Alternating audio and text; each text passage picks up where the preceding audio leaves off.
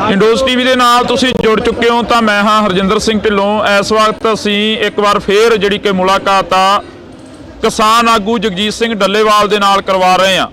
इस मुलाकात के तहत बहुत कुछ अजिहा गा जिहड़ा कि सामने आवेगा, जिस दे तहत असीं बहुत सारियां गल्लां जिहड़ियां कि दिल्ली अंदोलन नूं लैके पुछांगे, क्योंकि दिल्ली किसान अंदोलन चलिया तो दिल्ली किसान अंदोलन दे विचों बहुत सारियां जथेबंदियां अजिहियां निकलियां जिहड़ियां जथेबंदियां ने सरकार दे नाल समझौते कीते ते सरकार दी बोली बोलदियां रहियां। पर जगजीत सिंह डल्लेवाल दे वल्लों स्पष्ट किया गया कि असीं वो जथेबंदियां दे विचों नहीं आउंदे, असीं गैर राजनीतिक जथेबंदियां दी गल करांगे ते असीं गैर राजनीतिक ही रहणागा। बेशक SSM बनिया, संयुक्त समाज मोर्चा बनिया, जिस मोर्चे के तहत इलैक्शन लड़े गए, राजेवाल नूं प्रधानगी दित्ती गई, तो उस सारियां गल्लां नूं लैके असीं गलबात अज फिर एक जिहड़ी कि छेड़ांगे। साडे नाल प्रधान जी मौजूद ने जी, बहुत बहुत स्वागत है। सत श्री अकाल। सत श्री अकाल जी। डल्लेवाल साहब, शुरुआत उत्थों ही कर लीए कि एक बार फिर होका दे रहे हो कि दिल्ली चलो, दिल्ली चलो का जो पहला नारा दिता सी उस नारे के तहत फिर पिंडां दे विच मीटिंगां कर रहे हो। हाँ देखो, पहली तो गल यह है कि ढिल्लों साहब जिहड़ा सरकारां दा रवैया जी साडे नाल अंदोलन के दौरान जो अंदोलन की समाप्ति का समा आया या उन्होंने कह लीए पोस्टपोन करने का समा आया जी, उदों एक चिट्ठी उहदा आधार सी जिहदे च कहा गया कि असीं MSP की गारंटी का कानून भी देवांगे। बिल्कुल। लखीमपुर दे विच जिहड़े साडे किसान ते पत्रकार शहीद किए गए सी उन्हां दा इंसाफ भी देवांगे। बिल्कुल। असीं जिहड़ा बिजली सोध बिल है जिहड़ा स्टेक होल्डर्स दे नाल आम खपतकारां नाल गल कीते बिना नहीं लैके आवांगे। इदों भी गाहां साडे नाल भी कमिटमेंट की गई कि शहीदों के परिवारों नूं कंपनसेशन भी करांगे जी, और किसी भी किसान के उत्ते पूरे भारत दे विच किसी तरह का भी अंदोलन के दौरान मुकदमे सारे मुकदमे वापस लवांगे। लेकिन जो ही मतलब मोर्चा उत्थे असीं सस्पेंड करके चाले पाए, सरकार आपदियां सारियां गल्लां तो उस टाइम घुम गई जी।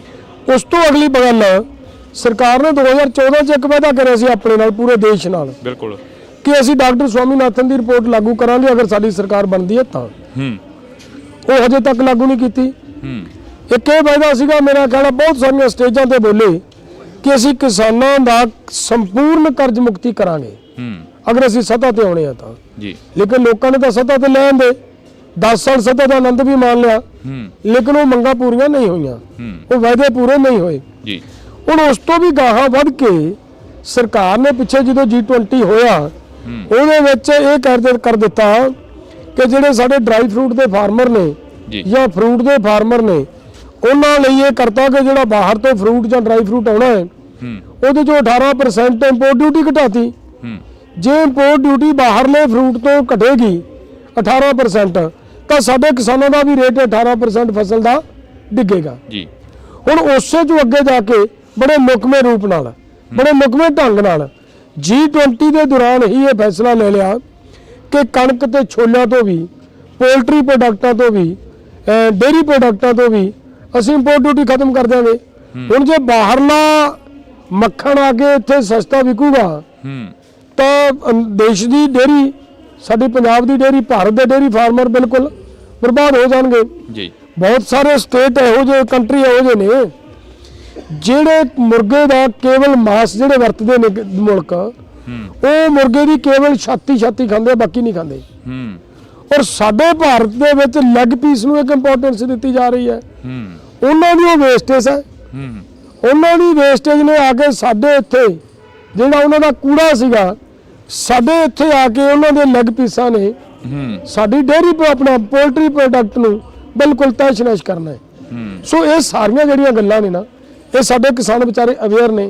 ਨਾ ਕਿਸੇ ਅਖਬਾਰ ਦੇ ਵਿੱਚ ਸਰਕਾਰ ਦਾ ਐਡਾ ਦਬਦਬਾ ਹੈ, ਕਿਸੇ ਅਖਬਾਰ 'ਚ ਖਬਰ ਨਹੀਂ ਨਸ਼ਰ ਹੋਣ ਦਿੱਤੀ ਜੀ, ਕਿਸੇ ਚੈਨਲ ਦੇ ਉੱਤੇ ਨਹੀਂ ਬੋਲਣ ਦਿੱਤਾ, ਕਿਸੇ ਦੀ ਆਵਾਜ਼ ਨਹੀਂ ਨਿਕਲੀ ਅੱਜ ਤੱਕ।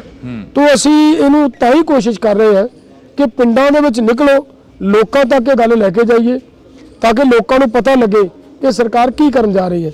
ਉਹਦੇ ਆਧਾਰ ਦੇ ਉੱਤੇ ਹੀ ਅਸੀਂ ਪ੍ਰੋਗਰਾਮ ਲਿਖਿਆ ਗਿਆ ਸਾਡਾ ਕਿ ਅਸੀਂ ਫਰਵਰੀ ਦੇ ਵਿੱਚ पहला साडा SKM नॉन पोलीटिकल वालों कल्ले वालों प्रोग्राम सी, फिर उत्तरी भारत दी कुछ जथेबंदियां 18 क उन्होंने भी सानू आके तालमेल में प्रोग्राम साडे नाल करन दा सहयोग देने की गल कीती है।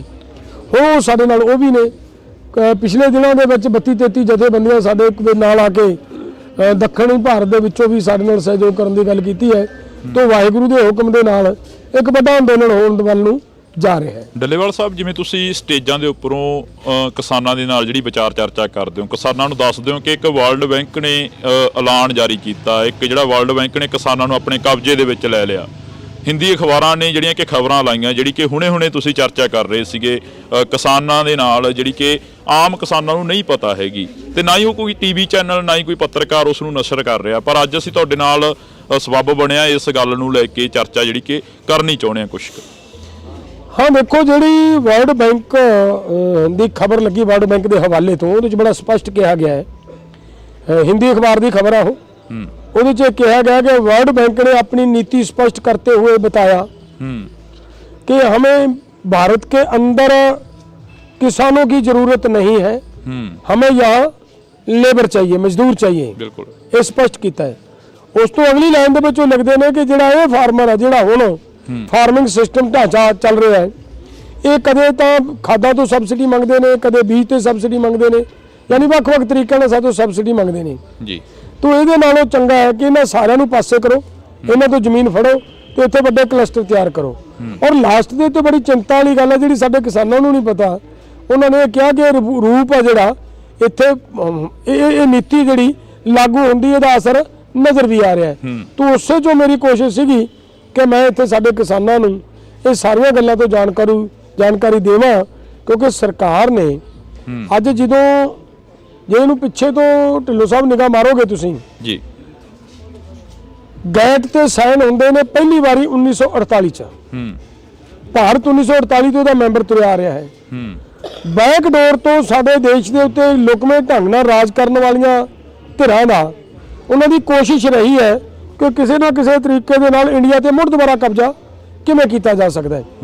उस वेले संविधान बनिया 1950 च, ते 1951 दे विच एक अमेंडमेंट कीती गई जी, जिस अमेंडमेंट दे विच कहा गया कि आ जिहड़ा नौवां असीं अध्याय देण लगे आ भारत दे संविधान नूं, इस नौवें शेड्यूल दे विच जिन्ने भी कानून दर्ज कीते जाणगे इन्हां दे खिलाफ इंडिया दे लोग कोर्ट नहीं जा सकणगे। ਉਹਦੇ ਵਿੱਚ ਇਹਨਾਂ ਨੇ लैंड एक्विजिशन एक्ट लेके आंदा, ਉਹਦੇ ਵਿੱਚ ही अगे जाके ਜਿਹੜਾ ਸੀਗਾ ਜ਼ਰੂਰੀ ਵਸਤਾਂ ਦਾ ਕਾਨੂੰਨ, ਐਸੈਂਸ਼ੀਅਲ ਕਮੋਡਿਟੀ ਐਕਟ 1955 ਦੇ ਸੋਧ ਕਰਕੇ ਉਹ ਵੀ ਲੈ ਕੇ ਆਂਦਾ। ਸੋ ਇਹ ਸਾਰਾ ਕੁਝ ਉਹ ਚ ਲੈ ਕੇ ਆਏ। ਉਹਦੇ ਰਾਹੀਂ ਕਿਸਾਨ ਆਪਦੀ ਫਸਲ ਦਾ ਰੇਟ ਨਹੀਂ ਕੋਰਟ 'ਚੋਂ ਜਾ ਕੇ ਪੂਰਤੀ ਨਹੀਂ ਕਰਵਾ ਸਕਦਾ। ਹੁਣ ਉਹ ਕਿਉਂ ਹੋਇਆ?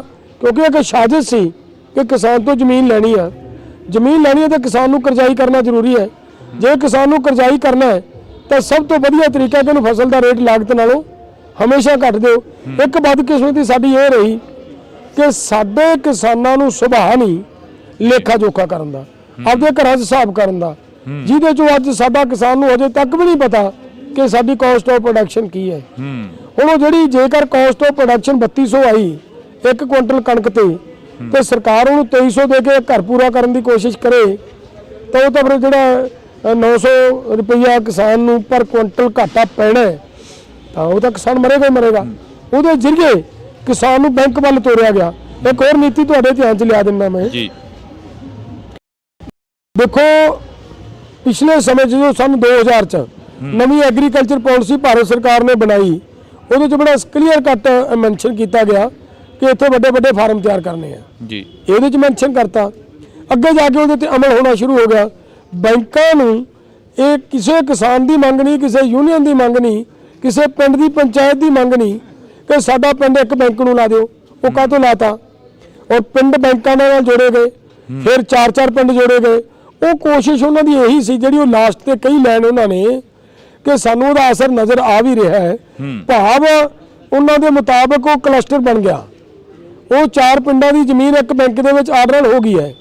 ਔਰ ਉਹ ਕਰਜ਼ਾ ਵੀ ਇੰਨਾ ਕੁ ਚੱਲਿਆ ਗਿਆ ਕਿਸਾਨਾਂ ਬੰਨੀ ਕਿ ਕਿਸਾਨ ਹੁਣ ਆਪਦੀ ਜ਼ਮੀਨ ਦੇ ਮੁਤਾਬਕ, ਆਪਦੀ ਫਸਲ ਦੇ ਮੁਤਾਬਕ ਉਹ ਕਰਜ਼ਾ ਨਹੀਂ ਉਤਾਰ ਸਕਣਗੇ। ਇਹ ਨਹੀਂ ਲੱਗਦਾ ਹੈ ਕਿ ਨਿਊ ਵਰਲਡ ਦੀ ਜਿਹੜੀ ਨੀਤੀ ਆ ਉਸ ਦੇ ਤਹਿਤ ਕਿਸਾਨਾਂ ਨੂੰ ਗੁੰਮਰਾਹ ਕੀਤਾ ਗਿਆ ਤੇ ਕਿਸਾਨ ਜ਼ਮੀਨਾਂ ਵੇਚ ਕੇ ਭੰਗੜੇ ਪਾਉਂਦੇ ਨਜ਼ਰ ਆ ਰਹੇ ਨੇ ਕਿ ਸਾਡੀ ਕਰੋੜ ਰੁਪਏ ਦੀ ਜ਼ਮੀਨ ਵਿਕ ਗਈ ਆ, ਇੱਥੋਂ ਦੀ ਰੋਡ ਨਿਕਲ ਜੇ। ਕਿਸਾਨ ਤਾਂ ਅਰਦਾਸਾਂ ਕਰਦੇ ਨੇ ਕਿ ਸਾਡੀ ਜ਼ਮੀਨ ਵਿੱਚ ਦੀ ਰੋਡ ਨਿਕਲਣਾ ਚਾਹੀਦਾ ਇੱਕ ਅੱਧਾ। ਇਹ ਬਿਲਕੁਲ ਜਿਹੜੀ ਤੁਸੀਂ ਆਹ ਗੱਲ ਕੀਤੀ ਹੈ, ਇਹਦੀ ਬੈਕ ਦੇ ਉੱਤੇ ਨਿਊ ਵਰਲਡ ਆਰਡਰ ਹੀ ਖੜਾ ਹੈ। ਇਹਦੀ ਬੈਕ ਦੇ ਉੱਤੇ ਨਿਊ ਵਰਲਡ ਆਰਡਰ ਹੀ ਖੜਾ ਹੈ। ਤੁਸੀਂ ਨੋਟ ਕਰਿਓ ਇੱਕ ਗੱਲ ਹੋਰ ਮੈਂ ਤੁਹਾਡੇ ਧਿਆਨ 'ਚ ਲਿਆ ਦਿੰਦਾ। ਜਦੋਂ 1900 94 ਦੇ ਵਿੱਚ ਭਾਰਤ ਦੇ ਕੋਲੋਂ ਗੈਟ ਤੇ ਸਾਈਨ ਦੁਬਾਰਾ ਕਰਵਾਏ ਗਏ। 86 ਦੇ ਵਿੱਚ ਉਸੇ ਗੈਟ ਨੂੰ ਸੋਧ ਕੇ ਨਵਾਂ ਰੂਪ ਲਿਆ ਕੇ 86 ਦੇ ਵਿੱਚ ਭਾਰਤ ਦੇ ਕੋਲੋਂ ਖਰੜਾ ਆਉਂਦਾ ਹੈ। ਜਦੋਂ ਭਾਰਤ ਕੋਲੋਂ ਖਰੜਾ ਆਇਆ ਉਸ ਵੇਲੇ ਭਾਰਤ ਦੇ ਵਿੱਚ ਇੱਕ ਐਸਪੀ ਸ਼ੁਕਲਾ ਨਾਂ ਦਾ ਇੱਕ ਬਹੁਤ ਸਿਆਣਾ ਅਧਿਕਾਰੀ ਬੈਠਾ ਸੀ। ਉਹਨੇ ਕਿਹਾ ਵੀ ਭਾਰਤ ਨੂੰ ਇਹਦੇ ਮੈਂਬਰ ਨਹੀਂ ਬਣਨਾ ਚਾਹੀਦਾ, ਇੰਡੀਆ ਲਈ ਬਹੁਤ ਖਤਰਨਾਕ ਹੈ, ਕਿਉਂਕਿ ਉਹਦੇ ਚ ਲਿਖਿਆ ਹੈ ਉਹਦਾ ਜਿਹੜਾ ਗੈਟ ਦਾ ਜਿਹੜਾ 12ਵਾਂ ਅਧਿਆਇ ਹੈ ਉਹ ਸਾਰਾ ਐਗਰੀਕਲਚਰ ਨਾਲ ਰਿਲੇਟਡ ਹੈ। ਉਹਦੇ ਚ ਇਹ ਲਿਖਿਆ ਕਿ MSP ਦੇਣੀ ਬੰਦ ਕਰਨੀ ਹੈ, ਉਹਦੇ ਚ ਲਿਖਿਆ ਕਿ ਕਿਸਾਨਾਂ ਨੂੰ ਸਪੋਰਟ ਰੇਟ ਆਪਣਾ ਜਿਹੜਾ ਕਿਸੇ ਤਰ੍ਹਾਂ ਦੀ ਸਬਸਿਡੀ ਦੇਣੀ ਬੰਦ ਕਰਨੀ ਹੈ, ਉਹਦੇ ਚ ਲਿਖਿਆ ਕਿ ਇੱਥੇ ਵੱਡੇ ਫਾਰਮ ਤਿਆਰ ਕਰੋ, ਸਾਰਾ ਕੁਝ ਇਹ ਚ ਮੈਂਸ਼ਨ ਕੀਤਾ। ਹੁਣ ਉਹਦੇ ਤੇ ਜਦੋਂ ਸਾਡੇ ਬੁੱਧੀਮਾਨ ਬੰਦਿਆਂ ਨੇ ਆਬਜੈਕਸ਼ਨ ਕੀਤਾ ਕਿ ਸਾਨੂੰ ਇਹਦੇ ਮੈਂਬਰ ਨਹੀਂ ਬਣਨਾ ਚਾਹੀਦਾ, ਤੇ ਵਰਲਡ ਬੈਂਕ ਤੋਂ ਇੱਕ ਚਿੱਠੀ ਆਉਂਦੀ ਹੈ 99 ਚ ਭਾਰਤ ਸਰਕਾਰ ਨੂੰ, ਤੇ ਉਹ ਚਿੱਠੀ 'ਚ ਸਿੱਧਾ ਹਦਾਇਤ ਹੈ ਕਿ ਐਸਪੀ ਸ਼ੁਕਲਾ ਨੂੰ ਹਟਾਓ ਔਰ ਇਹਦੀ ਥਾਂ ਤੇ ਅਨਵਰ ਹੁੱਡਾ ਨੂੰ ਅਪਾਇੰਟ ਕਰੋ। ਹੁਣ ਜੇ ਇਹ ਹੈ ਤਾਂ ਫਿਰ ਤਾਂ ਕਲੀਅਰ ਹੈ ਨਾ ਕਿ ਨਿਊ ਵਰਲਡ ਆਰਡਰ ਦਾ ਹੀ ਦਬਾਅ ਹੈ, ਉਧਰੋਂ ਹੀ ਕਿਤੋਂ ਪ੍ਰੈਸ਼ਰ ਪੈ ਰਿਹਾ ਹੈ, ਜਿਹਦੇ ਕਰਕੇ ਜਿੰਨੇ ਸੰਸਥਾਵਾਂ ਨੇ ਸਾਰੀਆਂ ਨਿਊ ਵਰਲਡ ਆਰਡਰ ਦੀਆਂ ਹੀ ਇੱਕ ਤਰ੍ਹਾਂ ਨਾਲ ਮਤਲਬ ਏਜੰਟੀ ਦਾ ਕੰਮ ਕਰਦੀਆਂ ਨੇ। ਜਿਹੜਾ ਪੰਜਾਬ ਨੇ ਸੰਤਾਪ ਚੱਲਿਆ ਉਹ ਵੀ ਕਿਤੇ ਨਾ ਕਿਤੇ ਜਾ ਕੇ ਉਸੇ ਦਬਾਅ ਦੇ ਥੱਲੇ ਚੱਲਿਆ ਗਿਆ ਸੀ, ਜੋ 1984 ਤੋਂ 95 ਤੱਕ ਦਾ ਕਾਲਾ ਦੌਰ ਪੰਜਾਬ ਨੇ ਦੇਖਿਆ, ਜੋ ਘਰਾਂ ਦੇ ਵਿੱਚੋਂ ਮੁੰਡੇ ਭਗੌੜੇ ਹੋਏ, ਬਾਗੀ ਹੋਏ, ਜਿਨ੍ਹਾਂ ਨੂੰ ਚੁੱਕ ਕੇ ਪੁਲਿਸ ਨੇ ਮਾਰ ਦਿੱਤਾ ਗਿਆ। ਅੱਜ ਵੀ ਜਥੇਦਾਰ ਗੁਰਦੇਵ ਸਿੰਘ ਕੌਂਕੇ ਦਾ ਮੁੱਦਾ ਕਾਫੀ ਜ਼ੋਰ ਸ਼ੋਰ ਦੇ ਨਾਲ ਉੱਠ ਰਿਹਾ ਹੈਗਾ। ਹਾਂ ਦੇਖੋ, ਸਾਡੀ ਜਿਹੜੀ ਕੌਮ ਹੈ ਨਾ, ਇਹ ਇੱਕ ਕੌਮ ਦਾ ਇਤਿਹਾਸ ਹੈ ਲੰਬੇ ਸਮੇਂ ਦਾ। ਜਦੋਂ ਮੁਗਲਾਂ ਨੇ ਲੋਕਾਂ ਤੇ ਭਾਰਤ ਦੇ ਵਿੱਚ ਆ ਕੇ ਅਤਿਆਚਾਰ ਕੀਤਾ, ਉਹ ਕਿਸੇ ਇੱਕ ਕੌਮ ਦੇ ਖਿਲਾਫ ਨਹੀਂ ਲੜੇ। ਉਸ ਵੇਲੇ ਵੀ ਸਾਡੀ ਕੌਮ ਜਾਂ ਸਾਡੀ ਕੌਮ ਦੇ ਰਹਿਬਰ ਜਿਹੜੇ ਲੜਦੇ ਰਹੇ ਨਾ, ਉਹ ਕਿਸੇ ਇੱਕ ਧਿਰ ਦੇ ਖਿਲਾਫ ਨਹੀਂ ਲੜੇ, ਉਹ ਬੇਇਨਸਾਫੀ ਦੇ ਖਿਲਾਫ ਲੜੇ ਨੇ ਜੀ। ਉਸ ਵੇਲੇ ਉਹਨਾਂ ਨੇ ਲੜਾਈ ਲੜੀ ਔਰ ਡਟ ਕੇ ਲੜਾਈ ਲੜੀ, ਬਿਲਕੁਲ ਇੱਥੋਂ ਤੱਕ ਕਿ ਜਿਹੜਾ ਜਿਵੇਂ ਕਿੱਡੀਆਂ ਜੰਗਾਂ ਦੇ ਵਿੱਚ ਮਰਹੱਟੇ ਵੀ ਇੱਕ ਲੜਨ ਦੇ ਵਿੱਚ ਮਾਰਸ਼ਲ ਕੌਮ ਹੈ। ਮਰਹੱਟੇ ਵਰਗੀਆਂ ਕੌਮਾਂ ਨੂੰ ਜਦੋਂ ਅਬਦਾਲੀ ਵਰਗੇ ਹਰਾ ਕੇ ਮੁੜੇ ਆ, ਤੇ ਰਸਤੇ ਦੇ ਵਿੱਚ ਇਸ ਕੌਮ ਨੇ ਫਿਰ ਅੱਗੋਂ ਮਤਲਬ ਤਕੜੇ ਹੋ ਕੇ ਉਹਨਾਂ ਦੇ ਕੋਲੋਂ ਲੜਕੀਆਂ ਵੀ ਛੜਾਈਆਂ ਤੇ ਉਹਨਾਂ ਦਾ ਧਨਮਾਨ ਵੀ ਸਾਰਾ ਵਾਪਸ ਲੁੱਟ ਲਿਆ ਗਿਆ। ਤੇ ਹੁਣ ਉਹ ਜਿਹੜਾ ਹੁੰਦਾ ਜੇ ਕਰਕੇ ਤੇ ਤਾਂ ਇਤਿਹਾਸ ਦਾ ਗਵਾਹ ਹੈ ਨਾ ਕਿ ਇਹ ਕੌਮ ਆ ਜਿਹੜੀ ਮਾਰਸ਼ਲ ਕੌਮ ਹੈ। ਇਸ ਮਾਰਸ਼ਲ ਕੌਮ ਦੇ ਵਿੱਚ ਸਮੇਂ ਦੇ ਉੱਤੇ ਐਸੇ ਹਾਲਾਤ ਕ੍ਰੀਏਟ ਕੀਤੇ ਜਾਣ ਕਿ ਨਿਸ਼ਾਨਦੇਹੀ ਕਰਕੇ ਜਿਹੜੇ ਵੀ ਉੱਭਰਦੇ ਮਤਲਬ ਉਹਨਾਂ ਵਿਚਾਰਾਂ ਨਾਲ ਮਾਰਸ਼ਲ ਵਿਚਾਰਧਾਰਾ ਦੇ ਨੌਜਵਾਨ ਬੰਦੇ ਪੈਦਾ ਹੋਣ, ਉਹਨਾਂ ਨੂੰ ਕਿਵੇਂ ਚੁਣ ਕੇ ਮਤਲਬ ਇੱਥੋਂ ਖਤਮ ਕਰਨਾ ਹੈ, ਤਾਂ ਕਿ ਜੇ ਮਾਰਸ਼ਲ ਵਿਚਾਰਧਾਰਾ ਇੱਥੇ ਰਹੇਗੀ ਤਾਂ ਇੱਥੇ ਸਤਾ ਦੇ ਉੱਤੇ ਸੌਖਾ ਰਾਜ ਕਰਨਾ ਕਿਸੇ ਨੂੰ ਨਹੀਂ ਨਸੀਬ ਨਹੀਂ ਹੋਣਾ। ਡੱਲੇਵਾਲ ਸਾਹਿਬ ਨੂੰ ਕਦੇ ਥ੍ਰੈਟ ਆਏ ਨੇ ਇਸ ਚੀਜ਼ਾਂ ਨੂੰ ਲੈ ਕੇ ਕਿ ਤੁਸੀਂ ਸਰਕਾਰ ਦੇ ਖਿਲਾਫ ਬੋਲਦੇ ਹੋ, ਪਿੰਡਾਂ ਦੇ ਵਿੱਚ ਜਾਂਦੇ ਹੋ? ਦੇਖੋ, ਥ੍ਰੈਟ ਆਉਣ ਜਾਂ ਨਾ, ਮੈਂ ਤਾਂ ਡੱਲੇਵਾਲ ਸਾਹਿਬ ਦੇ ਖਿਲਾਫ ਕਰ ਮੈਂ ਤਾਂ ਇਹ ਕਹੂੰਗਾ ਕਿ ਜ਼ੋਰ ਲਾ ਲੈ ਸਰਕਾਰ ਜਿਹੜਾ ਲਾਉਣਾ ਹੈ। ਮੈਨੂੰ ਤਾਂ ਕਈ ਵਾਰੀ ਇੱਥੋਂ ਤੱਕ ਸਾਡੇ ਮਾਨਯੋਗ ਮੁੱਖ ਮੰਤਰੀ ਜੀ ਨੇ ਇਹ ਕਹਿਤਾ ਸੀਗਾ ਵੀ ਤੁਸੀਂ ਪੈਸਿਆਂ ਦਾ ਹਿਸਾਬ ਕਿਤਾਬ ਦੇਣ ਦੇ ਮਾਰੇ ਸੜਕਾਂ ਤੇ ਬੈਠਦੇ ਹੋ। ਮੈਂ ਤਾਂ ਉਦੋਂ ਕਿਹਾ ਸੀ ਵੀ ਸਰਕਾਰ ਤੇਰੀ ਹੈ, ਸਾਰਾ ਸਿਸਟਮ ਤੇਰਾ ਹੈ, ਭਾਈ ਤੂੰ ਸਾਡਾ ਲੇਖਾ ਜੋਖਾ ਚੈੱਕ ਕਰਾ ਲਾ ਜੇ ਤੈਨੂੰ ਕਿਤੇ ਇਹ ਲੱਗਦਾ ਤਾਂ। ਸੋ ਇਹ ਨਹੀਂ ਹੈ ਇਕੱਲਾ, ਸਾਰੀਆਂ ਏਜੰਸੀਆਂ ਮਗਰ ਲਾ ਦਿੱਤੀਆਂ ਜਾਂਦੀਆਂ ਕਿ ਪੜਤਾਲ ਕਰੋ ਡੱਲੇਵਾਲ ਦੇ ਵਿੱਚੋਂ ਕੋਈ ਵੀ ਮਤਲਬ ਜੇਕਰ ਕਮਜ਼ੋਰੀ ਨਜ਼ਰ ਆ ਜਾਏ ਤਾਂ ਕਿਹੜੇ ਤਰੀਕੇ ਨਾਲ ਇਸ ਬੰਦੇ ਨੂੰ ਜੇਲ੍ਹ ਦੇ ਵਿੱਚ ਬੰਦ ਕੀਤਾ ਜਾ ਸਕਦਾ ਹੈ। ਤੁਹਾਡੇ ਸਾਥੀਆਂ ਨੇ ਕਹਿਤਾ ਸੀ ਕਿ ਡੱਲੇਵਾਲ ਤਾਂ RSS ਦਾ ਬੰਦਾ ਹੈਗਾ। ਚਲੋ, ਸਾਥੀਆਂ ਨੇ ਕਿਹਾ। ਅੱਜ ਦੇਖੋ, ਮੈਂ ਇਹਦੇ ਤੇ ਬੜਾ ਹੈਰਾਨ ਹਾਂ ਨਾ। ਹਾਂ, ਦੇਖੋ ਸਾਡੇ ਸਾਥੀ ਇਹ ਕਹਿਣ ਵੀ ਡੱਲੇਵਾਲ RSS ਦਾ ਬੰਦਾ। ਪਹਿਲੀ ਤਾਂ ਗੱਲ ਹੈ ਕਿ ਮੋਰਚਾ ਲੜਿਆ, ਬਿਲਕੁਲ 13 ਮਹੀਨੇ ਮੋਰਚਾ ਲੜਿਆ, ਬਿਲਕੁਲ ਇਹਨਾਂ ਨੂੰ ਡੱਲੇਵਾਲ RSS ਨਜ਼ਰ ਨਹੀਂ ਆਇਆ। ਹਾਂ, ਲੇਕਿਨ ਜਦੋਂ ਡੱਲੇਵਾਲ ਨੇ ਇਹਨਾਂ ਦੀਆਂ ਕਰਤੂਤਾਂ ਨੂੰ ਨਹੀਂ ਬਰਦਾਸ਼ਤ ਕੀਤਾ, ਉਦੋਂ ਡੱਲੇਵਾਲ RSS ਬਣ ਗਿਆ। ਹੁਣ ਜੇਕਰ BJP ਦੇਖੋ ਉੱਥੋਂ ਮੋਰਚਾ ਚੱਕ ਕੇ ਭੱਜਣਾ BJP ਦੀ ਫੇਵਰ 'ਚ ਜਾਂਦਾ ਸੀ ਨਾ, ਬਿਲਕੁਲ RSS ਦੀ ਵਿਚਾਰਧਾਰਾ ਦੀ ਫੇਵਰ 'ਚ ਜਾਂਦਾ ਸੀ ਨਾ। ਤੇ ਇਹ ਦੱਸੋ ਵੀ ਜਿਹੜਾ ਬੰਦਾ ਉੱਥੇ ਲੜ ਰਿਹਾ ਹੈ ਕਿ ਮੋਰਚਾ ਹਜੇ ਨਹੀਂ ਚੱਕਣਾ ਚਾਹੀਦਾ, ਸਾਨੂੰ MSP ਦੀ ਗਰੰਟੀ ਦਾ ਕਾਨੂੰਨ ਲੈਣਾ ਚਾਹੀਦਾ। ਭਾਰਤ ਨੇ ਆਪਣੇ ਨਾਲ 46 ਮੁਲਕ ਹੋਰ ਜੋੜ ਕੇ WTO ਦੇ ਵਿੱਚ ਜਾਣ ਦੀ ਤਿਆਰੀ ਕਰ ਲਈ ਹੈ। ਤੁਸੀਂ ਰੁਕੋ, ਅਜੇ ਕਰ ਲਾਂਗੇ ਸਾਰਾ ਕੁਝ। ਪ੍ਰੈਸ਼ਰ ਬਣਿਆ ਹੋਇਆ ਸਰਕਾਰ ਦਾ, ਗੱਲ ਘੁੱਟਿਆ ਹੋਇਆ ਹੈ। ਜਿਹੜਾ ਬੰਦਾ ਇਹ ਕਹਿ ਰਿਹਾ RSS, ਉਹ ਹੋ ਸਕਦਾ ਹੈ ਕਿ ਜਿਹੜੇ ਬੰਦੇ ਗੁਪਤ ਰੂਪ ਦੇ ਵਿੱਚ ਉੱਥੇ ਮੋਰਚਾ ਚਲੋ ਚੱਕੋ ਟਰਾਲੀਆਂ 'ਚ ਮੀਟਿੰਗਾਂ ਕਰਾ ਕੇ ਭੱਜੇ, ਉਹ ਹੋ ਸਕਦੇ ਨੇ। ਇੱਕ ਦਿਨ ਅਸੀਂ ਕਿਸੇ BJP ਦੇ ਆਗੂ ਕੋਲ ਬੈਠੇ ਸੀ, ਉਹ ਕਹਿੰਦੇ ਕਿ ਫੋਨ ਆਉਂਦੇ ਰਹੇ ਨੇ, 5 ਆਗੂਆਂ ਨੇ ਫੋਨ ਵੀ ਬੰਦ ਕਰ ਲਏ ਸੀਗੇ ਤੇ ਉਹਦੇ ਕਾਫੀ ਖੁਲਾਸੇ ਵੀ ਹੋਏ ਉਸ ਵਕਤ। ਪਰ ਅਸੀਂ ਉਹਨਾਂ ਦਾ ਨਾਮ ਨਹੀਂ ਲਵਾਂਗੇ ਕਿਉਂਕਿ ਉਹ ਕਿਹੜੇ ਆਗੂ ਸੀ ਤੁਹਾਡੇ ਵੀ ਧਿਆਨ ਚ ਹੋਣਾ। ਤੁਸੀਂ ਸਭ ਤੋਂ ਪਹਿਲਾਂ ਬੋਲੇ ਕਿ ਚਿੱਠੀਆਂ ਵਾਇਰਲ ਹੋਈਆਂ, ਚਿੱਠੀਆਂ ਪ੍ਰਧਾਨ ਮੰਤਰੀ ਤੱਕ ਪਹੁੰਚੀਆਂ ਨੇ। ਦੇਖੋ ਗੱਲ ਇਹ ਹੈ, ਮੈਂ ਰਜਿੰਦਰ ਜੀ ਜਿੰਨਾ ਚਿਰ ਮੇਰੇ ਕੋਲੇ ਕੋਈ ਮਤਲਬ ਫੈਕਟ ਨਹੀਂ ਹੁੰਦਾ ਨਾ ਪਰਮਾਨੈਂਟ, ਉਹਨਾਂ ਚਿਰ ਮੈਂ ਸਮਝਦਾ ਕਿ ਚੈਨਲ ਤੇ ਬੋਲਣਾ ਉਚਿਤ ਨਹੀਂ ਹੁੰਦੀ ਕੋਈ ਗੱਲ। ਲੇਕਿਨ ਜਿੱਥੇ ਜਿਹੜੀ ਚੀਜ਼ ਮੇਰੇ ਸਾਹਮਣੇ ਆਈ, ਚਿੱਠੀ ਮੇਰੇ ਸਾਹਮਣੇ ਆਈ, ਮੈਂ ਆਉਂਦਾ ਸਾਰ ਮਤਲਬ ਉਹਦੇ ਤੇ ਮਤਲਬ ਪੂਰਾ ਲੜਾਈ ਲੜੀ ਅੰਦਰ ਬੈਠ ਕੇ, ਮੀਟਿੰਗਾਂ ਦੇ ਵਿੱਚ ਬਹਿ ਕੇ ਲੜਾਈ ਲੜੀ ਕਿ ਚਿੱਠੀ ਦਾ ਖੁਲਾਸਾ ਕਰੋ, ਇਹ ਚਿੱਠੀ ਲਿਖੀ ਕਿਉਂ ਗਈ ਹੈ।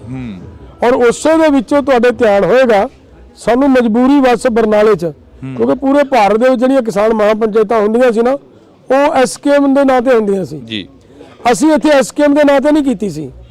ਅਸੀਂ ਇਹ ਉੱਪਰ ਜ਼ਰੂਰ ਬੈਨਰ ਲਿਖਿਆ ਸੀ, ਲੇਕਿਨ ਲਿਖਿਆ ਇਹ ਸੀਗਾ ਕਿ ਵੱਲੋਂ ਭਾਰਤੀ ਕਿਸਾਨ ਯੂਨੀਅਨ ਏਕਤਾ ਸਿੱਧੂਪੁਰ। ਉਹ ਜਿਹੜਾ 1 ਲੱਖ ਲੋਕਾਂ ਦਾ ਕਿਸਾਨਾਂ ਦਾ ਇਕੱਠ ਕਰਕੇ ਅਸੀਂ ਸਰਕਾਰ ਨੂੰ ਵਾਰਨਿੰਗ ਦਿੱਤੀ ਸੀ ਨਾ ਜਦੋਂ, ਕਿ ਅਸੀਂ ਇਹ ਚਿੱਠੀਆਂ ਦੀ ਕੋਈ ਗੱਲ ਨਹੀਂ ਸੁਣਨ ਵਾਲੇ ਲੋਕ। ਅਸੀਂ ਇਹਨੂੰ ਮਤਲਬ ਜਿੰਨਾ ਚਿਰ 3 ਕਾਨੂੰਨ ਵਾਪਸ ਨਹੀਂ ਹੁੰਦੇ ਅਸੀਂ ਉਹਨਾਂ ਚਿਰ ਨਹੀਂ ਉਠਾਂਗੇ। ਇਹ ਚੇਤਾਵਨੀ ਦਿੱਤੀ ਸੀ ਉਦੋਂ ਮੇਥੋਂ। ਤਾਂ ਸਾਨੂੰ ਜਦੋਂ ਪਤਾ ਲੱਗਿਆ ਕਿ ਕਿਤੇ ਨਾ ਕਿਤੇ ਮੋਰਚੇ 'ਚ ਗੜਬੜ ਹੋ ਰਹੀ ਹੈ, ਅਸੀਂ ਉਸ ਦਿਨ ਜਿੰਨੇ ਕੁ ਸਾਡੀ ਹਿੰਮਤ ਪਈ, ਜਿੰਨਾ ਕੁ ਅਸੀਂ ਕਰ ਸਕਦੇ ਸੀ, ਕਿਉਂਕਿ ਸਾਨੂੰ ਇਹ ਵੀ ਡਰ ਸੀਗਾ ਕਿ ਸਰਕਾਰ ਕੋਲੇ ਕੋਈ ਇਹੋ ਜਿਹਾ ਗੱਲ ਨਾ ਜਾਵੇ ਕਿ ਸਰਕਾਰ ਨੂੰ ਇਹ ਸੰਕੇਤ ਮਿਲ ਜੇ ਕਿ ਮੋਰਚਾ ਆਪਸ ਵਿੱਚ ਦਫਾੜ ਹੋ ਗਿਆ ਜਾਂ ਪਾਟ ਗਿਆ। ਉਹਨਾਂ ਚਿਰ ਅਸੀਂ ਬਹੁਤ ਉਹਨੂੰ ਸੰਕੋਚ ਕਰਦੇ ਰਹੇ ਹਾਂ ਬੋਲਣ ਤੋਂ, ਜਿੱਥੇ ਨਾ ਸਰਦਾ ਅੰਦਰ ਬਹਿ ਕੇ ਬੋਲਣਾ, ਜਿੱਥੇ ਕਿਤੇ ਬੋਲਣਾ ਬੋਲਦੇ ਰਹੇ। ਅਫਸੋਸ ਹੁੰਦਾ ਕਿ 13 ਮਹੀਨੇ ਇਹੋ ਜੀ ਠੰਡ ਵੀ ਚੱਲੀ ਤੇ ਗਰਮੀ ਵੀ ਚੱਲੀ, ਹਨੇਰੀਆਂ ਮੀਂਹ ਵੀ ਚੱਲੇ ਤੇ ਉੱਥੇ ਟਰਾਲੀਆਂ ਦੇ ਵਿੱਚ ਉਹ ਦਿਨ ਕੱਟੇ ਜਿਹੜੇ ਦਿਨ ਕਦੇ ਅਸੀਂ ਸਰਦਾਰਾਂ ਵਾਂਗ ਇੱਥੇ ਪੰਜਾਬ ਦੇ ਵਿੱਚ ਕੱਟਦੇ ਰਹੇ ਹਾਂ। ਅਫਸੋਸ ਹੁੰਦਾ ਕਿ ਫਿਰ ਵੀ ਕੁਝ ਪੱਲੇ ਨਹੀਂ ਪਿਆ। ਨਹੀਂ, ਇਹ ਨਹੀਂ ਕਿਹਾ ਜਾ ਸਕਦਾ। ਇੱਕ ਤਾਂ ਸਭ ਤੋਂ ਵੱਡਾ ਇਹ ਪੱਲੇ ਪਿਆ ਸਾਡੇ ਕਿ ਅਸੀਂ ਪੂਰੇ ਦੇਸ਼ ਦਾ ਕਿਸਾਨ ਅਵੇਅਰ ਹੋ ਗਿਆ, ਪਹਿਲੀ ਗੱਲ। ਦੂਜੀ ਗੱਲ ਹੈ ਕਿ ਐਡਾ ਈਗੋ ਦਾ ਜਿਹਦੇ ਕੋਲੇ ਭੰਡਾਰ ਹੈ ਉਹ ਅਸੀਂ ਪੀਐਮ ਨੂੰ ਮੋੜ ਕੇ ਪਿਛਲੀ ਪੈਰੀ ਮੋੜ ਲਿਆ। ਅਗਲੀ ਗੱਲ ਹੈ ਕਿ ਪੂਰੇ ਦੇਸ਼ ਦਾ ਜਿਹਦਾ ਪੰਜਾਬ ਤੇ ਹਰਿਆਣਾ ਜਿਨ੍ਹਾਂ ਨੂੰ ਇਹਨਾਂ ਨੇ ਇੱਕ ਦੂਜੇ ਦੇ ਸਾਹਮਣੇ ਦੁਸ਼ਮਣ ਬਣਾ ਕੇ ਖੜੇ ਕਰਤਾ ਸੀ ਜੀ, ਉਹਨਾਂ ਦਾ ਭਾਈਚਾਰਾ ਕਾਇਮ ਕਰ ਗਏ। ਬਹੁਤ ਵੱਡੀਆਂ ਪ੍ਰਾਪਤੀਆਂ ਹੋਈਆਂ। ਅਗਲੀ ਗੱਲ ਇੱਕ ਹੋਰ ਹੈ, ਹੁਣ ਬਾਹਰਲੇ ਸਟੇਟਾਂ 'ਚ, ਬਾਹਰਲੇ ਕੰਟਰੀਆਂ ਦੀ ਮੈਂ ਗੱਲ ਨਹੀਂ ਕਰਦਾ, ਮੈਂ ਬਾਹਰਲੀਆਂ ਸਟੇਟਾਂ ਦੀ ਗੱਲ ਕਰਦਾ। ਬਾਹਰਲੀਆਂ ਸਟੇਟਾਂ ਦੇ ਵਿੱਚ ਡਿਮਾਂਡ ਹੋਣੀ ਸ਼ੁਰੂ ਹੋ ਗਈ ਸੀ ਕਿ ਸਾਡੇ ਇੱਥੇ ਆ ਕੇ ਕਿਸਾਨ ਲੀਡਰ ਬੋਲੇ, ਉਹ ਵੀ ਉਹ ਬੋਲੇ ਜਿਹਦੇ ਸਿਰ ਤੇ ਪੱਗ ਬੰਨੀ ਹੋਵੇ। ਇਹਦਾ ਮਤਲਬ ਅਸੀਂ ਤਾਂ ਬਹੁਤ ਨੇੜੇ ਚਲੇ ਗਏ ਸੀ, ਕਿੰਨਾ ਕੁਝ ਹਾਸਲ ਕਰ ਲਿਆ ਸੀ ਇਸ ਪੱਗ ਨੇ, ਔਰ ਉਹ ਪੱਗ ਦਾ ਮਾਣ ਨਹੀਂ ਟਿਕਿਆ। ਠੀਕ ਹੈ, ਇਨਸੀਡੈਂਟ ਵਾਪਰਦੇ ਰਹਿੰਦੇ ਨੇ, ਲੇਕਿਨ ਪੱਗ ਦਾ ਮਾਣ ਹੈ ਜਿਹੜਾ, ਜਦੋਂ ਉਦੋਂ ਮੋਰਚਾ ਚੱਕ ਕੇ ਭੱਜਣ ਦੀ ਕੋਸ਼ਿਸ਼ ਕੀਤੀ ਜਾਂਦੀ ਸੀ, ਜੇ ਸਾਰਾ ਪੰਜਾਬ ਉਹਨਾਂ ਦੇ ਮਗਰ ਲੱਗ ਕੇ ਮੋਰਚਾ ਚੱਕ ਲੈਂਦਾ ਤਾਂ ਹੋ ਸਕਦਾ ਇਹ ਕਹਿੰਦੇ ਕਿ ਪੰਜਾਬੀ ਗਦਾਰ ਨੇ। ਲੇਕਿਨ ਪੰਜਾਬੀਆਂ ਨੇ ਫਿਰ ਰੱਖ ਵਿਖਾਈ ਕਿ ਨਹੀਂ ਅਸੀਂ ਨਹੀਂ ਜਾਵਾਂਗੇ, ਤੇ ਉਹਦੇ ਨਾਲ ਮਤਲਬ ਪੂਰੇ ਵਰਲਡ ਦੇ ਵਿੱਚ ਸੁਨੇਹਾ ਗਿਆ ਕਿ ਪੰਜਾਬੀ ਕਿਸੇ ਦਾ ਜਿਹੜਾ ਅਹਿਸਾਨ ਹੈ ਉਹ ਰੱਖਦੇ ਨਹੀਂ। ਉਹ ਜੇ ਉਹਨਾਂ ਨਾਲ ਵਾਅਦਾ ਕੀਤਾ ਮਿਲ ਕੇ ਚੱਲਣ ਦਾ ਤੇ ਮਿਲ ਕੇ ਚੱਲਦੇ ਨੇ, ਔਰ ਉਸੇ ਤਰੀਕੇ ਉਸੇ ਗੱਲ 'ਚੋਂ ਹੀ ਅੱਜ ਮੋਰ ਪੂਰੇ ਭਾਰਤ ਦੇ ਵਿੱਚ ਸਾਨੂੰ ਸਹਿਯੋਗ ਮਿਲਦਾ ਹੈ। ਤੁਸੀਂ ਪੰਜਾਬੀ ਗਦਾਰਾਂ ਦੀ ਗੱਲ ਕਰੀ ਹੈ, ਪਰ ਗਦਾਰੀ ਦੇ ਸਰਟੀਫਿਕੇਟ ਤਾਂ ਤੁਸੀਂ ਖੁਦ ਹੀ ਵੰਡੇ ਨੇ ਸਟੇਜਾਂ ਤੋਂ। ਨਹੀਂ, ਜਿਹੜੇ ਗਦਾਰੀ ਦੇ ਸਰਟੀਫਿਕੇਟ ਵੰਡਣ ਵਾਲੇ ਸੀ ਉਹ ਕੁਛ ਹੋਣਗੇ ਜਿਹੜੀਆਂ ਧਿਰਾਂ ਤੁਹਾਨੂੰ ਪਤਾ ਹੈ, ਮੇਰੇ ਨਾਲ ਵੱਧ ਤੁਸੀਂ ਜਾਣਦੇ ਹੋ। ਮੇਰੇ ਮੂੰਹ ਤਾਂ ਕਿਤੇ ਨਹੀਂ ਸੁਣਿਆ ਹੋਣਾ ਤੁਸੀਂ ਕਿ ਮੈਂ ਕਿਸੇ ਨੂੰ ਗਦਾਰ ਕਹਿੰਦਾ ਹੋਵਾਂ। ਮੈਨੂੰ ਤਾਂ ਤੁਸੀਂ ਸਗੋਂ ਇਹ ਵੇਖਿਆ ਹੋਏਗਾ ਕਿ ਮੈਂ ਜਦੋਂ ਸਾਡਾ ਯੂਥ ਰੁੱਸਦਾ ਸੀ, ਯੂਥ ਨੂੰ ਮਨਾਉਣ ਦੀ ਜ਼ਿੰਮੇਵਾਰੀ ਡੱਲੇਵਾਲ ਦੀ ਹੁੰਦੀ ਸੀ ਤੇ ਮੈਂ ਮਨਾਉਂਦਾ ਸੀ, ਤੇ ਮੇਰੇ ਨਾਲ ਤਾਂ ਮੇਰੇ ਤੇ ਤਾਂ ਕਈ ਵਾਰੀ ਕਾਰਵਾਈ ਕਰਨ ਦੀ ਤਿਆਰੀ ਕਰ ਲੈਂਦੇ ਸੀ ਵੀ ਤੂੰ ਇਹਨਾਂ ਮੰਡੀਰ ਤੋਂ ਕੀ ਕਰਾਉਣਾ, ਤੂੰ ਇਹਨਾਂ ਨੂੰ ਸਿਰ ਚੜਾਈ ਜਾਂਦਾ। 25 ਜਨਵਰੀ ਵਾਲਾ ਐਕਸੀਡੈਂਟ ਯਾਦ ਆ, ਜਦੋਂ 24 ਜਨਵਰੀ ਨੂੰ ਤੁਸੀਂ ਪ੍ਰੈਸ ਕਾਨਫਰੰਸ ਕਰਦੇ ਹੋ ਕਜਾਰੀਆ ਟਾਇਲ ਦੇ ਵਿੱਚ ਇੱਕ ਬੰਦੇ ਨੂੰ ਫੜ ਕੇ ਕਹਿਣੋ ਕਿ ਇਹਨਾਂ ਨੇ ਸਾਡੇ ਤੇ ਹਮਲਾ ਕਰਨ ਦੀ ਕੋਸ਼ਿਸ਼ ਕਰ ਰਹੇ ਸੀ, ਇਹ ਘੁੱਸ ਪੈਂਟ ਗਏ ਸੀ ਸਾਡੇ ਅੰਦੋਲਨ ਦੇ ਵਿੱਚ। ਤੁਹਾਡੇ ਯਾਦ ਆ ਉਹ ਸਾਰਾ ਕੁਝ? ਰਾਤ ਦੀ ਕਹਾਣੀ ਜੀ ਤੁਹਾਡੇ ਯਾਦ ਆ? ਉਧਰੋਂ ਸਟੇਜ ਦੇ ਉੱਪਰ ਕਬਜ਼ਾ ਹੋ ਗਿਆ ਸੀ ਤੇ ਫਿਰ 26 ਜਨਵਰੀ ਵਾਲਾ ਜੋ ਐਕਸੀਡੈਂਟ ਹੋਇਆ ਉਹ ਵੀ ਯਾਦ ਹੋਣਾ। ਹਾਂ, ਦੇਖੋ ਕਹਾਣੀ ਸਾਰੀ ਯਾਦ ਹੈ। ਆਪਣੇ ਨਾਲ ਹੀ ਵਾਪਰੀ ਹੈ ਘਟਨਾ। ਅੰਦੋਲਨ ਦੇ ਵਿੱਚ ਬਹੁਤ ਘਟਨਾਵਾਂ ਵਾਪਰੀਆਂ, ਇਕੱਲੀ ਉਹ ਨਹੀਂ ਹੈ। ਦੇਖੋ ਇਹ ਤਾਂ ਮਤਲਬ ਉਸ ਬੰਦੇ ਦੇ ਕੋਲੋਂ ਜਦੋਂ ਸਾਡੇ ਕੁਝ ਆਗੂਆਂ ਦੀਆਂ ਫੋਟੋ ਮਿਲ ਗਈਆਂ ਤਾਂ ਉਸ ਬੰਦੇ ਦੇ ਨਾਲ ਜਦੋਂ ਥੋੜੀ ਜੀ ਸਖਤੀ ਨਾਲ ਪੁੱਛਿਆ ਗਿਆ ਤਾਂ ਉਦੋਂ ਉਹਨੇ ਖੁਲਾਸਾ ਕੀਤਾ ਇਸ ਗੱਲ ਦਾ ਕਿ ਜੀ ਮੈਨੂੰ ਮਤਲਬ ਸਾਨੂੰ ਇਹ ਕਿਹਾ ਕਿ ਇਹਨਾਂ ਆਗੂਆਂ ਦੀ ਨਿਸ਼ਾਨਦੇਹੀ ਕਰੋ, ਇਹਨਾਂ ਦੇ ਅੱਡੇ ਵੇਖੋ, ਇਹਨਾਂ ਦੇ ਉੱਤੇ ਮਤਲਬ ਸ਼ੂਟ ਕਰਨਾ ਹੈ। ਇਹੋ ਜਿਹੀਆਂ ਗੱਲਾਂ ਉਦੋਂ ਆਈਆਂ ਜੀ। ਤਾਂ ਉਹਦੇ ਚੋਂ ਹੀ ਸਾਡੀ ਜਿਹੜੀ ਸੀਗੀ ਜੀ ਮੀਟਿੰਗ, ਸਾਰੇ ਪੱਤਰਕਾਰਾਂ ਨੂੰ ਮੇਰਾ ਰਾਤ ਨੂੰ 11-12 ਵਜੇ ਤੁਹਾਨੂੰ ਸੱਦਿਆ ਜੀ 11-12 ਵਜੇ ਆਪਾਂ ਪ੍ਰੈਸ ਕਾਨਫਰੰਸ ਕਰਕੇ ਉਹ ਗੱਲ ਸਾਰੀ ਮਤਲਬ ਕਲੀਅਰ ਕੀਤੀ ਸੀ। ਸਰਕਾਰ ਦੀਆਂ ਸਾਜ਼ਿਸ਼ਾਂ ਇੱਕ ਦਿਨ ਨਹੀਂ ਲਗਾਤਾਰ ਐਂਡ ਤੱਕ ਜਾਰੀ ਰਹੀਆਂ ਨੇ। ਐਂਡ ਤੱਕ ਰੋਜ਼ ਕੋਈ ਨਾ ਕੋਈ ਸਾਜ਼ਿਸ਼ ਰਚੀ ਜਾਂਦੀ ਸੀ। ਔਰ ਉਹਦੇ ਸਾਜ਼ਿਸ਼ ਰਚਨ ਪਿੱਛੇ ਇੱਕ ਵਾਰੀ ਤੁਸੀਂ ਦੇਖਿਆ ਹੋਵੇਗਾ ਇਹ ਵੀ ਗੱਲ ਆ ਗਈ ਸੀਗੀ ਕਿ ਆਰਐਸਐਸ ਵਾਲੇ ਕਹਿੰਦੇ ਵੀ ਅਸੀਂ ਮੋਰਚਾ ਚੁਕਾਵਾਂਗੇ। ਬਿਲਕੁਲ 29 ਤਰੀਕ ਨੂੰ ਨਾ ਹਮਲਾ ਵੀ ਹੋਇਆ, 29 ਤਰੀਕ ਨੂੰ ਭਾਈ ਰਣਜੀਤ ਸਿੰਘ ਦੀ ਪੱਗ ਵੀ ਰੋਲੀ ਗਈ ਹੈ। ਹਾਂ ਮੈਂ ਉਹੀ ਗੱਲ ਕਰਦਾ ਨਾ, ਉਹ ਸਾਰਾ ਕੁਝ ਹੋਇਆ, ਆਰਐਸਐਸ ਨੇ ਪੂਰਾ ਯਤਨ ਕੀਤਾ, ਲੇਕਿਨ ਉਹਨੂੰ ਬੜੇ ਢੰਗ ਦੇ ਨਾਲ ਡਿਫਿਊਜ਼ ਕਰਨ ਦੀ ਕੋਸ਼ਿਸ਼ ਅਸੀਂ ਕਰਦੇ ਰਹੇ। ਜਿਵੇਂ ਲਾਸਟ ਦੇ ਉੱਤੇ ਆ ਕੇ ਇੱਕ ਵਾਰੀ ਹੋਇਆ ਕਿ ਇਹਨਾਂ ਨੇ ਪਿਛਲੇ ਪਾਸੇ ਜਿੱਥੇ ਕਿ ਜੇ ਰਾਜੀਵ ਗਾਂਧੀ ਦੇ ਨਾਂ ਦੇ ਉੱਤੇ ਕੋਈ ਇੰਸਟੀਚਿਊਟ ਬਣਿਆ ਹੋਇਆ ਬਿਲਕੁਲ ਹੈਗਾ ਜੀ, ਉਸ ਦੇ ਵਿੱਚ ਆਰਐਸਐਸ ਦੇ ਕਾਰਕੁਨ ਇਕੱਠੇ ਹੋਏ, ਪ੍ਰੋਗਰਾਮ ਬਣਾਇਆ ਵੀ ਅਸੀਂ ਮੋਰਚੇ 'ਚ ਜਾਣਾ, ਅਸੀਂ ਇਹਦੇ ਵਿੱਚ ਦੀ ਲੰਘਣਾ ਹੈ। ਤਾਂ ਉੱਥੇ ਅਸੀਂ ਜਦੋਂ ਗੱਲਬਾਤ ਹੋਈ, ਸਾਰਿਆਂ ਦੀ ਮੀਟਿੰਗ ਹੋਈ ਸਾਡੀ, ਮੀਟਿੰਗ 'ਚ ਇਹ ਫੈਸਲਾ ਲਿਆ ਗਿਆ ਕਿ ਇਹ ਜੇ ਆਰਐਸਐਸ ਦੇ ਲੋਕਾਂ ਨਾਲ ਪੰਜਾਬੀ ਕਿਸਾਨ ਭਿੜਨਗੇ ਤਾਂ ਸਰਕਾਰ ਨੂੰ ਮੌਕਾ ਮਿਲੇਗਾ ਕਿ ਇੱਥੇ ਹਿੰਦੂ ਤੇ ਸਿੱਖ ਦੀ ਲੜਾਈ ਹੋ ਗਈ। ਜੇਕਰ ਇਹਦਾ ਮੁਕਾਬਲਾ ਹਰਿਆਣੇ ਦੇ ਕਿਸਾਨ ਕਰਨਗੇ ਤਾਂ ਉਹਦੀ ਖਬਰ ਇਹ ਬਣੇਗੀ ਕਿ ਕਿਸਾਨਾਂ ਦਾ ਤੇ ਆਰਐਸਐਸ ਦੇ ਕਾਰਕੁਨਾਂ ਦੀ ਲੜਾਈ ਹੋਈ ਹੈ। ਸੋ ਇਸ ਕਰਕੇ ਦੇਖੋ ਕਿੰਨਾ ਸੋਚਣਾ ਪੈ ਰਿਹਾ ਸੀ ਉੱਥੇ, ਤਾਂ ਕਿ ਮਤਲਬ ਕਿਸੇ ਤਰ੍ਹਾਂ ਦਾ ਹਿੰਦੂ ਸਿੱਖ ਦਾ ਮੈਟਰ ਵੀ ਜਿਹਨੂੰ ਸਰਕਾਰ ਬਣਾਉਣ ਨੂੰ ਪੂਰਾ ਯਤਨ ਕਰਦੀ ਰਹੀ, ਉਹ ਵੀ ਕਿਵੇਂ ਬਚਾ ਕੇ ਰੱਖਣਾ ਤੇ ਉਹਨਾਂ ਦਾ ਮੁਕਾਬਲਾ ਵੀ ਕਰਨਾ ਪੈਣਾ। ਉਹਦੇ ਲਈ ਹਰਿਆਣੇ ਦਾ ਯੂਥ ਆਇਆ ਅੱਗੇ ਜੀ, ਔਰ ਹਰਿਆਣੇ ਦੇ ਯੂਥ ਨੇ ਆ ਕੇ ਕਿਹਾ ਕਿ ਅਸੀਂ ਇਹਨਾਂ ਦਾ ਮੁਕਾਬਲਾ ਅਸੀਂ ਕਰਾਂਗੇ। ਪੰਜਾਬੀ ਕਿਸਾਨ ਕੋਈ ਵੀ ਸਾਡੇ ਤੋਂ ਗਾਂਹ ਟੱਪ ਕੇ ਆਉਣ ਤਾਂ ਭਾਵੇਂ ਤੁਸੀਂ ਇਹਨਾਂ ਦਾ ਮੁਕਾਬਲਾ ਕਰੋ, ਨਹੀਂ ਤੁਸੀਂ ਉਹਨਾਂ ਚਿਰ ਨਹੀਂ ਕਿਸੇ ਨੇ ਨੇੜੇ ਆਉਣਾ ਜਿੰਨਾ ਚਿਰ ਇਹਨਾਂ ਨਾਲ ਅਸੀਂ ਮੁਕਾਬਲਾ ਕਰਾਂਗੇ। ਡੱਲੇਵਾਲ ਸਾਹਿਬ, ਹਰਿਆਣੇ ਦੀ ਪੰਜਾਬ ਦੀ ਭਾਈਚਾਰਕ ਸਾਂਝ ਉਸ ਅੰਦੋਲਨ ਨੇ ਇੱਕ ਮਿਸਾਲ ਸੀ ਜਿਹੜੀ ਉਹ ਪੈਦਾ ਕਰਤੀ ਆ ਵੀ ਕਿਸਾਨ ਅੰਦੋਲਨ ਦੇ ਵਿੱਚ ਹਰਿਆਣੇ ਦੀ ਤੇ ਪੰਜਾਬ ਦੀ ਜਿਹੜੀ ਕਿ ਇੱਕ ਭਾਈਚਾਰਕ ਸਾਂਝ ਆ ਉਹ ਸਾਹਮਣੇ ਆਈ। ਪਰ ਉਸ ਤੋਂ ਬਾਅਦ ਹੁਣ ਮੀਟਿੰਗ ਹੋਈ SYL ਨੂੰ ਲੈ ਕੇ ਪੰਜਾਬ ਦੇ ਮੁੱਖ ਮੰਤਰੀ ਦੀ, ਹਰਿਆਣੇ ਦੇ ਮੁੱਖ ਮੰਤਰੀ ਦੇ ਨਾਲ। ਫਿਰ ਪੰਜਾਬ ਦੇ ਮੁੱਖ ਮੰਤਰੀ ਦੇ ਵੱਲੋਂ ਬਿਆਨ ਦਿੱਤਾ ਗਿਆ ਕਿ ਇੱਕ ਤੁਪਕਾ ਜਿਹੜਾ ਪਾਣੀ ਦਾ ਉਹ ਸਾਡੇ ਕੋਲ ਵਾਧੂ ਨਹੀਂ ਹੈਗਾ, ਅਸੀਂ ਨਹੀਂ ਦੇਵਾਂਗੇ। SYL ਨੂੰ ਲੈ ਕੇ ਜਾਂ ਚੰਡੀਗੜ੍ਹ ਨੂੰ ਲੈ ਕੇ ਜਾਂ ਪੰਜਾਬੀ ਬੋਲਦੇ ਇਲਾਕਿਆਂ ਨੂੰ ਲੈ ਕੇ ਕਿਸਾਨ ਜਥੇਬੰਦੀਆਂ ਦਾ ਕੀ ਸਟੈਂਡ ਆ? ਇਹ ਬੜੀ ਗੁੰਝਲਦਾਰ ਕਹਾਣੀ ਹੈ। ਪਹਿਲੀ ਤਾਂ ਗੱਲ ਹੈ ਕਿ SYL ਉਦੋਂ ਵੀ ਉੱਠਿਆ ਸੀ ਮੁੱਦਾ ਜਦੋਂ ਆਪਾਂ ਦਿੱਲੀ ਮੋਰਚੇ 'ਚ ਗਏ ਆ, ਬਿਲਕੁਲ ਉਦੋਂ ਆਰਐਸਐਸ ਦੇ ਕਾਰਕੁਨਾਂ ਨੇ ਉਦੋਂ ਵੀ ਇਹ ਮੁੱਦਾ ਚੱਕਿਆ ਸੀ ਕਿ ਸਾਨੂੰ SYL ਲੈਣੀ ਹੈ, SYL ਦੇ ਖਿਲਾਫ ਧਰਨਾ ਦੇਵਾਂਗੇ, ਪਿੰਡਾਂ 'ਚ ਪ੍ਰਚਾਰ ਕਰਨਾ ਸ਼ੁਰੂ ਕੀਤਾ। ਹਰਿਆਣੇ ਦੇ ਲੋਕਾਂ ਨੇ ਉਦੋਂ ਆਰਐਸਐਸ ਤੇ ਬੀਜੇਪੀ ਨੂੰ ਉਦੋਂ ਵੀ ਜੁੱਤੀਆਂ ਮਾਰ ਕੇ ਭਜਾਇਆ ਪਿੰਡਾਂ 'ਚੋਂ, ਆਪਣੀਆਂ ਅੱਖਾਂ ਦੇ ਸਾਹਮਣੇ ਹੈ।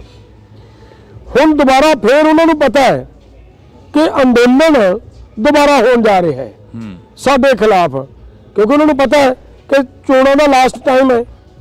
ਇਸ ਟਾਈਮ ਤੋਂ ਪਹਿਲਾਂ ਲੋਕ ਸਾਨੂੰ ਸਾਡੇ ਵਾਅਦੇ, ਸਾਡੀਆਂ ਕੀਤੀ ਕਮਿਟਮੈਂਟਸ ਯਾਦ ਕਰਾਉਣ ਵਾਸਤੇ ਦਿੱਲੀ ਆਉਣਗੇ। ਜਿੱਦੇ ਦਾ ਅਸੀਂ ਐਲਾਨ ਕੀਤਾ ਕਿ ਅਸੀਂ ਆਹ ਕਰਨ ਜਾ ਰਹੇ ਹਾਂ, ਉਦੋਂ ਦੀ ਇਹਨਾਂ ਨੇ SYL ਦਾ ਮੁੱਦਾ ਚੱਕ ਲਿਆ ਜੀ। SYL ਦਾ ਮੁੱਦਾ ਹੈ ਹੀ ਨਹੀਂ ਕੋਈ ਮੁੱਦਾ, ਮੈਂ ਸਮਝਦਾ। ਅਸੀਂ ਪਿਛਲੇ ਦਿਨੇ ਸਾਡੀ ਸਰਕਾਰ ਨਾਲ ਇੱਕ ਮੀਟਿੰਗ ਹੋਈ, ਹਰਿਆਣੇ ਦੇ ਕਿਸਾਨ ਵੀ ਇਸ ਗੱਲ ਤੇ ਐਗਰੀ ਨੇ ਕਿ ਇਸ SYL ਦੀ ਬਜਾਏ ਸਾਨੂੰ ਤੁਸੀਂ ਸ਼ਾਰਦਾ ਜਮਨਾ ਲਿੰਕ ਚੈਨਲ ਤੇ ਕਿਉਂ ਨਹੀਂ ਕੰਮ ਕਰਕੇ ਦਿੰਦੇ। 1986 ਦੇ ਵਿੱਚ 1980 ਚ ਸ਼ਾਰਦਾ ਜਮਨਾ ਲਿੰਕ ਚੈਨਲ ਦੇ ਉੱਤੇ ਪ੍ਰੋਜੈਕਟ ਬਣ ਗਿਆ, ਕੰਮ ਹੋਣਾ ਸ਼ੁਰੂ ਹੋ ਗਿਆ, ਪੇਪਰ ਵਰਕ ਕੰਪਲੀਟ ਹੋਇਆ ਪਿਆ, ਡਰੋਨਾਂ ਦੇ ਰਾਹੀਂ ਸਰਵੇ ਹੋਇਆ ਪਿਆ, ਇੱਥੋਂ ਤੱਕ ਕੱਢਿਆ ਗਿਆ ਕਿ ਮਤਲਬ ਇੱਥੋਂ 9.5 MF ਪਾਣੀ ਯਮੁਨਾ ਨਦੀ ਦੇ ਵਿੱਚ ਲਿਆ ਕੇ ਪਾਉਣਾ, ਔਰ ਉਹਦੇ ਚੋਂ ਹਰਿਆਣੇ ਨੂੰ ਪਾਣੀ ਦੇਣਾ, ਉਹ ਚੋਂ ਅੱਗੇ ਰਾਜਸਥਾਨ ਨੂੰ ਪਾਣੀ ਦੇਣਾ, ਔਰ ਉਹ ਹਰਿਆਣਾ ਵੀ ਉਹ ਮੰਗ ਰਿਹਾ ਹੈ, ਤਾਂ ਹਰਿਆਣੇ ਦਾ ਕਿਸਾਨ ਵੀ ਉਹ ਮੰਗ ਰਿਹਾ ਹੈ, ਪੰਜਾਬ ਦਾ ਕਿਸਾਨ ਵੀ ਉਹ ਮੰਗ ਰਿਹਾ ਹੈ। ਹੁਣ ਇਹ ਪੋਲੀਟੀਕਲ ਧਿਰਾਂ ਕਿਉਂ ਇਸ ਗੱਲ ਨੂੰ ਦਾ ਗਾਹ ਪਾਈ ਫਿਰਦੀਆਂ ਕਿ ਅਸੀਂ SYL ਲੈਣੀ ਹੈ। SYL ਹਰਿਆਣੇ ਦਾ ਕਿਸਾਨ ਤਾਂ SYL ਮੰਗਦਾ ਹੀ ਨਹੀਂ, ਉਹਦਾ ਸ਼ਾਰਦਾ ਜਮਨਾ ਲਿੰਕ ਚੈਨਲ ਮੰਗਦਾ ਹੈ ਜੀ। ਉਹਨਾਂ ਨੂੰ ਤਾਂ ਪਾਣੀ ਚਾਹੀਦਾ ਹੈ ਨਾ, ਬਿਲਕੁਲ ਪਾਣੀ ਉਧਰੋਂ ਪੂਰਤੀ, ਉਹਨਾਂ ਨੂੰ ਪਤਾ ਇਸ ਗੱਲ ਦਾ, ਹਰਿਆਣੇ ਵਾਲੇ ਕੋਈ ਇੰਤਜ਼ਾਮ ਨਹੀਂ ਹੈ ਕਿ ਪੰਜਾਬ ਕੋਲੇ ਪਾਣੀ ਹੈ ਨਹੀਂਗਾ, ਉਹ ਵੀ ਸਮਝਦੇ ਨੇ। ਹਰਿਆਣੇ ਵਾਲੇ ਤਾਂ ਸਾਡੇ ਨਾਲੋਂ ਵੱਧ ਇਸ ਗੱਲ ਤੇ ਐਕਟਿਵ ਨੇ ਕਿ ਸਰਕਾਰ ਨੂੰ ਜੇ ਕੱਲ ਨੂੰ ਮਤਲਬ ਬੀਜੇਪੀ ਇਹਨੂੰ ਚੋਣ ਮੁਹਿੰਮ ਦੇ ਵਿੱਚ ਸ਼ਾਮਲ ਕਰਦੀ ਹੈ ਤਾਂ ਤੁਸੀਂ ਦੇਖੋ ਬੀਜੇਪੀ ਦੀ ਉੱਥੇ ਕਿੰਨੀ ਦੁਰਦਸ਼ਾ ਕਰਦੇ ਹਰਿਆਣੇ ਦੇ ਲੋਕ। ਸੋ ਲੋਕ ਇਹਨੂੰ ਸਮਝਦੇ ਨੇ, ਇਹ ਕਿਸਾਨ ਜਥੇਬੰਦੀਆਂ ਚੰਗੀ ਤਰ੍ਹਾਂ ਇਸ ਗੱਲ ਨੂੰ ਫੋਲੋ ਕਰਦੀਆਂ ਨੇ, ਸਮਝਦੀਆਂ ਨੇ। ਮੈਂ ਪਿਛਲੇ ਮੀਟਿੰਗ ਹੋਈ ਸਾਡੀ ਸਰਕਾਰ ਨਾਲ ਜੀ, ਮੈਂ ਸਰਕਾਰ ਦੇ ਧਿਆਨ 'ਚ ਲਿਆਂਦਾ ਕਿ ਤੁਸੀਂ ਇਹ ਜੇ ਕਹਿੰਦੇ ਹੋ ਕਿ SYL ਤੇ ਕਿੱਦਾਂ ਪਾਈ ਜਾਂਦੇ ਹੋ। ਦੋਨੋਂ ਸਟੇਟਾਂ ਦੇ ਮੁੱਖ ਮੰਤਰੀ ਇਹ ਬਹਿਸ ਕਰਦੇ ਆ कि सानू SYL लैनी है, वो कहता मैं SYL नहीं देनी। जेकर इन्हां स्टेटां नूं पानी चाहिदा है तो शारदा दरिया ना जिहड़ा जी ਉਹਦੀ चढ़ाई है ना जिहड़ी वो 600 मीटर है, बिल्कुल एडा वड्डा दरिया है। ਹੁਣ ਉਹਦੇ ਚੋਂ 9 MF ਪਾਣੀ ਜਾਂ 9.5 MF ਪਾਣੀ ਜਿਹੜਾ ਆਉਣਾ ਹੈ ਉਹਦੇ ਨਾਲ ਹਰਿਆਣੇ ਦੀ ਆਪਾਸ਼ੀ ਕਿਤੇ ਵੱਧ ਹੁੰਦੀ ਹੈ ਸਾਡੇ ਨਾਲੋਂ, ਤਾਂ ਹਰਿਆਣੇ ਨੇ ਹੋਰ ਪਾਣੀ ਕੀ ਕਰਨਾ ਹੈ? ਹਰਿਆਣੇ ਦੀ ਲੋੜ ਪੂਰਤੀ ਹੋ ਗਈ, ਪੰਜਾਬ ਦਾ ਪਾਣੀ ਪੰਜਾਬ 'ਚ ਵਰਤਿਆ ਗਿਆ। ਹੁਣ ਚਰਚਾ ਤੇ ਇਹਨਾਂ ਦੋਵਾਂ ਨੂੰ ਮੁੱਖ ਮੰਤਰੀ ਨੂੰ ਇਹ ਕਰਨੀ ਚਾਹੀਦੀ ਸੀ ਨਾ, ਜੇ ਪੰਜਾਬ ਦਾ ਹਰਿਆਣੇ ਦਾ ਹਿੱਤ ਹੋਵੇ ਇਹਨਾਂ ਦੇ ਅੰਦਰ, ਪਰ ਚਰਚਾ ਕੀ ਕਰਦੇ ਆ? ਚਰਚਾ ਕਰਦੇ SYL ਤੇ, ਕਿਉਂਕਿ SYL ਦਾ ਇੱਕ ਮੁੱਦਾ ਬਣ ਕੇ ਜਿਵੇਂ BJP हिंदू सिख का मुद्दा खड़ा करके लोगों के जज्बात भड़का के वोट लेंदी है ना, उस तरह हरियाणे की राजनीति है जी या पंजाब की राजनीति है जी वो भड़काउण का यतन करती है। ये RSS की या BJP की एक खेड है कि जिद्दे साडे वल नूं लोकां ने आउणा है, उदों पहला पंजाब ते हरियाणे दे विच जिहड़ी आपसी साझ है उहनूं तोड़ दिओ। अगर वो साझ टुट जाती है तो इत्थे आके कोई कुछ नहीं कर सकेगा। सर साजिश तो यह है जी। ਤੁਸੀਂ ਕਿਹਾ ਕਿ ਸਾਜ਼ਿਸ਼ ਹੈ ਇਹ ਹਰਿਆਣੇ ਤੇ ਪੰਜਾਬ ਦੇ ਲੋਕਾਂ ਨੂੰ ਤੋੜਨ ਦੀ। ਪੰਜਾਬ ਇੱਕ ਉਹ ਜਰਖੇਜ਼ ਧਰਤੀ ਹੈ ਜਿੱਥੇ ਕਿ ਪੀਰ ਪੈਗੰਬਰ ਯੋਧੇ ਪੈਦਾ ਹੋਏ। ਅੱਜ ਵੀ ਉਹੀ ਸ਼ਹੀਦੀ ਦਿਹਾੜਿਆਂ ਦੇ ਦਿਨ ਚੱਲ ਰਹੇ ਨੇ ਜਦੋਂ ਛੋਟੀਆਂ ਜਿੰਦਾਂ ਛੋਟੇ ਫਰਜ਼ੰਦਾਂ ਨੇ ਵੱਡੇ ਜਿਹੜੇ ਕਿ ਸਾਕੇ ਸੀ ਉਹ ਕਰ ਦਿੱਤੇ ਸੀ। ਪਰ ਮਸਲਾ ਤਾਂ ਇੱਥੇ ਹੀ ਖੜਾ ਹੁੰਦਾ ਕਿ ਇਸ ਵਾਰ ਫੇਰ ਕਿਹਾ ਜਾ ਰਿਹਾ ਕਿ ਪੰਜਾਬ ਦੀ ਜੋ ਝਲਕੀ ਆ ਉਹ ਨਹੀਂ ਦਿਖਾਈ ਜਾਵੇਗੀ। 26 ਜਨਵਰੀ ਨੂੰ ਮੁੱਖ ਮੰਤਰੀ ਦੇ ਵੱਲੋਂ ਬਕਾਇਦਾ ਜਿਹੜਾ ਕਿ ਇਹ ਬਿਆਨ ਦਿੱਤਾ ਗਿਆ ਕਿ ਅਸੀਂ ਚਿੱਠੀ ਵੀ ਲਿਖੀ ਸੀਗੀ ਸੈਂਟਰ ਸਰਕਾਰ ਨੂੰ। देखो मैं दसना गल पंजाब दे नाल हमेशा ये मनना पेगा कि पंजाब दी कौम दा कल्चर इफेक्ट करता है जी, हरेक थां ते इफेक्ट करता है। साडा इतिहास है कि साडे जो हरी सिंह नलूआ पैदा होया है ना, हरी सिंह नलूए दा कल्चर सी कि एक पठान औरत नूं कहंदा है कि बीबी अगर तुहानूं मेरे वर्गा पुत्र चाहिए तो मैनूं तुसीं अज तो अपना पुत्र मान लो। बिल्कुल है ना, वो कित्थों निकलिया? वो गुरु नानक की विचारधारा चो। अगले का जोर लगा कि गुरु नानक की विचारधारा इत्थे नहीं रहनी चाहिए। जेकर उत्थों तक ये जोर लग्या पिया कि इन्हां दी विचारधारा खत्म होनी चाहिए है तो विचारधारा नूं खत्म करन दे लई हर एक झलकी जी, हर एक इन्हां दा कल्चर उहनूं दबण दी कोशिश होएगी और वो हर वारी सरकार वल्लों कीती जा रही है जी। लास्ट पड़ावां ਵੱਲ ਵੱਧਦੇ ਆ। ਜੇਕਰ ਗੱਲ ਕੀਤੀ ਜਾਵੇ ਹੁਣ ਲੱਗਦਾ ਵੀ 26 ਫਰਵਰੀ ਦਾ ਤੁਸੀਂ ਮੇਬੀ ਟਾਈਮ ਦਿੱਤਾ ਗਾ ਕਿ ਦਿੱਲੀ ਚੱਲੋ ਦਾ ਨਾਰਾ ਦਿੱਤਾ, 1 ਲੱਖ ਬੰਦੇ ਤੋਂ ਉੱਪਰ ਦਾ ਇਕੱਠ ਤੁਹਾਡੇ ਨਾਲ ਜਾਏਗਾ ਜਾਂ ਕਿਸਾਨ ਜਾਣਗੇ ਪੰਜਾਬ ਦੇ? ਨਹੀਂ, ਮੈਨੂੰ ਇਹ ਲੱਗਦਾ ਹੈ ਕਿ ਜੇ ਅਸੀਂ 1 ਲੱਖ ਦਾ ਕਿਹਾ ਤੇ 1 ਲੱਖ ਤੋਂ ਵੱਧ ਕਿਸਾਨ ਜਾਣਗੇ। 1 ਲੱਖ ਅਸੀਂ ਇਕੱਲਿਆਂ ਨੇ ਆਪਦੀ ਜਥੇਬੰਦੀ ਵੱਲੋਂ ਲਿਜਾਣ ਦੀ ਦਾ ਮਤਲਬ ਹਾਮੀ ਭਰੀ ਹੈ। ਮਾਵਾਂ ਤੋਰਨਗੀਆਂ ਆਪਣੇ ਪੁੱਤਾਂ ਨੂੰ? ਮੈਂ ਕਹਿੰਦਾ 200% ਤੋਰਨਗੀਆਂ ਮਾਵਾਂ। ਕਿਉਂ ਨਹੀਂ ਤੋਰਨਗੀਆਂ? ਮਾਵਾਂ ਦੇ ਪੁੱਤਾਂ ਦੀ ਜ਼ਮੀਨ ਬਚਾਉਣ ਵਾਸਤੇ, ਉਹਨਾਂ ਪੋਤਰਿਆਂ ਨੂੰ ਬਚਾਉਣ ਵਾਸਤੇ ਤਾਂ ਜਾ ਰਹੇ ਆ। ਕਿਉਂਕਿ ਪਹਿਲਾਂ ਵਾਲੇ ਪਰਚੇ ਹਜੇ ਪੈਂਡਿੰਗ ਪਏ ਨੇ। ਪਰਚੇ ਤਾਂ ਹੋਣਗੇ। ਦੇਖੋ ਪਰਚਿਆਂ ਤੋਂ ਚਿੰਤਾ ਨਹੀਂ ਕਰਨੀ ਚਾਹੀਦੀ। ਪਰਚੇ, ਅੰਦੋਲਨ, ਜੇਲਾਂ ਇਹ ਸਾਨੂੰ ਝੱਲਣੀਆਂ ਹੀ ਪੈਣਗੀਆਂ ਅਗਰ ਅਸੀਂ ਜ਼ਮੀਨ ਆਪਦੀ ਬਚਾਉਣੀ ਹੈ, ਆਪਦੀ ਆਉਣ ਵਾਲੀ ਨਸਲ ਬਚਾਉਣੀ ਹੈ। ਤੇ ਸਾਨੂੰ ਉਹਦੇ ਲਈ ਇੰਨੇ ਤਕੜੇ ਹੋਣਾ ਪਏਗਾ कि सरकार सानू अगर 6-6 महीने साल 2-2 साल 5-5 साल जेल च भी रख ले और साडा असी करजे तो मुक्ति करवा जाइए, डॉक्टर स्वामीनाथन की रिपोर्ट लागू करवा जाइए, असी आने वाला भविख है जिहड़ा पंजाब दा ਉਹਨੂੰ ਮਤਲਬ ਸਰਦਾਰ ਕਪੂਰ ਸਿੰਘ ਵਾਲੀ ਗੱਲ ਤਾਂ ਨਹੀਂ ਕਰੋਗੇ ਜਿਹੜੀ ਉਹ ਗੱਲ ਕਿਹਾ ਕਰਦੇ ਸੀ ਕਿ ਸਟੇਜ ਤੇ ਬੈਠਣ ਵਾਲਿਆਂ ਨੇ ਕਦੇ ਵਫਾ ਨਹੀਂ ਕੀਤੀ ਤੇ ਥੱਲੇ ਬੈਠਣ ਵਾਲਿਆਂ ਨੇ ਕਦੇ ਦਗਾ ਨਹੀਂ ਕੀਤੀ? ਨਹੀਂ, ਮੈਨੂੰ ਲੱਗਦਾ ਇਹ ਜਿਹੜੀਆਂ ਗੱਲਾਂ ਨੇ ਨਾ ਸਰਦਾਰ ਕਪੂਰ ਸਿੰਘ ਹੋਰਾਂ ਦੀਆਂ ਗੱਲਾਂ ਵਾਜਬ ਨੇ। ਜੇ ਇਹ ਗੱਲਾਂ ਨਾ ਹੁੰਦੀਆਂ ਤਾਂ ਉਹਨਾਂ ਨੂੰ ਇਹ ਗੱਲਾਂ ਕਹਿਣੀਆਂ ਕਿਉਂ ਪੈਂਦੀਆਂ ਜੀ? ਇਹ ਹੁੰਦੀਆਂ ਰਹੀਆਂ ਹੁਣ ਹੈ ਨਾ, ਸਾਰਿਆਂ ਦੇ ਸਾਹਮਣੇ ਨੇ, ਆਪਾਂ ਪਿੱਛੇ ਵੀ ਵੇਖ ਕੇ ਆਏ ਆ। ਬਿਲਕੁਲ। ਪਰ ਗੱਲ ਇਹ ਵੀ ਹੈ ਕਿ ਯਾਰ ਇਹਨਾਂ ਦੀ ਆਵਾਜ਼ ਚੁੱਕਣ ਵਾਲੇ ਵੀ ਤਾਂ ਕੋਈ ਹੈਗੇ ਆ ਨਾ, ਇਹ ਵੀ ਤਾਂ ਸਪਸ਼ਟ ਹੈ। ਨੌਜਵਾਨੀ ਕਿੰਨੀ ਕੁ ਜਾਊਗੀ ਅੱਗੇ? ਤਾਂ ਦੀਪ ਸਿੱਧੂ ਦਾ ਪ੍ਰਭਾਵ ਰਿਹਾ ਨੌਜਵਾਨੀ ਤੇ, ਲੱਖਾ ਸਿੰਘ ਸਧਾਣਾ ਦਾ ਪ੍ਰਭਾਵ ਰਿਹਾ ਨੌਜਵਾਨੀ ਤੇ। ਇਸ ਵਾਰ ਕੋਈ ਨੌਜਵਾਨ ਆਗੂ ਵੀ ਨਹੀਂ ਦਿਖ ਰਿਹਾ ਵਿੱਚ? ਨਹੀਂ, ਨੌਜਵਾਨ ਨੂੰ ਨਾ ਤਾਂ ਲੱਖਾ ਸਧਾਣਾ ਬਾਹਰ ਰਵੇ, ਕਿਸੇ ਨੇ ਬਾਹਰ ਨਹੀਂ ਰਹਿਣਾ ਯੂਥ ਦੇ ਵਿੱਚ, ਕਿਉਂਕਿ ਯੂਥ ਨੂੰ ਸਮਝਾਉਣ ਦੀ ਲੋੜ ਹੈ ਨਾ। ਜਿੰਨਾ ਚਿਰ ਯੂਥ ਨੂੰ ਸਮਝ ਨਹੀਂ ਆਉਂਦੀ ਉਹਨਾਂ ਚਿਰ ਯੂਥ ਸਾਡੇ ਤੋਂ ਵੱਖਰਾ ਹੈ। ਜਦੋਂ ਯੂਥ ਕੌਣ ਹੈ? ਮੇਰਾ ਪੁੱਤ ਯੂਥ ਹੈ, ਮੈਂ ਵੱਡੀ ਉਮਰ ਦਾ, ਮੈਂ ਬਜ਼ੁਰਗ ਹਾਂ। ਮੈਂ ਕਿਹਦੇ ਲਈ ਲੜ ਰਿਹਾ? ਆਪਦੇ ਪੁੱਤ ਲਈ। ਉਹਦੇ ਅੱਗੇ ਬੱਚੇ ਲਈ ਇਹਦੇ ਲਈ ਲੜ ਰਹੇ ਨਾ। ਤੇ ਜਿਹੜਾ ਵੀ ਬਜ਼ੁਰਗ ਇੱਥੋਂ ਲੜਾਈ ਲੜੇਗਾ ਉਹਦੇ ਲਈ ਲੜੇਗਾ ਨਾ। ਕੀ ਉਹ ਬਜ਼ੁਰਗ ਦਾ ਬੱਚਾ ਘਰੇ ਬੈਠਾ ਇਹ ਸੋਚੇਗਾ ਕਿ ਮੇਰੇ ਬਾਪੂ ਦੇ ਡਾਂਗਾ ਪੈਣ ਤੇ ਮੈਂ ਘਰੇ ਬੈਠਾ ਰਹਾ? ਕਿਸੇ ਦੀ ਵਿਚਾਰਧਾਰਾ ਦਾ ਤਾਂ ਪ੍ਰਭਾਵ ਹੁੰਦਾ ਹੀ ਹੈ ਨਾ ਨੌਜਵਾਨਾਂ ਤੇ ਵੀ। ਹਾਂ ਨਹੀਂ, ਇਹ ਗੱਲ ਠੀਕ ਹੈ, ਯੂਥ ਦੇ ਉੱਤੇ ਵਿਚਾਰਧਾਰਾ ਦਾ ਅਸਰ ਪੈਂਦਾ ਹੁੰਦਾ ਹੈ, ਪਰ ਵਿਚਾਰਧਾਰਾ ਦੇ ਨਾਲੋਂ ਵੱਡਾ ਹੈ ਕਿ ਜਿਹੜੀ ਜ਼ਮੀਨ ਹੈ ਉਹ ਬਚਾਉਣੀ ਹੈ, ਆਉਣ ਵਾਲੀ ਨਸਲ ਬਚਾਉਣੀ ਹੈ। ਸਾਡੇ ਕੋਈ ਵੀ ਨੌਜਵਾਨ ਹੈ ਜਿਹੜਾ ਯੂਥ ਦੇ ਵਿੱਚੋਂ ਆਪਦੇ ਪਿਓ ਦੀ ਦਾੜੀ ਪੱਟੀ ਦੀ ਬਰਦਾਸ਼ਤ ਨਹੀਂ ਕਰ ਸਕਦਾ। ਜੀ ਬਹੁਤ ਬਹੁਤ ਸ਼ੁਕਰੀਆ। ਤਾਂ ਅਸੀਂ ਇਸ ਵਕਤ ਕਿਸਾਨ ਆਗੂ ਜਗਜੀਤ ਸਿੰਘ ਡੱਲੇਵਾਲ ਦੇ ਨਾਲ ਜਿਹੜੀ ਕਿ ਗੱਲਬਾਤ ਸੀ ਉਹ ਕਰ ਰਹੇ ਸੀ।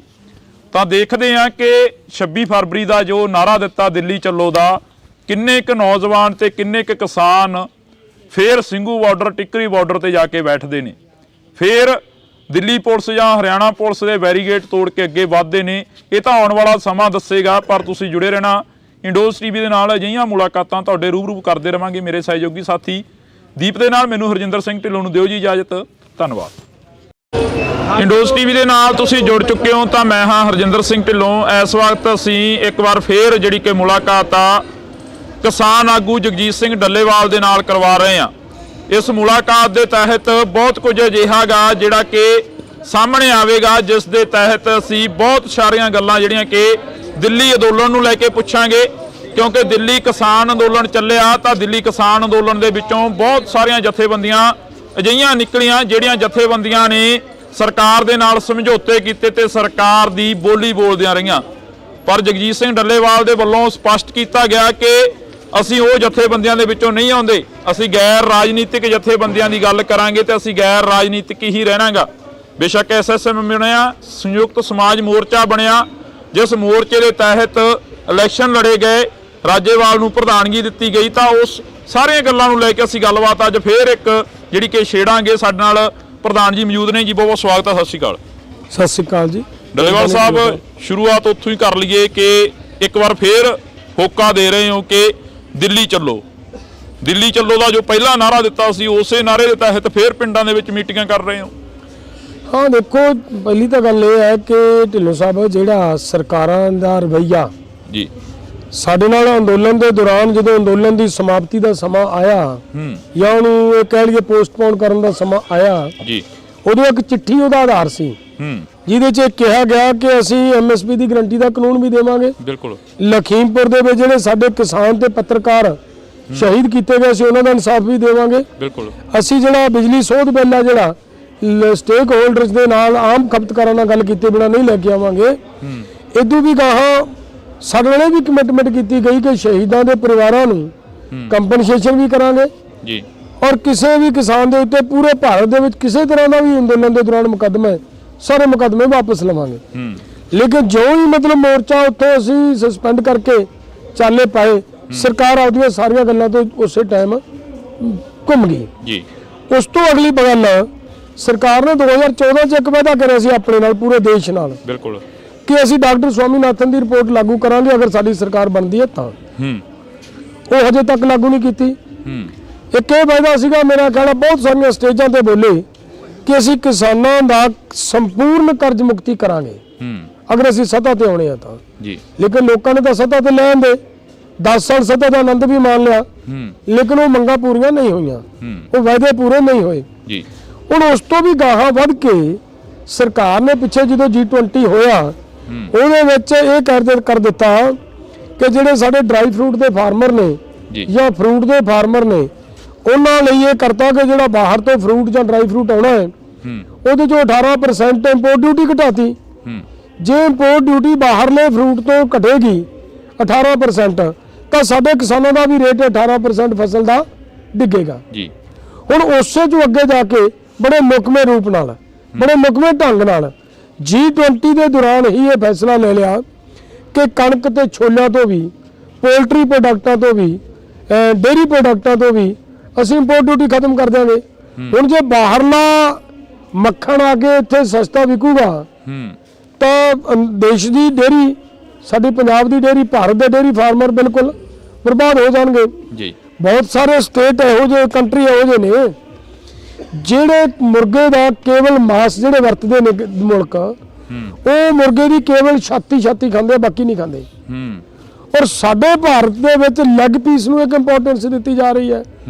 ਉਹਨਾਂ ਦੀ ਉਹ ਵੇਸਟੇਜ ਹੈ, ਉਹਨਾਂ ਦੀ ਵੇਸਟੇਜ ਨੇ ਆ ਕੇ ਸਾਡੇ ਇੱਥੇ ਜਿਹੜਾ ਉਹਨਾਂ ਦਾ ਕੂੜਾ ਸੀਗਾ, ਸਾਡੇ ਇੱਥੇ ਆ ਕੇ ਉਹਨਾਂ ਦੇ ਲੈਗ ਪੀਸਾਂ ਨੇ ਸਾਡੀ ਡੇਅਰੀ ਆਪਣਾ ਪੋਲਟਰੀ ਪ੍ਰੋਡਕਟ ਨੂੰ ਬਿਲਕੁਲ ਤਹਿਸ਼-ਨਹਿਸ਼ ਕਰਨਾ ਹੈ। ਸੋ ਇਹ ਸਾਰੀਆਂ ਜਿਹੜੀਆਂ ਗੱਲਾਂ ਨੇ ਨਾ, ਇਹ ਸਾਡੇ ਕਿਸਾਨ ਵਿਚਾਰੇ ਅਵੇਅਰ ਨੇ। ਨਾ ਕਿਸੇ ਅਖਬਾਰ ਦੇ ਵਿੱਚ ਸਰਕਾਰ ਦਾ ਐਡਾ ਦਬਦਬਾ ਹੈ, ਕਿਸੇ ਅਖਬਾਰ 'ਚ ਖਬਰ ਨਹੀਂ ਨਸ਼ਰ ਹੋਣ ਦਿੱਤੀ ਜੀ, ਕਿਸੇ ਚੈਨਲ ਦੇ ਉੱਤੇ ਨਹੀਂ ਬੋਲਣ ਦਿੱਤਾ, ਕਿਸੇ ਦੀ ਆਵਾਜ਼ ਨਹੀਂ ਨਿਕਲੀ ਅੱਜ ਤੱਕ। ਤੋਂ ਅਸੀਂ ਇਹਨੂੰ ਤਾਂ ਹੀ ਕੋਸ਼ਿਸ਼ ਕਰ ਰਹੇ ਹਾਂ ਕਿ ਪਿੰਡਾਂ ਦੇ ਵਿੱਚ ਨਿਕਲੋ, ਲੋਕਾਂ ਤੱਕ ਇਹ ਗੱਲ ਲੈ ਕੇ ਜਾਈਏ ਤਾਂ ਕਿ ਲੋਕਾਂ ਨੂੰ ਪਤਾ ਲੱਗੇ ਕਿ ਸਰਕਾਰ ਕੀ ਕਰਨ ਜਾ ਰਹੀ ਹੈ। ਉਹਦੇ ਆਧਾਰ ਦੇ ਉੱਤੇ ਹੀ ਅਸੀਂ ਪ੍ਰੋਗਰਾਮ ਲਿਖਿਆ ਗਿਆ ਸਾਡਾ ਕਿ ਅਸੀਂ ਫਰਵਰੀ ਦੇ ਵਿੱਚ ਪਹਿਲਾਂ ਸਾਡਾ ਐਸਕੇਐਮ ਨਾਨ ਪੋਲੀਟੀਕਲ ਵੱਲੋਂ ਇਕੱਲੇ ਵੱਲੋਂ ਪ੍ਰੋਗਰਾਮ ਸੀ, ਫਿਰ ਉੱਤਰੀ ਭਾਰਤ ਦੀਆਂ ਕੁਝ ਜਥੇਬੰਦੀਆਂ 18 ਕ ਉਹਨਾਂ ਨੇ ਵੀ ਸਾਨੂੰ ਆ ਕੇ ਤਾਲਮੇਲ ਨਾਲ ਪ੍ਰੋਗਰਾਮ ਸਾਡੇ ਨਾਲ ਕਰਨ ਦਾ ਸਹਿਯੋਗ ਦੇਣ ਦੀ ਗੱਲ ਕੀਤੀ ਹੈ। ਉਹ ਸਾਡੇ ਨਾਲ ਉਹ ਵੀ ਨੇ। ਪਿਛਲੇ ਦਿਨਾਂ ਦੇ ਵਿੱਚ 32-33 ਜਥੇਬੰਦੀਆਂ ਸਾਡੇ ਨਾਲ ਆ ਕੇ ਦੱਖਣੀ ਭਾਰਤ ਦੇ ਵਿੱਚੋਂ ਵੀ ਸਾਡੇ ਨਾਲ ਸਹਿਯੋਗ ਕਰਨ ਦੀ ਗੱਲ ਕੀਤੀ ਹੈ।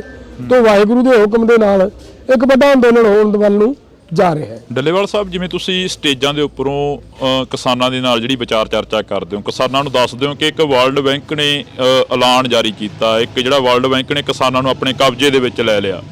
ਹਿੰਦੀ ਅਖਬਾਰਾਂ ਨੇ ਜਿਹੜੀਆਂ ਕਿ ਖਬਰਾਂ ਲਾਈਆਂ, ਜਿਹੜੀ ਕਿ ਹੁਣੇ ਤੁਸੀਂ ਚਰਚਾ ਕਰ ਰਹੇ ਸੀਗੇ ਕਿਸਾਨਾਂ ਦੇ ਨਾਲ, ਜਿਹੜੀ ਕਿ ਆਮ ਕਿਸਾਨਾਂ ਨੂੰ ਨਹੀਂ ਪਤਾ ਹੈਗੀ, ਤੇ ਨਾ ਹੀ ਉਹ ਕੋਈ ਟੀਵੀ ਚੈਨਲ, ਨਾ ਹੀ ਕੋਈ ਪੱਤਰਕਾਰ ਉਸ ਨੂੰ ਨਸ਼ਰ ਕਰ ਰਿਹਾ। ਪਰ ਅੱਜ ਅਸੀਂ ਤੁਹਾਡੇ ਨਾਲ ਸਬੱਬ ਬਣਿਆ ਇਸ ਗੱਲ ਨੂੰ ਲੈ ਕੇ ਚਰਚਾ ਜਿਹੜੀ ਕਿ ਕਰਨੀ ਚਾਹੁੰਦੇ ਹਾਂ ਕੁਛ।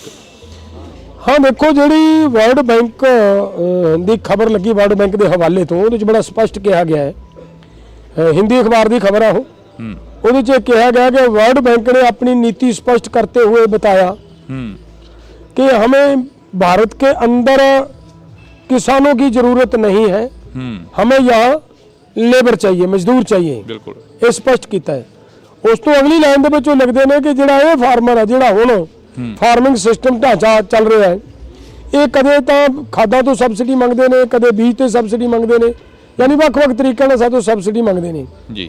तो ये नालों चंगा है कि इन्हां सारिआं नूं पासे करो, इन्हां तो जमीन फड़ो तो इत्थे वड्डे क्लस्टर तैयार करो। और लास्ट दे उत्ते बड़ी चिंता वाली गल है, जिहड़ी साडे किसानां नूं नहीं पता, उन्होंने कहा कि रूप है जिहड़ा इत्थे ये नीति जिहड़ी लागू हुंदी, इहदा असर नज़र भी आ रहा है। तो उसे जो मेरी कोशिश सीगी कि मैं इत्थे साडे किसानां नूं ये सारियां गल्लां तो जानकारी देवां, क्योंकि सरकार ने अज जदों जे इहनूं पिछे तो ढिल्लों साहब निगाह मारोगे तुसीं जी, गैट ते साइन हुंदे ने पहली बारी 1948 च, भारत 1948 तो मैंबर तुरिया आ रहा है। बैकडोर तो साडे देश के उत्ते लुकਵੇਂ ढंग नाल राज करने वालियां धिरां दा उन्हां दी कोशिश रही है कि किसी ना किसी तरीके दे नाल इंडिया ते मुड़ दोबारा कब्जा किवें कीता जा सकदा है।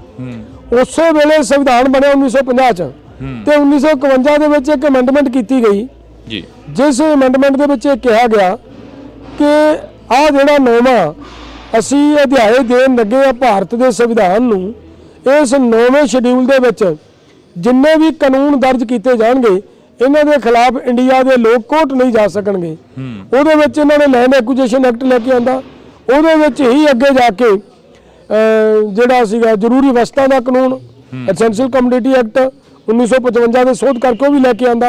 ਸੋ ਇਹ ਸਾਰਾ ਕੁਝ ਉਹ ਚ ਲੈ ਕੇ ਆਏ। ਉਹਦੇ ਰਾਹੀਂ ਕਿਸਾਨ ਆਪਦੀ ਫਸਲ ਦਾ ਰੇਟ ਨਹੀਂ ਕੋਰਟ 'ਚੋਂ ਜਾ ਕੇ ਪੂਰਤੀ ਨਹੀਂ ਕਰਵਾ ਸਕਦਾ। ਹੁਣ ਉਹ ਕਿਉਂ ਹੋਇਆ? ਕਿਉਂਕਿ ਇੱਕ ਸਾਜ਼ਿਸ਼ ਸੀ ਕਿ ਕਿਸਾਨ ਤੋਂ ਜ਼ਮੀਨ ਲੈਣੀ ਆ, ਜ਼ਮੀਨ ਲੈਣੀ ਹੈ ਤਾਂ ਕਿਸਾਨ ਨੂੰ ਕਰਜ਼ਾਈ ਕਰਨਾ ਜ਼ਰੂਰੀ ਹੈ। ਜੇ ਕਿਸਾਨ ਨੂੰ ਕਰਜ਼ਾਈ ਕਰਨਾ ਹੈ ਤਾਂ ਸਭ ਤੋਂ ਵਧੀਆ ਤਰੀਕਾ ਕਿ ਉਹਨੂੰ ਫਸਲ ਦਾ ਰੇਟ ਲਾਗਤ ਨਾਲੋਂ ਹਮੇਸ਼ਾ ਘੱਟ ਦਿਓ। ਇੱਕ ਬਦਕਿਸਮਤੀ ਸਾਡੀ ਇਹ ਰਹੀ ਕਿ ਸਾਡੇ ਕਿਸਾਨਾਂ ਨੂੰ ਸੁਭਾਅ ਨਹੀਂ लेखा जोखा करन दा, आपदे घरां च हिसाब करन दा, जिहदे चों अज साडा किसान नूं अजे तक भी नहीं पता कि साडी कॉस्ट ऑफ प्रोडक्शन की है। हुण ओह जिहड़ी जेकर कॉस्ट ऑफ प्रोडक्शन 3200 आई एक क्विंटल कणक ते सरकार ਉਹਨੂੰ 2300 ਦੇ ਕੇ घर पूरा करन दी कोशिश करे ਤਾਂ ਉਹ ਤਾਂ ਫਿਰ ਜਿਹੜਾ 900 ਰੁਪਈਆ ਕਿਸਾਨ ਨੂੰ ਪਰ ਕੁਇੰਟਲ ਘਾਟਾ ਪੈਣਾ ਤਾਂ ਉਹ ਤਾਂ ਕਿਸਾਨ ਮਰੇਗਾ ਹੀ ਮਰੇਗਾ। ਉਹਦੇ ਜ਼ਰੀਏ ਕਿਸਾਨ ਨੂੰ ਬੈਂਕ ਵੱਲ ਤੋਰਿਆ ਗਿਆ। ਇੱਕ ਹੋਰ ਨੀਤੀ ਤੁਹਾਡੇ ਧਿਆਨ 'ਚ ਲਿਆ ਦਿੰਦਾ ਮੈਂ ਜੀ। देखो पिछले समय जो सन 2000 च नवी एग्रीकल्चर पॉलिसी भारत सरकार ने बनाई, ਉਹਦੇ 'ਚ ਬੜਾ ਕਲੀਅਰ ਕੱਟ ਮੈਂਸ਼ਨ ਕੀਤਾ ਗਿਆ ਕਿ ਇੱਥੇ ਵੱਡੇ ਵੱਡੇ ਫਾਰਮ ਤਿਆਰ ਕਰਨੇ ਆ ਜੀ। ਇਹਦੇ 'ਚ ਮੈਂਸ਼ਨ ਕਰਤਾ। ਅੱਗੇ ਜਾ ਕੇ ਉਹਦੇ 'ਤੇ ਅਮਲ ਹੋਣਾ ਸ਼ੁਰੂ ਹੋ ਗਿਆ। ਬੈਂਕਾਂ ਨੂੰ ਇਹ ਕਿਸੇ ਕਿਸਾਨ ਦੀ ਮੰਗ ਨਹੀਂ, ਕਿਸੇ ਯੂਨੀਅਨ ਦੀ ਮੰਗ ਨਹੀਂ, ਕਿਸੇ ਪਿੰਡ ਦੀ ਪੰਚਾਇਤ ਦੀ ਮੰਗ ਨਹੀਂ ਕਿ ਸਾਡਾ ਪਿੰਡ ਇੱਕ ਬੈਂਕ ਨੂੰ ਲਾ ਦਿਓ। ਉਹ ਕਾਹਤੋਂ ਲਾਤਾ? ਔਰ ਪਿੰਡ ਬੈਂਕਾਂ ਨਾਲ ਜੋੜੇ ਗਏ, ਫਿਰ 4-4 ਪਿੰਡ ਜੋੜੇ ਗਏ। ਉਹ ਕੋਸ਼ਿਸ਼ ਉਹਨਾਂ ਦੀ ਇਹੀ ਸੀ ਜਿਹੜੀ ਉਹ ਲਾਸਟ ਤੇ ਕਈ ਲੈਣ ਉਹਨਾਂ ਨੇ ਕਿ ਸਾਨੂੰ ਉਹਦਾ ਅਸਰ ਨਜ਼ਰ ਆ ਵੀ ਰਿਹਾ ਹੈ। ਭਾਵ ਉਹਨਾਂ ਦੇ ਮੁਤਾਬਕ ਉਹ ਕਲਸਟਰ ਬਣ ਗਿਆ। ਉਹ 4 ਪਿੰਡਾਂ ਦੀ ਜ਼ਮੀਨ ਇੱਕ ਬੈਂਕ ਦੇ ਵਿੱਚ ਆਰਡਰ ਹੋ ਗਈ ਹੈ ਔਰ ਉਹ ਕਰਜ਼ਾ ਵੀ ਇੰਨਾ ਕੁ ਚਲਿਆ ਗਿਆ ਕਿਸਾਨਾਂ ਬੰਨੀ ਕਿ ਕਿਸਾਨ ਹੁਣ ਆਪਦੀ ਜ਼ਮੀਨ ਦੇ ਮੁਤਾਬਕ, ਆਪਦੀ ਫਸਲ ਦੇ ਮੁਤਾਬਕ ਉਹ ਕਰਜ਼ਾ ਨਹੀਂ ਉਤਾਰ ਸਕਣਗੇ। ਇਹ ਨਹੀਂ ਲੱਗਦਾ ਹੈ ਕਿ ਨਿਊ ਵਰਲਡ ਦੀ ਜਿਹੜੀ ਨੀਤੀ ਆ ਉਸ ਦੇ ਤਹਿਤ ਕਿਸਾਨਾਂ ਨੂੰ ਗੁੰਮਰਾਹ ਕੀਤਾ ਗਿਆ ਤੇ ਕਿਸਾਨ ਜ਼ਮੀਨਾਂ ਵੇਚ ਕੇ ਭੰਗੜੇ ਪਾਉਂਦੇ ਨਜ਼ਰ ਆ ਰਹੇ ਨੇ ਕਿ ਸਾਡੀ ਕਰੋੜ ਰੁਪਏ ਦੀ ਜ਼ਮੀਨ ਵਿਕ ਗਈ ਆ, ਇੱਥੋਂ ਦੀ ਰੋਡ ਨਿਕਲ ਜੇ। ਕਿਸਾਨ ਤਾਂ ਅਰਦਾਸਾਂ ਕਰਦੇ ਨੇ ਕਿ ਸਾਡੀ ਜ਼ਮੀਨ ਵਿੱਚ ਦੀ ਰੋਡ ਨਿਕਲਣਾ ਚਾਹੀਦਾ ਇੱਕ ਅੱਧਾ। ਇਹ ਬਿਲਕੁਲ ਜਿਹੜੀ ਤੁਸੀਂ ਆਹ ਗੱਲ ਕੀਤੀ ਹੈ, ਇਹਦੀ ਬੈਕ ਦੇ ਉੱਤੇ ਨਿਊ ਵਰਲਡ ਆਰਡਰ ਹੀ ਖੜਾ ਹੈ। ਇਹਦੀ ਬੈਕ ਦੇ ਉੱਤੇ ਨਿਊ ਵਰਲਡ ਆਰਡਰ ਹੀ ਖੜਾ ਹੈ। ਤੁਸੀਂ ਨੋਟ ਕਰਿਓ ਇੱਕ ਗੱਲ ਹੋਰ ਮੈਂ ਤੁਹਾਡੇ ਧਿਆਨ 'ਚ ਲਿਆ ਦਿੰਦਾ। ਜਦੋਂ 1994 ਦੇ ਵਿੱਚ ਭਾਰਤ ਦੇ ਕੋਲੋਂ ਗੈਟ ਤੇ ਸਾਈਨ ਦੁਬਾਰਾ ਕਰਵਾਏ ਗਏ, 86 ਦੇ ਵਿੱਚ ਉਸੇ ਗੈਟ ਨੂੰ ਸੋਧ ਕੇ ਨਵਾਂ ਰੂਪ ਲਿਆ ਕੇ 86 ਦੇ ਵਿੱਚ ਭਾਰਤ ਦੇ ਕੋਲੋਂ ਖਰੜਾ ਆਉਂਦਾ ਹੈ। ਜਦੋਂ ਭਾਰਤ ਕੋਲੋਂ ਖਰੜਾ ਆਇਆ ਉਸ ਵੇਲੇ ਭਾਰਤ ਦੇ ਵਿੱਚ ਇੱਕ ਐਸਪੀ ਸ਼ੁਕਲਾ ਨਾਂ ਦਾ ਇੱਕ ਬਹੁਤ ਸਿਆਣਾ ਅਧਿਕਾਰੀ ਬੈਠਾ ਸੀ। ਉਹਨੇ ਕਿਹਾ ਵੀ ਭਾਰਤ ਨੂੰ ਇਹਦੇ ਮੈਂਬਰ ਨਹੀਂ ਬਣਨਾ ਚਾਹੀਦਾ, ਇੰਡੀਆ ਲਈ ਬਹੁਤ ਖਤਰਨਾਕ ਹੈ, ਕਿਉਂਕਿ ਉਹਦੇ 'ਚ ਲਿਖਿਆ ਹੈ ਉਹਦਾ ਜਿਹੜਾ ਗੈਟ ਦਾ ਜਿਹੜਾ 12ਵਾਂ ਅਧਿਆਇ ਹੈ ਉਹ ਸਾਰਾ ਐਗਰੀਕਲਚਰ ਨਾਲ ਰਿਲੇਟਡ ਹੈ। ਉਹਦੇ 'ਚ ਇਹ ਲਿਖਿਆ ਕਿ MSP ਦੇਣੀ ਬੰਦ ਕਰਨੀ ਹੈ। ਉਹਦੇ 'ਚ ਲਿਖਿਆ ਕਿ ਕਿਸਾਨਾਂ ਨੂੰ ਸਪੋਰਟ ਰੇਟ ਆਪਣਾ ਜਿਹੜਾ ਕਿਸੇ ਤਰ੍ਹਾਂ ਦੀ ਸਬਸਿਡੀ ਦੇਣੀ ਬੰਦ ਕਰਨੀ ਹੈ। ਉਹਦੇ 'ਚ ਲਿਖਿਆ ਕਿ ਇੱਥੇ ਵੱਡੇ ਫਾਰਮ ਤਿਆਰ ਕਰੋ, ਸਾਰਾ ਕੁਝ ਉਹਦੇ 'ਚ ਮੈਂਸ਼ਨ ਕੀਤਾ। ਹੁਣ ਉਹਦੇ ਤੇ ਜਦੋਂ ਸਾਡੇ ਬੁੱਧੀਮਾਨ ਬੰਦਿਆਂ ਨੇ ਆਬਜੈਕਸ਼ਨ ਕੀਤਾ ਕਿ ਸਾਨੂੰ ਇਹਦੇ ਮੈਂਬਰ ਨਹੀਂ ਬਣਨਾ ਚਾਹੀਦਾ ਤੇ ਵਰਲਡ ਬੈਂਕ ਤੋਂ ਇੱਕ ਚਿੱਠੀ ਆਉਂਦੀ ਹੈ 99 ਚ ਭਾਰਤ ਸਰਕਾਰ ਨੂੰ, ਤੇ ਚਿੱਠੀ 'ਚ ਸਿੱਧਾ ਹਦਾਇਤ ਹੈ ਕਿ ਐਸਪੀ ਸ਼ੁਕਲਾ ਨੂੰ ਹਟਾਓ ਔਰ ਇਹਦੀ ਥਾਂ ਤੇ ਅਨਵਰ ਹੁੱਡਾ ਨੂੰ ਅਪਾਇੰਟ ਕਰੋ। ਹੁਣ ਜੇ ਇਹ ਹੈ ਤਾਂ ਫਿਰ ਤਾਂ ਕਲੀਅਰ ਹੈ ਨਾ ਕਿ ਨਿਊ ਵਰਲਡ ਆਰਡਰ ਦਾ ਹੀ ਦਬਾਅ ਹੈ, ਉਧਰੋਂ ਹੀ ਕਿਤੋਂ ਪ੍ਰੈਸ਼ਰ ਪੈ ਰਿਹਾ ਹੈ, ਜਿਹਦੇ ਕਰਕੇ ਜਿੰਨੇ ਸੰਸਥਾਵਾਂ ਨੇ ਸਾਰੀਆਂ ਨਿਊ ਵਰਲਡ ਆਰਡਰ ਦੀਆਂ ਹੀ ਇੱਕ ਤਰ੍ਹਾਂ ਨਾਲ ਮਤਲਬ ਏਜੰਟੀ ਦਾ ਕੰਮ ਕਰਦੀਆਂ ਨੇ। ਜਿਹੜਾ ਪੰਜਾਬ ਨੇ ਸੰਤਾਪ ਚੱਲਿਆ ਉਹ ਵੀ ਕਿਤੇ ਨਾ ਕਿਤੇ ਜਾ ਕੇ ਉਸੇ ਦਬਾਅ ਦੇ ਥੱਲੇ ਚੱਲਿਆ ਗਿਆ ਸੀ ਜੋ 1984 ਤੋਂ 95 ਤੱਕ ਦਾ ਕਾਲਾ ਦੌਰ ਪੰਜਾਬ ਨੇ ਦੇਖਿਆ, ਜੋ ਘਰਾਂ ਦੇ ਵਿੱਚੋਂ ਮੁੰਡੇ ਭਗੌੜੇ ਹੋਏ, ਬਾਗੀ ਹੋਏ, ਜਿਨ੍ਹਾਂ ਨੂੰ ਚੁੱਕ ਕੇ ਪੁਲਿਸ ਨੇ ਮਾਰ ਦਿੱਤਾ ਗਿਆ। ਅੱਜ ਵੀ ਜਥੇਦਾਰ ਗੁਰਦੇਵ ਸਿੰਘ ਕੌਂਕੇ ਦਾ ਮੁੱਦਾ ਕਾਫੀ ਜ਼ੋਰ ਸ਼ੋਰ ਦੇ ਨਾਲ ਉੱਠ ਰਿਹਾ ਹੈਗਾ। ਹਾਂ ਦੇਖੋ, ਸਾਡੀ ਜਿਹੜੀ ਕੌਮ ਹੈ ਨਾ, ਇਹ ਇੱਕ ਕੌਮ ਦਾ ਇਤਿਹਾਸ ਹੈ ਲੰਬੇ ਸਮੇਂ ਦਾ। ਜਦੋਂ ਮੁਗਲਾਂ ਨੇ ਲੋਕਾਂ ਤੇ ਭਾਰਤ ਦੇ ਵਿੱਚ ਆ ਕੇ ਅਤਿਆਚਾਰ ਕੀਤਾ, ਉਹ ਕਿਸੇ ਇੱਕ ਕੌਮ ਦੇ ਖਿਲਾਫ ਨਹੀਂ ਲੜੇ। ਉਸ ਵੇਲੇ ਵੀ ਸਾਡੀ ਕੌਮ ਜਾਂ ਸਾਡੀ ਕੌਮ ਦੇ ਰਹਿਬਰ ਜਿਹੜੇ ਲੜਦੇ ਰਹੇ ਨਾ, ਉਹ ਕਿਸੇ ਇੱਕ ਧਿਰ ਦੇ ਖਿਲਾਫ ਨਹੀਂ ਲੜੇ, ਉਹ ਬੇਇਨਸਾਫੀ ਦੇ ਖਿਲਾਫ ਲੜੇ ਨੇ ਜੀ। ਉਸ ਵੇਲੇ ਉਹਨਾਂ ਨੇ ਲੜਾਈ ਲੜੀ ਔਰ ਡਟ ਕੇ ਲੜਾਈ ਲੜੀ। ਬਿਲਕੁਲ ਇੱਥੋਂ ਤੱਕ ਕਿ ਜਿਹੜਾ ਜਿਵੇਂ ਕਿੱਡੀਆਂ ਜੰਗਾਂ ਦੇ ਵਿੱਚ ਮਰਹੱਟੇ ਵੀ ਇੱਕ ਲੜਨ ਦੇ ਵਿੱਚ ਮਾਰਸ਼ਲ ਕੌਮ ਹੈ। ਮਰਹੱਟੇ ਵਰਗੀਆਂ ਕੌਮਾਂ ਨੂੰ ਜਦੋਂ ਅਬਦਾਲੀ ਵਰਗੇ ਹਰਾ ਕੇ ਮੁੜੇ ਆ ਤੇ ਰਸਤੇ ਦੇ ਵਿੱਚ ਇਸ ਕੌਮ ਨੇ ਫਿਰ ਅੱਗੋਂ ਮਤਲਬ ਤਕੜੇ ਹੋ ਕੇ ਉਹਨਾਂ ਦੇ ਕੋਲੋਂ ਲੜਕੀਆਂ ਵੀ ਛੜਾਈਆਂ ਤੇ ਉਹਨਾਂ ਦਾ ਧਨ ਮਾਲ ਵੀ ਸਾਰਾ ਵਾਪਸ ਲੁੱਟ ਲਿਆ ਗਿਆ। ਤਾਂ ਹੁਣ ਉਹ ਜਿਹੜੇ ਹੁੰਦਾ ਜੇ ਕਰ ਕਿਤੇ ਤਾਂ ਇਤਿਹਾਸ ਦਾ ਗਵਾਹ ਹੈ ਨਾ ਕਿ ਇਹ ਕੌਮ ਹੈ ਜਿਹੜੀ ਇਹ ਮਾਰਸ਼ਲ ਕੌਮ ਹੈ। ਇਸ ਮਾਰਸ਼ਲ ਕੌਮ ਦੇ ਵਿੱਚ ਸਮੇਂ ਦੇ ਉੱਤੇ ਐਸੇ ਹਾਲਾਤ ਕ੍ਰੀਏਟ ਕੀਤੇ ਜਾਣ ਕਿ ਨਿਸ਼ਾਨਦੇਹੀ ਕਰਕੇ ਜਿਹੜੇ ਵੀ ਉੱਭਰਦੇ ਮਤਲਬ ਉਹਨਾਂ ਵਿਚਾਰਾਂ ਨਾਲ ਮਾਰਸ਼ਲ ਵਿਚਾਰਧਾਰਾ ਦੇ ਨੌਜਵਾਨ ਬੰਦੇ ਪੈਦਾ ਹੋਣ, ਉਹਨਾਂ ਨੂੰ ਕਿਵੇਂ ਚੁਣ ਕੇ ਮਤਲਬ ਇੱਥੋਂ ਖਤਮ ਕਰਨਾ ਹੈ ਤਾਂ ਕਿ ਜੇ ਮਾਰਸ਼ਲ ਵਿਚਾਰਧਾਰਾ ਇੱਥੇ ਰਹੇਗੀ ਤਾਂ ਇੱਥੇ ਸਤਾ ਦੇ ਉੱਤੇ ਸੌਖਾ ਰਾਜ ਕਰਨਾ ਕਿਸੇ ਨੂੰ ਨਹੀਂ ਨਸੀਬ ਨਹੀਂ ਹੋਣਾ। ਡੱਲੇਵਾਲ ਸਾਹਿਬ ਨੂੰ ਕਦੇ ਥ੍ਰੈਟ ਆਏ ਨੇ ਇਸ ਚੀਜ਼ਾਂ ਨੂੰ ਲੈ ਕੇ ਕਿ ਤੁਸੀਂ ਸਰਕਾਰ ਦੇ ਖਿਲਾਫ ਬੋਲਦੇ ਹੋ, ਪਿੰਡਾਂ ਦੇ ਵਿੱਚ ਜਾਂਦੇ ਹੋ? ਦੇਖੋ, ਥ੍ਰੈਟ ਆਉਣ ਜਾਂ ਨਾ, ਮੈਂ ਤਾਂ ਡੱਲੇਵਾਲ ਸਾਹਿਬ ਦੇ ਖਿਲਾਫ ਕਰ ਮੈਂ ਤਾਂ ਇਹ ਕਹੂੰਗਾ ਕਿ ਜ਼ੋਰ ਲਾ ਲੈ ਸਰਕਾਰ ਜਿਹੜਾ ਲਾਉਣਾ ਹੈ। ਮੈਨੂੰ ਤਾਂ ਕਈ ਵਾਰੀ ਇੱਥੋਂ ਤੱਕ ਸਾਡੇ ਮਾਨਯੋਗ ਮੁੱਖ ਮੰਤਰੀ ਜੀ ਨੇ ਇਹ ਕਹਿਤਾ ਸੀਗਾ ਵੀ ਤੁਸੀਂ ਪੈਸਿਆਂ ਦਾ ਹਿਸਾਬ ਕਿਤਾਬ ਦੇਣ ਦੇ ਮਾਰੇ ਸੜਕਾਂ ਤੇ ਬੈਠਦੇ ਹੋ। ਮੈਂ ਤਾਂ ਉਦੋਂ ਕਿਹਾ ਸੀ ਵੀ ਸਰਕਾਰ ਤੇਰੀ ਹੈ, ਸਾਰਾ ਸਿਸਟਮ ਤੇਰਾ ਹੈ, ਭਾਈ ਤੂੰ ਸਾਡਾ ਲੇਖਾ ਜੋਖਾ ਚੈੱਕ ਕਰਾ ਲਾ ਜੇ ਤੈਨੂੰ ਕਿਤੇ ਇਹ ਲੱਗਦਾ ਤਾਂ।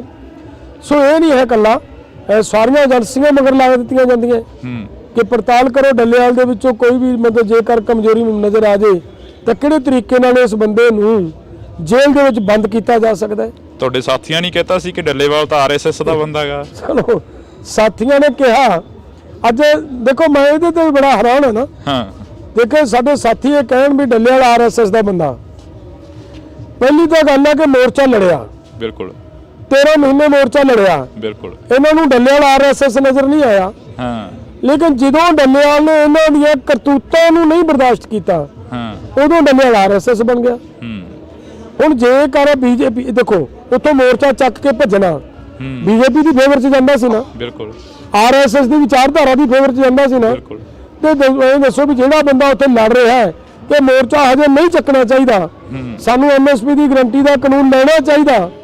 ਭਾਰਤ ਨੇ ਆਪਣੇ ਨਾਲ 46 ਮੁਲਕ ਹੋਰ ਜੋੜ ਕੇ WTO ਦੇ ਵਿੱਚ ਜਾਣ ਦੀ ਤਿਆਰੀ ਕਰ ਲਈ ਹੈ। ਤੁਸੀਂ ਰੁਕੋ, ਹਜੇ ਕਰ ਲਾਂਗੇ ਸਾਰਾ ਕੁਝ। ਪ੍ਰੈਸ਼ਰ ਬਣਿਆ ਹੋਇਆ, ਸਰਕਾਰ ਦਾ ਗਲ ਘੁੱਟਿਆ ਹੋਇਆ ਹੈ।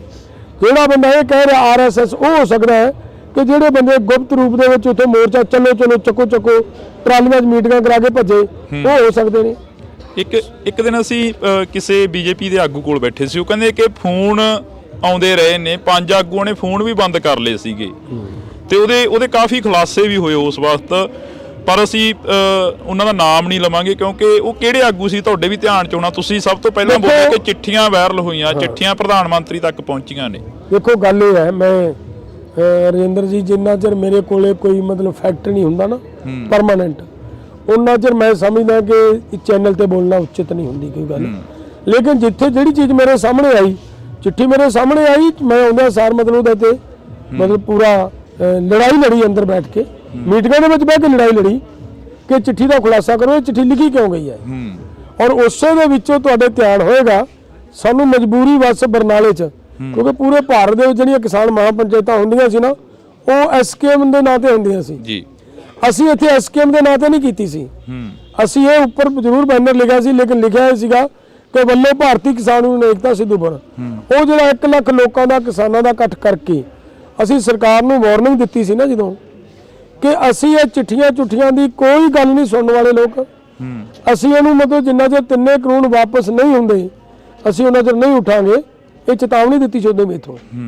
ਤਾਂ ਸਾਨੂੰ ਜਦੋਂ ਪਤਾ ਲੱਗਿਆ ਕਿ ਕਿਤੇ ਨਾ ਕਿਤੇ ਮੋਰਚੇ 'ਚ ਗੜਬੜ ਹੋ ਰਹੀ ਹੈ, ਅਸੀਂ ਉਸ ਦਿਨ ਜਿੰਨੀ ਕੁ ਸਾਡੀ ਹਿੰਮਤ ਪਈ, ਜਿੰਨਾ ਕੁ ਅਸੀਂ ਕਰ ਸਕਦੇ ਸੀ, ਕਿਉਂਕਿ ਸਾਨੂੰ ਇਹ ਵੀ ਡਰ ਸੀਗਾ ਕਿ ਸਰਕਾਰ ਕੋਲੇ ਕੋਈ ਇਹੋ ਜਿਹਾ ਗੱਲ ਨਾ ਜਾਵੇ ਕਿ ਸਰਕਾਰ ਨੂੰ ਇਹ ਸੰਕੇਤ ਮਿਲ ਜੇ ਕਿ ਮੋਰਚਾ ਆਪਸ ਵਿੱਚ ਦਫਾੜ ਹੋ ਗਿਆ ਜਾਂ ਪਾਟ ਗਿਆ। ਉਹਨਾਂ ਚਿਰ ਅਸੀਂ ਬਹੁਤ ਉਹਨੂੰ ਸੰਕੋਚ ਕਰਦੇ ਰਹੇ ਹਾਂ ਬੋਲਣ ਤੋਂ, ਜਿੱਥੇ ਨਾ ਸਰਦਾ ਅੰਦਰ ਬਹਿ ਕੇ ਬੋਲਣਾ, ਜਿੱਥੇ ਕਿਤੇ ਬੋਲਣਾ ਬੋਲਦੇ ਰਹੇ।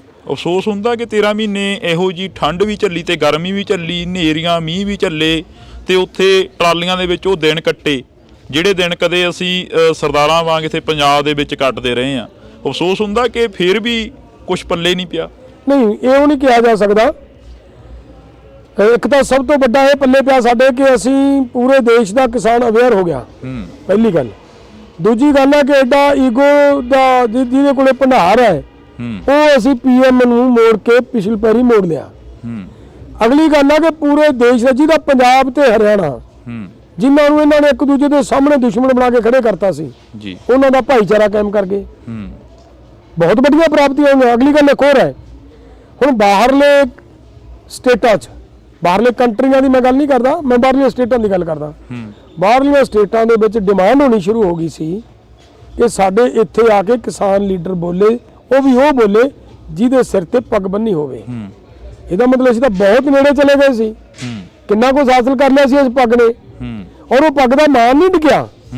ਠੀਕ ਹੈ, ਇਨਸੀਡੈਂਟ ਵਾਪਰਦੇ ਰਹਿੰਦੇ ਨੇ, ਲੇਕਿਨ ਪੱਗ ਦਾ ਮਾਣ ਹੈ ਜਿਹੜਾ, ਜਦੋਂ ਉਦੋਂ ਮੋਰਚਾ ਚੱਕ ਕੇ ਭੱਜਣ ਦੀ ਕੋਸ਼ਿਸ਼ ਕੀਤੀ ਜਾਂਦੀ ਸੀ, ਜੇ ਸਾਰਾ ਪੰਜਾਬ ਉਹਨਾਂ ਦੇ ਮਗਰ ਲੱਗ ਕੇ ਮੋਰਚਾ ਚੱਕ ਲੈਂਦਾ ਤਾਂ ਹੋ ਸਕਦਾ ਇਹ ਕਹਿੰਦੇ ਕਿ ਪੰਜਾਬੀ ਗਦਾਰ ਨੇ।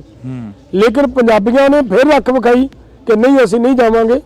ਤੇ ਉਹਦੇ ਨਾਲ ਮਤਲਬ ਪੂਰੇ ਵਰਲਡ ਦੇ ਵਿੱਚ ਸੁਨੇਹਾ ਗਿਆ ਕਿ ਪੰਜਾਬੀ ਕਿਸੇ ਦਾ ਜਿਹੜਾ ਅਹਿਸਾਨ ਹੈ ਉਹ ਰੱਖਦੇ ਨਹੀਂ। ਉਹ ਜੇ ਉਹਨਾਂ ਨਾਲ ਵਾਅਦਾ ਕੀਤਾ ਮਿਲ ਕੇ ਚੱਲਣ ਦਾ ਤੇ ਮਿਲ ਕੇ ਚੱਲਦੇ ਨੇ, ਔਰ ਉਸੇ ਤਰੀਕੇ ਉਸੇ ਗੱਲ 'ਚੋਂ ਹੀ ਅੱਜ ਮੋਰ ਪੂਰੇ ਭਾਰਤ ਦੇ ਵਿੱਚ ਸਾਨੂੰ ਸਹਿਯੋਗ ਮਿਲਦਾ ਹੈ। ਤੁਸੀਂ ਪੰਜਾਬੀ ਗਦਾਰਾਂ ਦੀ ਗੱਲ ਕਰੀ ਹੈ, ਪਰ ਗਦਾਰੀ ਦੇ ਸਰਟੀਫਿਕੇਟ ਤਾਂ ਤੁਸੀਂ ਖੁਦ ਹੀ ਵੰਡੇ ਨੇ ਸਟੇਜਾਂ ਤੋਂ। ਨਹੀਂ, ਜਿਹੜੇ ਗਦਾਰੀ ਦੇ ਸਰਟੀਫਿਕੇਟ ਵੰਡਣ ਵਾਲੇ ਸੀ ਉਹ ਕੁਛ ਹੋਣਗੇ ਜਿਹੜੀਆਂ ਧਿਰਾਂ, ਤੁਹਾਨੂੰ ਪਤਾ ਹੈ, ਮੇਰੇ ਨਾਲ ਵੱਧ ਤੁਸੀਂ ਜਾਣਦੇ ਹੋ। ਮੇਰੇ ਮੂੰਹੋਂ ਤਾਂ ਕਿਤੇ ਨਹੀਂ ਸੁਣਿਆ ਹੋਣਾ ਤੁਸੀਂ ਕਿ ਮੈਂ ਕਿਸੇ ਨੂੰ ਗਦਾਰ ਕਹਿੰਦਾ ਹੋਵਾਂ। ਮੈਨੂੰ ਤਾਂ ਤੁਸੀਂ ਸਗੋਂ ਇਹ ਵੇਖਿਆ ਹੋਏਗਾ ਕਿ ਮੈਂ ਜਦੋਂ ਸਾਡਾ ਯੂਥ ਰੁੱਸਦਾ ਸੀ, ਯੂਥ ਨੂੰ ਮਨਾਉਣ ਦੀ ਜ਼ਿੰਮੇਵਾਰੀ ਡੱਲੇਵਾਲ ਦੀ ਹੁੰਦੀ ਸੀ ਤੇ ਮੈਂ ਮਨਾਉਂਦਾ ਸੀ, ਤੇ ਮੇਰੇ ਨਾਲ ਤਾਂ ਮੇਰੇ ਤੇ ਤਾਂ ਕਈ ਵਾਰੀ ਕਾਰਵਾਈ ਕਰਨ ਦੀ ਤਿਆਰੀ ਕਰ ਲੈਂਦੇ ਸੀ ਵੀ ਤੂੰ ਇਹਨਾਂ ਮੰਡੀਰ ਤੋਂ ਕੀ ਕਰਾਉਣਾ, ਤੂੰ ਇਹਨਾਂ ਨੂੰ ਸਿਰ ਚੜਾਈ ਜਾਂਦਾ। 25 ਜਨਵਰੀ ਵਾਲਾ ਐਕਸੀਡੈਂਟ ਯਾਦ ਆ, ਜਦੋਂ 24 ਜਨਵਰੀ ਨੂੰ ਤੁਸੀਂ ਪ੍ਰੈਸ ਕਾਨਫਰੰਸ ਕਰਦੇ ਹੋ ਕਜਾਰੀਆ ਟਾਇਲ ਦੇ ਵਿੱਚ ਇੱਕ ਬੰਦੇ ਨੂੰ ਫੜ ਕੇ ਕਹਿਣੋ ਕਿ ਇਹਨਾਂ ਨੇ ਸਾਡੇ ਤੇ ਹਮਲਾ ਕਰਨ ਦੀ ਕੋਸ਼ਿਸ਼ ਕਰ ਰਹੇ ਸੀ, ਇਹ ਘੁਸ ਪੈਂਟ ਗਏ ਸੀ ਸਾਡੇ ਅੰਦੋਲਨ ਦੇ ਵਿੱਚ। ਤੁਹਾਡੇ ਯਾਦ ਆ ਉਹ ਸਾਰਾ ਕੁਝ? ਰਾਤ ਦੀ ਕਹਾਣੀ ਜੀ ਤੁਹਾਡੇ ਯਾਦ ਆ? ਉਧਰੋਂ ਸਟੇਜ ਦੇ ਉੱਪਰ ਕਬਜ਼ਾ ਹੋ ਗਿਆ ਸੀ ਤੇ ਫਿਰ 26 ਜਨਵਰੀ ਵਾਲਾ ਜੋ ਐਕਸੀਡੈਂਟ ਹੋਇਆ ਉਹ ਵੀ ਯਾਦ ਹੋਣਾ। ਹਾਂ ਦੇਖੋ ਕਹਾਣੀ ਸਾਰੀ ਯਾਦ ਹੈ, ਆਪਣੇ ਨਾਲ ਹੀ ਵਾਪਰੀ ਹੈ ਘਟਨਾ। ਅੰਦੋਲਨ ਦੇ ਵਿੱਚ ਬਹੁਤ ਘਟਨਾਵਾਂ ਵਾਪਰੀਆਂ, ਇਕੱਲੀ ਉਹ ਨਹੀਂ ਹੈ। ਦੇਖੋ ਇਹ ਤਾਂ ਮਤਲਬ ਉਸ ਬੰਦੇ ਦੇ ਕੋਲੋਂ ਜਦੋਂ ਸਾਡੇ ਕੁਝ ਆਗੂਆਂ ਦੀਆਂ ਫੋਟੋ ਮਿਲ ਗਈਆਂ ਤਾਂ ਉਸ ਬੰਦੇ ਦੇ ਨਾਲ ਜਦੋਂ ਥੋੜੀ ਜੀ ਸਖਤੀ ਨਾਲ ਪੁੱਛਿਆ ਗਿਆ ਤਾਂ ਉਦੋਂ ਉਹਨੇ ਖੁਲਾਸਾ ਕੀਤਾ ਇਸ ਗੱਲ ਦਾ ਕਿ ਜੀ ਮੈਨੂੰ ਮਤਲਬ ਸਾਨੂੰ ਇਹ ਕਿਹਾ ਕਿ ਇਹਨਾਂ ਆਗੂਆਂ ਦੀ ਨਿਸ਼ਾਨਦੇਹੀ ਕਰੋ, ਇਹਨਾਂ ਦੇ ਅੱਡੇ ਵੇਖੋ, ਇਹਨਾਂ ਦੇ ਉੱਤੇ ਮਤਲਬ ਸ਼ੂਟ ਕਰਨਾ ਹੈ। ਇਹੋ ਜਿਹੀਆਂ ਗੱਲਾਂ ਉਦੋਂ ਆਈਆਂ ਜੀ। ਤਾਂ ਉਹਦੇ ਚੋਂ ਹੀ ਸਾਡੀ ਜਿਹੜੀ ਸੀਗੀ ਮੀਟਿੰਗ, ਸਾਰੇ ਪੱਤਰਕਾਰਾਂ ਨੂੰ ਮੇਰਾ ਰਾਤ ਨੂੰ 11-12 ਵਜੇ ਤੁਹਾਨੂੰ ਸੱਦਿਆ, 11-12 ਵਜੇ ਆਪਾਂ ਪ੍ਰੈਸ ਕਾਨਫਰੰਸ ਕਰਕੇ ਉਹ ਗੱਲ ਸਾਰੀ ਮਤਲਬ ਕਲੀਅਰ ਕੀਤੀ ਸੀ। ਸਰਕਾਰ ਦੀਆਂ ਸਾਜ਼ਿਸ਼ਾਂ ਇੱਕ ਦਿਨ ਨਹੀਂ ਲਗਾਤਾਰ ਐਂਡ ਤੱਕ ਜਾਰੀ ਰਹੀਆਂ ਨੇ। ਐਂਡ ਤੱਕ ਰੋਜ਼ ਕੋਈ ਨਾ ਕੋਈ ਸਾਜ਼ਿਸ਼ ਰਚੀ ਜਾਂਦੀ ਸੀ ਔਰ ਉਹਦੇ ਸਾਜ਼ਿਸ਼ ਰਚਨ ਪਿੱਛੇ ਇੱਕ ਵਾਰੀ ਤੁਸੀਂ ਦੇਖਿਆ ਹੋਵੇਗਾ ਇਹ ਵੀ ਗੱਲ ਆ ਗਈ ਸੀਗੀ ਕਿ ਆਰਐਸਐਸ ਵਾਲੇ ਕਹਿੰਦੇ ਵੀ ਅਸੀਂ ਮੋਰਚਾ ਚੁਕਾਵਾਂਗੇ। ਬਿਲਕੁਲ 29 ਤਰੀਕ ਨੂੰ ਨਾ ਹਮਲਾ ਵੀ ਹੋਇਆ, 29 ਤਰੀਕ ਨੂੰ ਭਾਈ ਰਣਜੀਤ ਸਿੰਘ ਦੀ ਪੱਗ ਵੀ ਰੋਲੀ ਗਈ ਹੈ। ਹਾਂ ਮੈਂ ਉਹੀ ਗੱਲ ਕਰਦਾ ਨਾ, ਉਹ ਸਾਰਾ ਕੁਝ ਹੋਇਆ, ਆਰਐਸਐਸ ਨੇ ਪੂਰਾ ਯਤਨ ਕੀਤਾ, ਲੇਕਿਨ ਉਹਨੂੰ ਬੜੇ ਢੰਗ ਦੇ ਨਾਲ ਡਿਫਿਊਜ਼ ਕਰਨ ਦੀ ਕੋਸ਼ਿਸ਼ ਅਸੀਂ ਕਰਦੇ ਰਹੇ। ਜਿਵੇਂ ਲਾਸਟ ਦੇ ਉੱਤੇ ਆ ਕੇ ਇੱਕ ਵਾਰੀ ਹੋਇਆ ਕਿ ਇਹਨਾਂ ਨੇ ਪਿਛਲੇ ਪਾਸੇ ਜਿੱਥੇ ਕਿ ਜੇ ਰਾਜੀਵ ਗਾਂਧੀ ਦੇ ਨਾਂ ਦੇ ਉੱਤੇ ਕੋਈ ਇੰਸਟੀਚਿਊਟ ਬਣਿਆ ਹੋਇਆ ਬਿਲਕੁਲ ਹੈਗਾ ਜੀ, ਉਸ ਦੇ ਵਿੱਚ ਆਰਐਸਐਸ ਦੇ ਕਾਰਕੁਨ ਇਕੱਠੇ ਹੋਏ, ਪ੍ਰੋਗਰਾਮ ਬਣਾਇਆ ਵੀ ਅਸੀਂ ਮੋਰਚੇ 'ਚ ਜਾਣਾ ਹੈ, ਅਸੀਂ ਇਹਦੇ ਵਿੱਚ ਦੀ ਲੰਘਣਾ ਹੈ। ਤਾਂ ਉੱਥੇ ਅਸੀਂ ਜਦੋਂ ਗੱਲਬਾਤ ਹੋਈ, ਸਾਰਿਆਂ ਦੀ ਮੀਟਿੰਗ ਹੋਈ, ਸਾਡੀ ਮੀਟਿੰਗ 'ਚ ਇਹ ਫੈਸਲਾ ਲਿਆ ਗਿਆ ਕਿ ਇਹ ਜੇ ਆਰਐਸਐਸ ਦੇ ਲੋਕਾਂ ਨਾਲ ਪੰਜਾਬੀ ਕਿਸਾਨ ਭਿੜਨਗੇ ਤਾਂ ਸਰਕਾਰ ਨੂੰ ਮੌਕਾ ਮਿਲੇਗਾ ਕਿ ਇੱਥੇ ਹਿੰਦੂ ਤੇ ਸਿੱਖ ਦੀ ਲੜਾਈ ਹੋ ਗਈ। ਜੇਕਰ ਇਹਦਾ ਮੁਕਾਬਲਾ ਹਰਿਆਣੇ ਦੇ ਕਿਸਾਨ ਕਰਨਗੇ ਤਾਂ ਉਹਦੀ ਖਬਰ ਇਹ ਬਣੇਗੀ ਕਿ ਕਿਸਾਨਾਂ ਦਾ ਤੇ ਆਰਐਸਐਸ ਦੇ ਕਾਰਕੁਨਾਂ ਦੀ ਲੜਾਈ ਹੋਈ ਹੈ। ਸੋ ਇਸ ਕਰਕੇ ਦੇਖੋ ਕਿੰਨਾ ਸੋਚਣਾ ਪੈ ਰਿਹਾ ਸੀ ਉੱਥੇ, ਤਾਂ ਕਿ ਮਤਲਬ ਕਿਸੇ ਤਰ੍ਹਾਂ ਦਾ ਹਿੰਦੂ ਸਿੱਖ ਦਾ ਮੈਟਰ ਵੀ ਜਿਹਨੂੰ ਸਰਕਾਰ ਬਣਾਉਣ ਨੂੰ ਪੂਰਾ ਯਤਨ ਕਰਦੀ ਰਹੀ, ਉਹ ਵੀ ਕਿਵੇਂ ਬਚਾ ਕੇ ਰੱਖਣਾ ਤੇ ਉਹਨਾਂ ਦਾ ਮੁਕਾਬਲਾ ਵੀ ਕਰਨਾ ਪੈਣਾ। ਉਹਦੇ ਲਈ ਹਰਿਆਣੇ ਦਾ ਯੂਥ ਆਇਆ ਅੱਗੇ ਜੀ, ਔਰ ਹਰਿਆਣੇ ਦੇ ਯੂਥ ਨੇ ਆ ਕੇ ਕਿਹਾ ਕਿ ਅਸੀਂ ਇਹਨਾਂ ਦਾ ਮੁਕਾਬਲਾ ਅਸੀਂ ਕਰਾਂਗੇ। ਪੰਜਾਬੀ ਕਿਸਾਨ ਕੋਈ ਵੀ ਸਾਡੇ ਤੋਂ ਗਾਂਹ ਟੱਪ ਕੇ ਆਉਣ ਤਾਂ ਭਾਵੇਂ ਤੁਸੀਂ ਇਹਨਾਂ ਦਾ ਮੁਕਾਬਲਾ ਕਰੋ, ਨਹੀਂ ਤੁਸੀਂ ਉਹਨਾਂ ਚਿਰ ਨਹੀਂ ਕਿਸੇ ਨੇ ਨੇੜੇ ਆਉਣਾ ਜਿੰਨਾ ਚਿਰ ਇਹਨਾਂ ਨਾਲ ਅਸੀਂ ਮੁਕਾਬਲਾ ਕਰਾਂਗੇ। ਡੱਲੇਵਾਲ ਸਾਹਿਬ, ਹਰਿਆਣੇ ਦੀ ਪੰਜਾਬ ਦੀ ਭਾਈਚਾਰਕ ਸਾਂਝ ਉਸ ਅੰਦੋਲਨ ਨੇ ਇੱਕ ਮਿਸਾਲ ਸੀ ਜਿਹੜੀ ਉਹ ਪੈਦਾ ਕਰਤੀ ਆ ਵੀ ਕਿਸਾਨ ਅੰਦੋਲਨ ਦੇ ਵਿੱਚ ਹਰਿਆਣੇ ਦੀ ਤੇ ਪੰਜਾਬ ਦੀ ਜਿਹੜੀ ਕਿ ਇੱਕ ਭਾਈਚਾਰਕ ਸਾਂਝ ਆ ਉਹ ਸਾਹਮਣੇ ਆਈ। ਪਰ ਉਸ ਤੋਂ ਬਾਅਦ ਹੁਣ ਮੀਟਿੰਗ ਹੋਈ SYL ਨੂੰ ਲੈ ਕੇ ਪੰਜਾਬ ਦੇ ਮੁੱਖ ਮੰਤਰੀ ਦੀ, ਹਰਿਆਣੇ ਦੇ ਮੁੱਖ ਮੰਤਰੀ ਦੇ ਨਾਲ। ਫਿਰ ਪੰਜਾਬ ਦੇ ਮੁੱਖ ਮੰਤਰੀ ਦੇ ਵੱਲੋਂ ਬਿਆਨ ਦਿੱਤਾ ਗਿਆ ਕਿ ਇੱਕ ਤੁਪਕਾ ਜਿਹੜਾ ਪਾਣੀ ਦਾ ਉਹ ਸਾਡੇ ਕੋਲ ਵਾਧੂ ਨਹੀਂ ਹੈਗਾ, ਅਸੀਂ ਨਹੀਂ ਦੇਵਾਂਗੇ। SYL ਨੂੰ ਲੈ ਕੇ ਜਾਂ ਚੰਡੀਗੜ੍ਹ ਨੂੰ ਲੈ ਕੇ ਜਾਂ ਪੰਜਾਬੀ ਬੋਲਦੇ ਇਲਾਕਿਆਂ ਨੂੰ ਲੈ ਕੇ ਕਿਸਾਨ ਜਥੇਬੰਦੀਆਂ ਦਾ ਕੀ ਸਟੈਂਡ ਆ? ਇਹ ਬੜੀ ਗੁੰਝਲਦਾਰ ਕਹਾਣੀ ਹੈ। ਪਹਿਲੀ ਤਾਂ ਗੱਲ ਹੈ ਕਿ SYL ਉਦੋਂ ਵੀ ਉੱਠਿਆ ਸੀ ਮੁੱਦਾ ਜਦੋਂ ਆਪਾਂ ਦਿੱਲੀ ਮੋਰਚੇ 'ਚ ਗਏ ਆ, ਉਦੋਂ ਆਰਐਸਐਸ ਦੇ ਕਾਰਕੁਨਾਂ ਨੇ ਉਦੋਂ ਵੀ ਇਹ ਮੁੱਦਾ ਚੱਕਿਆ ਸੀ ਕਿ ਸਾਨੂੰ SYL ਲੈਣੀ ਹੈ, SYL ਦੇ ਖਿਲਾਫ ਧਰਨਾ ਦੇਵਾਂਗੇ, ਪਿੰਡਾਂ 'ਚ ਪ੍ਰਚਾਰ ਕਰਨਾ ਸ਼ੁਰੂ ਕੀਤਾ। ਹਰਿਆਣੇ ਦੇ ਲੋਕਾਂ ਨੇ ਉਦੋਂ ਆਰਐਸਐਸ ਤੇ ਬੀਜੇਪੀ ਨੂੰ ਉਦੋਂ ਵੀ ਜੁੱਤੀਆਂ ਮਾਰ ਕੇ ਭਜਾਇਆ ਪਿੰਡਾਂ 'ਚੋਂ, ਆਪਣੀਆਂ ਅੱਖਾਂ ਦੇ ਸਾਹਮਣੇ ਹੈ। ਹੁਣ ਦੁਬਾਰਾ ਫੇਰ ਉਹਨਾਂ ਨੂੰ ਪਤਾ ਹੈ ਕਿ ਅੰਦੋਲਨ ਦੁਬਾਰਾ ਹੋਣ ਜਾ ਰਿਹਾ ਹੈ ਸਾਡੇ ਖਿਲਾਫ, ਕਿਉਂਕਿ ਉਹਨਾਂ ਨੂੰ ਪਤਾ ਹੈ ਕਿ ਚੋਣਾਂ ਦਾ ਲਾਸਟ ਟਾਈਮ ਹੈ। ਇਸ ਟਾਈਮ ਤੋਂ ਪਹਿਲਾਂ ਲੋਕ ਸਾਨੂੰ ਸਾਡੇ ਵਾਅਦੇ, ਸਾਡੀਆਂ ਕੀਤੀ ਕਮਿਟਮੈਂਟਸ ਯਾਦ ਕਰਾਉਣ ਵਾਸਤੇ ਦਿੱਲੀ ਆਉਣਗੇ। ਜਿੱਦੇ ਦਾ ਅਸੀਂ ਐਲਾਨ ਕੀਤਾ ਕਿ ਅਸੀਂ ਆਹ ਕਰਨ ਜਾ ਰਹੇ ਹਾਂ, ਉਦੋਂ ਦੀ ਇਹਨਾਂ ਨੇ SYL ਦਾ ਮੁੱਦਾ ਚੱਕ ਲਿਆ ਜੀ। SYL ਦਾ ਮੁੱਦਾ ਹੈ ਹੀ ਨਹੀਂ ਕੋਈ ਮੁੱਦਾ, ਮੈਂ ਸਮਝਦਾ। ਅਸੀਂ ਪਿਛਲੇ ਦਿਨੇ ਸਾਡੀ ਸਰਕਾਰ ਨਾਲ ਇੱਕ ਮੀਟਿੰਗ ਹੋਈ, ਹਰਿਆਣੇ ਦੇ ਕਿਸਾਨ ਵੀ ਇਸ ਗੱਲ ਤੇ ਐਗਰੀ ਨੇ ਕਿ ਇਸ SYL ਦੀ ਬਜਾਏ ਸਾਨੂੰ ਤੁਸੀਂ ਸ਼ਾਰਦਾ ਜਮਨਾ ਲਿੰਕ ਚੈਨਲ ਤੇ ਕਿਉਂ ਨਹੀਂ ਕੰਮ ਕਰਕੇ ਦਿੰਦੇ? 1986 ਦੇ ਵਿੱਚ 1980 ਚ ਸ਼ਾਰਦਾ ਜਮਨਾ ਲਿੰਕ ਚੈਨਲ ਦੇ ਉੱਤੇ ਪ੍ਰੋਜੈਕਟ ਬਣ ਗਿਆ, ਕੰਮ ਹੋਣਾ ਸ਼ੁਰੂ ਹੋ ਗਿਆ, ਪੇਪਰ ਵਰਕ ਕੰਪਲੀਟ ਹੋਇਆ ਪਿਆ, ਡਰੋਨਾਂ ਦੇ ਰਾਹੀਂ ਸਰਵੇ ਹੋਇਆ ਪਿਆ। ਇੱਥੋਂ ਤੱਕ ਕੱਢਿਆ ਗਿਆ ਕਿ ਮਤਲਬ ਇੱਥੋਂ 9.5 MF ਪਾਣੀ ਯਮੁਨਾ ਨਦੀ ਦੇ ਵਿੱਚ ਲਿਆ ਕੇ ਪਾਉਣਾ ਹੈ, ਔਰ ਉਹਦੇ ਤੋਂ ਹਰਿਆਣੇ ਨੂੰ ਪਾਣੀ ਦੇਣਾ, ਉਹ ਚੋਂ ਅੱਗੇ ਰਾਜਸਥਾਨ ਨੂੰ ਪਾਣੀ ਦੇਣਾ ਹੈ। ਔਰ ਉਹ ਹਰਿਆਣਾ ਵੀ ਉਹ ਮੰਗ ਰਿਹਾ ਹੈ, ਤਾਂ ਹਰਿਆਣੇ ਦਾ ਕਿਸਾਨ ਵੀ ਉਹ ਮੰਗ ਰਿਹਾ ਹੈ, ਪੰਜਾਬ ਦਾ ਕਿਸਾਨ ਵੀ ਉਹ ਮੰਗ ਰਿਹਾ ਹੈ। ਹੁਣ ਇਹ ਪੋਲੀਟੀਕਲ ਧਿਰਾਂ ਕਿਉਂ ਇਸ ਗੱਲ ਨੂੰ ਦਾ ਗਾਹ ਪਾਈ ਫਿਰਦੀਆਂ ਕਿ ਅਸੀਂ SYL ਲੈਣੀ ਹੈ। SYL ਹਰਿਆਣੇ ਦਾ ਕਿਸਾਨ ਤਾਂ SYL ਮੰਗਦਾ ਹੀ ਨਹੀਂ, ਉਹਦਾ ਸ਼ਹਿਰ ਦਾ ਜਮਨਾ ਲਿੰਕ ਚੈਨਲ ਮੰਗਦਾ ਹੈ ਜੀ। ਉਹਨਾਂ ਨੂੰ ਤਾਂ ਪਾਣੀ ਚਾਹੀਦਾ ਹੈ ਨਾ, ਬਿਲਕੁਲ ਪਾਣੀ ਉਧਰੋਂ ਪੂਰਤੀ। ਉਹਨਾਂ ਨੂੰ ਪਤਾ ਇਸ ਗੱਲ ਦਾ, ਹਰਿਆਣੇ ਵਾਲੇ ਕੋਈ ਇੰਤਜ਼ਾਮ ਨਹੀਂ ਹੈ ਕਿ ਪੰਜਾਬ ਕੋਲੇ ਪਾਣੀ ਹੈ ਨਹੀਂਗਾ, ਉਹ ਵੀ ਸਮਝਦੇ ਨੇ। ਹਰਿਆਣੇ ਵਾਲੇ ਤਾਂ ਸਾਡੇ ਨਾਲੋਂ ਵੱਧ ਇਸ ਗੱਲ ਤੇ ਐਕਟਿਵ ਨੇ ਕਿ ਸਰਕਾਰ ਨੂੰ ਜੇ ਕੱਲ ਨੂੰ ਮਤਲਬ BJP ਇਹਨੂੰ ਚੋਣ ਮੁਹਿੰਮ ਦੇ ਵਿੱਚ ਸ਼ਾਮਲ ਕਰਦੀ ਹੈ ਤਾਂ ਤੁਸੀਂ ਦੇਖੋ BJP ਦੀ ਉੱਥੇ ਕਿੰਨੀ ਦੁਰਦਸ਼ਾ ਕਰਦੇ ਹਰਿਆਣੇ ਦੇ ਲੋਕ। ਸੋ ਲੋਕ ਇਹਨੂੰ ਸਮਝਦੇ ਨੇ, ਇਹ ਕਿਸਾਨ ਜਥੇਬੰਦੀਆਂ ਚੰਗੀ ਤਰ੍ਹਾਂ ਇਸ ਗੱਲ ਨੂੰ ਫੋਲੋ ਕਰਦੀਆਂ ਨੇ, ਸਮਝਦੀਆਂ ਨੇ। ਮੈਂ ਪਿਛਲੇ ਮੀਟਿੰਗ ਹੋਈ ਸਾਡੀ ਸਰਕਾਰ ਨਾਲ ਜੀ, ਮੈਂ ਸਰਕਾਰ ਦੇ ਧਿਆਨ 'ਚ ਲਿਆਂਦਾ ਕਿ ਤੁਸੀਂ ਇਹ ਜੇ ਕਹਿੰਦੇ ਹੋ ਕਿ SYL ਤੇ ਕਿੱਦਾਂ ਪਾਈ ਜਾਂਦੇ ਹੋ। ਦੋਨੋਂ ਸਟੇਟਾਂ ਦੇ ਮੁੱਖ ਮੰਤਰੀ ਇਹ ਬਹਿਸ ਕਰਦੇ ਆ ਕਿ ਸਾਨੂੰ SYL ਲੈਣੀ ਹੈ, ਉਹ ਕਹਿੰਦਾ ਮੈਂ SYL ਨਹੀਂ ਦੇਣੀ। ਜੇਕਰ ਇਹਨਾਂ ਸਟੇਟਾਂ ਨੂੰ ਪਾਣੀ ਚਾਹੀਦਾ ਹੈ ਤਾਂ ਸ਼ਾਰਦਾ ਦਰਿਆ ਨਾ ਜਿਹੜਾ ਜੀ, ਉਹਦੀ ਚੌੜਾਈ ਹੈ ਨਾ ਜਿਹੜੀ, ਉਹ 600 ਮੀਟਰ ਹੈ, ਬਿਲਕੁਲ ਐਡਾ ਵੱਡਾ ਦਰਿਆ ਹੈ।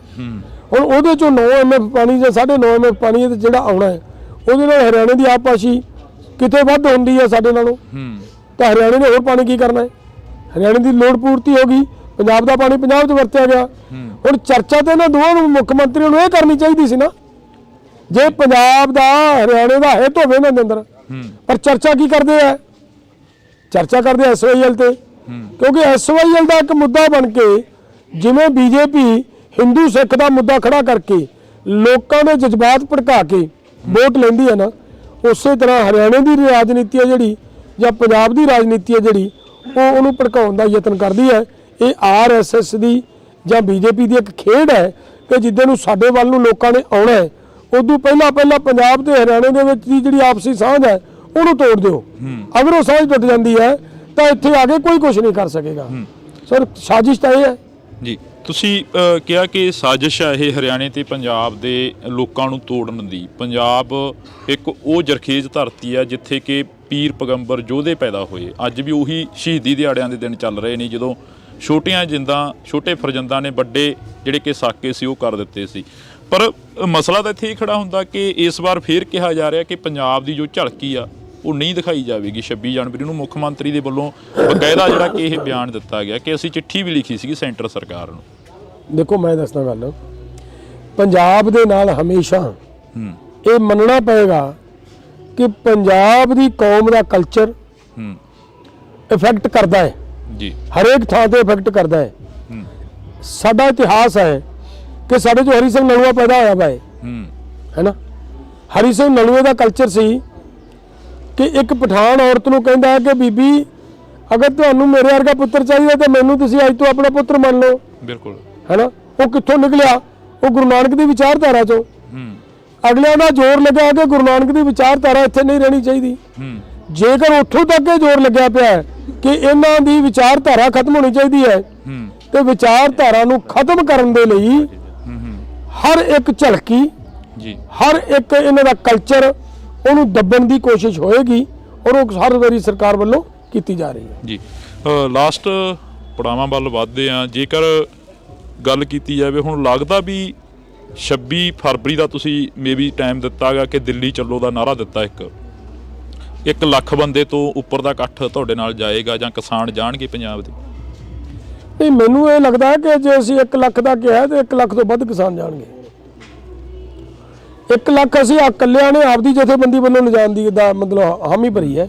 ਮਾਵਾਂ ਤੋਰਨਗੀਆਂ ਆਪਣੇ ਪੁੱਤਾਂ ਨੂੰ? ਮੈਂ ਕਹਿੰਦਾ 200% ਤੋਰਨਗੀਆਂ ਮਾਵਾਂ। ਕਿਉਂ ਨਹੀਂ ਤੋਰਨਗੀਆਂ? ਮਾਵਾਂ ਦੇ ਪੁੱਤਾਂ ਦੀ ਜ਼ਮੀਨ ਬਚਾਉਣ ਵਾਸਤੇ, ਉਹਨਾਂ ਪੋਤਰਿਆਂ ਨੂੰ ਬਚਾਉਣ ਵਾਸਤੇ ਤਾਂ ਜਾ ਰਹੇ ਆ। ਕਿਉਂਕਿ ਪਹਿਲਾਂ ਵਾਲੇ ਪਰਚੇ ਹਜੇ ਪੈਂਡਿੰਗ ਪਏ ਨੇ। ਪਰਚੇ ਤਾਂ ਹੋਣਗੇ।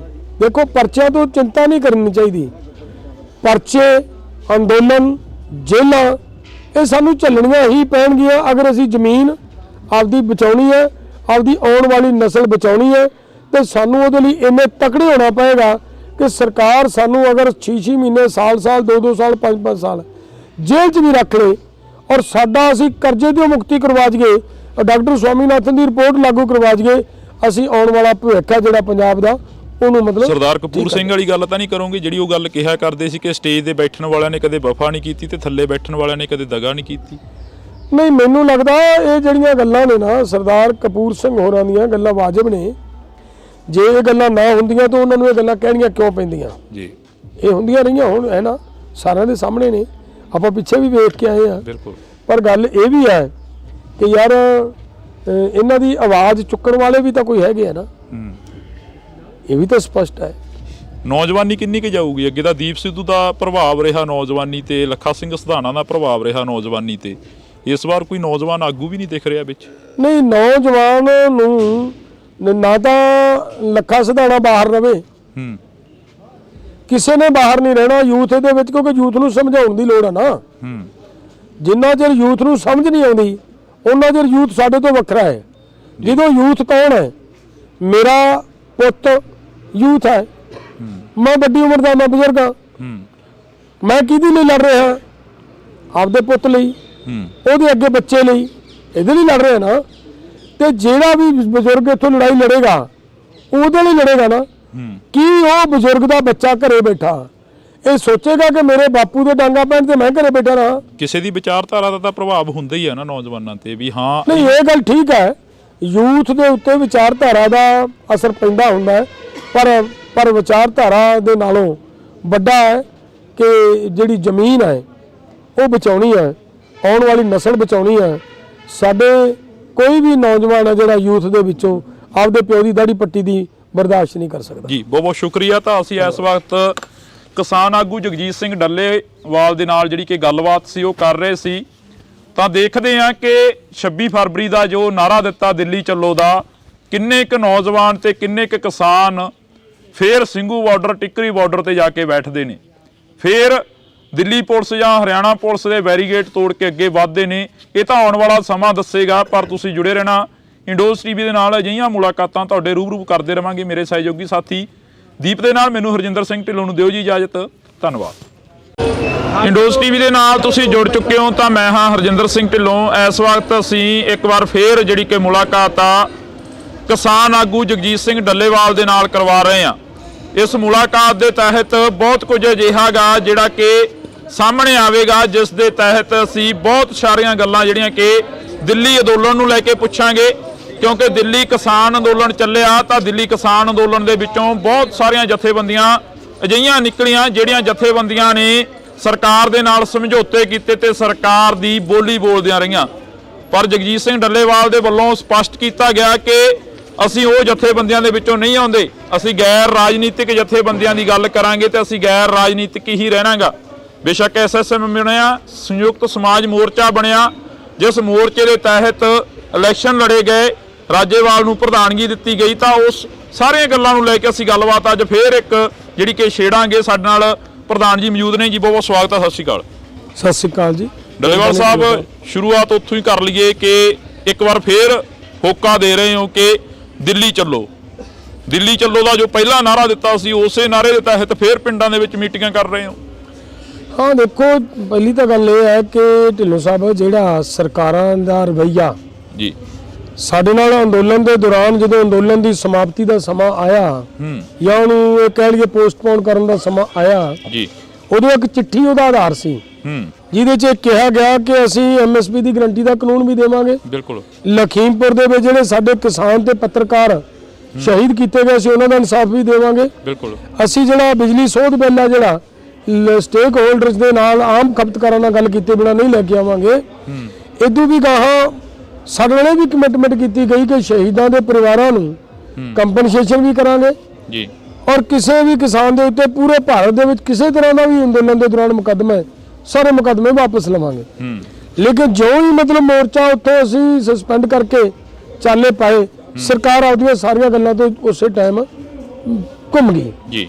ਉਸ ਤੋਂ ਅਗਲੀ ਗੱਲ ਸਰਕਾਰ ਨੇ 2014 ਚ ਇੱਕ ਵਾਅਦਾ ਕਰਿਆ ਸੀ ਆਪਣੇ ਨਾਲ, ਪੂਰੇ ਦੇਸ਼ ਨਾਲ, ਬਿਲਕੁਲ, ਕਿ ਅਸੀਂ ਡਾਕਟਰ ਸਵਾਮੀਨਾਥਨ ਦੀ ਰਿਪੋਰਟ ਲਾਗੂ ਕਰਾਂਗੇ ਅਗਰ ਸਾਡੀ ਸਰਕਾਰ ਬਣਦੀ ਹੈ ਤਾਂ। ਉਹ ਹਜੇ ਤੱਕ ਲਾਗੂ ਨਹੀਂ ਕੀਤੀ। ਇੱਕ ਇਹ ਵਾਅਦਾ ਸੀਗਾ, ਮੇਰਾ ਕਹਿਣਾ, ਬਹੁਤ ਸਾਰੀਆਂ ਸਟੇਜਾਂ ਤੇ ਬੋਲੇ ਕਿ ਅਸੀਂ ਕਿਸਾਨਾਂ ਦਾ ਸੰਪੂਰਨ ਕਰਜ਼ ਮੁਕਤੀ ਕਰਾਂਗੇ ਅਗਰ ਅਸੀਂ ਸੱਤਾ ਤੇ ਆਉਣੇ ਆ ਤਾਂ ਜੀ। ਲੇਕਿਨ ਲੋਕਾਂ ਨੇ ਤਾਂ ਸੱਤਾ ਤੇ ਲੈ ਆਂਦੇ, 10 ਸਾਲ ਸੱਤਾ ਦਾ ਆਨੰਦ ਵੀ ਮਾਣ ਲਿਆ, ਲੇਕਿਨ ਉਹ ਮੰਗਾਂ ਪੂਰੀਆਂ ਨਹੀਂ ਹੋਈਆਂ, ਉਹ ਵਾਅਦੇ ਪੂਰੇ ਨਹੀਂ ਹੋਏ ਜੀ। ਹੁਣ ਉਸ ਤੋਂ ਵੀ ਗਾਹਾਂ ਵੱਧ ਕੇ ਸਰਕਾਰ ਨੇ ਪਿੱਛੇ ਜਦੋਂ G20 ਹੋਇਆ ਉਹਦੇ ਵਿੱਚ ਇਹ ਕਰ ਦਿੱਤਾ ਕਿ ਜਿਹੜੇ ਸਾਡੇ ਡਰਾਈ ਫਰੂਟ ਦੇ ਫਾਰਮਰ ਨੇ ਜਾਂ ਫਰੂਟ ਦੇ ਫਾਰਮਰ ਨੇ ਉਹਨਾਂ ਲਈ ਇਹ ਕਰਤਾ ਕਿ ਜਿਹੜਾ ਬਾਹਰ ਤੋਂ ਫਰੂਟ ਜਾਂ ਡਰਾਈ ਫਰੂਟ ਆਉਣਾ ਹੈ ਉਹਦੇ ਚੋਂ 18% ਇੰਪੋਰਟ ਡਿਊਟੀ ਘਟਾਤੀ। ਜੇ ਇੰਪੋਰਟ ਡਿਊਟੀ ਬਾਹਰਲੇ ਫਰੂਟ ਤੋਂ ਘਟੇਗੀ 18% ਤਾਂ ਸਾਡੇ ਕਿਸਾਨਾਂ ਦਾ ਵੀ ਰੇਟ 18% ਫਸਲ ਦਾ ਡਿੱਗੇਗਾ ਜੀ। ਹੁਣ ਉਸੇ ਤੋਂ ਅੱਗੇ ਜਾ ਕੇ ਬੜੇ ਮੁਕਮੇ ਰੂਪ ਨਾਲ, ਬੜੇ ਮੁਕਮੇ ਢੰਗ ਨਾਲ G20 ਦੇ ਦੌਰਾਨ ਹੀ ਇਹ ਫੈਸਲਾ ਲੈ ਲਿਆ ਕਿ ਕਣਕ ਤੇ ਛੋਲਿਆਂ ਤੋਂ ਵੀ, ਪੋਲਟਰੀ ਪ੍ਰੋਡਕਟਾਂ ਤੋਂ ਵੀ, ਡੇਅਰੀ ਪ੍ਰੋਡਕਟਾਂ ਤੋਂ ਵੀ ਅਸੀਂ ਇੰਪੋਰਟ ਡਿਊਟੀ ਖਤਮ ਕਰ ਦਿਆਂਗੇ। ਹੁਣ ਜੇ ਬਾਹਰਲਾ ਮੱਖਣ ਆ ਕੇ ਇੱਥੇ ਸਸਤਾ ਵਿਕੂਗਾ ਤਾਂ ਦੇਸ਼ ਦੀ ਡੇਅਰੀ, ਸਾਡੀ ਪੰਜਾਬ ਦੀ ਡੇਅਰੀ, ਭਾਰਤ ਦੇ ਡੇਅਰੀ ਫਾਰਮਰ ਬਿਲਕੁਲ ਬਰਬਾਦ ਹੋ ਜਾਣਗੇ ਜੀ। ਬਹੁਤ ਸਾਰੇ ਸਟੇਟ ਇਹੋ ਜਿਹੇ, ਕੰਟਰੀ ਇਹੋ ਜਿਹੇ ਨੇ ਜਿਹੜੇ ਮੁਰਗੇ ਦਾ ਕੇਵਲ ਮਾਸ ਜਿਹੜੇ ਵਰਤਦੇ ਨੇ ਮੁਲਕ, ਉਹ ਮੁਰਗੇ ਦੀ ਕੇਵਲ ਛਾਤੀ ਖਾਂਦੇ, ਬਾਕੀ ਨਹੀਂ ਖਾਂਦੇ।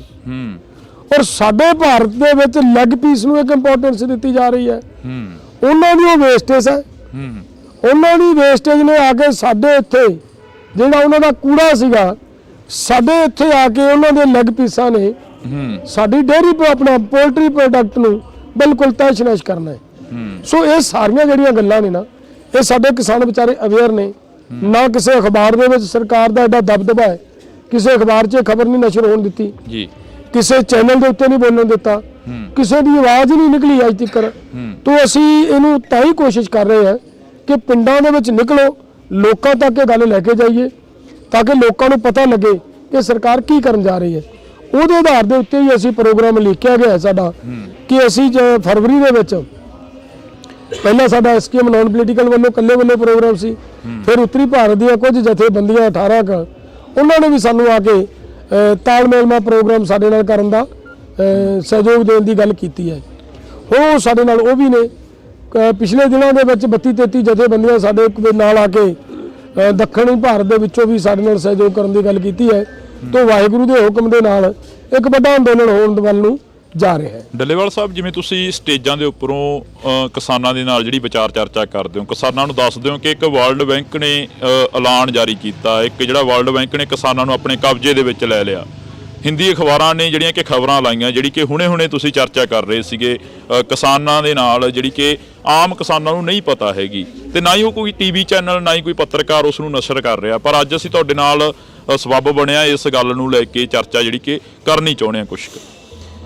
ਹਾਂ ਦੇਖੋ, ਜਿਹੜੀ ਵਰਲਡ ਬੈਂਕ ਦੀ ਖਬਰ ਲੱਗੀ ਵਰਲਡ ਬੈਂਕ ਦੇ ਹਵਾਲੇ ਤੋਂ, ਉਹਦੇ 'ਚ ਬੜਾ ਸਪਸ਼ਟ ਕਿਹਾ ਗਿਆ ਹੈ, ਹਿੰਦੀ ਅਖਬਾਰ ਦੀ ਖਬਰ ਆ ਉਹ, ਉਹਦੇ 'ਚ ਕਿਹਾ गया कि वर्ल्ड बैंक ने अपनी नीति स्पष्ट करते हुए बताया कि हमें भारत के अंदर किसानों की जरूरत नहीं है, हमें यहाँ लेबर चाहिए, मजदूर चाहिए। बिल्कुल ये स्पष्ट किया है। उस तो अगली लाइन ਦੇ ਵਿੱਚ ਉਹ ਲਿਖਦੇ ਨੇ ਕਿ ਜਿਹੜਾ ਇਹ ਫਾਰਮਰ ਹੈ, ਜਿਹੜਾ ਹੁਣ ਫਾਰਮਿੰਗ ਸਿਸਟਮ ਢਾਂਚਾ ਚੱਲ ਰਿਹਾ ਹੈ, ਇਹ ਕਦੇ ਤਾਂ ਖਾਦਾਂ ਤੋਂ ਸਬਸਿਡੀ ਮੰਗਦੇ ਨੇ, ਕਦੇ ਬੀਜ ਤੇ ਸਬਸਿਡੀ ਮੰਗਦੇ ਨੇ, ਯਾਨੀ ਵੱਖ-ਵੱਖ ਤਰੀਕਿਆਂ ਨਾਲ ਸਾਤੋਂ ਸਬਸਿਡੀ ਮੰਗਦੇ ਨੇ ਜੀ। तो ਇਹਦੇ ਨਾਲੋਂ ਚੰਗਾ ਹੈ ਕਿ ਇਹਨਾਂ ਸਾਰਿਆਂ ਨੂੰ ਪਾਸੇ ਕਰੋ, ਇਹਨਾਂ ਤੋਂ ਜ਼ਮੀਨ ਫੜੋ ਤੇ ਇੱਥੇ ਵੱਡੇ ਕਲਸਟਰ ਤਿਆਰ ਕਰੋ। ਔਰ ਲਾਸਟ ਦੇ ਉੱਤੇ ਬੜੀ ਚਿੰਤਾ ਵਾਲੀ ਗੱਲ ਹੈ, ਜਿਹੜੀ ਸਾਡੇ ਕਿਸਾਨਾਂ ਨੂੰ ਨਹੀਂ ਪਤਾ, ਉਹਨਾਂ ਨੇ ਕਿਹਾ ਕਿ ਰੂਪ ਹੈ ਜਿਹੜਾ ਇੱਥੇ ਇਹ ਨੀਤੀ ਜਿਹੜੀ ਲਾਗੂ ਹੁੰਦੀ, ਇਹਦਾ ਅਸਰ ਨਜ਼ਰ ਵੀ ਆ ਰਿਹਾ ਹੈ। ਤਾਂ ਉਸੇ ਚੋਂ ਮੇਰੀ ਕੋਸ਼ਿਸ਼ ਸੀਗੀ ਕਿ ਮੈਂ ਇੱਥੇ ਸਾਡੇ ਕਿਸਾਨਾਂ ਨੂੰ ਇਹ ਸਾਰੀਆਂ ਗੱਲਾਂ ਤੋਂ ਜਾਣਕਾਰੀ ਦੇਵਾਂ, ਕਿਉਂਕਿ ਸਰਕਾਰ ਨੇ ਅੱਜ ਜਦੋਂ ਜੇ ਇਹਨੂੰ ਪਿੱਛੇ ਤੋਂ ਢਿੱਲੋਂ ਸਾਹਿਬ ਨਿਗਾਹ ਮਾਰੋਗੇ ਤੁਸੀਂ ਜੀ, ਗੈਟ ਤੇ ਸਾਈਨ ਹੁੰਦੇ ਨੇ ਪਹਿਲੀ ਵਾਰੀ 1948 ਚ। ਭਾਰਤ 1948 ਤੋਂ ਦਾ ਮੈਂਬਰ ਤੁਰਿਆ ਆ ਰਿਹਾ ਹੈ। ਬੈਕਡੋਰ ਤੋਂ ਸਾਡੇ ਦੇਸ਼ ਦੇ ਉੱਤੇ ਲੁਕਵੇਂ ਢੰਗ ਨਾਲ ਰਾਜ ਕਰਨ ਵਾਲੀਆਂ ਧਿਰਾਂ ਦਾ ਉਹਨਾਂ ਦੀ ਕੋਸ਼ਿਸ਼ ਰਹੀ ਹੈ ਕਿ ਕਿਸੇ ਨਾ ਕਿਸੇ ਤਰੀਕੇ ਦੇ ਨਾਲ ਇੰਡੀਆ ਤੇ ਮੁੜ ਦੁਬਾਰਾ ਕਬਜ਼ਾ ਕਿਵੇਂ ਕੀਤਾ ਜਾ ਸਕਦਾ ਹੈ। ਉਸੇ ਵੇਲੇ ਸੰਵਿਧਾਨ ਬਣਿਆ 1950 ਚ ਤੇ 1951 ਦੇ ਵਿੱਚ ਇੱਕ ਅਮੈਂਡਮੈਂਟ ਕੀਤੀ ਗਈ ਜੀ, ਜਿਸ ਅਮੈਂਡਮੈਂਟ ਦੇ ਵਿੱਚ ਇਹ ਕਿਹਾ ਗਿਆ ਕਿ ਆਹ ਜਿਹੜਾ ਨੌਵਾਂ ਅਸੀਂ ਅਧਿਆਏ ਦੇਣ ਲੱਗੇ ਆ ਭਾਰਤ ਦੇ ਸੰਵਿਧਾਨ ਨੂੰ, ਇਸ 9ਵੇਂ ਸ਼ਡਿਊਲ ਦੇ ਵਿੱਚ ਜਿੰਨੇ ਵੀ ਕਾਨੂੰਨ ਦਰਜ ਕੀਤੇ ਜਾਣਗੇ ਇਹਨਾਂ ਦੇ ਖਿਲਾਫ ਇੰਡੀਆ ਦੇ ਲੋਕ ਕੋਰਟ ਨਹੀਂ ਜਾ ਸਕਣਗੇ। ਉਹਦੇ ਵਿੱਚ ਇਹਨਾਂ ਨੇ ਲੈਂਡ ਐਕੁਜੀਸ਼ਨ ਐਕਟ ਲੈ ਕੇ ਆਂਦਾ, ਉਹਦੇ ਵਿੱਚ ਹੀ ਅੱਗੇ ਜਾ ਕੇ ਜਿਹੜਾ ਸੀਗਾ ਜ਼ਰੂਰੀ ਵਸਤਾਂ ਦਾ ਕਾਨੂੰਨ, ਐਸੈਂਸ਼ੀਅਲ ਕਮੋਡਿਟੀ ਐਕਟ 1955 ਦੇ ਸੋਧ ਕਰਕੇ ਉਹ ਵੀ ਲੈ ਕੇ ਆਂਦਾ। ਸੋ ਇਹ ਸਾਰਾ ਕੁਝ ਉਹਦੇ 'ਚ ਲੈ ਕੇ ਆਏ। ਉਹਦੇ ਰਾਹੀਂ ਕਿਸਾਨ ਆਪਦੀ ਫਸਲ ਦਾ ਰੇਟ ਨਹੀਂ ਕੋਰਟ 'ਚੋਂ ਜਾ ਕੇ ਪੂਰਤੀ ਨਹੀਂ ਕਰਵਾ ਸਕਦਾ। ਹੁਣ ਉਹ ਕਿਉਂ ਹੋਇਆ? ਕਿਉਂਕਿ ਇੱਕ ਸਾਜ਼ਿਸ਼ ਸੀ ਕਿ ਕਿਸਾਨ ਤੋਂ ਜ਼ਮੀਨ ਲੈਣੀ ਆ। ਜ਼ਮੀਨ ਲੈਣੀ ਹੈ ਤਾਂ ਕਿਸਾਨ ਨੂੰ ਕਰਜ਼ਾਈ ਕਰਨਾ ਜ਼ਰੂਰੀ ਹੈ।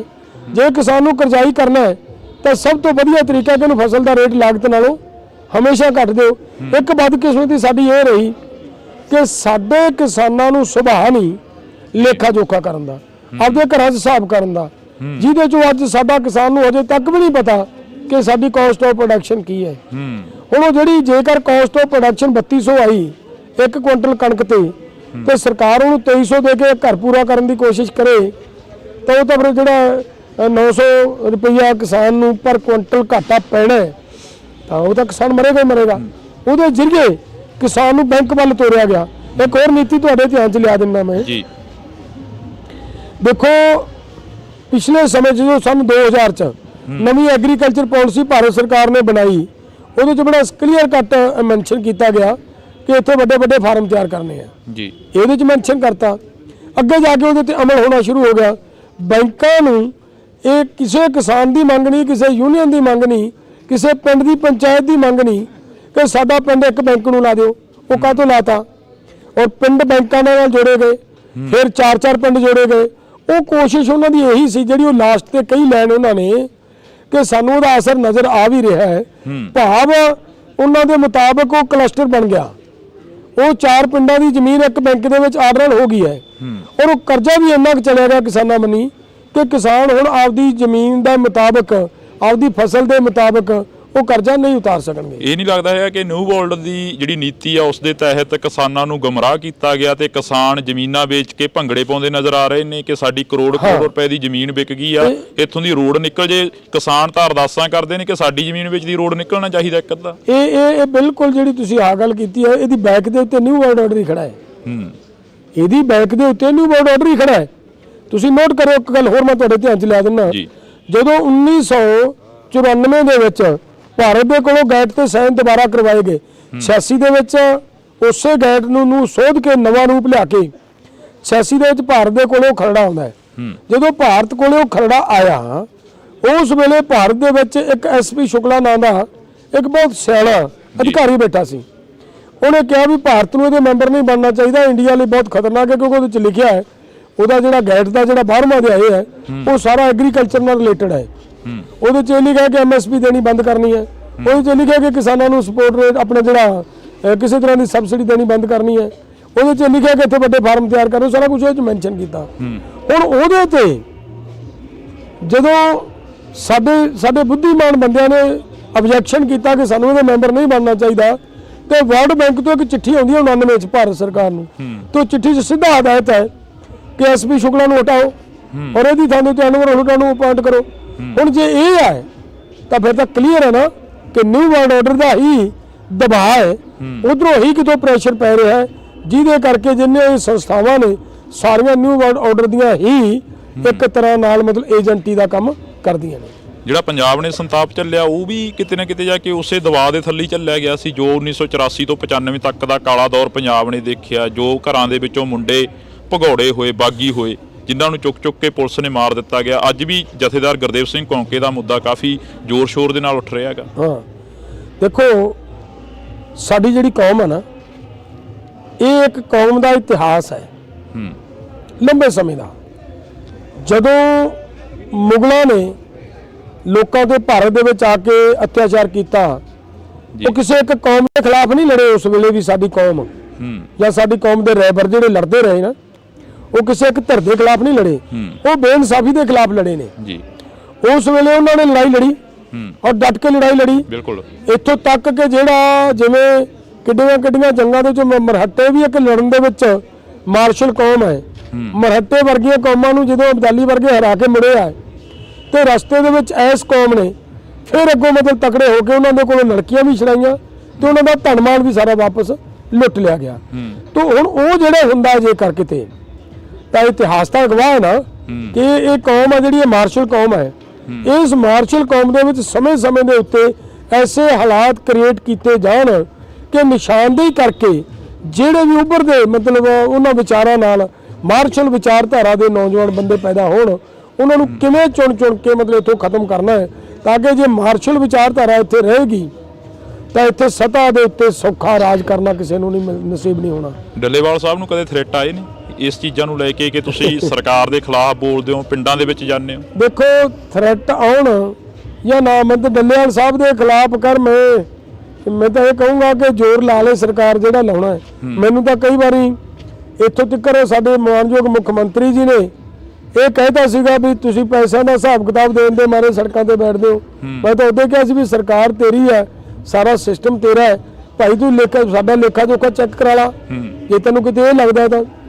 ਸੋ ਇਹ ਨਹੀਂ ਹੈ ਇਕੱਲਾ, ਸਾਰੀਆਂ ਏਜੰਸੀਆਂ ਮਗਰ ਲਾ ਦਿੱਤੀਆਂ ਜਾਂਦੀਆਂ ਕਿ ਪੜਤਾਲ ਕਰੋ ਡੱਲੇਵਾਲ ਦੇ ਵਿੱਚੋਂ ਕੋਈ ਵੀ ਮਤਲਬ ਜੇਕਰ ਕਮਜ਼ੋਰੀ ਨਜ਼ਰ ਆ ਜੇ ਤਾਂ ਕਿਹੜੇ ਤਰੀਕੇ ਨਾਲ ਇਸ ਬੰਦੇ ਨੂੰ ਜੇਲ੍ਹ ਦੇ ਵਿੱਚ ਬੰਦ ਕੀਤਾ ਜਾ ਸਕਦਾ ਹੈ। ਤੁਹਾਡੇ ਸਾਥੀਆਂ ਨੇ ਕਹਿਤਾ ਸੀ ਕਿ ਡੱਲੇਵਾਲ ਤਾਂ ਆਰਐਸਐਸ ਦਾ ਬੰਦਾ ਹੈਗਾ। ਚਲੋ ਸਾਥੀਆਂ ਨੇ ਕਿਹਾ, ਅੱਜ ਦੇਖੋ ਮੈਂ ਇਹਦੇ ਤੇ ਵੀ ਬੜਾ ਹੈਰਾਨ ਹਾਂ ਨਾ। ਹਾਂ ਦੇਖੋ ਸਾਡੇ ਸਾਥੀ ਇਹ ਕਹਿਣ ਵੀ ਡੱਲੇਵਾਲ ਆਰਐਸਐਸ ਦਾ ਬੰਦਾ, ਪਹਿਲੀ ਤਾਂ ਗੱਲ ਹੈ ਕਿ ਮੋਰਚਾ ਲੜਿਆ, ਬਿਲਕੁਲ 13 ਮਹੀਨੇ ਮੋਰਚਾ ਲੜਿਆ, ਬਿਲਕੁਲ ਇਹਨਾਂ ਨੂੰ ਡੱਲੇਵਾਲ ਆਰਐਸਐਸ ਨਜ਼ਰ ਨਹੀਂ ਆਇਆ। ਹਾਂ ਲੇਕਿਨ ਜਦੋਂ ਡੱਲੇਵਾਲ ਨੇ ਇਹਨਾਂ ਦੀਆਂ ਕਰਤੂਤਾਂ ਨੂੰ ਨਹੀਂ ਬਰਦਾਸ਼ਤ ਕੀਤਾ, ਹਾਂ ਉਦੋਂ ਡੱਲੇਵਾਲ ਆਰਐਸਐਸ ਬਣ ਗਿਆ।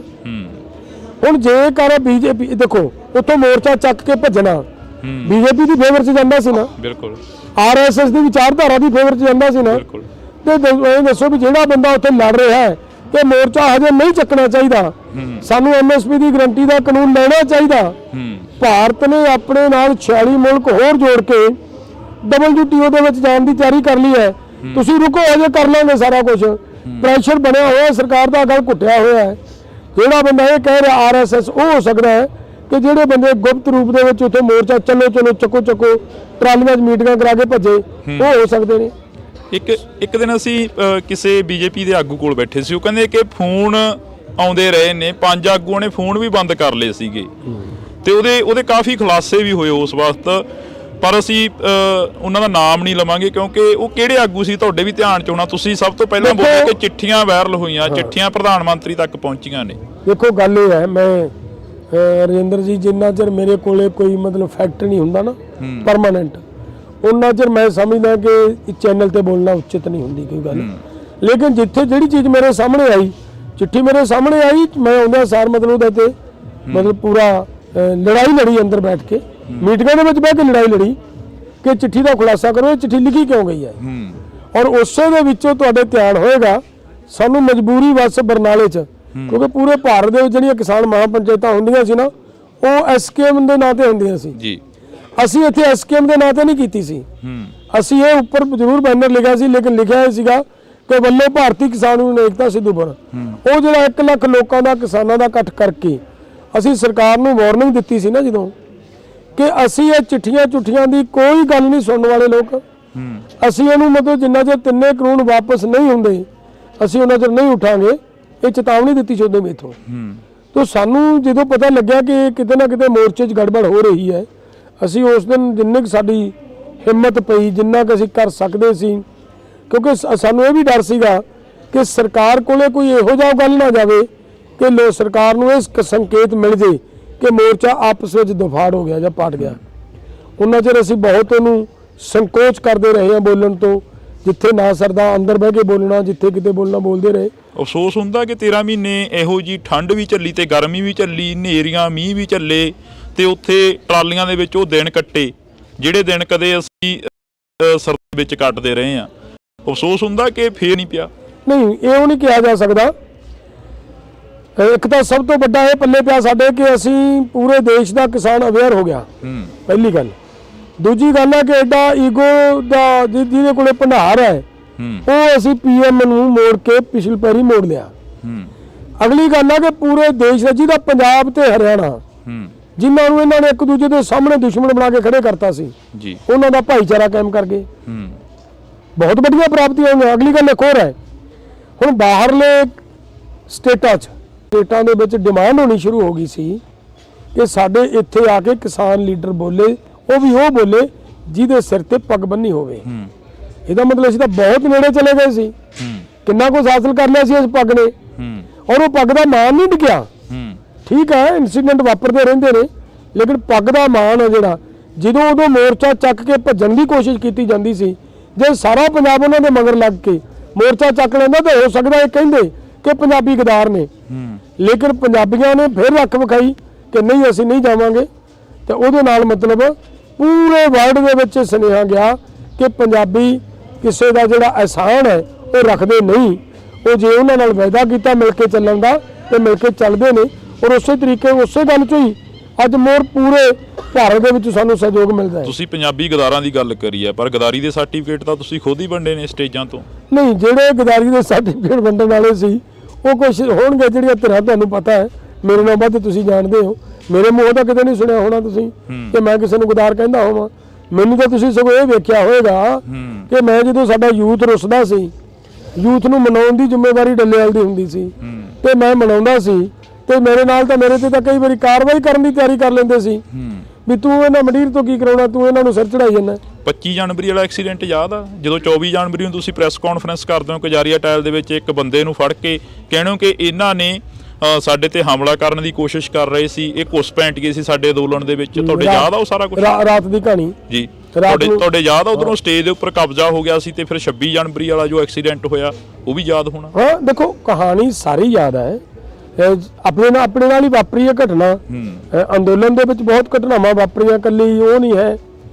ਦੇਖੋ ਇਹ ਤਾਂ ਮਤਲਬ ਉਸ ਬੰਦੇ ਦੇ ਕੋਲੋਂ ਜਦੋਂ ਸਾਡੇ ਕੁਝ ਆਗੂਆਂ ਦੀਆਂ ਫੋਟੋ ਮਿਲ ਗਈਆਂ ਤਾਂ ਉਸ ਬੰਦੇ ਦੇ ਨਾਲ ਜਦੋਂ ਥੋੜੀ ਜੀ ਸਖਤੀ ਨਾਲ ਪੁੱਛਿਆ ਗਿਆ ਤਾਂ ਉਦੋਂ ਉਹਨੇ ਖੁਲਾਸਾ ਕੀਤਾ ਇਸ ਗੱਲ ਦਾ ਕਿ ਜੀ ਮੈਨੂੰ ਮਤਲਬ ਸਾਨੂੰ ਇਹ ਕਿਹਾ ਕਿ ਇਹਨਾਂ ਆਗੂਆਂ ਦੀ ਨਿਸ਼ਾਨਦੇਹੀ ਕਰੋ, ਇਹਨਾਂ ਦੇ ਅੱਡੇ ਵੇਖੋ, ਇਹਨਾਂ ਦੇ ਉੱਤੇ ਮਤਲਬ ਸ਼ੂਟ ਕਰਨਾ ਹੈ। ਇਹੋ ਜਿਹੀਆਂ ਗੱਲਾਂ ਉਦੋਂ ਆਈਆਂ ਜੀ।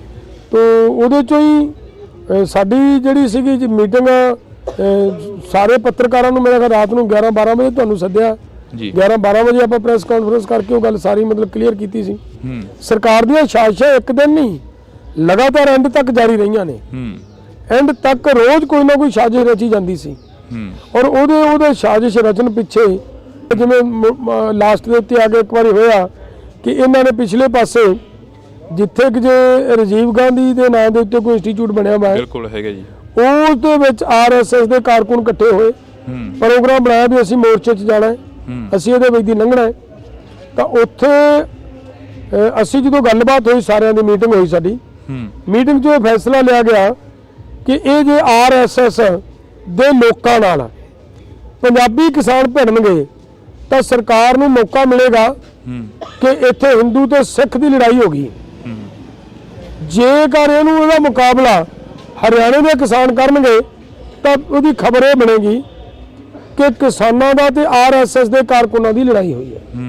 ਸੋ ਇਸ ਕਰਕੇ ਦੇਖੋ ਕਿੰਨਾ ਸੋਚਣਾ ਪੈ ਰਿਹਾ ਸੀ ਉੱਥੇ, ਤਾਂ ਕਿ ਮਤਲਬ ਕਿਸੇ ਤਰ੍ਹਾਂ ਦਾ ਹਿੰਦੂ ਸਿੱਖ ਦਾ ਮੈਟਰ ਵੀ ਜਿਹਨੂੰ ਸਰਕਾਰ ਬਣਾਉਣ ਨੂੰ ਪੂਰਾ ਯਤਨ ਕਰਦੀ ਰਹੀ, ਉਹ ਵੀ ਕਿਵੇਂ ਬਚਾ ਕੇ ਰੱਖਣਾ ਤੇ ਉਹਨਾਂ ਦਾ ਮੁਕਾਬਲਾ ਵੀ ਕਰਨਾ ਪੈਣਾ। ਉਹਦੇ ਲਈ ਹਰਿਆਣੇ ਦਾ ਯੂਥ ਆਇਆ ਅੱਗੇ ਜੀ, ਔਰ ਹਰਿਆਣੇ ਦੇ ਯੂਥ ਨੇ ਆ ਕੇ ਕਿਹਾ ਕਿ ਅਸੀਂ ਇਹਨਾਂ ਦਾ ਮੁਕਾਬਲਾ ਅਸੀਂ ਕਰਾਂਗੇ। ਪੰਜਾਬੀ ਕਿਸਾਨ ਕੋਈ ਵੀ ਸਾਡੇ ਤੋਂ ਗਾਂਹ ਟੱਪ ਕੇ ਆਉਣ ਤਾਂ ਭਾਵੇਂ ਤੁਸੀਂ ਇਹਨਾਂ ਦਾ ਮੁਕਾਬਲਾ ਕਰੋ, ਨਹੀਂ ਤੁਸੀਂ ਉਹਨਾਂ ਚਿਰ ਨਹੀਂ ਕਿਸੇ ਨੇ ਨੇੜੇ ਆਉਣਾ ਜਿੰਨਾ ਚਿਰ ਇਹਨਾਂ ਨਾਲ ਅਸੀਂ ਮੁਕਾਬਲਾ ਕਰਾਂਗੇ। ਡੱਲੇਵਾਲ ਸਾਹਿਬ, ਹਰਿਆਣੇ ਦੀ ਪੰਜਾਬ ਦੀ ਭਾਈਚਾਰਕ ਸਾਂਝ, ਉਸ ਅੰਦੋਲਨ ਨੇ ਇੱਕ ਮਿਸਾਲ ਸੀ ਜਿਹੜੀ ਉਹ ਪੈਦਾ ਕਰਤੀ ਆ ਵੀ ਕਿਸਾਨ ਅੰਦੋਲਨ ਦੇ ਵਿੱਚ ਹਰਿਆਣੇ ਦੀ ਤੇ ਪੰਜਾਬ ਦੀ ਜਿਹੜੀ ਕਿ ਇੱਕ ਭਾਈਚਾਰਕ ਸਾਂਝ ਆ ਉਹ ਸਾਹਮਣੇ ਆਈ। ਪਰ ਉਸ ਤੋਂ ਬਾਅਦ ਹੁਣ ਮੀਟਿੰਗ ਹੋਈ SYL ਨੂੰ ਲੈ ਕੇ ਪੰਜਾਬ ਦੇ ਮੁੱਖ ਮੰਤਰੀ ਦੀ ਹਰਿਆਣੇ ਦੇ ਮੁੱਖ ਮੰਤਰੀ ਦੇ ਨਾਲ, ਫਿਰ ਪੰਜਾਬ ਦੇ ਮੁੱਖ ਮੰਤਰੀ ਦੇ ਵੱਲੋਂ ਬਿਆਨ ਦਿੱਤਾ ਗਿਆ ਕਿ ਇੱਕ ਤੁਪਕਾ ਜਿਹੜਾ ਪਾਣੀ ਦਾ ਉਹ ਸਾਡੇ ਕੋਲ ਵਾਧੂ ਨਹੀਂ ਹੈਗਾ, ਅਸੀਂ ਨਹੀਂ ਦੇਵਾਂਗੇ। SYL ਨੂੰ ਲੈ ਕੇ ਜਾਂ ਚੰਡੀਗੜ੍ਹ ਨੂੰ ਲੈ ਕੇ ਜਾਂ ਪੰਜਾਬੀ ਬੋਲਦੇ ਇਲਾਕਿਆਂ ਨੂੰ ਲੈ ਕੇ ਕਿਸਾਨ ਜਥੇਬੰਦੀਆਂ ਦਾ ਕੀ ਸਟੈਂਡ ਆ? ਇਹ ਬੜੀ ਗੁੰਝਲਦਾਰ ਕਹਾਣੀ ਹੈ।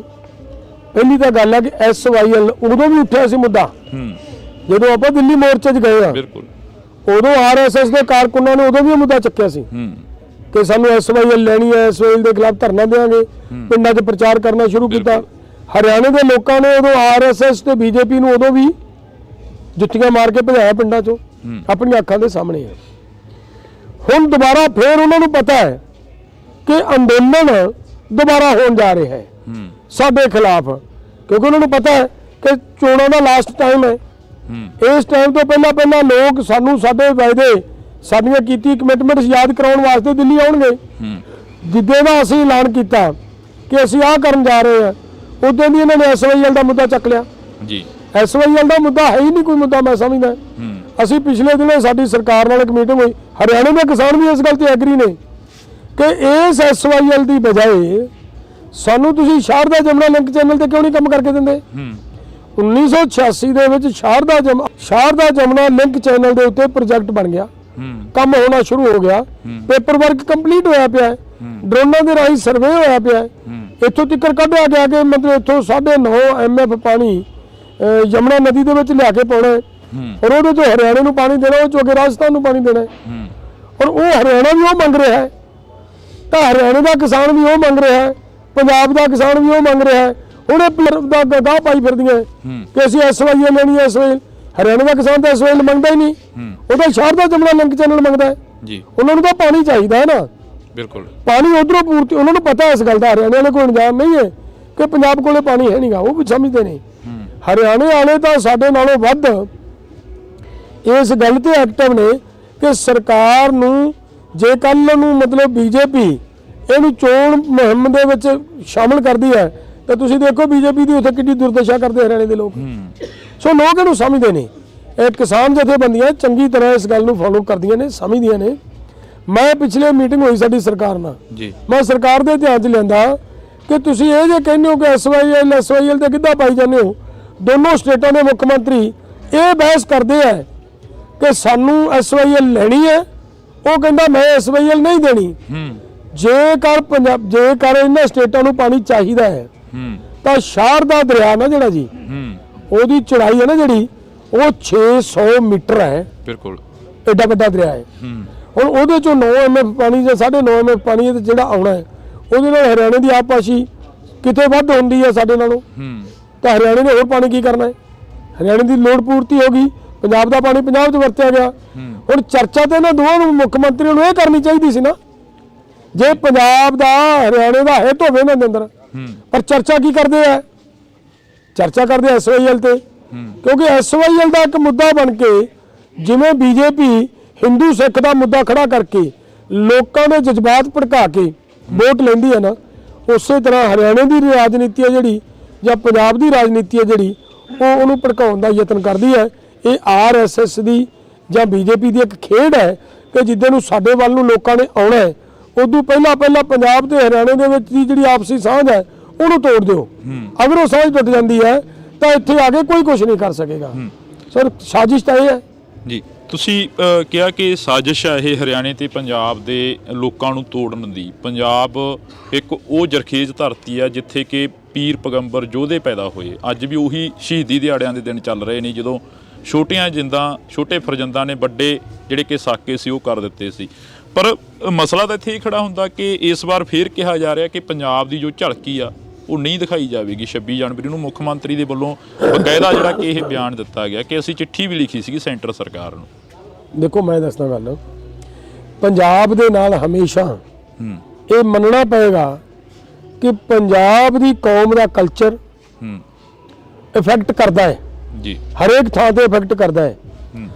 ਸਾਡਾ ਇਤਿਹਾਸ ਹੈ ਕਿ ਸਾਡੇ ਜੋ ਹਰੀ ਸਿੰਘ ਨਲੂਆ ਪੈਦਾ ਹੋਇਆ ਵਾ ਹੈ ਨਾ, ਹਰੀ ਸਿੰਘ ਨਲੂਏ ਦਾ ਕਲਚਰ ਸੀ ਕਿ ਇੱਕ ਪਠਾਨ ਔਰਤ ਨੂੰ ਕਹਿੰਦਾ ਹੈ ਕਿ ਬੀਬੀ ਅਗਰ ਤੁਹਾਨੂੰ ਮੇਰੇ ਵਰਗਾ ਪੁੱਤਰ ਚਾਹੀਦਾ ਤਾਂ ਮੈਨੂੰ ਤੁਸੀਂ ਅੱਜ ਤੋਂ ਆਪਣਾ ਪੁੱਤਰ ਮੰਨ ਲਓ। ਬਿਲਕੁਲ ਹੈ ਨਾ।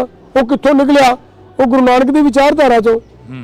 ਅਗਲਿਆਂ ਦਾ ਜ਼ੋਰ ਲੱਗਾ ਕਿ ਗੁਰੂ ਨਾਨਕ ਦੀ ਵਿਚਾਰਧਾਰਾ ਇੱਥੇ ਨਹੀਂ ਰਹਿਣੀ ਚਾਹੀਦੀ। ਜੇਕਰ ਉੱਥੋਂ ਤੱਕ ਇਹ ਜ਼ੋਰ ਲੱਗਿਆ ਪਿਆ ਕਿ ਇਹਨਾਂ ਦੀ ਵਿਚਾਰਧਾਰਾ ਖਤਮ ਹੋਣੀ ਚਾਹੀਦੀ ਹੈ ਤੇ ਵਿਚਾਰਧਾਰਾ ਨੂੰ ਖਤਮ ਕਰਨ ਦੇ ਲਈ ਹਰ ਇੱਕ ਝਲਕੀ ਜੀ, ਹਰ ਇੱਕ ਇਹਨਾਂ ਦਾ ਕਲਚਰ ਉਹਨੂੰ ਦੱਬਣ ਦੀ ਕੋਸ਼ਿਸ਼ ਹੋਏਗੀ ਔਰ ਉਹ ਹਰ ਵਾਰੀ ਸਰਕਾਰ ਵੱਲੋਂ ਕੀਤੀ ਜਾ ਰਹੀ ਹੈ ਜੀ। ਲਾਸਟ ਪੜਾਵਾਂ ਵੱਲ ਵੱਧਦੇ ਆ। ਜੇਕਰ ਗੱਲ ਕੀਤੀ ਜਾਵੇ, ਹੁਣ ਲੱਗਦਾ ਵੀ 26 ਫਰਵਰੀ ਦਾ ਤੁਸੀਂ ਮੇਬੀ ਟਾਈਮ ਦਿੱਤਾ ਗਾ ਕਿ ਦਿੱਲੀ ਚੱਲੋ ਦਾ ਨਾਅਰਾ ਦਿੱਤਾ, 1 ਲੱਖ ਬੰਦੇ ਤੋਂ ਉੱਪਰ ਦਾ ਇਕੱਠ ਤੁਹਾਡੇ ਨਾਲ ਜਾਏਗਾ ਜਾਂ ਕਿਸਾਨ ਜਾਣਗੇ ਪੰਜਾਬ ਦੇ? ਨਹੀਂ, ਮੈਨੂੰ ਇਹ ਲੱਗਦਾ ਹੈ ਕਿ ਜੇ ਅਸੀਂ 1 ਲੱਖ ਦਾ ਕਿਹਾ ਤੇ 1 ਲੱਖ ਤੋਂ ਵੱਧ ਕਿਸਾਨ ਜਾਣਗੇ। 1 ਲੱਖ ਅਸੀਂ ਇਕੱਲਿਆਂ ਨੇ ਆਪਦੀ ਜਥੇਬੰਦੀ ਵੱਲੋਂ ਲਿਜਾਣ ਦੀ ਮਤਲਬ ਹਾਮੀ ਭਰੀ ਹੈ। ਮਾਵਾਂ ਤੋਰਨਗੀਆਂ ਆਪਣੇ ਪੁੱਤਾਂ ਨੂੰ? ਮੈਂ ਕਹਿੰਦਾ 200% ਤੋਰਨਗੀਆਂ ਮਾਵਾਂ। ਕਿਉਂ ਨਹੀਂ ਤੋਰਨਗੀਆਂ? ਮਾਵਾਂ ਦੇ ਪੁੱਤਾਂ ਦੀ ਜ਼ਮੀਨ ਬਚਾਉਣ ਵਾਸਤੇ ਉਹਨਾਂ ਪੋਤਰਿਆਂ ਨੂੰ ਬਚਾਉਣ ਵਾਸਤੇ ਤਾਂ ਜਾ ਰਹੇ ਹਾਂ, ਕਿਉਂਕਿ ਪਹਿਲਾਂ ਵਾਲੇ ਪਰਚੇ ਹਜੇ ਪੈਂਡਿੰਗ ਪਏ ਨੇ। ਹਲੇ ਪਰਚੇ ਤਾਂ ਹੋਣਗੇ। ਦੇਖੋ ਪਰਚਿਆਂ ਤੋਂ ਚਿੰਤਾ ਨਹੀਂ ਕਰਨੀ ਚਾਹੀਦੀ। ਪਰਚੇ, ਅੰਦੋਲਨ, ਜੇਲਾਂ ਇਹ ਸਾਨੂੰ ਝੱਲਣੀਆਂ ਹੀ ਪੈਣਗੀਆਂ ਅਗਰ ਅਸੀਂ ਜ਼ਮੀਨ ਆਪਦੀ ਬਚਾਉਣੀ ਹੈ, ਆਪਦੀ ਆਉਣ ਵਾਲੀ ਨਸਲ ਬਚਾਉਣੀ ਹੈ। ਤੇ ਸਾਨੂੰ ਉਹਦੇ ਲਈ ਇੰਨੇ ਤਕੜੇ ਹੋਣਾ ਪਏਗਾ ਕਿ ਸਰਕਾਰ ਸਾਨੂੰ ਅਗਰ 6-6 ਮਹੀਨੇ, ਸਾਲ 2-2 ਸਾਲ, 5-5 ਸਾਲ ਜੇਲ੍ਹ 'ਚ ਵੀ ਰੱਖ ਲੇ ਔਰ ਸਾਡਾ ਅਸੀਂ ਕਰਜ਼ੇ ਤੋਂ ਮੁਕਤੀ ਕਰਵਾ ਜੀਏ, ਡਾਕਟਰ ਸਵਾਮੀਨਾਥਨ ਦੀ ਰਿਪੋਰਟ ਲਾਗੂ ਕਰਵਾ ਜੀਏ, ਅਸੀਂ ਆਉਣ ਵਾਲਾ ਭਵਿੱਖ ਹੈ ਜਿਹੜਾ ਪੰਜਾਬ ਦਾ ਉਹਨੂੰ ਮਤਲਬ। ਸਰਦਾਰ ਕਪੂਰ ਸਿੰਘ ਵਾਲੀ ਗੱਲ ਤਾਂ ਨਹੀਂ ਕਰੋਗੇ ਜਿਹੜੀ ਉਹ ਗੱਲ ਕਿਹਾ ਕਰਦੇ ਸੀ ਕਿ ਸਟੇਜ ਤੇ ਬੈਠਣ ਵਾਲਿਆਂ ਨੇ ਕਦੇ ਵਫਾ ਨਹੀਂ ਕੀਤੀ ਤੇ ਥੱਲੇ ਬੈਠਣ ਵਾਲਿਆਂ ਨੇ ਕਦੇ ਦਗਾ ਨਹੀਂ ਕੀਤੀ? ਨਹੀਂ, ਮੈਨੂੰ ਲੱਗਦਾ ਇਹ ਜਿਹੜੀਆਂ ਗੱਲਾਂ ਨੇ ਨਾ ਸਰਦਾਰ ਕਪੂਰ ਸਿੰਘ ਹੋਰਾਂ ਦੀਆਂ ਗੱਲਾਂ ਵਾਜਬ ਨੇ। ਜੇ ਇਹ ਗੱਲਾਂ ਨਾ ਹੁੰਦੀਆਂ ਤਾਂ ਉਹਨਾਂ ਨੂੰ ਇਹ ਗੱਲਾਂ ਕਹਿਣੀਆਂ ਕਿਉਂ ਪੈਂਦੀਆਂ ਜੀ? ਇਹ ਹੁੰਦੀਆਂ ਰਹੀਆਂ ਹੁਣ, ਹੈ ਨਾ, ਸਾਰਿਆਂ ਦੇ ਸਾਹਮਣੇ ਨੇ, ਆਪਾਂ ਪਿੱਛੇ ਵੀ ਵੇਖ ਕੇ ਆਏ ਆ। ਬਿਲਕੁਲ। ਪਰ ਗੱਲ ਇਹ ਵੀ ਹੈ ਕਿ ਯਾਰ ਇਹਨਾਂ ਦੀ ਆਵਾਜ਼ ਚੁੱਕਣ ਵਾਲੇ ਵੀ ਤਾਂ ਕੋਈ ਹੈਗੇ ਆ ਨਾ, ਇਹ ਵੀ ਤਾਂ ਸਪਸ਼ਟ ਹੈ। ਨੌਜਵਾਨੀ ਕਿੰਨੀ ਕੁ ਜਾਊਗੀ ਅੱਗੇ? ਤਾਂ ਦੀਪ ਸਿੱਧੂ ਦਾ ਪ੍ਰਭਾਵ ਰਿਹਾ ਨੌਜਵਾਨੀ ਤੇ, ਲੱਖਾ ਸਿੰਘ ਸਧਾਣਾ ਦਾ ਪ੍ਰਭਾਵ ਰਿਹਾ ਨੌਜਵਾਨੀ ਤੇ। ਇਸ ਵਾਰ ਕੋਈ ਨੌਜਵਾਨ ਆਗੂ ਵੀ ਨਹੀਂ ਦਿਖ ਰਿਹਾ ਵਿੱਚ। ਨਹੀਂ, ਨੌਜਵਾਨ ਨੂੰ ਨਾ ਤਾਂ ਲੱਖਾ ਸਧਾਣਾ ਬਾਹਰ ਰਵੇ, ਕਿਸੇ ਨੇ ਬਾਹਰ ਨਹੀਂ ਰਹਿਣਾ ਯੂਥ ਇਹਦੇ ਵਿੱਚ, ਕਿਉਂਕਿ ਯੂਥ ਨੂੰ ਸਮਝਾਉਣ ਦੀ ਲੋੜ ਹੈ ਨਾ। ਜਿੰਨਾ ਚਿਰ ਯੂਥ ਨੂੰ ਸਮਝ ਨਹੀਂ ਆਉਂਦੀ ਉਹਨਾਂ ਚਿਰ ਯੂਥ ਸਾਡੇ ਤੋਂ ਵੱਖਰਾ ਹੈ। ਜਦੋਂ ਯੂਥ ਕੌਣ ਹੈ? ਮੇਰਾ ਪੁੱਤ ਯੂਥ ਹੈ, ਮੈਂ ਵੱਡੀ ਉਮਰ ਦਾ, ਮੈਂ ਬਜ਼ੁਰਗ ਹਾਂ, ਮੈਂ ਕਿਹਦੇ ਲਈ ਲੜ ਰਿਹਾ? ਆਪਦੇ ਪੁੱਤ ਲਈ, ਉਹਦੇ ਅੱਗੇ ਬੱਚੇ ਲਈ, ਇਹਦੇ ਲਈ ਲੜ ਰਿਹਾ ਨਾ। ਤੇ ਜਿਹੜਾ ਵੀ ਬਜ਼ੁਰਗ ਇੱਥੋਂ ਲੜਾਈ ਲੜੇਗਾ ਉਹਦੇ ਲਈ ਲੜੇਗਾ ਨਾ। ਕੀ ਉਹ ਬਜ਼ੁਰਗ ਦਾ ਬੱਚਾ ਘਰੇ ਬੈਠਾ ਇਹ ਸੋਚੇਗਾ ਕਿ ਮੇਰੇ ਬਾਪੂ ਦੇ ਡਾਂਗਾ ਪੈਣ ਤੇ ਮੈਂ ਘਰੇ ਬੈਠਾ ਰਹਾ? ਕਿਸੇ ਦੀ ਵਿਚਾਰਧਾਰਾ ਦਾ ਤਾਂ ਪ੍ਰਭਾਵ ਹੁੰਦਾ ਹੀ ਹੈ ਨਾ। ਵਾਲ ਦੇ ਨਾਲ ਜਿਹੜੀ ਕਿ ਗੱਲਬਾਤ ਸੀ ਉਹ ਕਰ ਰਹੇ ਸੀ। ਤਾਂ ਦੇਖਦੇ ਹਾਂ ਕਿ 26 ਫਰਵਰੀ ਦਾ ਜੋ ਨਾਰਾ ਦਿੱਤਾ ਦਿੱਲੀ ਚੱਲੋ ਦਾ, ਕਿੰਨੇ ਕੁ ਨੌਜਵਾਨ ਤੇ ਕਿੰਨੇ ਕੁ ਕਿਸਾਨ ਫੇਰ ਸਿੰਘੂ ਬਾਰਡਰ, ਟਿੱਕਰੀ ਬਾਰਡਰ ਤੇ ਜਾ ਕੇ ਬੈਠਦੇ ਨੇ, ਫੇਰ ਦਿੱਲੀ ਪੁਲਿਸ ਜਾਂ ਹਰਿਆਣਾ ਪੁਲਿਸ ਦੇ ਬੈਰੀਗੇਡ ਤੋੜ ਕੇ ਅੱਗੇ ਵਧਦੇ ਨੇ। ਦੀਪ ਦੇ ਨਾਲ ਮੈਨੂੰ ਹਰਜਿੰਦਰ ਸਿੰਘ ਢਿੱਲੋਂ ਨੂੰ ਦਿਓ ਜੀ ਇਜਾਜ਼ਤ। ਧੰਨਵਾਦ। ਇੰਡੋਜ਼ ਟੀਵੀ ਦੇ ਨਾਲ ਤੁਸੀਂ ਜੁੜ ਚੁੱਕੇ ਹੋ ਤਾਂ ਮੈਂ ਹਾਂ ਹਰਜਿੰਦਰ ਸਿੰਘ ਢਿੱਲੋਂ। ਇਸ ਵਕਤ ਅਸੀਂ ਇੱਕ ਵਾਰ ਫੇਰ ਜਿਹੜੀ ਕਿ ਮੁਲਾਕਾਤ ਆ ਕਿਸਾਨ ਆਗੂ ਜਗਜੀਤ ਸਿੰਘ ਡੱਲੇਵਾਲ ਦੇ ਨਾਲ ਕਰਵਾ ਰਹੇ ਹਾਂ। ਇਸ ਮੁਲਾਕਾਤ ਦੇ ਤਹਿਤ ਬਹੁਤ ਕੁਝ ਅਜਿਹਾ ਗਾ ਜਿਹੜਾ ਕਿ ਸਾਹਮਣੇ ਆਵੇਗਾ, ਜਿਸ ਦੇ ਤਹਿਤ ਅਸੀਂ ਦਿੱਲੀ ਕਿਸਾਨ ਅੰਦੋਲਨ ਚੱਲਿਆ ਤਾਂ ਦਿੱਲੀ ਕਿਸਾਨ ਅੰਦੋਲਨ ਦੇ ਵਿੱਚੋਂ ਬਹੁਤ ਸਾਰੀਆਂ ਜਥੇਬੰਦੀਆਂ ਅਜਿਹੀਆਂ ਨਿਕਲੀਆਂ ਜਿਹੜੀਆਂ ਜਥੇਬੰਦੀਆਂ ਨੇ ਸਰਕਾਰ ਦੇ ਨਾਲ ਸਮਝੌਤੇ ਕੀਤੇ ਤੇ ਸਰਕਾਰ ਦੀ ਬੋਲੀ ਬੋਲਦੀਆਂ ਰਹੀਆਂ। ਪਰ ਜਗਜੀਤ ਸਿੰਘ ਡੱਲੇਵਾਲ ਦੇ ਵੱਲੋਂ ਸਪਸ਼ਟ ਕੀਤਾ ਗਿਆ ਕਿ ਅਸੀਂ ਉਹ ਜਥੇਬੰਦੀਆਂ ਦੇ ਵਿੱਚੋਂ ਨਹੀਂ ਆਉਂਦੇ, ਅਸੀਂ ਗੈਰ ਰਾਜਨੀਤਿਕ ਜਥੇਬੰਦੀਆਂ ਦੀ ਗੱਲ ਕਰਾਂਗੇ। ਸਰਕਾਰਾਂ ਦਾ ਰਵੱਈਆ ਜੀ ਸਾਡੇ ਨਾਲ ਅੰਦੋਲਨ ਦੇ ਦੌਰਾਨ, ਜਦੋਂ ਅੰਦੋਲਨ ਦੀ ਸਮਾਪਤੀ ਦਾ ਸਮਾਂ ਆਇਆ ਜਾਂ ਉਹਨੂੰ ਇਹ ਕਹਿ ਲਈਏ ਪੋਸਟਪੋਨ ਕਰਨ ਦਾ ਸਮਾਂ ਆਇਆ ਜੀ, ਉਦੋਂ ਇੱਕ ਚਿੱਠੀ ਉਹਦਾ ਆਧਾਰ ਸੀ ਜਿਹਦੇ 'ਚ ਕਿਹਾ ਗਿਆ ਕਿ ਅਸੀਂ MSP ਦੀ ਗਰੰਟੀ ਦਾ ਕਾਨੂੰਨ ਵੀ ਦੇਵਾਂਗੇ। ਬਿਲਕੁਲ। ਲਖੀਮਪੁਰ ਦੇ ਵਿੱਚ ਜਿਹੜੇ ਸਾਡੇ ਕਿਸਾਨ ਤੇ ਪੱਤਰਕਾਰ ਸ਼ਹੀਦ ਕੀਤੇ ਗਏ ਸੀ ਉਹਨਾਂ ਦਾ ਇਨਸਾਫ ਵੀ ਦੇਵਾਂਗੇ। ਬਿਲਕੁਲ। ਅਸੀਂ ਜਿਹੜਾ ਬਿਜਲੀ ਸੋਧ ਬਿੱਲ ਆ ਜਿਹੜਾ ਸਟੇਕ ਹੋਲਡਰਸ ਦੇ ਨਾਲ ਆਮ ਖਪਤਕਾਰਾਂ ਨਾਲ ਗੱਲ ਕੀਤੇ ਬਿਨਾਂ ਨਹੀਂ ਲੈ ਕੇ ਆਵਾਂਗੇ। ਇਦੋਂ ਵੀ ਗਾਹਾਂ ਸਾਡੇ ਨਾਲ ਵੀ ਕਮਿਟਮੈਂਟ ਕੀਤੀ ਗਈ ਕਿ ਸ਼ਹੀਦਾਂ ਦੇ ਪਰਿਵਾਰਾਂ ਨੂੰ ਕੰਪਨਸੇਸ਼ਨ ਵੀ ਕਰਾਂਗੇ ਜੀ, ਔਰ ਕਿਸੇ ਵੀ ਕਿਸਾਨ ਦੇ ਉੱਤੇ ਪੂਰੇ ਭਾਰਤ ਦੇ ਵਿੱਚ ਕਿਸੇ ਤਰ੍ਹਾਂ ਦਾ ਵੀ ਅੰਦੋਲਨ ਦੇ ਦੌਰਾਨ ਮੁਕੱਦਮਾ ਸਾਰੇ ਮੁਕੱਦਮੇ ਵਾਪਸ ਲਵਾਂਗੇ। ਲੇਕਿਨ ਜੋ ਹੀ ਮਤਲਬ ਮੋਰਚਾ ਉੱਥੋਂ ਅਸੀਂ ਸਸਪੈਂਡ ਕਰਕੇ ਚਾਲੇ ਪਾਏ, ਸਰਕਾਰ ਆਪਦੀਆਂ ਸਾਰੀਆਂ ਗੱਲਾਂ ਤੋਂ ਉਸੇ ਟਾਈਮ ਘੁੰਮ ਗਈ ਜੀ। ਉਸ ਤੋਂ ਅਗਲੀ ਗੱਲ ਸਰਕਾਰ ਨੇ 2014 ਚ ਇੱਕ ਵਾਅਦਾ ਕਰਿਆ ਸੀ ਆਪਣੇ ਨਾਲ, ਪੂਰੇ ਦੇਸ਼ ਨਾਲ। ਬਿਲਕੁਲ ਜੀ। ਹੁਣ ਉਸ ਤੋਂ ਵੀ ਗਾਹਾਂ ਵੱਧ ਕੇ ਸਰਕਾਰ ਨੇ ਪਿੱਛੇ ਜਦੋਂ G20 ਹੋਇਆ ਉਹਦੇ ਵਿੱਚ ਇਹ ਕਰ ਦਿੱਤਾ ਕਿ ਜਿਹੜੇ ਸਾਡੇ ਡਰਾਈ ਫਰੂਟ ਦੇ ਫਾਰਮਰ ਨੇ ਜਾਂ ਫਰੂਟ ਦੇ ਫਾਰਮਰ ਨੇ ਉਹਨਾਂ ਲਈ ਇਹ ਕਰਤਾ ਕਿ ਜਿਹੜਾ ਬਾਹਰ ਤੋਂ ਫਰੂਟ ਜਾਂ ਡਰਾਈ ਫਰੂਟ ਆਉਣਾ ਹੈ ਉਹਦੇ ਚੋਂ 18% ਇੰਪੋਰਟ ਡਿਊਟੀ ਘਟਾਤੀ। ਜੇ ਇੰਪੋਰਟ ਡਿਊਟੀ ਬਾਹਰਲੇ ਫਰੂਟ ਤੋਂ ਘਟੇਗੀ 18% ਤਾਂ ਸਾਡੇ ਕਿਸਾਨਾਂ ਦਾ ਵੀ ਰੇਟ 18% ਫਸਲ ਦਾ ਡਿੱਗੇਗਾ ਜੀ। ਹੁਣ ਉਸੇ ਤੋਂ ਅੱਗੇ ਜਾ ਕੇ ਬੜੇ ਮੁਕਮੇ ਰੂਪ ਨਾਲ, ਬੜੇ ਮੁਕਮੇ ਢੰਗ ਨਾਲ G20 ਦੇ ਦੌਰਾਨ ਹੀ ਇਹ ਫੈਸਲਾ ਲੈ ਲਿਆ ਕਿ ਕਣਕ ਤੇ ਛੋਲਿਆਂ ਤੋਂ ਵੀ, ਪੋਲਟਰੀ ਪ੍ਰੋਡਕਟਾਂ ਤੋਂ ਵੀ, ਡੇਅਰੀ ਪ੍ਰੋਡਕਟਾਂ ਤੋਂ ਵੀ ਅਸੀਂ ਇੰਪੋਰਟ ਡਿਊਟੀ ਖਤਮ ਕਰ ਦਿਆਂਗੇ। ਹੁਣ ਜੇ ਬਾਹਰਲਾ ਮੱਖਣ ਆ ਕੇ ਇੱਥੇ ਸਸਤਾ ਵਿਕੂਗਾ ਤਾਂ ਦੇਸ਼ ਦੀ ਡੇਅਰੀ, ਸਾਡੀ ਪੰਜਾਬ ਦੀ ਡੇਅਰੀ, ਭਾਰਤ ਦੇ ਡੇਅਰੀ ਫਾਰਮਰ ਬਿਲਕੁਲ ਬਰਬਾਦ ਹੋ ਜਾਣਗੇ ਜੀ। ਬਹੁਤ ਸਾਰੇ ਸਟੇਟ ਇਹੋ ਜਿਹੇ, ਕੰਟਰੀ ਇਹੋ ਜਿਹੇ ਨੇ ਜਿਹੜੇ ਮੁਰਗੇ ਦਾ ਕੇਵਲ ਮਾਸ ਜਿਹੜੇ ਵਰਤਦੇ ਨੇ ਮੁਲਕ, ਉਹ ਮੁਰਗੇ ਦੀ ਕੇਵਲ ਛਾਤੀ ਖਾਂਦੇ, ਬਾਕੀ ਨਹੀਂ ਖਾਂਦੇ। ਔਰ ਸਾਡੇ ਭਾਰਤ ਦੇ ਵਿੱਚ ਲੈਗ ਪੀਸ ਨੂੰ ਇੱਕ ਇੰਪੋਰਟੈਂਸ ਦਿੱਤੀ ਜਾ ਰਹੀ ਹੈ। ਉਹਨਾਂ ਦੀ ਉਹ ਵੇਸਟੇਜ ਹੈ, ਉਹਨਾਂ ਦੀ ਵੇਸਟੇਜ ਨੇ ਆ ਕੇ ਸਾਡੇ ਇੱਥੇ ਆ ਕੇ ਉਹਨਾਂ ਦੇ ਲੈਗ ਪੀਸਾਂ ਨੇ ਸਾਡੀ ਡੇਅਰੀ ਆਪਣਾ ਪੋਲਟਰੀ ਪ੍ਰੋਡਕਟ ਨੂੰ ਬਿਲਕੁਲ ਤਹਿਸ਼-ਨਹਿਸ਼ ਕਰਨਾ ਹੈ। ਸੋ ਇਹ ਸਾਰੀਆਂ ਜਿਹੜੀਆਂ ਗੱਲਾਂ ਨੇ ਨਾ, ਇਹ ਸਾਡੇ ਕਿਸਾਨ ਵਿਚਾਰੇ ਅਵੇਅਰ ਨੇ। ਨਾ ਕਿਸੇ ਅਖਬਾਰ ਦੇ ਵਿੱਚ ਸਰਕਾਰ ਦਾ ਐਡਾ ਦਬਦਬਾ ਹੈ, ਕਿਸੇ ਅਖਬਾਰ 'ਚ ਖਬਰ ਨਹੀਂ ਨਸ਼ਰ ਹੋਣ ਦਿੱਤੀ ਜੀ, ਕਿਸੇ ਚੈਨਲ ਦੇ ਉੱਤੇ ਨਹੀਂ ਬੋਲਣ ਦਿੱਤਾ, ਕਿਸੇ ਦੀ ਆਵਾਜ਼ ਨਹੀਂ ਨਿਕਲੀ ਅੱਜ ਤੱਕ। ਤੋਂ ਅਸੀਂ ਇਹਨੂੰ ਤਾਂ ਹੀ ਕੋਸ਼ਿਸ਼ ਕਰ ਰਹੇ ਹਾਂ ਕਿ ਪਿੰਡਾਂ ਦੇ ਵਿੱਚ ਨਿਕਲੋ, ਲੋਕਾਂ ਤੱਕ ਇਹ ਗੱਲ ਲੈ ਕੇ ਜਾਈਏ ਤਾਂ ਕਿ ਲੋਕਾਂ ਨੂੰ ਪਤਾ ਲੱਗੇ ਕਿ ਸਰਕਾਰ ਕੀ ਕਰਨ ਜਾ ਰਹੀ ਹੈ। ਉਹਦੇ ਆਧਾਰ ਦੇ ਉੱਤੇ ਹੀ ਅਸੀਂ ਪ੍ਰੋਗਰਾਮ ਲਿਖਿਆ ਗਿਆ ਸਾਡਾ ਕਿ ਅਸੀਂ ਫਰਵਰੀ ਦੇ ਵਿੱਚ ਪਹਿਲਾਂ ਸਾਡਾ ਐਸਕੇਐਮ ਨਾਨ ਪੋਲੀਟੀਕਲ ਵੱਲੋਂ ਇਕੱਲੇ ਵੱਲੋਂ ਪ੍ਰੋਗਰਾਮ ਸੀ, ਫਿਰ ਉੱਤਰੀ ਭਾਰਤ ਦੀਆਂ ਕੁਝ ਜਥੇਬੰਦੀਆਂ 18 ਕ ਉਹਨਾਂ ਨੇ ਵੀ ਸਾਨੂੰ ਆ ਕੇ ਤਾਲਮੇਲ ਪ੍ਰੋਗਰਾਮ ਸਾਡੇ ਨਾਲ ਕਰਨ ਦਾ ਸਹਿਯੋਗ ਦੇਣ ਦੀ ਗੱਲ ਕੀਤੀ ਹੈ। ਉਹ ਸਾਡੇ ਨਾਲ ਉਹ ਵੀ ਨੇ। ਪਿਛਲੇ ਦਿਨਾਂ ਦੇ ਵਿੱਚ 32-33 ਜਥੇਬੰਦੀਆਂ ਸਾਡੇ ਨਾਲ ਆ ਕੇ ਦੱਖਣੀ ਭਾਰਤ ਦੇ ਵਿੱਚੋਂ ਵੀ ਸਾਡੇ ਨਾਲ ਸਹਿਯੋਗ ਕਰਨ ਦੀ ਗੱਲ ਕੀਤੀ ਹੈ। ਤੋਂ ਵਾਹਿਗੁਰੂ ਦੇ ਹੁਕਮ ਦੇ ਨਾਲ ਇੱਕ ਵੱਡਾ ਅੰਦੋਲਨ ਹੋਣ ਵੱਲ ਨੂੰ ਜਾ ਰਿਹਾ ਹੈ। ਡੱਲੇਵਾਲ ਸਾਹਿਬ, ਜਿਵੇਂ ਤੁਸੀਂ ਸਟੇਜਾਂ ਦੇ ਉੱਪਰੋਂ ਕਿਸਾਨਾਂ ਦੇ ਨਾਲ ਜਿਹੜੀ ਵਿਚਾਰ ਚਰਚਾ ਕਰਦੇ ਹੋ, ਕਿਸਾਨਾਂ ਨੂੰ ਦੱਸਦੇ ਹੋ ਕਿ ਇੱਕ ਵਰਲਡ ਬੈਂਕ ਨੇ ਐਲਾਨ ਜਾਰੀ ਕੀਤਾ, ਇੱਕ ਜਿਹੜਾ ਵਰਲਡ ਬੈਂਕ ਨੇ ਕਿਸਾਨਾਂ ਨੂੰ ਆਪਣੇ ਕਬਜ਼ੇ ਦੇ ਵਿੱਚ ਲੈ ਲਿਆ। ਹਿੰਦੀ ਅਖਬਾਰਾਂ ਨੇ ਜਿਹੜੀਆਂ ਕਿ ਖਬਰਾਂ ਲਾਈਆਂ, ਜਿਹੜੀ ਕਿ ਹੁਣੇ ਤੁਸੀਂ ਚਰਚਾ ਕਰ ਰਹੇ ਸੀਗੇ ਕਿਸਾਨਾਂ ਦੇ ਨਾਲ, ਜਿਹੜੀ ਕਿ ਆਮ ਕਿਸਾਨਾਂ ਨੂੰ ਨਹੀਂ ਪਤਾ ਹੈਗੀ, ਤੇ ਨਾ ਹੀ ਉਹ ਕੋਈ ਟੀਵੀ ਚੈਨਲ, ਨਾ ਹੀ ਕੋਈ ਪੱਤਰਕਾਰ ਉਸ ਨੂੰ ਨਸ਼ਰ ਕਰ ਰਿਹਾ। ਪਰ ਅੱਜ ਅਸੀਂ ਤੁਹਾਡੇ ਨਾਲ ਸਬੱਬ ਬਣਿਆ ਇਸ ਗੱਲ ਨੂੰ ਲੈ ਕੇ ਚਰਚਾ ਜਿਹੜੀ ਕਿ ਕਰਨੀ ਚਾਹੁੰਦੇ ਹਾਂ ਕੁਛ।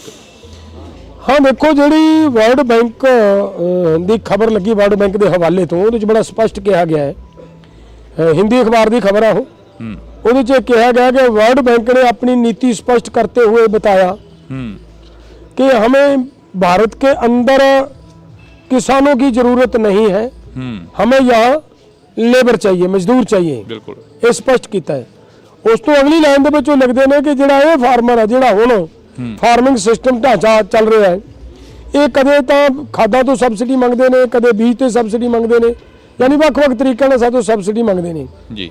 तो ये नालों चंगा है कि इन्हें सारिਆਂ ਨੂੰ ਪਾਸੇ करो, इन्हें तो जमीन फड़ो तो इतने बड़े क्लस्टर तैयार करो।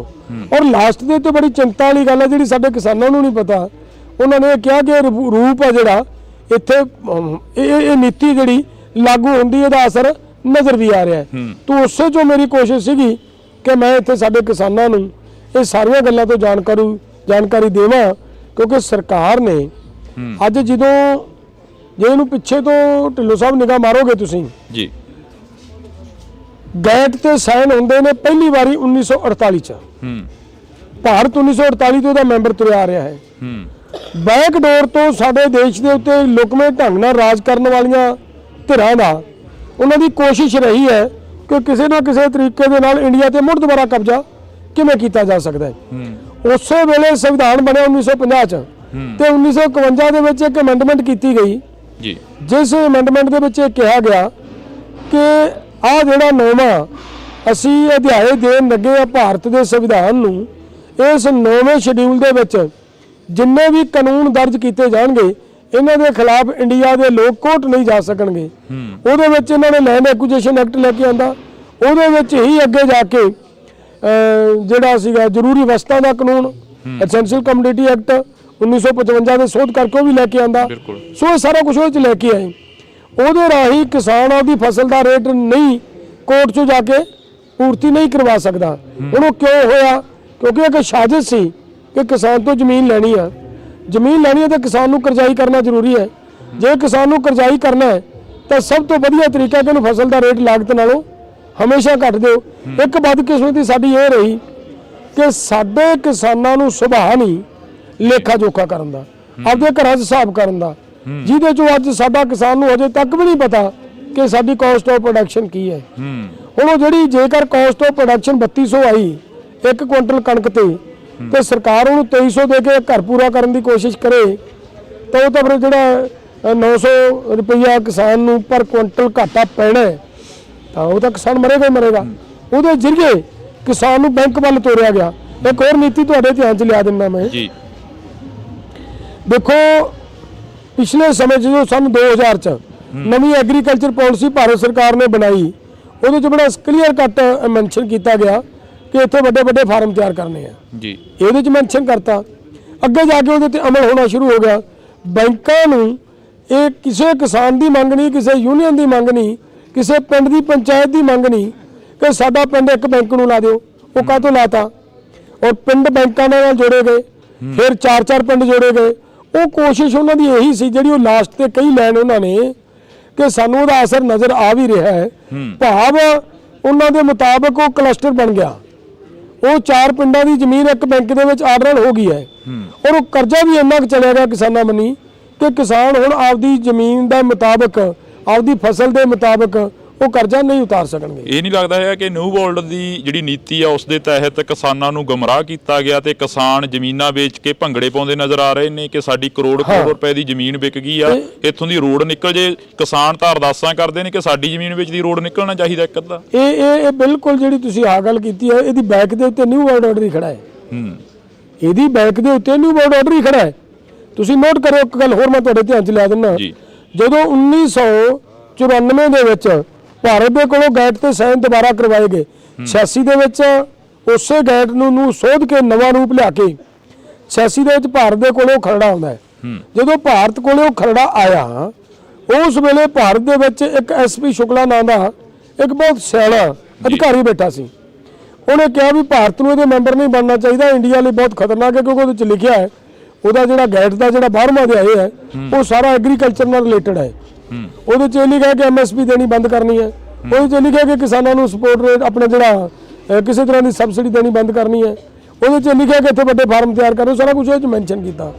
ਹੁਣ ਉਹਦੇ ਤੇ ਜਦੋਂ ਸਾਡੇ ਬੁੱਧੀਮਾਨ ਬੰਦਿਆਂ ਨੇ ਆਬਜੈਕਸ਼ਨ ਕੀਤਾ ਕਿ ਸਾਨੂੰ ਇਹਦੇ ਮੈਂਬਰ ਨਹੀਂ ਬਣਨਾ ਚਾਹੀਦਾ, ਤੇ ਵਰਲਡ ਬੈਂਕ ਤੋਂ ਇੱਕ ਚਿੱਠੀ ਆਉਂਦੀ ਹੈ 99 ਚ ਭਾਰਤ ਸਰਕਾਰ ਨੂੰ, ਤੇ ਚਿੱਠੀ 'ਚ ਸਿੱਧਾ ਹਦਾਇਤ ਹੈ ਕਿ SP ਸ਼ੁਕਲਾ ਨੂੰ ਹਟਾਓ ਔਰ ਇਹਦੀ ਥਾਂ ਤੇ ਅਨਵਰ ਹੁੱਡਾ ਨੂੰ ਅਪਾਇੰਟ ਕਰੋ।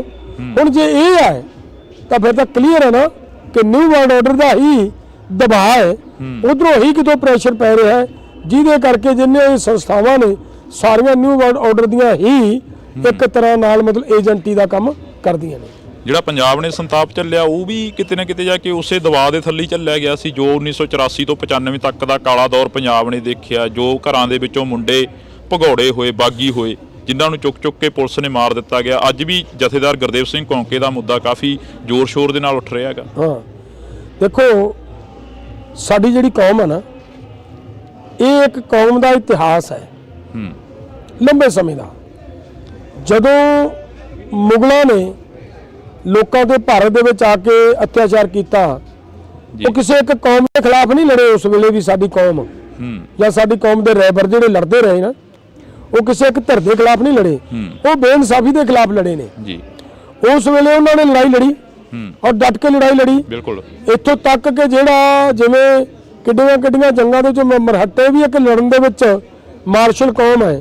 ਮਰਹੱਟੇ ਵਰਗੀਆਂ ਕੌਮਾਂ ਨੂੰ ਜਦੋਂ ਅਬਦਾਲੀ ਵਰਗੇ ਹਰਾ ਕੇ ਮੁੜੇ ਆਏ, ਤੇ ਰਸਤੇ ਦੇ ਵਿੱਚ ਇਸ ਕੌਮ ਨੇ ਫਿਰ ਅੱਗੋਂ ਮਤਲਬ ਤਕੜੇ ਹੋ ਕੇ ਉਹਨਾਂ ਦੇ ਕੋਲੋਂ ਲੜਕੀਆਂ ਵੀ ਛੜਾਈਆਂ ਤੇ ਉਹਨਾਂ ਦਾ ਧਨ ਮਾਲ ਵੀ ਸਾਰਾ ਵਾਪਸ ਲੁੱਟ ਲਿਆ ਗਿਆ। ਤਾਂ ਹੁਣ ਉਹ ਜਿਹੜੇ ਹੁੰਦਾ ਜੇ ਕਰ ਕਿਤੇ ਉਹਨੂੰ ਕਦੇ ਥ੍ਰੈਟ ਆਏ ਨਹੀਂ ਇਸ ਚੀਜ਼ਾਂ ਨੂੰ ਲੈ ਕੇ ਕਿ ਤੁਸੀਂ ਸਰਕਾਰ ਦੇ ਖਿਲਾਫ ਬੋਲਦੇ ਹੋ, ਪਿੰਡਾਂ ਦੇ ਵਿੱਚ ਜਾਂਦੇ ਹੋ? ਦੇਖੋ ਥ੍ਰੈਟ ਆਉਣ ਜਾਂ ਨਾ, ਮੈਂ ਤਾਂ ਡੱਲੇਵਾਲ ਸਾਹਿਬ ਦੇ ਖਿਲਾਫ ਕਰ ਮੈਂ ਤਾਂ ਇਹ ਕਹੂੰਗਾ ਕਿ ਜ਼ੋਰ ਲਾ ਲੈ ਸਰਕਾਰ ਜਿਹੜਾ ਲਾਉਣਾ ਹੈ। ਮੈਨੂੰ ਤਾਂ ਕਈ ਵਾਰੀ ਇੱਥੋਂ ਤੱਕ ਸਾਡੇ ਮਾਨਯੋਗ ਮੁੱਖ ਮੰਤਰੀ ਜੀ ਨੇ ਇਹ ਕਹਿਤਾ ਸੀਗਾ ਵੀ ਤੁਸੀਂ ਪੈਸਿਆਂ ਦਾ ਹਿਸਾਬ ਕਿਤਾਬ ਦੇਣ ਦੇ ਮਾਰੇ ਸੜਕਾਂ ਤੇ ਬੈਠਦੇ ਹੋ। ਮੈਂ ਤਾਂ ਉਦੋਂ ਕਿਹਾ ਸੀ ਵੀ ਸਰਕਾਰ ਤੇਰੀ ਹੈ, ਸਾਰਾ ਸਿਸਟਮ ਤੇਰਾ ਹੈ, ਭਾਈ ਤੂੰ ਸਾਡਾ ਲੇਖਾ ਜੋਖਾ ਚੈੱਕ ਕਰਾ ਲਾ ਜੇ ਤੈਨੂੰ ਕਿਤੇ ਇਹ ਲੱਗਦਾ ਤਾਂ। ਸੋ ਇਹ ਨਹੀਂ ਹੈ ਇਕੱਲਾ, ਸਾਰੀਆਂ ਏਜੰਸੀਆਂ ਮਗਰ ਲਾ ਦਿੱਤੀਆਂ ਜਾਂਦੀਆਂ ਕਿ ਪੜਤਾਲ ਕਰੋ ਡੱਲੇਵਾਲ ਦੇ ਵਿੱਚੋਂ ਕੋਈ ਵੀ ਮਤਲਬ ਜੇਕਰ ਕਮਜ਼ੋਰੀ ਨਜ਼ਰ ਆ ਜੇ ਤਾਂ ਕਿਹੜੇ ਤਰੀਕੇ ਨਾਲ ਇਸ ਬੰਦੇ ਨੂੰ ਜੇਲ੍ਹ ਦੇ ਵਿੱਚ ਬੰਦ ਕੀਤਾ ਜਾ ਸਕਦਾ ਹੈ। ਤੁਹਾਡੇ ਸਾਥੀਆਂ ਨੇ ਕਹਿਤਾ ਸੀ ਕਿ ਡੱਲੇਵਾਲ ਤਾਂ RSS ਦਾ ਬੰਦਾ ਹੈਗਾ। ਚਲੋ ਸਾਥੀਆਂ ਨੇ ਕਿਹਾ, ਅੱਜ ਦੇਖੋ ਮੈਂ ਇਹਦੇ ਤੇ ਬੜਾ ਹੈਰਾਨ ਹਾਂ ਨਾ। ਦੇਖੋ ਸਾਡੇ ਸਾਥੀ ਇਹ ਕਹਿਣ ਵੀ ਡੱਲੇਵਾਲ RSS ਦਾ ਬੰਦਾ, ਪਹਿਲੀ ਤਾਂ ਗੱਲ ਹੈ ਕਿ ਮੋਰਚਾ ਲੜਿਆ, ਬਿਲਕੁਲ 13 ਮਹੀਨੇ ਮੋਰਚਾ ਲੜਿਆ, ਬਿਲਕੁਲ ਇਹਨਾਂ ਨੂੰ ਡੱਲੇਵਾਲ RSS ਨਜ਼ਰ ਨਹੀਂ ਆਇਆ। ਲੇਕਿਨ ਜਦੋਂ ਡੱਲੇਵਾਲ ਨੇ ਇਹਨਾਂ ਦੀਆਂ ਕਰਤੂਤਾਂ ਨੂੰ ਨਹੀਂ ਬਰਦਾਸ਼ਤ ਕੀਤਾ, ਉਦੋਂ ਡੱਲੇਵਾਲ RSS ਬਣ ਗਿਆ। ਹੁਣ ਜੇਕਰ BJP ਦੇਖੋ ਉੱਥੋਂ ਮੋਰਚਾ ਚੱਕ ਕੇ ਭੱਜਣਾ, ਬੀਜੇਪੀ ਦੀ ਫੇਵਰ 'ਚ ਜਾਂਦਾ ਸੀ ਨਾ, ਬਿਲਕੁਲ ਆਰਐਸਐਸ ਦੀ ਵਿਚਾਰਧਾਰਾ ਦੀ ਫੇਵਰ 'ਚ ਜਾਂਦਾ ਸੀ ਨਾ। ਬਿਲਕੁਲ ਤੇ ਇਹ ਦੱਸੋ ਵੀ ਜਿਹੜਾ ਬੰਦਾ ਉੱਥੇ ਲੜ ਰਿਹਾ ਹੈ ਕਿ ਮੋਰਚਾ ਹਜੇ ਨਹੀਂ ਚੱਕਣਾ ਚਾਹੀਦਾ, ਸਾਨੂੰ ਐਮਐਸਪੀ ਦੀ ਗਰੰਟੀ ਦਾ ਕਾਨੂੰਨ ਲੈਣਾ ਚਾਹੀਦਾ। ਭਾਰਤ ਨੇ ਆਪਣੇ ਨਾਲ 46 ਮੁਲਕ ਹੋਰ ਜੋੜ ਕੇ WTO ਦੇ ਵਿੱਚ ਜਾਣ ਦੀ ਤਿਆਰੀ ਕਰ ਲਈ ਹੈ। ਤੁਸੀਂ ਰੁਕੋ, ਹਜੇ ਕਰ ਲਾਂਗੇ ਸਾਰਾ ਕੁਝ। ਪ੍ਰੈਸ਼ਰ ਬਣਿਆ ਹੋਇਆ ਸਰਕਾਰ ਦਾ, ਗੱਲ ਘੁੱਟਿਆ ਹੋਇਆ ਹੈ। ਜਿਹੜਾ ਬੰਦਾ ਇਹ ਕਹਿ ਰਿਹਾ ਆਰਐਸਐਸ, ਉਹ ਹੋ ਸਕਦਾ ਹੈ ਕਿ ਜਿਹੜੇ ਬੰਦੇ ਗੁਪਤ ਰੂਪ ਦੇ ਵਿੱਚ ਉੱਥੇ ਮੋਰਚਾ ਚਲੋ ਚੱਕੋ ਟਰਾਲੀਆਂ 'ਚ ਮੀਟਿੰਗਾਂ ਕਰਾ ਕੇ ਭੱਜੇ, ਉਹ ਹੋ ਸਕਦੇ ਨੇ। ਇੱਕ ਦਿਨ ਅਸੀਂ ਕਿਸੇ ਬੀਜੇਪੀ ਦੇ ਆਗੂ ਕੋਲ ਬੈਠੇ ਸੀ, ਉਹ ਕਹਿੰਦੇ ਕਿ ਫੋਨ ਆਉਂਦੇ ਰਹੇ ਨੇ, 5 ਆਗੂਆਂ ਨੇ ਫੋਨ ਵੀ ਬੰਦ ਕਰ ਲਏ ਸੀਗੇ ਤੇ ਉਹਦੇ ਕਾਫੀ ਖੁਲਾਸੇ ਵੀ ਹੋਏ ਉਸ ਵਕਤ, ਪਰ ਅਸੀਂ ਉਹਨਾਂ ਦਾ ਨਾਮ ਨਹੀਂ ਲਵਾਂਗੇ ਕਿਉਂਕਿ ਉਹ ਕਿਹੜੇ ਆਗੂ ਸੀ ਤੁਹਾਡੇ ਵੀ ਧਿਆਨ 'ਚ ਹੋਣਾ। ਤੁਸੀਂ ਸਭ ਤੋਂ ਪਹਿਲਾਂ ਬੋਲੇ ਕਿ ਚਿੱਠੀਆਂ ਵਾਇਰਲ ਹੋਈਆਂ, ਚਿੱਠੀਆਂ ਪ੍ਰਧਾਨ ਮੰਤਰੀ ਤੱਕ ਪਹੁੰਚੀਆਂ ਨੇ। ਦੇਖੋ ਗੱਲ ਇਹ ਹੈ, ਮੈਂ ਰਜਿੰਦਰ ਜੀ, ਜਿੰਨਾ ਚਿਰ ਮੇਰੇ ਕੋਲੇ ਕੋਈ ਮਤਲਬ ਫੈਕਟ ਨਹੀਂ ਹੁੰਦਾ ਨਾ ਪਰਮਾਨੈਂਟ, ਉਹਨਾਂ ਚਿਰ ਮੈਂ ਸਮਝਦਾ ਕਿ ਇਸ ਚੈਨਲ ਤੇ ਬੋਲਣਾ ਉਚਿਤ ਨਹੀਂ ਹੁੰਦੀ ਕੋਈ ਗੱਲ। ਲੇਕਿਨ ਜਿੱਥੇ ਜਿਹੜੀ ਚੀਜ਼ ਮੇਰੇ ਸਾਹਮਣੇ ਆਈ, ਚਿੱਠੀ ਮੇਰੇ ਸਾਹਮਣੇ ਆਈ, ਮੈਂ ਉਹਦਾ ਸਾਰ ਮਤਲਬ ਉਹਦੇ ਤੇ ਮਤਲਬ ਪੂਰਾ ਲੜਾਈ ਲੜੀ, ਅੰਦਰ ਬੈਠ ਕੇ ਮੀਟਿੰਗਾਂ ਦੇ ਵਿੱਚ ਬਹਿ ਕੇ ਲੜਾਈ ਲੜੀ ਕਿ ਚਿੱਠੀ ਦਾ ਖੁਲਾਸਾ ਕਰੋ, ਇਹ ਚਿੱਠੀ ਲਿਖੀ ਕਿਉਂ ਗਈ ਹੈ। ਔਰ ਉਸੇ ਦੇ ਵਿੱਚੋਂ ਤੁਹਾਡੇ ਧਿਆਨ ਹੋਏਗਾ, ਸਾਨੂੰ ਮਜਬੂਰੀ ਵਸ ਬਰਨਾਲੇ 'ਚ, ਕਿਉਂਕਿ ਪੂਰੇ ਭਾਰਤ ਦੇ ਵਿੱਚ ਜਿਹੜੀਆਂ ਕਿਸਾਨ ਮਹਾਪੰਚਾਇਤਾਂ ਹੁੰਦੀਆਂ ਸੀ ਨਾ, ਉਹ ਐਸਕੇਐਮ ਦੇ ਨਾਂ ਤੇ ਹੁੰਦੀਆਂ ਸੀ ਜੀ। ਅਸੀਂ ਇੱਥੇ ਐਸਕੇਐਮ ਦੇ ਨਾਂ ਤੇ ਨਹੀਂ ਕੀਤੀ ਸੀ। ਅਸੀਂ ਇਹ ਉੱਪਰ ਜ਼ਰੂਰ ਬੈਨਰ ਲਿਖਿਆ ਸੀ, ਲੇਕਿਨ ਲਿਖਿਆ ਇਹ ਸੀਗਾ ਕਿ ਵੱਲੋਂ ਭਾਰਤੀ ਕਿਸਾਨ ਯੂਨੀਅਨ ਏਕਤਾ ਸਿੱਧੂਪੁਰ। ਉਹ ਜਿਹੜਾ 1 ਲੱਖ ਲੋਕਾਂ ਦਾ, ਕਿਸਾਨਾਂ ਦਾ ਇਕੱਠ ਕਰਕੇ ਅਸੀਂ ਸਰਕਾਰ ਨੂੰ ਵਾਰਨਿੰਗ ਦਿੱਤੀ ਸੀ ਨਾ ਜਦੋਂ, ਕਿ ਅਸੀਂ ਕੋਈ ਗੱਲ ਨਹੀਂ ਸੁਣਨ ਵਾਲੇ ਲੋਕ, ਅਸੀਂ ਇਹਨੂੰ ਮਤਲਬ ਜਿੰਨਾ ਚਿਰ 3 ਕਾਨੂੰਨ ਵਾਪਸ ਨਹੀਂ ਹੁੰਦੇ ਅਸੀਂ ਉਹਨਾਂ ਚਿਰ ਨਹੀਂ ਉਠਾਂਗੇ। ਇਹ ਚੇਤਾਵਨੀ ਦਿੱਤੀ ਸੀ ਉਦੋਂ ਮੇਥੋਂ। ਤਾਂ ਸਾਨੂੰ ਜਦੋਂ ਪਤਾ ਲੱਗਿਆ ਕਿ ਕਿਤੇ ਨਾ ਕਿਤੇ ਮੋਰਚੇ 'ਚ ਗੜਬੜ ਹੋ ਰਹੀ ਹੈ, ਅਸੀਂ ਉਸ ਦਿਨ ਜਿੰਨੀ ਕੁ ਸਾਡੀ ਹਿੰਮਤ ਪਈ, ਜਿੰਨਾ ਕੁ ਅਸੀਂ ਕਰ ਸਕਦੇ ਸੀ, ਕਿਉਂਕਿ ਸਾਨੂੰ ਇਹ ਵੀ ਡਰ ਸੀਗਾ ਕਿ ਸਰਕਾਰ ਕੋਲੇ ਕੋਈ ਇਹੋ ਜਿਹਾ ਗੱਲ ਨਾ ਜਾਵੇ ਕਿ ਸਰਕਾਰ ਨੂੰ ਇਹ ਸੰਕੇਤ ਮਿਲ ਜੇ ਕਿ ਮੋਰਚਾ ਆਪਸ ਵਿੱਚ ਦਫਾੜ ਹੋ ਗਿਆ ਜਾਂ ਪਾਟ ਗਿਆ। ਉਹਨਾਂ ਚਿਰ ਅਸੀਂ ਬਹੁਤ ਉਹਨੂੰ ਸੰਕੋਚ ਕਰਦੇ ਰਹੇ ਹਾਂ ਬੋਲਣ ਤੋਂ, ਜਿੱਥੇ ਨਾ ਸਰਦਾ ਅੰਦਰ ਬਹਿ ਕੇ ਬੋਲਣਾ, ਜਿੱਥੇ ਕਿਤੇ ਬੋਲਣਾ ਬੋਲਦੇ ਰਹੇ। ਅਫਸੋਸ ਹੁੰਦਾ ਕਿ 13 ਮਹੀਨੇ ਇਹੋ ਜੀ ਠੰਡ ਵੀ ਚੱਲੀ ਤੇ ਗਰਮੀ ਵੀ ਚੱਲੀ, ਹਨੇਰੀਆਂ ਮੀਂਹ ਵੀ ਚੱਲੇ ਤੇ ਉੱਥੇ ਟਰਾਲੀਆਂ ਦੇ ਵਿੱਚ ਉਹ ਦਿਨ ਕੱਟੇ ਜਿਹੜੇ ਦਿਨ ਕਦੇ ਅਸੀਂ ਸਰਦਾਰਾਂ ਵਾਂਗ ਇੱਥੇ ਪੰਜਾਬ ਦੇ ਵਿੱਚ ਕੱਟਦੇ ਰਹੇ ਹਾਂ। ਅਫਸੋਸ ਹੁੰਦਾ ਕਿ ਫਿਰ ਵੀ ਕੁਝ ਪੱਲੇ ਨਹੀਂ ਪਿਆ। ਨਹੀਂ, ਇਹ ਨਹੀਂ ਕਿਹਾ ਜਾ ਸਕਦਾ। ਇੱਕ ਤਾਂ ਸਭ ਤੋਂ ਵੱਡਾ ਇਹ ਪੱਲੇ ਪਿਆ ਸਾਡੇ ਕਿ ਅਸੀਂ ਪੂਰੇ ਦੇਸ਼ ਦਾ ਕਿਸਾਨ ਅਵੇਅਰ ਹੋ ਗਿਆ, ਪਹਿਲੀ ਗੱਲ। ਦੂਜੀ ਗੱਲ ਹੈ ਕਿ ਐਡਾ ਈਗੋ ਦਾ ਜਿਹਦੇ ਕੋਲੇ ਭੰਡਾਰ ਹੈ, ਉਹ ਅਸੀਂ ਪੀਐਮ ਨੂੰ ਮੋੜ ਕੇ ਪਿਛਲੇ ਪੈਰੀ ਮੋੜ ਲਿਆ। ਅਗਲੀ ਗੱਲ ਹੈ ਕਿ ਪੂਰੇ ਦੇਸ਼ ਦਾ, ਜਿਹਦਾ ਪੰਜਾਬ ਤੇ ਹਰਿਆਣਾ, ਜਿਨ੍ਹਾਂ ਨੂੰ ਇਹਨਾਂ ਨੇ ਇੱਕ ਦੂਜੇ ਦੇ ਸਾਹਮਣੇ ਦੁਸ਼ਮਣ ਬਣਾ ਕੇ ਖੜੇ ਕਰਤਾ ਸੀ ਜੀ, ਉਹਨਾਂ ਦਾ ਭਾਈਚਾਰਾ ਕਾਇਮ ਕਰਕੇ ਬਹੁਤ ਵੱਡੀਆਂ ਪ੍ਰਾਪਤੀਆਂ ਹੋਈਆਂ। ਅਗਲੀ ਗੱਲ ਇੱਕ ਹੋਰ ਹੈ, ਹੁਣ ਬਾਹਰਲੇ ਸਟੇਟਾਂ 'ਚ, ਬਾਹਰਲੇ ਕੰਟਰੀਆਂ ਦੀ ਮੈਂ ਗੱਲ ਨਹੀਂ ਕਰਦਾ, ਮੈਂ ਬਾਹਰਲੀਆਂ ਸਟੇਟਾਂ ਦੀ ਗੱਲ ਕਰਦਾ। ਬਾਹਰਲੀਆਂ ਸਟੇਟਾਂ ਦੇ ਵਿੱਚ ਡਿਮਾਂਡ ਹੋਣੀ ਸ਼ੁਰੂ ਹੋ ਗਈ ਸੀ ਕਿ ਸਾਡੇ ਇੱਥੇ ਆ ਕੇ ਕਿਸਾਨ ਲੀਡਰ ਬੋਲੇ, ਉਹ ਵੀ ਉਹ ਬੋਲੇ ਜਿਹਦੇ ਸਿਰ ਤੇ ਪੱਗ ਬੰਨੀ ਹੋਵੇ। ਇਹਦਾ ਮਤਲਬ ਅਸੀਂ ਤਾਂ ਬਹੁਤ ਨੇੜੇ ਚਲੇ ਗਏ ਸੀ, ਕਿੰਨਾ ਕੁਝ ਹਾਸਲ ਕਰ ਲਿਆ ਸੀ ਇਸ ਪੱਗ ਨੇ, ਔਰ ਉਹ ਪੱਗ ਦਾ ਮਾਣ ਨਹੀਂ ਡਿੱਗਿਆ। ਠੀਕ ਹੈ, ਇਨਸੀਡੈਂਟ ਵਾਪਰਦੇ ਰਹਿੰਦੇ ਨੇ, ਲੇਕਿਨ ਪੱਗ ਦਾ ਮਾਣ ਹੈ ਜਿਹੜਾ, ਜਦੋਂ ਉਦੋਂ ਮੋਰਚਾ ਚੱਕ ਕੇ ਭੱਜਣ ਦੀ ਕੋਸ਼ਿਸ਼ ਕੀਤੀ ਜਾਂਦੀ ਸੀ, ਜੇ ਸਾਰਾ ਪੰਜਾਬ ਉਹਨਾਂ ਦੇ ਮਗਰ ਲੱਗ ਕੇ ਮੋਰਚਾ ਚੱਕ ਲੈਂਦਾ ਤਾਂ ਹੋ ਸਕਦਾ ਇਹ ਕਹਿੰਦੇ ਕਿ ਪੰਜਾਬੀ ਗਦਾਰ ਨੇ। ਲੇਕਿਨ ਪੰਜਾਬੀਆਂ ਨੇ ਫਿਰ ਰੱਖ ਵਿਖਾਈ ਕਿ ਨਹੀਂ, ਅਸੀਂ ਨਹੀਂ ਜਾਵਾਂਗੇ। ਤੇ ਉਹਦੇ ਨਾਲ ਮਤਲਬ ਪੂਰੇ ਵਰਲਡ ਦੇ ਵਿੱਚ ਸੁਨੇਹਾ ਗਿਆ ਕਿ ਪੰਜਾਬੀ ਕਿਸੇ ਦਾ ਜਿਹੜਾ ਅਹਿਸਾਨ ਹੈ ਉਹ ਰੱਖਦੇ ਨਹੀਂ। ਉਹ ਜੇ ਉਹਨਾਂ ਨਾਲ ਵਾਅਦਾ ਕੀਤਾ ਮਿਲ ਕੇ ਚੱਲਣ ਦਾ ਤੇ ਮਿਲ ਕੇ ਚੱਲਦੇ ਨੇ, ਔਰ ਉਸੇ ਤਰੀਕੇ ਉਸੇ ਗੱਲ 'ਚ ਹੀ ਅੱਜ ਮੋਰ ਪੂਰੇ ਭਾਰਤ ਦੇ ਵਿੱਚ ਸਾਨੂੰ ਸਹਿਯੋਗ ਮਿਲਦਾ ਹੈ। ਤੁਸੀਂ ਪੰਜਾਬੀ ਗਦਾਰਾਂ ਦੀ ਗੱਲ ਕਰੀ ਹੈ, ਪਰ ਗਦਾਰੀ ਦੇ ਸਰਟੀਫਿਕੇਟ ਤਾਂ ਤੁਸੀਂ ਖੁਦ ਹੀ ਵੰਡੇ ਨੇ ਸਟੇਜਾਂ ਤੋਂ। ਨਹੀਂ, ਜਿਹੜੇ ਗਦਾਰੀ ਦੇ ਸਰਟੀਫਿਕੇਟ ਵੰਡਣ ਵਾਲੇ ਸੀ ਉਹ ਕੁਛ ਹੋਣਗੇ ਜਿਹੜੀਆਂ ਧਿਰਾਂ, ਤੁਹਾਨੂੰ ਪਤਾ ਹੈ, ਮੇਰੇ ਨਾਲ ਵੱਧ ਤੁਸੀਂ ਜਾਣਦੇ ਹੋ। ਮੇਰੇ ਮੂੰਹ ਤਾਂ ਕਿਤੇ ਨਹੀਂ ਸੁਣਿਆ ਹੋਣਾ ਤੁਸੀਂ ਕਿ ਮੈਂ ਕਿਸੇ ਨੂੰ ਗਦਾਰ ਕਹਿੰਦਾ ਹੋਵਾਂ। ਮੈਨੂੰ ਤਾਂ ਤੁਸੀਂ ਸਗੋਂ ਇਹ ਵੇਖਿਆ ਹੋਏਗਾ ਕਿ ਮੈਂ ਜਦੋਂ ਸਾਡਾ ਯੂਥ ਰੁੱਸਦਾ ਸੀ, ਯੂਥ ਨੂੰ ਮਨਾਉਣ ਦੀ ਜ਼ਿੰਮੇਵਾਰੀ ਡੱਲੇਵਾਲ ਦੀ ਹੁੰਦੀ ਸੀ ਤੇ ਮੈਂ ਮਨਾਉਂਦਾ ਸੀ, ਤੇ ਮੇਰੇ ਨਾਲ ਤਾਂ ਮੇਰੇ ਤੇ ਤਾਂ ਕਈ ਵਾਰੀ ਕਾਰਵਾਈ ਕਰਨ ਦੀ ਤਿਆਰੀ ਕਰ ਲੈਂਦੇ ਸੀ ਵੀ ਤੂੰ ਇਹਨਾਂ ਮੰਡੀਰ ਤੋਂ ਕੀ ਕਰਾਉਣਾ, ਤੂੰ ਇਹਨਾਂ ਨੂੰ ਸਿਰ ਚੜਾਈ ਜਾਂਦਾ। 25 ਜਨਵਰੀ ਵਾਲਾ ਐਕਸੀਡੈਂਟ ਯਾਦ ਆ, ਜਦੋਂ 24 ਜਨਵਰੀ ਨੂੰ ਤੁਸੀਂ ਪ੍ਰੈਸ ਕਾਨਫਰੰਸ ਕਰਦੇ ਹੋ ਕਜਾਰੀਆ ਟਾਇਲ ਦੇ ਵਿੱਚ ਇੱਕ ਬੰਦੇ ਨੂੰ ਫੜ ਕੇ ਕਹਿਣੋ ਕਿ ਇਹਨਾਂ ਨੇ ਸਾਡੇ ਤੇ ਹਮਲਾ ਕਰਨ ਦੀ ਕੋਸ਼ਿਸ਼ ਕਰ ਰਹੇ ਸੀ, ਇਹ ਘੁਸਪੈਂਟ ਗਏ ਸੀ ਸਾਡੇ ਅੰਦੋਲਨ ਦੇ ਵਿੱਚ। ਤੁਹਾਡੇ ਯਾਦ ਆ ਉਹ ਸਾਰਾ ਕੁਝ? ਰਾਤ ਦੀ ਕਹਾਣੀ ਜੀ, ਤੁਹਾਡੇ ਯਾਦ ਆ? ਉਧਰੋਂ ਸਟੇਜ ਦੇ ਉੱਪਰ ਕਬਜ਼ਾ ਹੋ ਗਿਆ ਸੀ ਤੇ ਫਿਰ 26 ਜਨਵਰੀ ਵਾਲਾ ਜੋ ਐਕਸੀਡੈਂਟ ਹੋਇਆ ਉਹ ਵੀ ਯਾਦ ਹੋਣਾ। ਹਾਂ, ਦੇਖੋ ਕਹਾਣੀ ਸਾਰੀ ਯਾਦ ਹੈ, ਆਪਣੇ ਨਾਲ ਹੀ ਵਾਪਰੀ ਹੈ ਘਟਨਾ। ਅੰਦੋਲਨ ਦੇ ਵਿੱਚ ਬਹੁਤ ਘਟਨਾਵਾਂ ਵਾਪਰੀਆਂ, ਇਕੱਲੀ ਉਹ ਨਹੀਂ ਹੈ। ਦੇਖੋ ਇਹ ਤਾਂ ਮਤਲਬ ਉਸ ਬੰਦੇ ਦੇ ਕੋਲੋਂ ਜਦੋਂ ਸਾਡੇ ਕੁਝ ਆਗੂਆਂ ਦੀਆਂ ਫੋਟੋ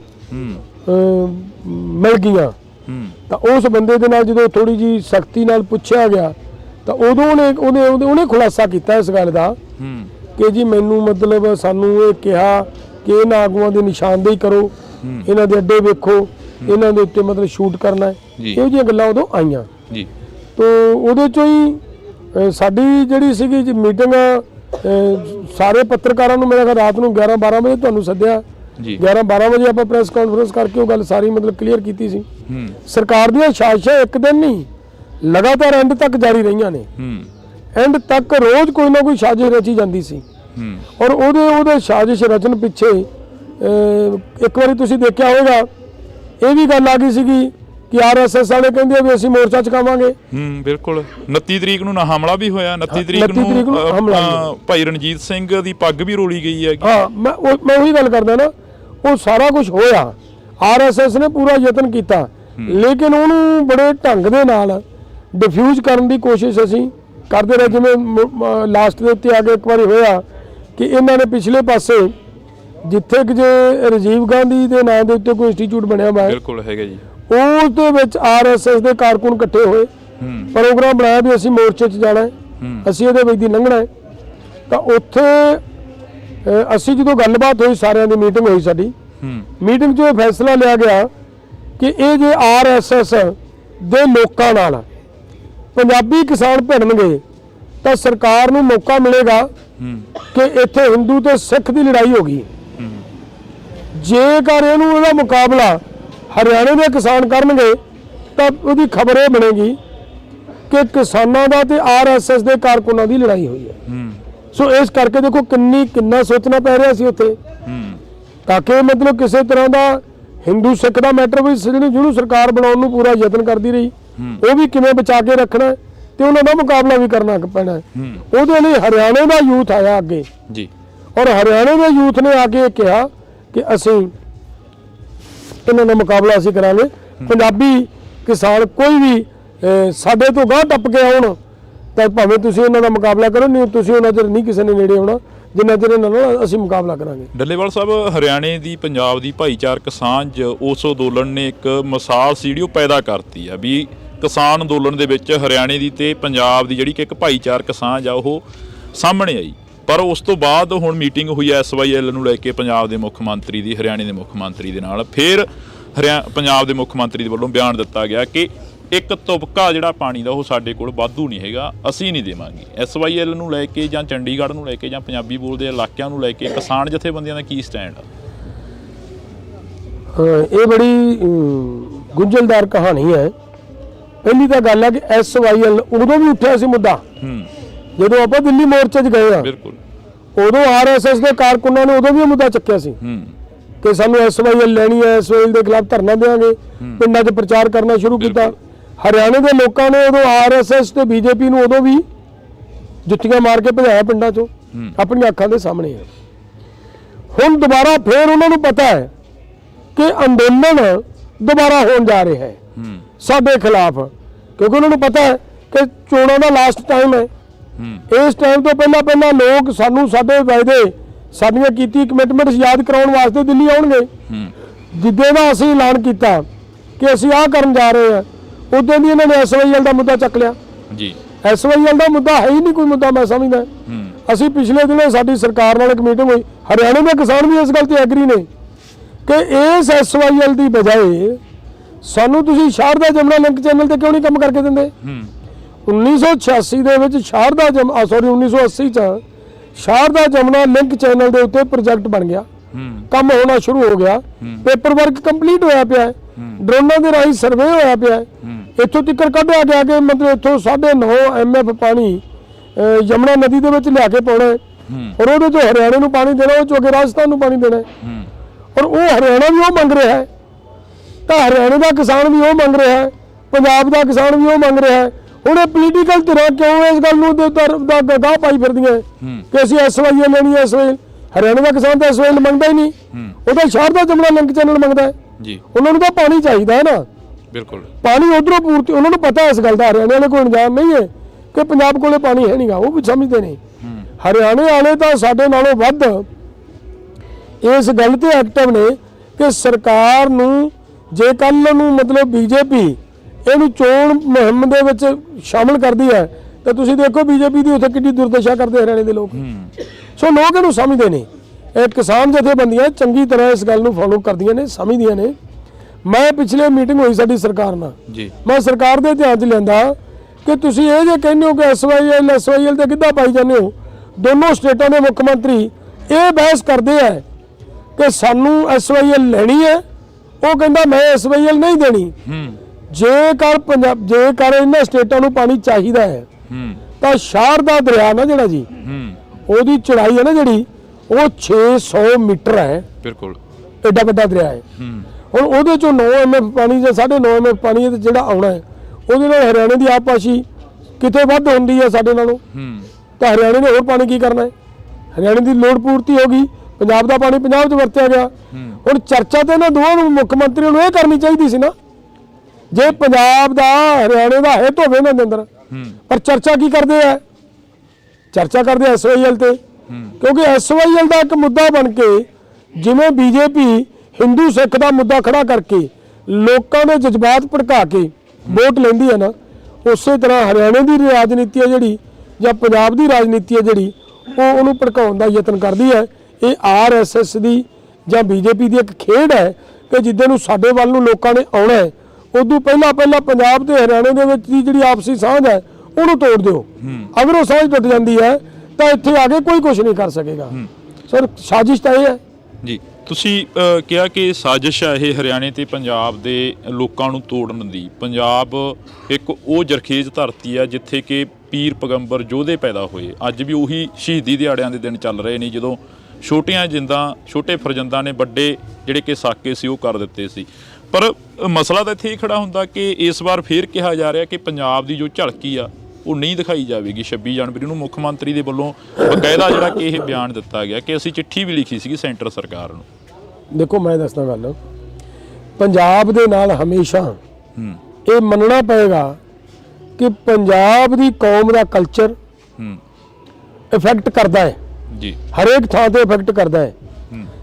ਸਾਡਾ ਇਤਿਹਾਸ ਹੈ ਕਿ ਸਾਡੇ ਜੋ ਹਰੀ ਸਿੰਘ ਨਲੂਆ ਪੈਦਾ ਹੋਇਆ ਵਾ ਹੈ ਨਾ, ਹਰੀ ਸਿੰਘ ਨਲੂਏ ਦਾ ਕਲਚਰ ਸੀ ਕਿ ਇੱਕ ਪਠਾਨ ਔਰਤ ਨੂੰ ਕਹਿੰਦਾ ਹੈ ਕਿ ਬੀਬੀ ਅਗਰ ਤੁਹਾਨੂੰ ਮੇਰੇ ਵਰਗਾ ਪੁੱਤਰ ਚਾਹੀਦਾ ਤਾਂ ਮੈਨੂੰ ਤੁਸੀਂ ਅੱਜ ਤੋਂ ਆਪਣਾ ਪੁੱਤਰ ਮੰਨ ਲਓ। ਬਿਲਕੁਲ ਹੈ ਨਾ। ਉਹ ਕਿੱਥੋਂ ਨਿਕਲਿਆ? ਉਹ ਗੁਰੂ ਨਾਨਕ ਦੀ ਵਿਚਾਰਧਾਰਾ ਚੋਂ। ਅਗਲਿਆਂ ਦਾ ਜ਼ੋਰ ਲੱਗਾ ਕਿ ਗੁਰੂ ਨਾਨਕ ਦੀ ਵਿਚਾਰਧਾਰਾ ਇੱਥੇ ਨਹੀਂ ਰਹਿਣੀ ਚਾਹੀਦੀ।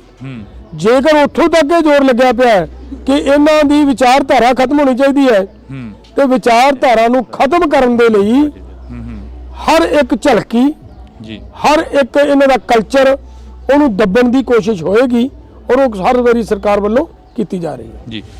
ਲਾਸਟ ਪੜਾਵਾਂ ਵੱਲ ਵੱਧਦੇ ਆ। ਜੇਕਰ ਗੱਲ ਕੀਤੀ ਜਾਵੇ, ਹੁਣ ਲੱਗਦਾ ਵੀ 26 ਫਰਵਰੀ ਦਾ ਤੁਸੀਂ ਮੇਬੀ ਟਾਈਮ ਦਿੱਤਾ ਗਾ ਕਿ ਦਿੱਲੀ ਚੱਲੋ ਦਾ ਨਾਅਰਾ ਦਿੱਤਾ, 1 ਲੱਖ ਬੰਦੇ ਤੋਂ ਉੱਪਰ ਦਾ ਇਕੱਠ ਤੁਹਾਡੇ ਨਾਲ ਜਾਏਗਾ ਜਾਂ ਕਿਸਾਨ ਜਾਣਗੇ ਪੰਜਾਬ ਦੇ?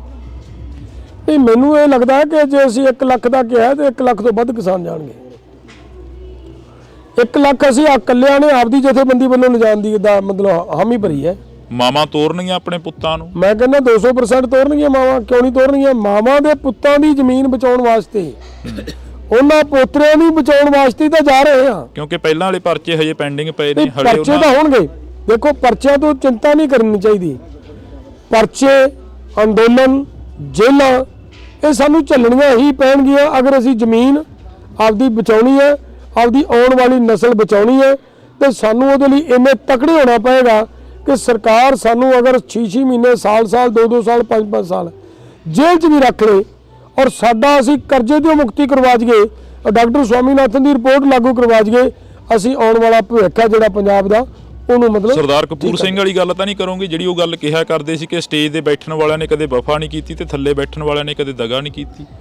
ਨਹੀਂ, ਮੈਨੂੰ ਲੱਗਦਾ ਇਹ ਜਿਹੜੀਆਂ ਗੱਲਾਂ ਨੇ ਨਾ ਸਰਦਾਰ ਕਪੂਰ ਸਿੰਘ ਹੋਰਾਂ ਦੀਆਂ ਗੱਲਾਂ ਵਾਜਬ ਨੇ।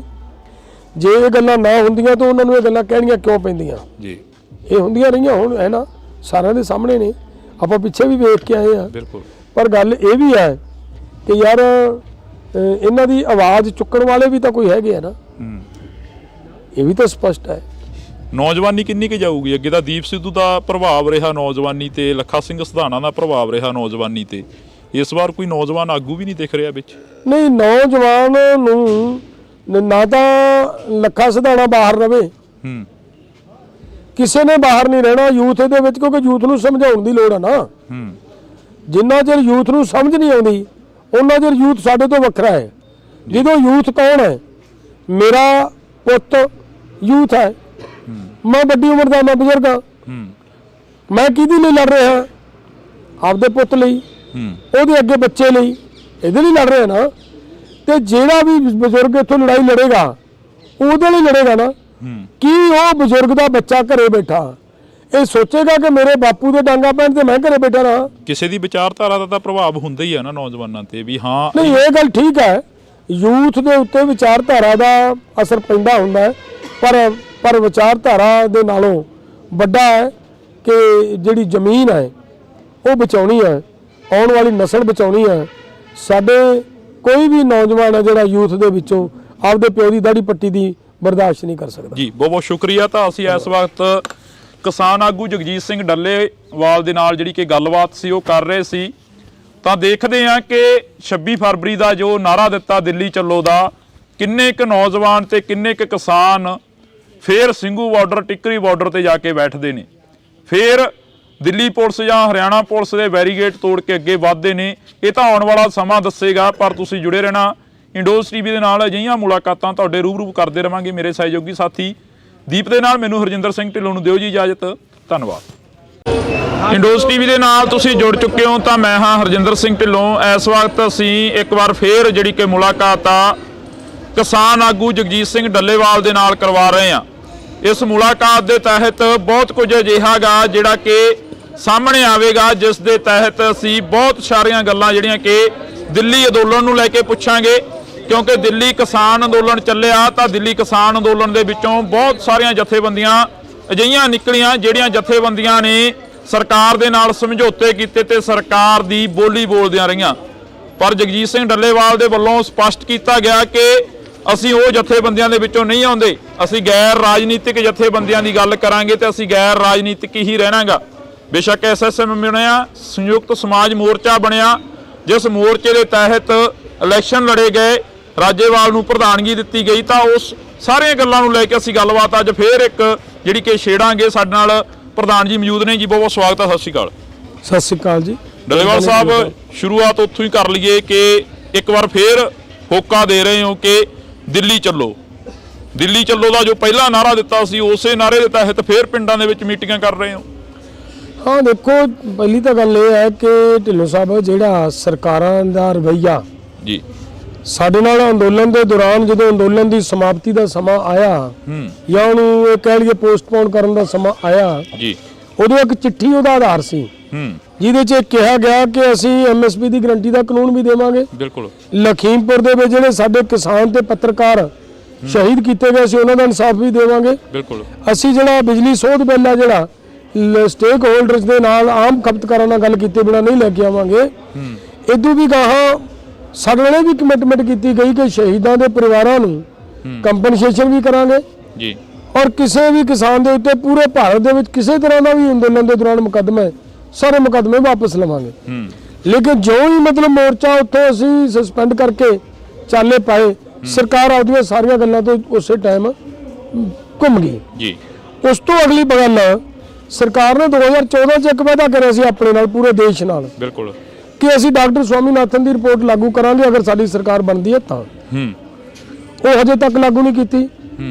ਇੱਕ ਇਹ ਵਾਅਦਾ ਸੀਗਾ, ਮੇਰਾ ਕਹਿਣਾ ਬਹੁਤ ਸਾਰੀਆਂ ਸਟੇਜਾਂ ਤੇ ਬੋਲੇ ਕਿ ਅਸੀਂ ਕਿਸਾਨਾਂ ਦਾ ਸੰਪੂਰਨ ਕਰਜ਼ ਮੁਕਤੀ ਕਰਾਂਗੇ ਅਗਰ ਅਸੀਂ ਸੱਤਾ ਤੇ ਆਉਣੇ ਆ ਤਾਂ ਜੀ। ਲੇਕਿਨ ਲੋਕਾਂ ਨੇ ਤਾਂ ਸੱਤਾ ਤੇ ਲੈਣ ਦੇ 10 ਸਾਲ ਸੱਤਾ ਦਾ ਆਨੰਦ ਵੀ ਮਾਣ ਲਿਆ, ਲੇਕਿਨ ਉਹ ਮੰਗਾਂ ਪੂਰੀਆਂ ਨਹੀਂ ਹੋਈਆਂ, ਉਹ ਵਾਅਦੇ ਪੂਰੇ ਨਹੀਂ ਹੋਏ ਜੀ। ਹੁਣ ਉਸ ਤੋਂ ਵੀ ਗਾਹਾਂ ਵੱਧ ਕੇ ਸਰਕਾਰ ਨੇ ਪਿੱਛੇ ਜਦੋਂ G20 ਹੋਇਆ ਉਹਦੇ ਵਿੱਚ ਇਹ ਕਰ ਦਿੱਤਾ ਕਿ ਜਿਹੜੇ ਸਾਡੇ ਡਰਾਈ ਫਰੂਟ ਦੇ ਫਾਰਮਰ ਨੇ ਜਾਂ ਫਰੂਟ ਦੇ ਫਾਰਮਰ ਨੇ ਉਹਨਾਂ ਲਈ ਇਹ ਕਰਤਾ ਕਿ ਜਿਹੜਾ ਬਾਹਰ ਤੋਂ ਫਰੂਟ ਜਾਂ ਡਰਾਈ ਫਰੂਟ ਆਉਣਾ ਹੈ ਉਹਦੇ ਚੋਂ 18% ਇੰਪੋਰਟ ਡਿਊਟੀ ਘਟਾਤੀ। ਜੇ ਇੰਪੋਰਟ ਡਿਊਟੀ ਬਾਹਰਲੇ ਫਰੂਟ ਤੋਂ ਘਟੇਗੀ 18% ਤਾਂ ਸਾਡੇ ਕਿਸਾਨਾਂ ਦਾ ਵੀ ਰੇਟ 18% ਫਸਲ ਦਾ ਡਿੱਗੇਗਾ ਜੀ। ਹੁਣ ਉਸੇ ਤੋਂ ਅੱਗੇ ਜਾ ਕੇ ਬੜੇ ਮੁਕਮੇ ਰੂਪ ਨਾਲ, ਬੜੇ ਮੁਕਮੇ ਢੰਗ ਨਾਲ G20 ਦੇ ਦੌਰਾਨ ਹੀ ਇਹ ਫੈਸਲਾ ਲੈ ਲਿਆ ਕਿ ਕਣਕ ਤੇ ਛੋਲਿਆਂ ਤੋਂ ਵੀ, ਪੋਲਟਰੀ ਪ੍ਰੋਡਕਟਾਂ ਤੋਂ ਵੀ, ਡੇਅਰੀ ਪ੍ਰੋਡਕਟਾਂ ਤੋਂ ਵੀ ਅਸੀਂ ਇੰਪੋਰਟ ਡਿਊਟੀ ਖਤਮ ਕਰ ਦਿਆਂਗੇ। ਹੁਣ ਜੇ ਬਾਹਰਲਾ ਮੱਖਣ ਆ ਕੇ ਇੱਥੇ ਸਸਤਾ ਵਿਕੂਗਾ ਤਾਂ ਦੇਸ਼ ਦੀ ਡੇਅਰੀ, ਸਾਡੀ ਪੰਜਾਬ ਦੀ ਡੇਅਰੀ, ਭਾਰਤ ਦੇ ਡੇਅਰੀ ਫਾਰਮਰ ਬਿਲਕੁਲ ਬਰਬਾਦ ਹੋ ਜਾਣਗੇ ਜੀ। ਬਹੁਤ ਸਾਰੇ ਸਟੇਟ ਇਹੋ ਜਿਹੇ, ਕੰਟਰੀ ਇਹੋ ਜਿਹੇ ਨੇ ਜਿਹੜੇ ਮੁਰਗੇ ਦਾ ਕੇਵਲ ਮਾਸ ਜਿਹੜੇ ਵਰਤਦੇ ਨੇ ਮੁਲਕ, ਉਹ ਮੁਰਗੇ ਦੀ ਕੇਵਲ ਛਾਤੀ ਖਾਂਦੇ, ਬਾਕੀ ਨਹੀਂ ਖਾਂਦੇ।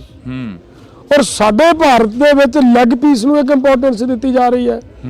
ਉਹਨਾਂ ਦੀ ਉਹ ਵੇਸਟੇਜ ਹੈ, ਉਹਨਾਂ ਦੀ ਵੇਸਟੇਜ ਨੇ ਆ ਕੇ ਸਾਡੇ ਇੱਥੇ ਜਿਹੜਾ ਉਹਨਾਂ ਦਾ ਕੂੜਾ ਸੀਗਾ, ਸਾਡੇ ਇੱਥੇ ਆ ਕੇ ਉਹਨਾਂ ਦੇ ਲੈਗ ਪੀਸਾਂ ਨੇ ਸਾਡੀ ਡੇਅਰੀ ਆਪਣਾ ਪੋਲਟਰੀ ਪ੍ਰੋਡਕਟ ਨੂੰ ਬਿਲਕੁਲ ਤਹਿਸ਼-ਨਹਿਸ਼ ਕਰਨਾ ਹੈ। ਸੋ ਇਹ ਸਾਰੀਆਂ ਜਿਹੜੀਆਂ ਗੱਲਾਂ ਨੇ ਨਾ, ਇਹ ਸਾਡੇ ਕਿਸਾਨ ਵਿਚਾਰੇ ਅਵੇਅਰ ਨੇ।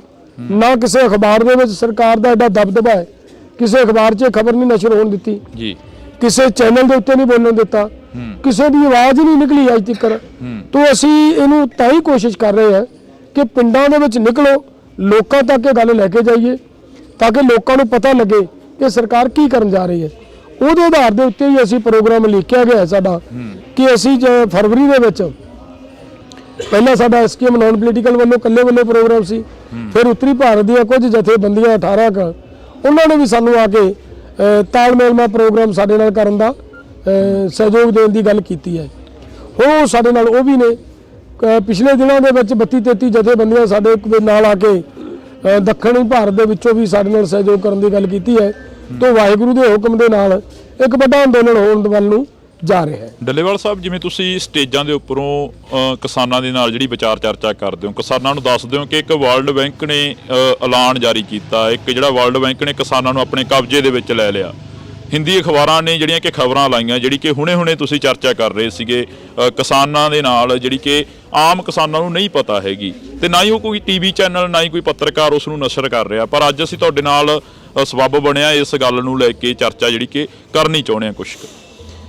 ਹਾਂ ਦੇਖੋ, ਜਿਹੜੀ ਵਰਲਡ ਬੈਂਕ ਦੀ ਖਬਰ ਲੱਗੀ ਵਰਲਡ ਬੈਂਕ ਦੇ ਹਵਾਲੇ ਤੋਂ, ਉਹਦੇ 'ਚ ਬੜਾ ਸਪਸ਼ਟ ਕਿਹਾ ਗਿਆ ਹੈ, ਹਿੰਦੀ ਅਖਬਾਰ ਦੀ खबर है, ਉਹਦੇ 'ਚ ਕਿਹਾ गया कि वर्ल्ड बैंक ने अपनी नीति स्पष्ट करते हुए बताया कि हमें भारत के अंदर किसानों की जरूरत नहीं है, हमें यहाँ लेबर चाहिए, मजदूर चाहिए। बिल्कुल ये स्पष्ट किया है। उस तो अगली लाइन ਦੇ ਵਿੱਚ ਉਹ ਲਿਖਦੇ ਨੇ ਕਿ ਜਿਹੜਾ ਇਹ ਫਾਰਮਰ ਹੈ, ਜਿਹੜਾ ਹੁਣ ਫਾਰਮਿੰਗ ਸਿਸਟਮ ਢਾਂਚਾ ਚੱਲ ਰਿਹਾ ਹੈ, ਇਹ ਕਦੇ ਤਾਂ ਖਾਦਾਂ ਤੋਂ ਸਬਸਿਡੀ ਮੰਗਦੇ ਨੇ, ਕਦੇ ਬੀਜ ਤੇ ਸਬਸਿਡੀ ਮੰਗਦੇ ਨੇ, ਯਾਨੀ ਵੱਖ-ਵੱਖ ਤਰੀਕਿਆਂ ਨਾਲ ਸਾਤੋਂ ਸਬਸਿਡੀ ਮੰਗਦੇ ਨੇ ਜੀ।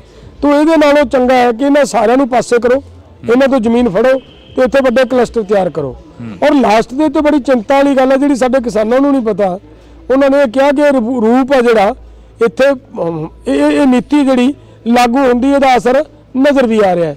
ਤੋਂ ਉਸੇ ਚੋਂ ਮੇਰੀ ਕੋਸ਼ਿਸ਼ ਸੀਗੀ ਕਿ ਮੈਂ ਇੱਥੇ ਸਾਡੇ ਕਿਸਾਨਾਂ ਨੂੰ ਇਹ ਸਾਰੀਆਂ ਗੱਲਾਂ ਤੋਂ ਜਾਣਕਾਰੀ ਦੇਵਾਂ, ਕਿਉਂਕਿ ਸਰਕਾਰ ਨੇ ਅੱਜ ਜਦੋਂ ਜੇ ਇਹਨੂੰ ਪਿੱਛੇ ਤੋਂ ਢਿੱਲੋਂ ਸਾਹਿਬ ਨਿਗਾਹ ਮਾਰੋਗੇ ਤੁਸੀਂ ਜੀ, ਗੈਟ ਤੇ ਸਾਈਨ ਹੁੰਦੇ ਨੇ ਪਹਿਲੀ ਵਾਰੀ 1948 ਚ। ਭਾਰਤ 1948 ਤੋਂ ਦਾ ਮੈਂਬਰ ਤੁਰਿਆ ਆ ਰਿਹਾ ਹੈ। ਬੈਕ ਡੋਰ ਤੋਂ ਸਾਡੇ ਦੇਸ਼ ਦੇ ਉੱਤੇ ਲੁਕਵੇਂ ਢੰਗ ਨਾਲ ਰਾਜ ਕਰਨ ਵਾਲੀਆਂ ਧਿਰਾਂ ਦਾ ਉਹਨਾਂ ਦੀ ਕੋਸ਼ਿਸ਼ ਰਹੀ ਹੈ ਕਿ ਕਿਸੇ ਨਾ ਕਿਸੇ ਤਰੀਕੇ ਦੇ ਨਾਲ ਇੰਡੀਆ ਤੇ ਮੁੜ ਦੁਬਾਰਾ ਕਬਜ਼ਾ ਕਿਵੇਂ ਕੀਤਾ ਜਾ ਸਕਦਾ ਹੈ। ਉਸੇ ਵੇਲੇ ਸੰਵਿਧਾਨ ਬਣਿਆ 1950 ਚ, ਤੇ 1951 ਦੇ ਵਿੱਚ ਇੱਕ ਅਮੈਂਡਮੈਂਟ ਕੀਤੀ ਗਈ ਜੀ, ਜਿਸ ਅਮੈਂਡਮੈਂਟ ਦੇ ਵਿੱਚ ਇਹ ਕਿਹਾ ਗਿਆ ਕਿ ਆਹ ਜਿਹੜਾ ਨੌਵਾਂ ਅਸੀਂ ਅਧਿਆਏ ਦੇਣ ਲੱਗੇ ਆ ਭਾਰਤ ਦੇ ਸੰਵਿਧਾਨ ਨੂੰ, ਇਸ ਨੌਵੇਂ ਸ਼ਡਿਊਲ ਦੇ ਵਿੱਚ ਜਿੰਨੇ ਵੀ ਕਾਨੂੰਨ ਦਰਜ ਕੀਤੇ ਜਾਣਗੇ, ਇਹਨਾਂ ਦੇ ਖਿਲਾਫ ਇੰਡੀਆ ਦੇ ਲੋਕ ਕੋਰਟ ਨਹੀਂ ਜਾ ਸਕਣਗੇ। ਉਹਦੇ ਵਿੱਚ ਇਹਨਾਂ ਨੇ ਲੈਂਡ ਐਕੁਜੀਸ਼ਨ ਐਕਟ ਲੈ ਕੇ ਆਂਦਾ, ਉਹਦੇ ਵਿੱਚ ਹੀ ਅੱਗੇ ਜਾ ਕੇ ਜਿਹੜਾ ਸੀਗਾ ਜ਼ਰੂਰੀ ਵਸਤਾਂ ਦਾ ਕਾਨੂੰਨ, ਐਸੈਂਸ਼ੀਅਲ ਕਮੋਡਿਟੀ ਐਕਟ 1955 ਦੇ ਸੋਧ ਕਰਕੇ ਉਹ ਵੀ ਲੈ ਕੇ ਆਂਦਾ। ਸੋ ਇਹ ਸਾਰਾ ਕੁਝ ਉਹਦੇ 'ਚ ਲੈ ਕੇ ਆਏ। ਉਹਦੇ ਰਾਹੀਂ ਕਿਸਾਨ ਆਪਦੀ ਫਸਲ ਦਾ ਰੇਟ ਨਹੀਂ ਕੋਰਟ 'ਚੋਂ ਜਾ ਕੇ ਪੂਰਤੀ ਨਹੀਂ ਕਰਵਾ ਸਕਦਾ। ਹੁਣ ਉਹ ਕਿਉਂ ਹੋਇਆ? ਕਿਉਂਕਿ ਇੱਕ ਸਾਜ਼ਿਸ਼ ਸੀ ਕਿ ਕਿਸਾਨ ਤੋਂ ਜ਼ਮੀਨ ਲੈਣੀ ਹੈ ਤਾਂ ਕਿਸਾਨ ਨੂੰ ਕਰਜ਼ਾਈ ਕਰਨਾ ਜ਼ਰੂਰੀ ਹੈ। ਜੇ ਕਿਸਾਨ ਨੂੰ ਕਰਜ਼ਾਈ ਕਰਨਾ ਹੈ ਤਾਂ ਸਭ ਤੋਂ ਵਧੀਆ ਤਰੀਕਾ ਕਿ ਉਹਨੂੰ ਫਸਲ ਦਾ ਰੇਟ ਲਾਗਤ ਨਾਲੋਂ ਹਮੇਸ਼ਾ ਘੱਟ ਦਿਓ। ਇੱਕ ਬਦਕਿਸਮਤੀ ਸਾਡੀ ਇਹ ਰਹੀ ਕਿ ਸਾਡੇ ਕਿਸਾਨਾਂ ਨੂੰ ਸੁਭਾਅ ਨਹੀਂ ਲੇਖਾ ਜੋਖਾ ਕਰਨ ਦਾ, ਆਪਦੇ ਘਰਾਂ 'ਚ ਹਿਸਾਬ ਕਰਨ ਦਾ, ਜਿਹਦੇ 'ਚੋਂ ਅੱਜ ਸਾਡਾ ਕਿਸਾਨ ਨੂੰ ਅਜੇ ਤੱਕ ਵੀ ਨਹੀਂ ਪਤਾ ਕਿ ਸਾਡੀ ਕਾਸਟ ਆਫ ਪ੍ਰੋਡਕਸ਼ਨ ਕੀ ਹੈ।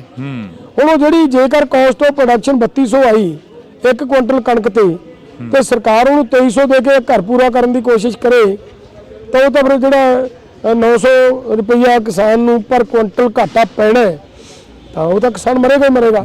ਉਹਦੇ ਜ਼ਰੀਏ ਕਿਸਾਨ ਨੂੰ ਬੈਂਕ ਵੱਲ ਤੋਰਿਆ ਗਿਆ। ਇੱਕ ਹੋਰ ਨੀਤੀ ਤੁਹਾਡੇ ਧਿਆਨ 'ਚ ਲਿਆ ਦਿੰਦਾ ਮੈਂ ਜੀ।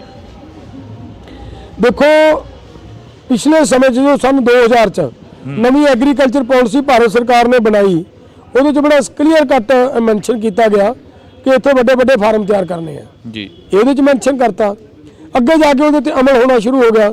ਬੈਂਕਾਂ ਨੂੰ ਇਹ ਕਿਸੇ ਕਿਸਾਨ ਦੀ ਮੰਗ ਨਹੀਂ, ਕਿਸੇ ਯੂਨੀਅਨ ਦੀ ਮੰਗ ਨਹੀਂ, ਕਿਸੇ ਪਿੰਡ ਦੀ ਪੰਚਾਇਤ ਦੀ ਮੰਗ ਨਹੀਂ ਕਿ ਸਾਡਾ ਪਿੰਡ ਇੱਕ ਬੈਂਕ ਨੂੰ ਲਾ ਦਿਓ। ਉਹ ਕਾਹਤੋਂ ਲਾਤਾ?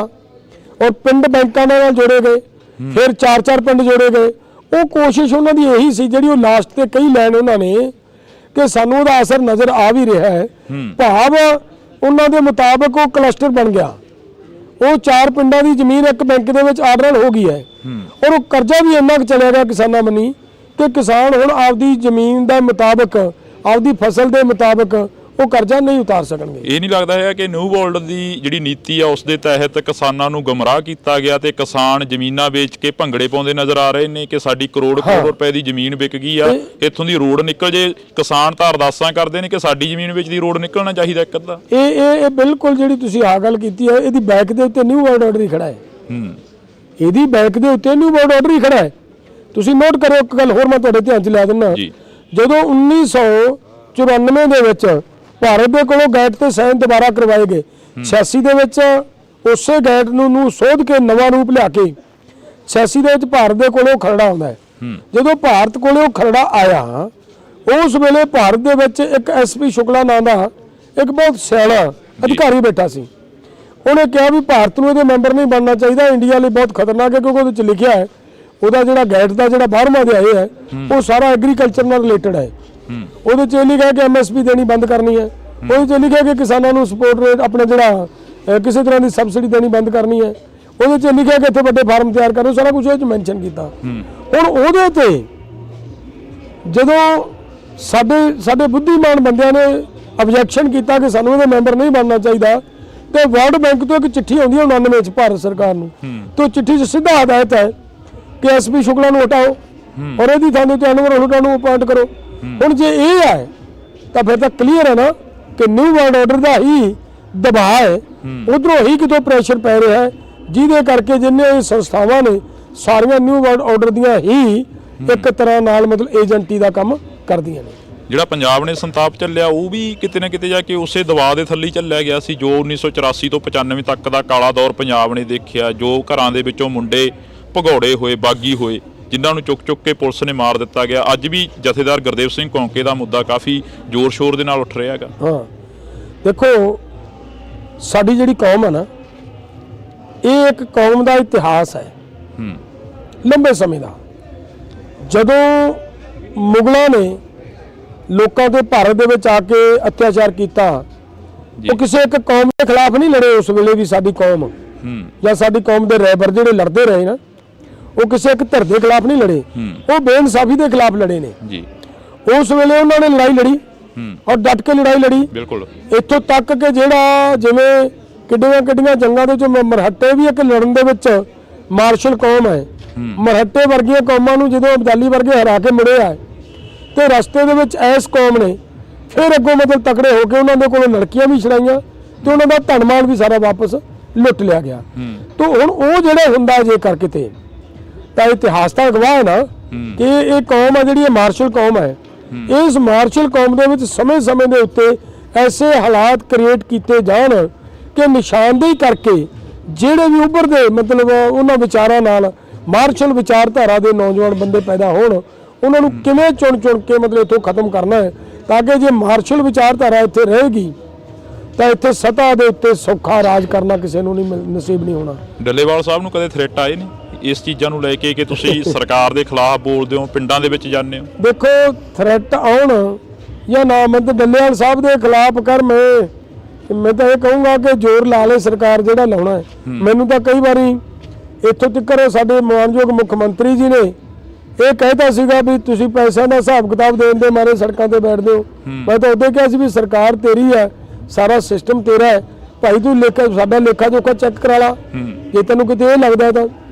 ਸੋ ਇਹ ਨਹੀਂ ਹੈ ਇਕੱਲਾ, ਸਾਰੀਆਂ ਏਜੰਸੀਆਂ ਮਗਰ ਲਾ ਦਿੱਤੀਆਂ ਜਾਂਦੀਆਂ ਕਿ ਪੜਤਾਲ ਕਰੋ ਡੱਲੇਵਾਲ ਦੇ ਵਿੱਚੋਂ ਕੋਈ ਵੀ ਮਤਲਬ ਜੇਕਰ ਕਮਜ਼ੋਰੀ ਨਜ਼ਰ ਆ ਜੇ ਤਾਂ ਕਿਹੜੇ ਤਰੀਕੇ ਨਾਲ ਇਸ ਬੰਦੇ ਨੂੰ ਜੇਲ੍ਹ ਦੇ ਵਿੱਚ ਬੰਦ ਕੀਤਾ ਜਾ ਸਕਦਾ ਹੈ। ਤੁਹਾਡੇ ਸਾਥੀਆਂ ਨੇ ਕਹਿਤਾ ਸੀ ਕਿ ਡੱਲੇਵਾਲ ਤਾਂ ਆਰਐਸਐਸ ਦਾ ਬੰਦਾ ਹੈਗਾ। ਚਲੋ ਸਾਥੀਆਂ ਨੇ ਕਿਹਾ, ਅੱਜ ਦੇਖੋ ਮੈਂ ਇਹਦੇ ਤੇ ਬੜਾ ਹੈਰਾਨ ਹਾਂ ਨਾ।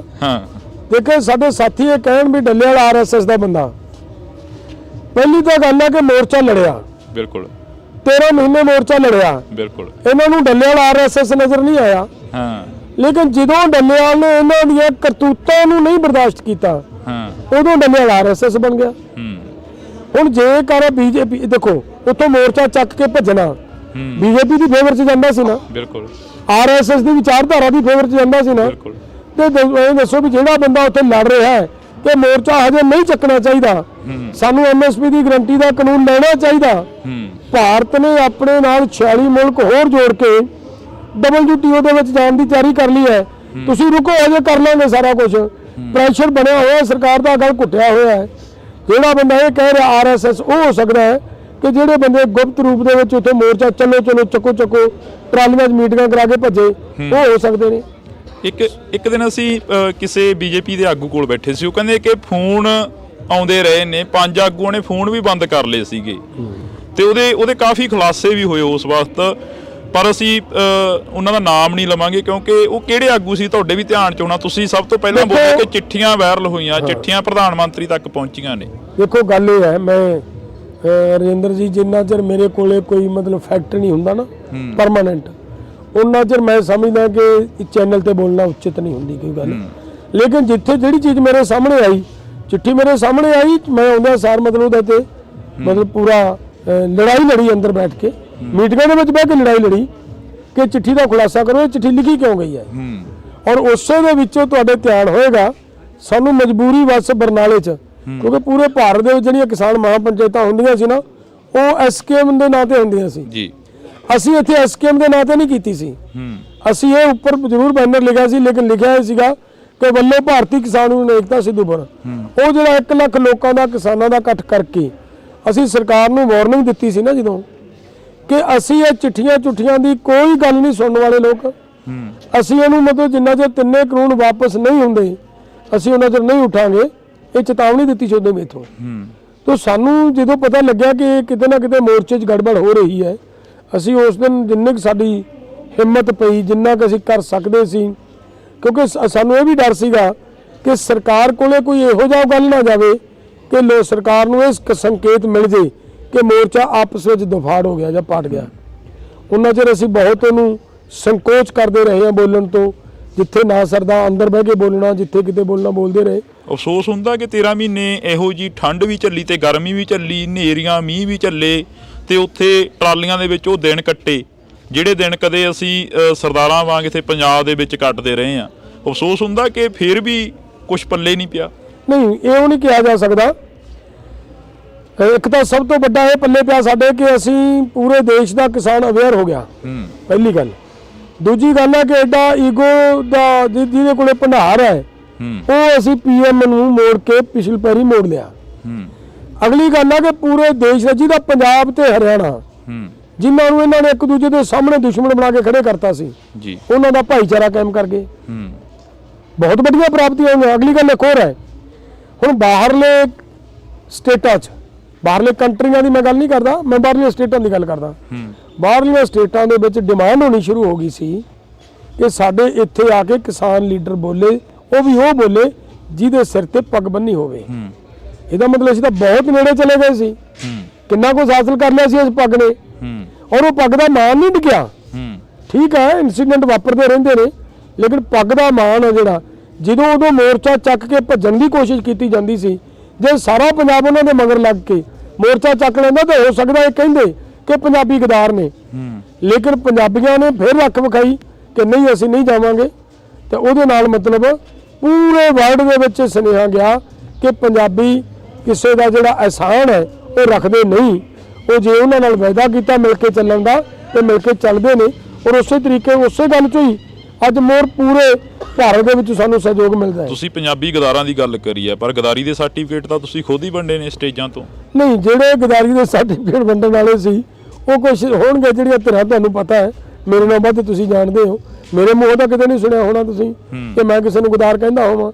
ਮੈਨੂੰ ਤਾਂ ਤੁਸੀਂ ਸਗੋਂ ਇਹ ਵੇਖਿਆ ਹੋਵੇਗਾ ਕਿ ਮੈਂ ਜਦੋਂ ਸਾਡਾ ਯੂਥ ਰੁੱਸਦਾ ਸੀ, ਯੂਥ ਨੂੰ ਮਨਾਉਣ ਦੀ ਜ਼ਿੰਮੇਵਾਰੀ ਡੱਲੇਵਾਲ ਦੀ ਹੁੰਦੀ ਸੀ ਤੇ ਮੈਂ ਮਨਾਉਂਦਾ ਸੀ, ਤੇ ਮੇਰੇ ਨਾਲ ਤਾਂ ਮੇਰੇ ਤੇ ਤਾਂ ਕਈ ਵਾਰੀ ਕਾਰਵਾਈ ਕਰਨ ਦੀ ਤਿਆਰੀ ਕਰ ਲੈਂਦੇ ਸੀ ਵੀ ਤੂੰ ਇਹਨਾਂ ਮੰਡੀਰ ਤੋਂ ਕੀ ਕਰਾਉਣਾ, ਤੂੰ ਇਹਨਾਂ ਨੂੰ ਸਿਰ ਚੜਾਈ ਜਾਂਦਾ। 25 ਜਨਵਰੀ ਵਾਲਾ ਐਕਸੀਡੈਂਟ ਯਾਦ ਆ, ਜਦੋਂ 24 ਜਨਵਰੀ ਨੂੰ ਤੁਸੀਂ ਪ੍ਰੈਸ ਕਾਨਫਰੰਸ ਕਰਦੇ ਹੋ ਕਜਾਰੀਆ ਟਾਇਲ ਦੇ ਵਿੱਚ ਇੱਕ ਬੰਦੇ ਨੂੰ ਫੜ ਕੇ ਕਹਿਣੋ ਕਿ ਇਹਨਾਂ ਨੇ ਸਾਡੇ ਤੇ ਹਮਲਾ ਕਰਨ ਦੀ ਕੋਸ਼ਿਸ਼ ਕਰ ਰਹੇ ਸੀ, ਇਹ ਘੁਸ ਪੈਂਟ ਗਏ ਸੀ ਸਾਡੇ ਅੰਦੋਲਨ ਦੇ ਵਿੱਚ। ਤੁਹਾਡੇ ਯਾਦ ਆ ਉਹ ਸਾਰਾ ਕੁਝ? ਰਾਤ ਦੀ ਕਹਾਣੀ ਜੀ ਤੁਹਾਡੇ ਯਾਦ ਆ? ਉਧਰੋਂ ਸਟੇਜ ਦੇ ਉੱਪਰ ਕਬਜ਼ਾ ਹੋ ਗਿਆ ਸੀ ਤੇ ਫਿਰ 26 ਜਨਵਰੀ ਵਾਲਾ ਜੋ ਐਕਸੀਡੈਂਟ ਹੋਇਆ ਉਹ ਵੀ ਯਾਦ ਹੋਣਾ। ਹਾਂ, ਦੇਖੋ ਕਹਾਣੀ ਸਾਰੀ ਯਾਦ ਹੈ। ਆਪਣੇ ਨਾਲ ਹੀ ਵਾਪਰੀ ਹੈ ਘਟਨਾ। ਅੰਦੋਲਨ ਦੇ ਵਿੱਚ ਬਹੁਤ ਘਟਨਾਵਾਂ ਵਾਪਰੀਆਂ, ਇਕੱਲੀ ਉਹ ਨਹੀਂ ਹੈ। ਦੇਖੋ ਇਹ ਤਾਂ ਮਤਲਬ ਉਸ ਬੰਦੇ ਦੇ ਕੋਲੋਂ ਜਦੋਂ ਸਾਡੇ ਕੁਝ ਆਗੂਆਂ ਦੀਆਂ ਫੋਟੋ ਮਿਲ ਗਈਆਂ ਤਾਂ ਉਸ ਬੰਦੇ ਦੇ ਨਾਲ ਜਦੋਂ ਥੋੜੀ ਜੀ ਸਖਤੀ ਨਾਲ ਪੁੱਛਿਆ ਗਿਆ ਤਾਂ ਉਦੋਂ ਉਹਨੇ ਖੁਲਾਸਾ ਕੀਤਾ ਇਸ ਗੱਲ ਦਾ ਕਿ ਜੀ ਮੈਨੂੰ ਮਤਲਬ ਸਾਨੂੰ ਇਹ ਕਿਹਾ ਕਿ ਇਹਨਾਂ ਆਗੂਆਂ ਦੀ ਨਿਸ਼ਾਨਦੇਹੀ ਕਰੋ, ਇਹਨਾਂ ਦੇ ਅੱਡੇ ਵੇਖੋ, ਇਹਨਾਂ ਦੇ ਉੱਤੇ ਮਤਲਬ ਸ਼ੂਟ ਕਰਨਾ ਹੈ। ਇਹੋ ਜਿਹੀਆਂ ਗੱਲਾਂ ਉਦੋਂ ਆਈਆਂ ਜੀ। ਤਾਂ ਉਹਦੇ ਚੋਂ ਹੀ ਸਾਡੀ ਜਿਹੜੀ ਸੀਗੀ ਜੀ ਮੀਟਿੰਗ, ਸਾਰੇ ਪੱਤਰਕਾਰਾਂ ਨੂੰ ਮੇਰਾ ਰਾਤ ਨੂੰ 11-12 ਵਜੇ ਤੁਹਾਨੂੰ ਸੱਦਿਆ। 11-12 ਵਜੇ ਆਪਾਂ ਪ੍ਰੈਸ ਕਾਨਫਰੰਸ ਕਰਕੇ ਉਹ ਗੱਲ ਸਾਰੀ ਮਤਲਬ ਕਲੀਅਰ ਕੀਤੀ ਸੀ। ਸਰਕਾਰ ਦੀਆਂ ਸਾਜ਼ਿਸ਼ਾਂ ਇੱਕ ਦਿਨ ਨਹੀਂ, ਲਗਾਤਾਰ ਐਂਡ ਤੱਕ ਜਾਰੀ ਰਹੀਆਂ ਨੇ। ਐਂਡ ਤੱਕ ਰੋਜ਼ ਕੋਈ ਨਾ ਕੋਈ ਸਾਜ਼ਿਸ਼ ਰਚੀ ਜਾਂਦੀ ਸੀ। ਔਰ ਉਹਦੇ ਸਾਜ਼ਿਸ਼ ਰਚਨ ਪਿੱਛੇ ਇੱਕ ਵਾਰੀ ਤੁਸੀਂ ਦੇਖਿਆ ਹੋਵੇਗਾ ਇਹ ਵੀ ਗੱਲ ਆ ਗਈ ਸੀਗੀ ਕਿ ਆਰਐਸਐਸ ਵਾਲੇ ਕਹਿੰਦੇ ਵੀ ਅਸੀਂ ਮੋਰਚਾ ਚੁਕਾਵਾਂਗੇ। ਬਿਲਕੁਲ 29 ਤਰੀਕ ਨੂੰ ਨਾ ਹਮਲਾ ਵੀ ਹੋਇਆ। 29 ਤਰੀਕ ਨੂੰ ਭਾਈ ਰਣਜੀਤ ਸਿੰਘ ਦੀ ਪੱਗ ਵੀ ਰੋਲੀ ਗਈ ਹੈ। ਹਾਂ, ਮੈਂ ਉਹੀ ਗੱਲ ਕਰਦਾ ਨਾ, ਉਹ ਸਾਰਾ ਕੁਝ ਹੋਇਆ।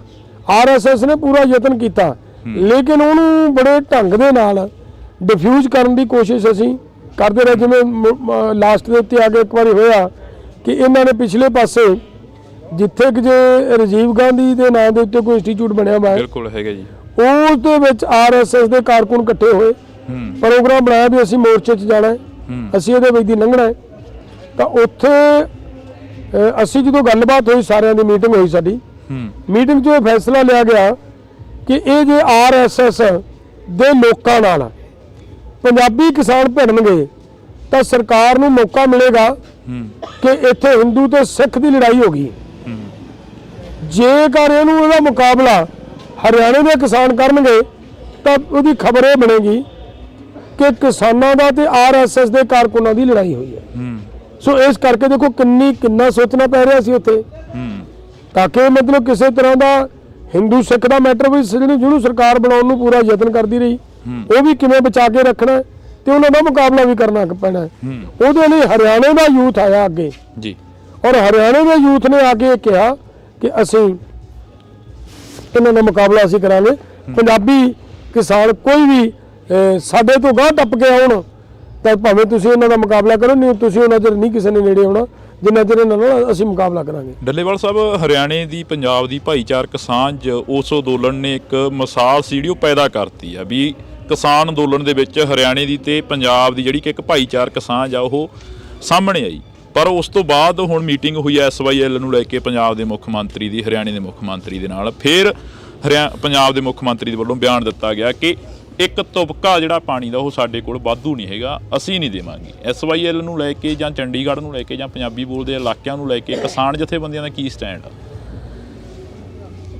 ਇਹ ਬੜੀ ਗੁੰਝਲਦਾਰ ਕਹਾਣੀ ਹੈ। ਪਹਿਲੀ ਤਾਂ ਗੱਲ ਹੈ ਕਿ SYL ਉਦੋਂ ਵੀ ਉੱਠਿਆ ਸੀ ਮੁੱਦਾ ਜਦੋਂ ਆਪਾਂ ਦਿੱਲੀ ਮੋਰਚੇ 'ਚ ਗਏ ਆ। ਬਿਲਕੁਲ, ਉਦੋਂ ਆਰਐਸਐਸ ਦੇ ਕਾਰਕੁਨਾਂ ਨੇ ਉਦੋਂ ਵੀ ਮੁੱਦਾ ਚੱਕਿਆ ਸੀ ਕਿ ਸਾਨੂੰ SYL ਲੈਣੀ ਹੈ, SYL ਦੇ ਖਿਲਾਫ ਧਰਨਾ ਦੇਵਾਂਗੇ, ਪਿੰਡਾਂ 'ਚ ਪ੍ਰਚਾਰ ਕਰਨਾ ਸ਼ੁਰੂ ਕੀਤਾ। ਹਰਿਆਣੇ ਦੇ ਲੋਕਾਂ ਨੇ ਉਦੋਂ ਆਰਐਸਐਸ ਤੇ ਬੀਜੇਪੀ ਨੂੰ ਉਦੋਂ ਵੀ ਜੁੱਤੀਆਂ ਮਾਰ ਕੇ ਭਜਾਇਆ ਪਿੰਡਾਂ 'ਚੋਂ, ਆਪਣੀਆਂ ਅੱਖਾਂ ਦੇ ਸਾਹਮਣੇ ਹੈ। ਹੁਣ ਦੁਬਾਰਾ ਫੇਰ ਉਹਨਾਂ ਨੂੰ ਪਤਾ ਹੈ ਕਿ ਅੰਦੋਲਨ ਦੁਬਾਰਾ ਹੋਣ ਜਾ ਰਿਹਾ ਹੈ ਸਾਡੇ ਖਿਲਾਫ, ਕਿਉਂਕਿ ਉਹਨਾਂ ਨੂੰ ਪਤਾ ਹੈ ਕਿ ਚੋਣਾਂ ਦਾ ਲਾਸਟ ਟਾਈਮ ਹੈ, ਇਸ ਟਾਈਮ ਤੋਂ ਪਹਿਲਾਂ ਲੋਕ ਸਾਨੂੰ ਸਾਡੇ ਵਾਅਦੇ ਸਾਡੀਆਂ ਕੀਤੀ ਕਮਿਟਮੈਂਟਸ ਯਾਦ ਕਰਾਉਣ ਵਾਸਤੇ ਦਿੱਲੀ ਆਉਣਗੇ। ਜਿੱਦੇ ਦਾ ਅਸੀਂ ਐਲਾਨ ਕੀਤਾ ਕਿ ਅਸੀਂ ਆਹ ਕਰਨ ਜਾ ਰਹੇ ਹਾਂ, ਉਦੋਂ ਦੀ ਇਹਨਾਂ ਨੇ SYL ਦਾ ਮੁੱਦਾ ਚੱਕ ਲਿਆ ਜੀ। SYL ਦਾ ਮੁੱਦਾ ਹੈ ਹੀ ਨਹੀਂ ਕੋਈ ਮੁੱਦਾ, ਮੈਂ ਸਮਝਦਾ। ਅਸੀਂ ਪਿਛਲੇ ਦਿਨੇ ਸਾਡੀ ਸਰਕਾਰ ਨਾਲ ਇੱਕ ਮੀਟਿੰਗ ਹੋਈ, ਹਰਿਆਣੇ ਦੇ ਕਿਸਾਨ ਵੀ ਇਸ ਗੱਲ ਤੇ ਐਗਰੀ ਨੇ ਕਿ ਇਸ SYL ਦੀ ਬਜਾਏ ਸਾਨੂੰ ਤੁਸੀਂ ਸ਼ਾਰਦਾ ਜਮਨਾ ਲਿੰਕ ਚੈਨਲ ਤੇ ਕਿਉਂ ਨਹੀਂ ਕੰਮ ਕਰਕੇ ਦਿੰਦੇ।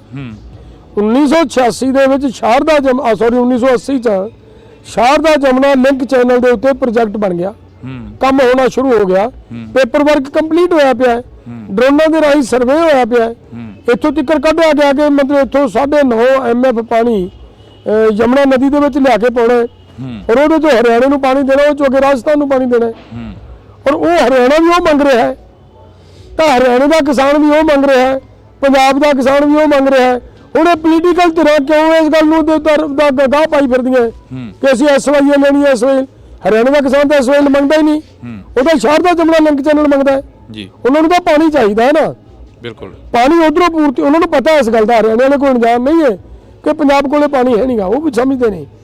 ਹਰਿਆਣੇ ਵਾਲੇ ਤਾਂ ਸਾਡੇ ਨਾਲੋਂ ਵੱਧ ਇਸ ਗੱਲ ਤੇ ਐਕਟਿਵ ਨੇ ਕਿ ਸਰਕਾਰ ਨੂੰ ਜੇ ਕੱਲ ਨੂੰ ਮਤਲਬ BJP ਇਹਨੂੰ ਚੋਣ ਮੁਹਿੰਮ ਦੇ ਵਿੱਚ ਸ਼ਾਮਲ ਕਰਦੀ ਹੈ ਤਾਂ ਤੁਸੀਂ ਦੇਖੋ BJP ਦੀ ਉੱਥੇ ਕਿੰਨੀ ਦੁਰਦਸ਼ਾ ਕਰਦੇ ਹਰਿਆਣੇ ਦੇ ਲੋਕ। ਸੋ ਲੋਕ ਇਹਨੂੰ ਸਮਝਦੇ ਨੇ, ਇਹ ਕਿਸਾਨ ਜਥੇਬੰਦੀਆਂ ਚੰਗੀ ਤਰ੍ਹਾਂ ਇਸ ਗੱਲ ਨੂੰ ਫੋਲੋ ਕਰਦੀਆਂ ਨੇ, ਸਮਝਦੀਆਂ ਨੇ। ਮੈਂ ਪਿਛਲੇ ਮੀਟਿੰਗ ਹੋਈ ਸਾਡੀ ਸਰਕਾਰ ਨਾਲ ਜੀ, ਮੈਂ ਸਰਕਾਰ ਦੇ ਧਿਆਨ 'ਚ ਲਿਆਂਦਾ ਕਿ ਤੁਸੀਂ ਇਹ ਜੇ ਕਹਿੰਦੇ ਹੋ ਕਿ SYL ਤੇ ਕਿੱਦਾਂ ਪਾਈ ਜਾਂਦੇ ਹੋ।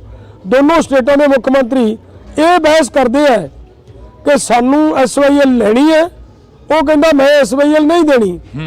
ਜੇਕਰ ਇਹਨਾਂ ਸਟੇਟਾਂ ਨੂੰ ਪਾਣੀ ਚਾਹੀਦਾ ਹੈ ਤਾਂ ਸ਼ਾਰਦਾ ਦਰਿਆ ਨਾ ਜਿਹੜਾ ਜੀ, ਉਹਦੀ ਚੌੜਾਈ ਹੈ ਨਾ ਜਿਹੜੀ, ਉਹ 600 ਮੀਟਰ ਹੈ, ਬਿਲਕੁਲ ਐਡਾ ਵੱਡਾ ਦਰਿਆ ਹੈ। ਹੁਣ ਉਹਦੇ ਚੋਂ 9 MF ਪਾਣੀ ਜਾਂ 9.5 MF ਪਾਣੀ ਜਿਹੜਾ ਆਉਣਾ ਹੈ, ਉਹਦੇ ਨਾਲ ਹਰਿਆਣੇ ਦੀ ਆਪਾਸ਼ੀ ਕਿਤੇ ਵੱਧ ਹੁੰਦੀ ਹੈ ਸਾਡੇ ਨਾਲੋਂ, ਤਾਂ ਹਰਿਆਣੇ ਨੇ ਹੋਰ ਪਾਣੀ ਕੀ ਕਰਨਾ ਹੈ। ਹਰਿਆਣੇ ਦੀ ਲੋੜ ਪੂਰਤੀ ਹੋ ਗਈ, ਪੰਜਾਬ ਦਾ ਪਾਣੀ ਪੰਜਾਬ 'ਚ ਵਰਤਿਆ ਗਿਆ। ਹੁਣ ਚਰਚਾ ਤੇ ਇਹਨਾਂ ਦੋਵਾਂ ਨੂੰ ਮੁੱਖ ਮੰਤਰੀਆਂ ਨੂੰ ਇਹ ਕਰਨੀ ਚਾਹੀਦੀ ਸੀ ਨਾ, ਜੇ ਪੰਜਾਬ ਦਾ ਹਰਿਆਣੇ ਦਾ ਹਿੱਤ ਹੋਵੇ ਇਹਨਾਂ ਦੇ ਅੰਦਰ, ਪਰ ਚਰਚਾ ਕੀ ਕਰਦੇ ਆ, ਚਰਚਾ ਕਰਦੇ SYL ਤੇ, ਕਿਉਂਕਿ SYL ਦਾ ਇੱਕ ਮੁੱਦਾ ਬਣ ਕੇ ਜਿਵੇਂ BJP ਹਿੰਦੂ ਸਿੱਖ ਦਾ ਮੁੱਦਾ ਖੜਾ ਕਰਕੇ ਲੋਕਾਂ ਦੇ ਜਜ਼ਬਾਤ ਭੜਕਾ ਕੇ ਵੋਟ ਲੈਂਦੀ ਹੈ ਨਾ, ਉਸੇ ਤਰ੍ਹਾਂ ਹਰਿਆਣੇ ਦੀ ਰਾਜਨੀਤੀ ਹੈ ਜਿਹੜੀ ਜਾਂ ਪੰਜਾਬ ਦੀ ਰਾਜਨੀਤੀ ਹੈ ਜਿਹੜੀ, ਉਹ ਉਹਨੂੰ ਭੜਕਾਉਣ ਦਾ ਯਤਨ ਕਰਦੀ ਹੈ। ਇਹ RSS ਦੀ ਜਾਂ BJP ਦੀ ਇੱਕ ਖੇਡ ਹੈ ਕਿ ਜਿੱਦਾਂ ਨੂੰ ਸਾਡੇ ਵੱਲ ਨੂੰ ਲੋਕਾਂ ਨੇ ਆਉਣਾ ਹੈ, ਉਦੋਂ ਪਹਿਲਾਂ ਪੰਜਾਬ ਤੇ ਹਰਿਆਣੇ ਦੇ ਵਿੱਚ ਦੀ ਜਿਹੜੀ ਆਪਸੀ ਸਾਂਝ ਹੈ ਉਹਨੂੰ ਤੋੜ ਦਿਓ। ਅਗਰ ਉਹ ਸਾਂਝ ਟੁੱਟ ਜਾਂਦੀ ਹੈ ਤਾਂ ਇੱਥੇ ਆ ਕੇ ਕੋਈ ਕੁਝ ਨਹੀਂ ਕਰ ਸਕੇਗਾ। ਸਰ ਸਾਜ਼ਿਸ਼ ਤਾਂ ਇਹ ਹੈ ਜੀ। ਤੁਸੀਂ ਕਿਹਾ ਕਿ ਸਾਜ਼ਿਸ਼ ਹੈ ਇਹ ਹਰਿਆਣੇ ਤੇ ਪੰਜਾਬ ਦੇ ਲੋਕਾਂ ਨੂੰ ਤੋੜਨ ਦੀ। ਪੰਜਾਬ ਇੱਕ ਉਹ ਜਰਖੇਜ਼ ਧਰਤੀ ਹੈ ਜਿੱਥੇ ਕਿ ਪੀਰ ਪੈਗੰਬਰ ਯੋਧੇ ਪੈਦਾ ਹੋਏ। ਅੱਜ ਵੀ ਉਹੀ ਸ਼ਹੀਦੀ ਦਿਹਾੜਿਆਂ ਦੇ ਦਿਨ ਚੱਲ ਰਹੇ ਨੇ ਜਦੋਂ ਛੋਟੀਆਂ ਜਿੰਦਾਂ ਛੋਟੇ ਫਰਜ਼ੰਦਾਂ ਨੇ ਵੱਡੇ ਜਿਹੜੇ ਕਿ ਸਾਕੇ ਸੀ ਉਹ ਕਰ ਦਿੱਤੇ ਸੀ। ਪਰ ਮਸਲਾ ਤਾਂ ਇੱਥੇ ਹੀ ਖੜਾ ਹੁੰਦਾ ਕਿ ਇਸ ਵਾਰ ਫੇਰ ਕਿਹਾ ਜਾ ਰਿਹਾ ਕਿ ਪੰਜਾਬ ਦੀ ਜੋ ਝਲਕੀ ਆ ਉਹ ਨਹੀਂ ਦਿਖਾਈ ਜਾਵੇਗੀ 26 ਜਨਵਰੀ ਨੂੰ। ਮੁੱਖ ਮੰਤਰੀ ਦੇ ਵੱਲੋਂ ਬਕਾਇਦਾ ਜਿਹੜਾ ਕਿ ਇਹ ਬਿਆਨ ਦਿੱਤਾ ਗਿਆ ਕਿ ਅਸੀਂ ਚਿੱਠੀ ਵੀ ਲਿਖੀ ਸੀਗੀ ਸੈਂਟਰ ਸਰਕਾਰ ਨੂੰ।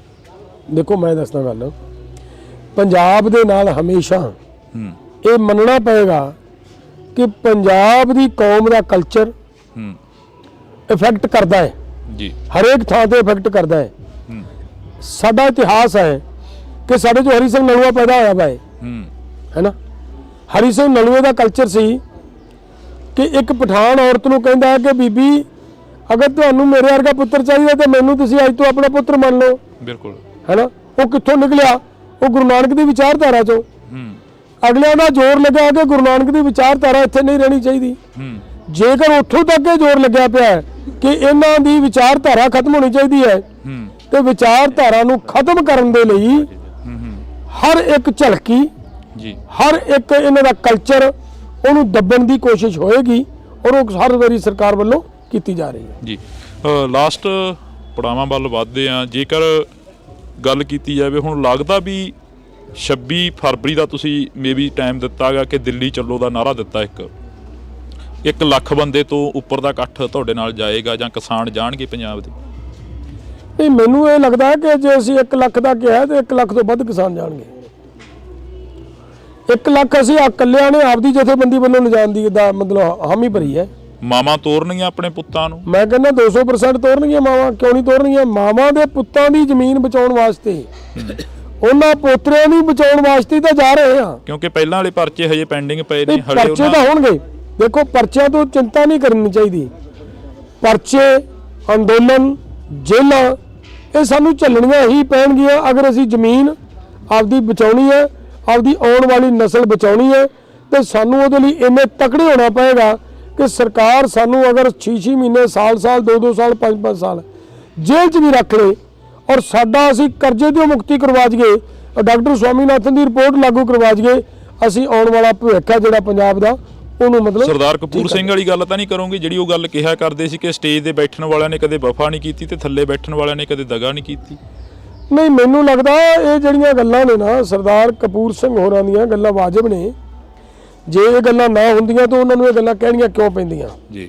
ਇਹ ਹੁੰਦੀਆਂ ਰਹੀਆਂ ਹੁਣ, ਹੈ ਨਾ, ਸਾਰਿਆਂ ਦੇ ਸਾਹਮਣੇ ਨੇ, ਆਪਾਂ ਪਿੱਛੇ ਵੀ ਵੇਖ ਕੇ ਆਏ ਆ। ਬਿਲਕੁਲ। ਪਰ ਗੱਲ ਇਹ ਵੀ ਹੈ ਕਿ ਯਾਰ ਇਹਨਾਂ ਦੀ ਆਵਾਜ਼ ਚੁੱਕਣ ਵਾਲੇ ਵੀ ਤਾਂ ਕੋਈ ਹੈਗੇ ਆ ਨਾ, ਇਹ ਵੀ ਤਾਂ ਸਪਸ਼ਟ ਹੈ। ਨੌਜਵਾਨੀ ਕਿੰਨੀ ਕੁ ਜਾਊਗੀ ਅੱਗੇ? ਤਾਂ ਦੀਪ ਸਿੱਧੂ ਦਾ ਪ੍ਰਭਾਵ ਰਿਹਾ ਨੌਜਵਾਨੀ ਤੇ, ਲੱਖਾ ਸਿੰਘ ਸਿਧਾਣਾ ਦਾ ਪ੍ਰਭਾਵ ਰਿਹਾ ਨੌਜਵਾਨੀ ਤੇ। ਇਸ ਵਾਰ ਕੋਈ ਨੌਜਵਾਨ ਆਗੂ ਵੀ ਨਹੀਂ ਦਿਖ ਰਿਹਾ ਵਿੱਚ। ਨਹੀਂ, ਨੌਜਵਾਨ ਨੂੰ ਨਾ ਤਾਂ ਲੱਖਾ ਸਿਧਾਣਾ ਬਾਹਰ ਰਵੇ, ਕਿਸੇ ਨੇ ਬਾਹਰ ਨਹੀਂ ਰਹਿਣਾ ਯੂਥ ਦੇ ਵਿੱਚ, ਕਿਉਂਕਿ ਯੂਥ ਨੂੰ ਸਮਝਾਉਣ ਦੀ ਲੋੜ ਹੈ ਨਾ। ਜਿੰਨਾ ਚਿਰ ਯੂਥ ਨੂੰ ਸਮਝ ਨਹੀਂ ਆਉਂਦੀ ਉਹਨਾਂ ਚਿਰ ਯੂਥ ਸਾਡੇ ਤੋਂ ਵੱਖਰਾ ਹੈ। ਜਦੋਂ ਯੂਥ ਕੌਣ ਹੈ? ਮੇਰਾ ਪੁੱਤ ਯੂਥ ਹੈ, ਮੈਂ ਵੱਡੀ ਉਮਰ ਦਾ, ਮੈਂ ਬਜ਼ੁਰਗ ਹਾਂ। ਮੈਂ ਕਿਹਦੇ ਲਈ ਲੜ ਰਿਹਾ? ਆਪਦੇ ਪੁੱਤ ਲਈ, ਉਹਦੇ ਅੱਗੇ ਬੱਚੇ ਲਈ, ਇਹਦੇ ਲਈ ਲੜ ਰਿਹਾ ਨਾ। ਤੇ ਜਿਹੜਾ ਵੀ ਬਜ਼ੁਰਗ ਇੱਥੋਂ ਲੜਾਈ ਲੜੇਗਾ ਉਹਦੇ ਲਈ ਲੜੇਗਾ ਨਾ। ਕੀ ਉਹ ਬਜ਼ੁਰਗ ਦਾ ਬੱਚਾ ਘਰੇ ਬੈਠਾ ਇਹ ਸੋਚੇਗਾ ਕਿ ਮੇਰੇ ਬਾਪੂ ਦੇ ਡਾਂਗਾ ਪੈਣ ਤੇ ਮੈਂ ਘਰੇ ਬੈਠਾ ਰਹਾ? ਕਿਸੇ ਦੀ ਵਿਚਾਰਧਾਰਾ ਦਾ ਤਾਂ ਪ੍ਰਭਾਵ ਹੁੰਦਾ ਹੀ ਹੈ ਨਾ ਨੌਜਵਾਨਾਂ ਤੇ ਵੀ। ਹਾਂ, ਨਹੀਂ, ਇਹ ਗੱਲ ਠੀਕ ਹੈ, ਯੂਥ ਦੇ ਉੱਤੇ ਵਿਚਾਰਧਾਰਾ ਦਾ ਅਸਰ ਪੈਂਦਾ ਹੁੰਦਾ ਹੈ, ਪਰ ਵਿਚਾਰਧਾਰਾ ਦੇ ਨਾਲੋਂ ਵੱਡਾ ਹੈ ਕਿ ਜਿਹੜੀ ਜ਼ਮੀਨ ਹੈ ਉਹ ਬਚਾਉਣੀ ਹੈ, ਆਉਣ ਵਾਲੀ ਨਸਲ ਬਚਾਉਣੀ ਹੈ। ਸਾਡੇ ਕੋਈ ਵੀ ਨੌਜਵਾਨ ਹੈ ਜਿਹੜਾ ਯੂਥ ਦੇ ਵਿੱਚੋਂ ਆਪਦੇ ਪਿਓ ਦੀ ਦਾੜੀ ਪੱਟੀ ਦੀ ਬਰਦਾਸ਼ਤ ਨਹੀਂ ਕਰ ਸਕਦਾ। ਜੀ ਬਹੁਤ ਬਹੁਤ ਸ਼ੁਕਰੀਆ। ਤਾਂ ਅਸੀਂ ਇਸ ਵਕਤ ਕਿਸਾਨ ਆਗੂ ਜਗਜੀਤ ਸਿੰਘ ਡੱਲੇਵਾਲ ਦੇ ਨਾਲ ਜਿਹੜੀ ਕਿ ਗੱਲਬਾਤ ਸੀ ਉਹ ਕਰ ਰਹੇ ਸੀ। ਤਾਂ ਦੇਖਦੇ ਹਾਂ ਕਿ 26 ਫਰਵਰੀ ਦਾ ਜੋ ਨਾਰਾ ਦਿੱਤਾ ਦਿੱਲੀ ਚੱਲੋ ਦਾ, ਕਿੰਨੇ ਕੁ ਨੌਜਵਾਨ ਤੇ ਕਿੰਨੇ ਕੁ ਕਿਸਾਨ ਫੇਰ ਸਿੰਘੂ ਬਾਰਡਰ, ਟਿੱਕਰੀ ਬਾਰਡਰ ਤੇ ਜਾ ਕੇ ਬੈਠਦੇ ਨੇ, ਫੇਰ ਦਿੱਲੀ ਪੁਲਿਸ ਜਾਂ ਹਰਿਆਣਾ ਪੁਲਿਸ ਦੇ ਬੈਰੀਗੇਡ ਤੋੜ ਕੇ ਅੱਗੇ ਵੱਧਦੇ ਨੇ। ਇਹ ਤਾਂ ਆਉਣ ਵਾਲਾ ਸਮਾਂ ਦੱਸੇਗਾ, ਪਰ ਤੁਸੀਂ ਜੁੜੇ ਰਹਿਣਾ ਇੰਡੋਜ਼ ਟੀਵੀ ਦੇ ਨਾਲ। ਅਜਿਹੀਆਂ ਮੁਲਾਕਾਤਾਂ ਤੁਹਾਡੇ ਰੂਬਰੂ ਕਰਦੇ ਰਵਾਂਗੇ। ਮੇਰੇ ਸਹਿਯੋਗੀ ਸਾਥੀ ਦੀਪ ਦੇ ਨਾਲ ਮੈਨੂੰ ਹਰਜਿੰਦਰ ਸਿੰਘ ਢਿੱਲੋਂ ਨੂੰ ਦਿਓ ਜੀ ਇਜਾਜ਼ਤ। ਧੰਨਵਾਦ। ਇੰਡੋਜ਼ ਟੀਵੀ ਦੇ ਨਾਲ ਤੁਸੀਂ ਜੁੜ ਚੁੱਕੇ ਹੋ ਤਾਂ ਮੈਂ ਹਾਂ ਹਰਜਿੰਦਰ ਸਿੰਘ ਢਿੱਲੋਂ। ਇਸ ਵਕਤ ਅਸੀਂ ਇੱਕ ਵਾਰ ਫੇਰ ਜਿਹੜੀ ਕਿ ਮੁਲਾਕਾਤ ਆ ਕਿਸਾਨ ਆਗੂ ਜਗਜੀਤ ਸਿੰਘ ਡੱਲੇਵਾਲ ਦੇ ਨਾਲ ਕਰਵਾ ਰਹੇ ਹਾਂ। ਇਸ ਮੁਲਾਕਾਤ ਦੇ ਤਹਿਤ ਬਹੁਤ ਕੁਝ ਅਜਿਹਾ ਗਾ ਜਿਹੜਾ ਕਿ ਸਾਹਮਣੇ ਆਵੇਗਾ, ਜਿਸ ਦੇ ਤਹਿਤ ਅਸੀਂ ਬਹੁਤ ਸਾਰੀਆਂ ਗੱਲਾਂ ਜਿਹੜੀਆਂ ਕਿ ਦਿੱਲੀ ਅੰਦੋਲਨ ਨੂੰ ਲੈ ਕੇ ਪੁੱਛਾਂਗੇ। ਕਿਉਂਕਿ ਦਿੱਲੀ ਕਿਸਾਨ ਅੰਦੋਲਨ ਚੱਲਿਆ ਤਾਂ ਦਿੱਲੀ ਕਿਸਾਨ ਅੰਦੋਲਨ ਦੇ ਵਿੱਚੋਂ ਬਹੁਤ ਸਾਰੀਆਂ ਜਥੇਬੰਦੀਆਂ ਅਜਿਹੀਆਂ ਨਿਕਲੀਆਂ ਜਿਹੜੀਆਂ ਜਥੇਬੰਦੀਆਂ ਨੇ ਸਰਕਾਰ ਦੇ ਨਾਲ ਸਮਝੌਤੇ ਕੀਤੇ ਤੇ ਸਰਕਾਰ ਦੀ ਬੋਲੀ ਬੋਲਦਿਆਂ ਰਹੀਆਂ। ਪਰ ਜਗਜੀਤ ਸਿੰਘ ਡੱਲੇਵਾਲ ਦੇ ਵੱਲੋਂ ਸਪਸ਼ਟ ਕੀਤਾ ਗਿਆ ਕਿ ਅਸੀਂ ਉਹ ਜਥੇਬੰਦੀਆਂ ਦੇ ਵਿੱਚੋਂ ਨਹੀਂ ਆਉਂਦੇ, ਅਸੀਂ ਗੈਰ ਰਾਜਨੀਤਿਕ ਜਥੇਬੰਦੀਆਂ ਦੀ ਗੱਲ ਕਰਾਂਗੇ ਤੇ ਅਸੀਂ ਗੈਰ ਰਾਜਨੀਤਿਕ ਹੀ ਰਹਿਣਾਗਾ।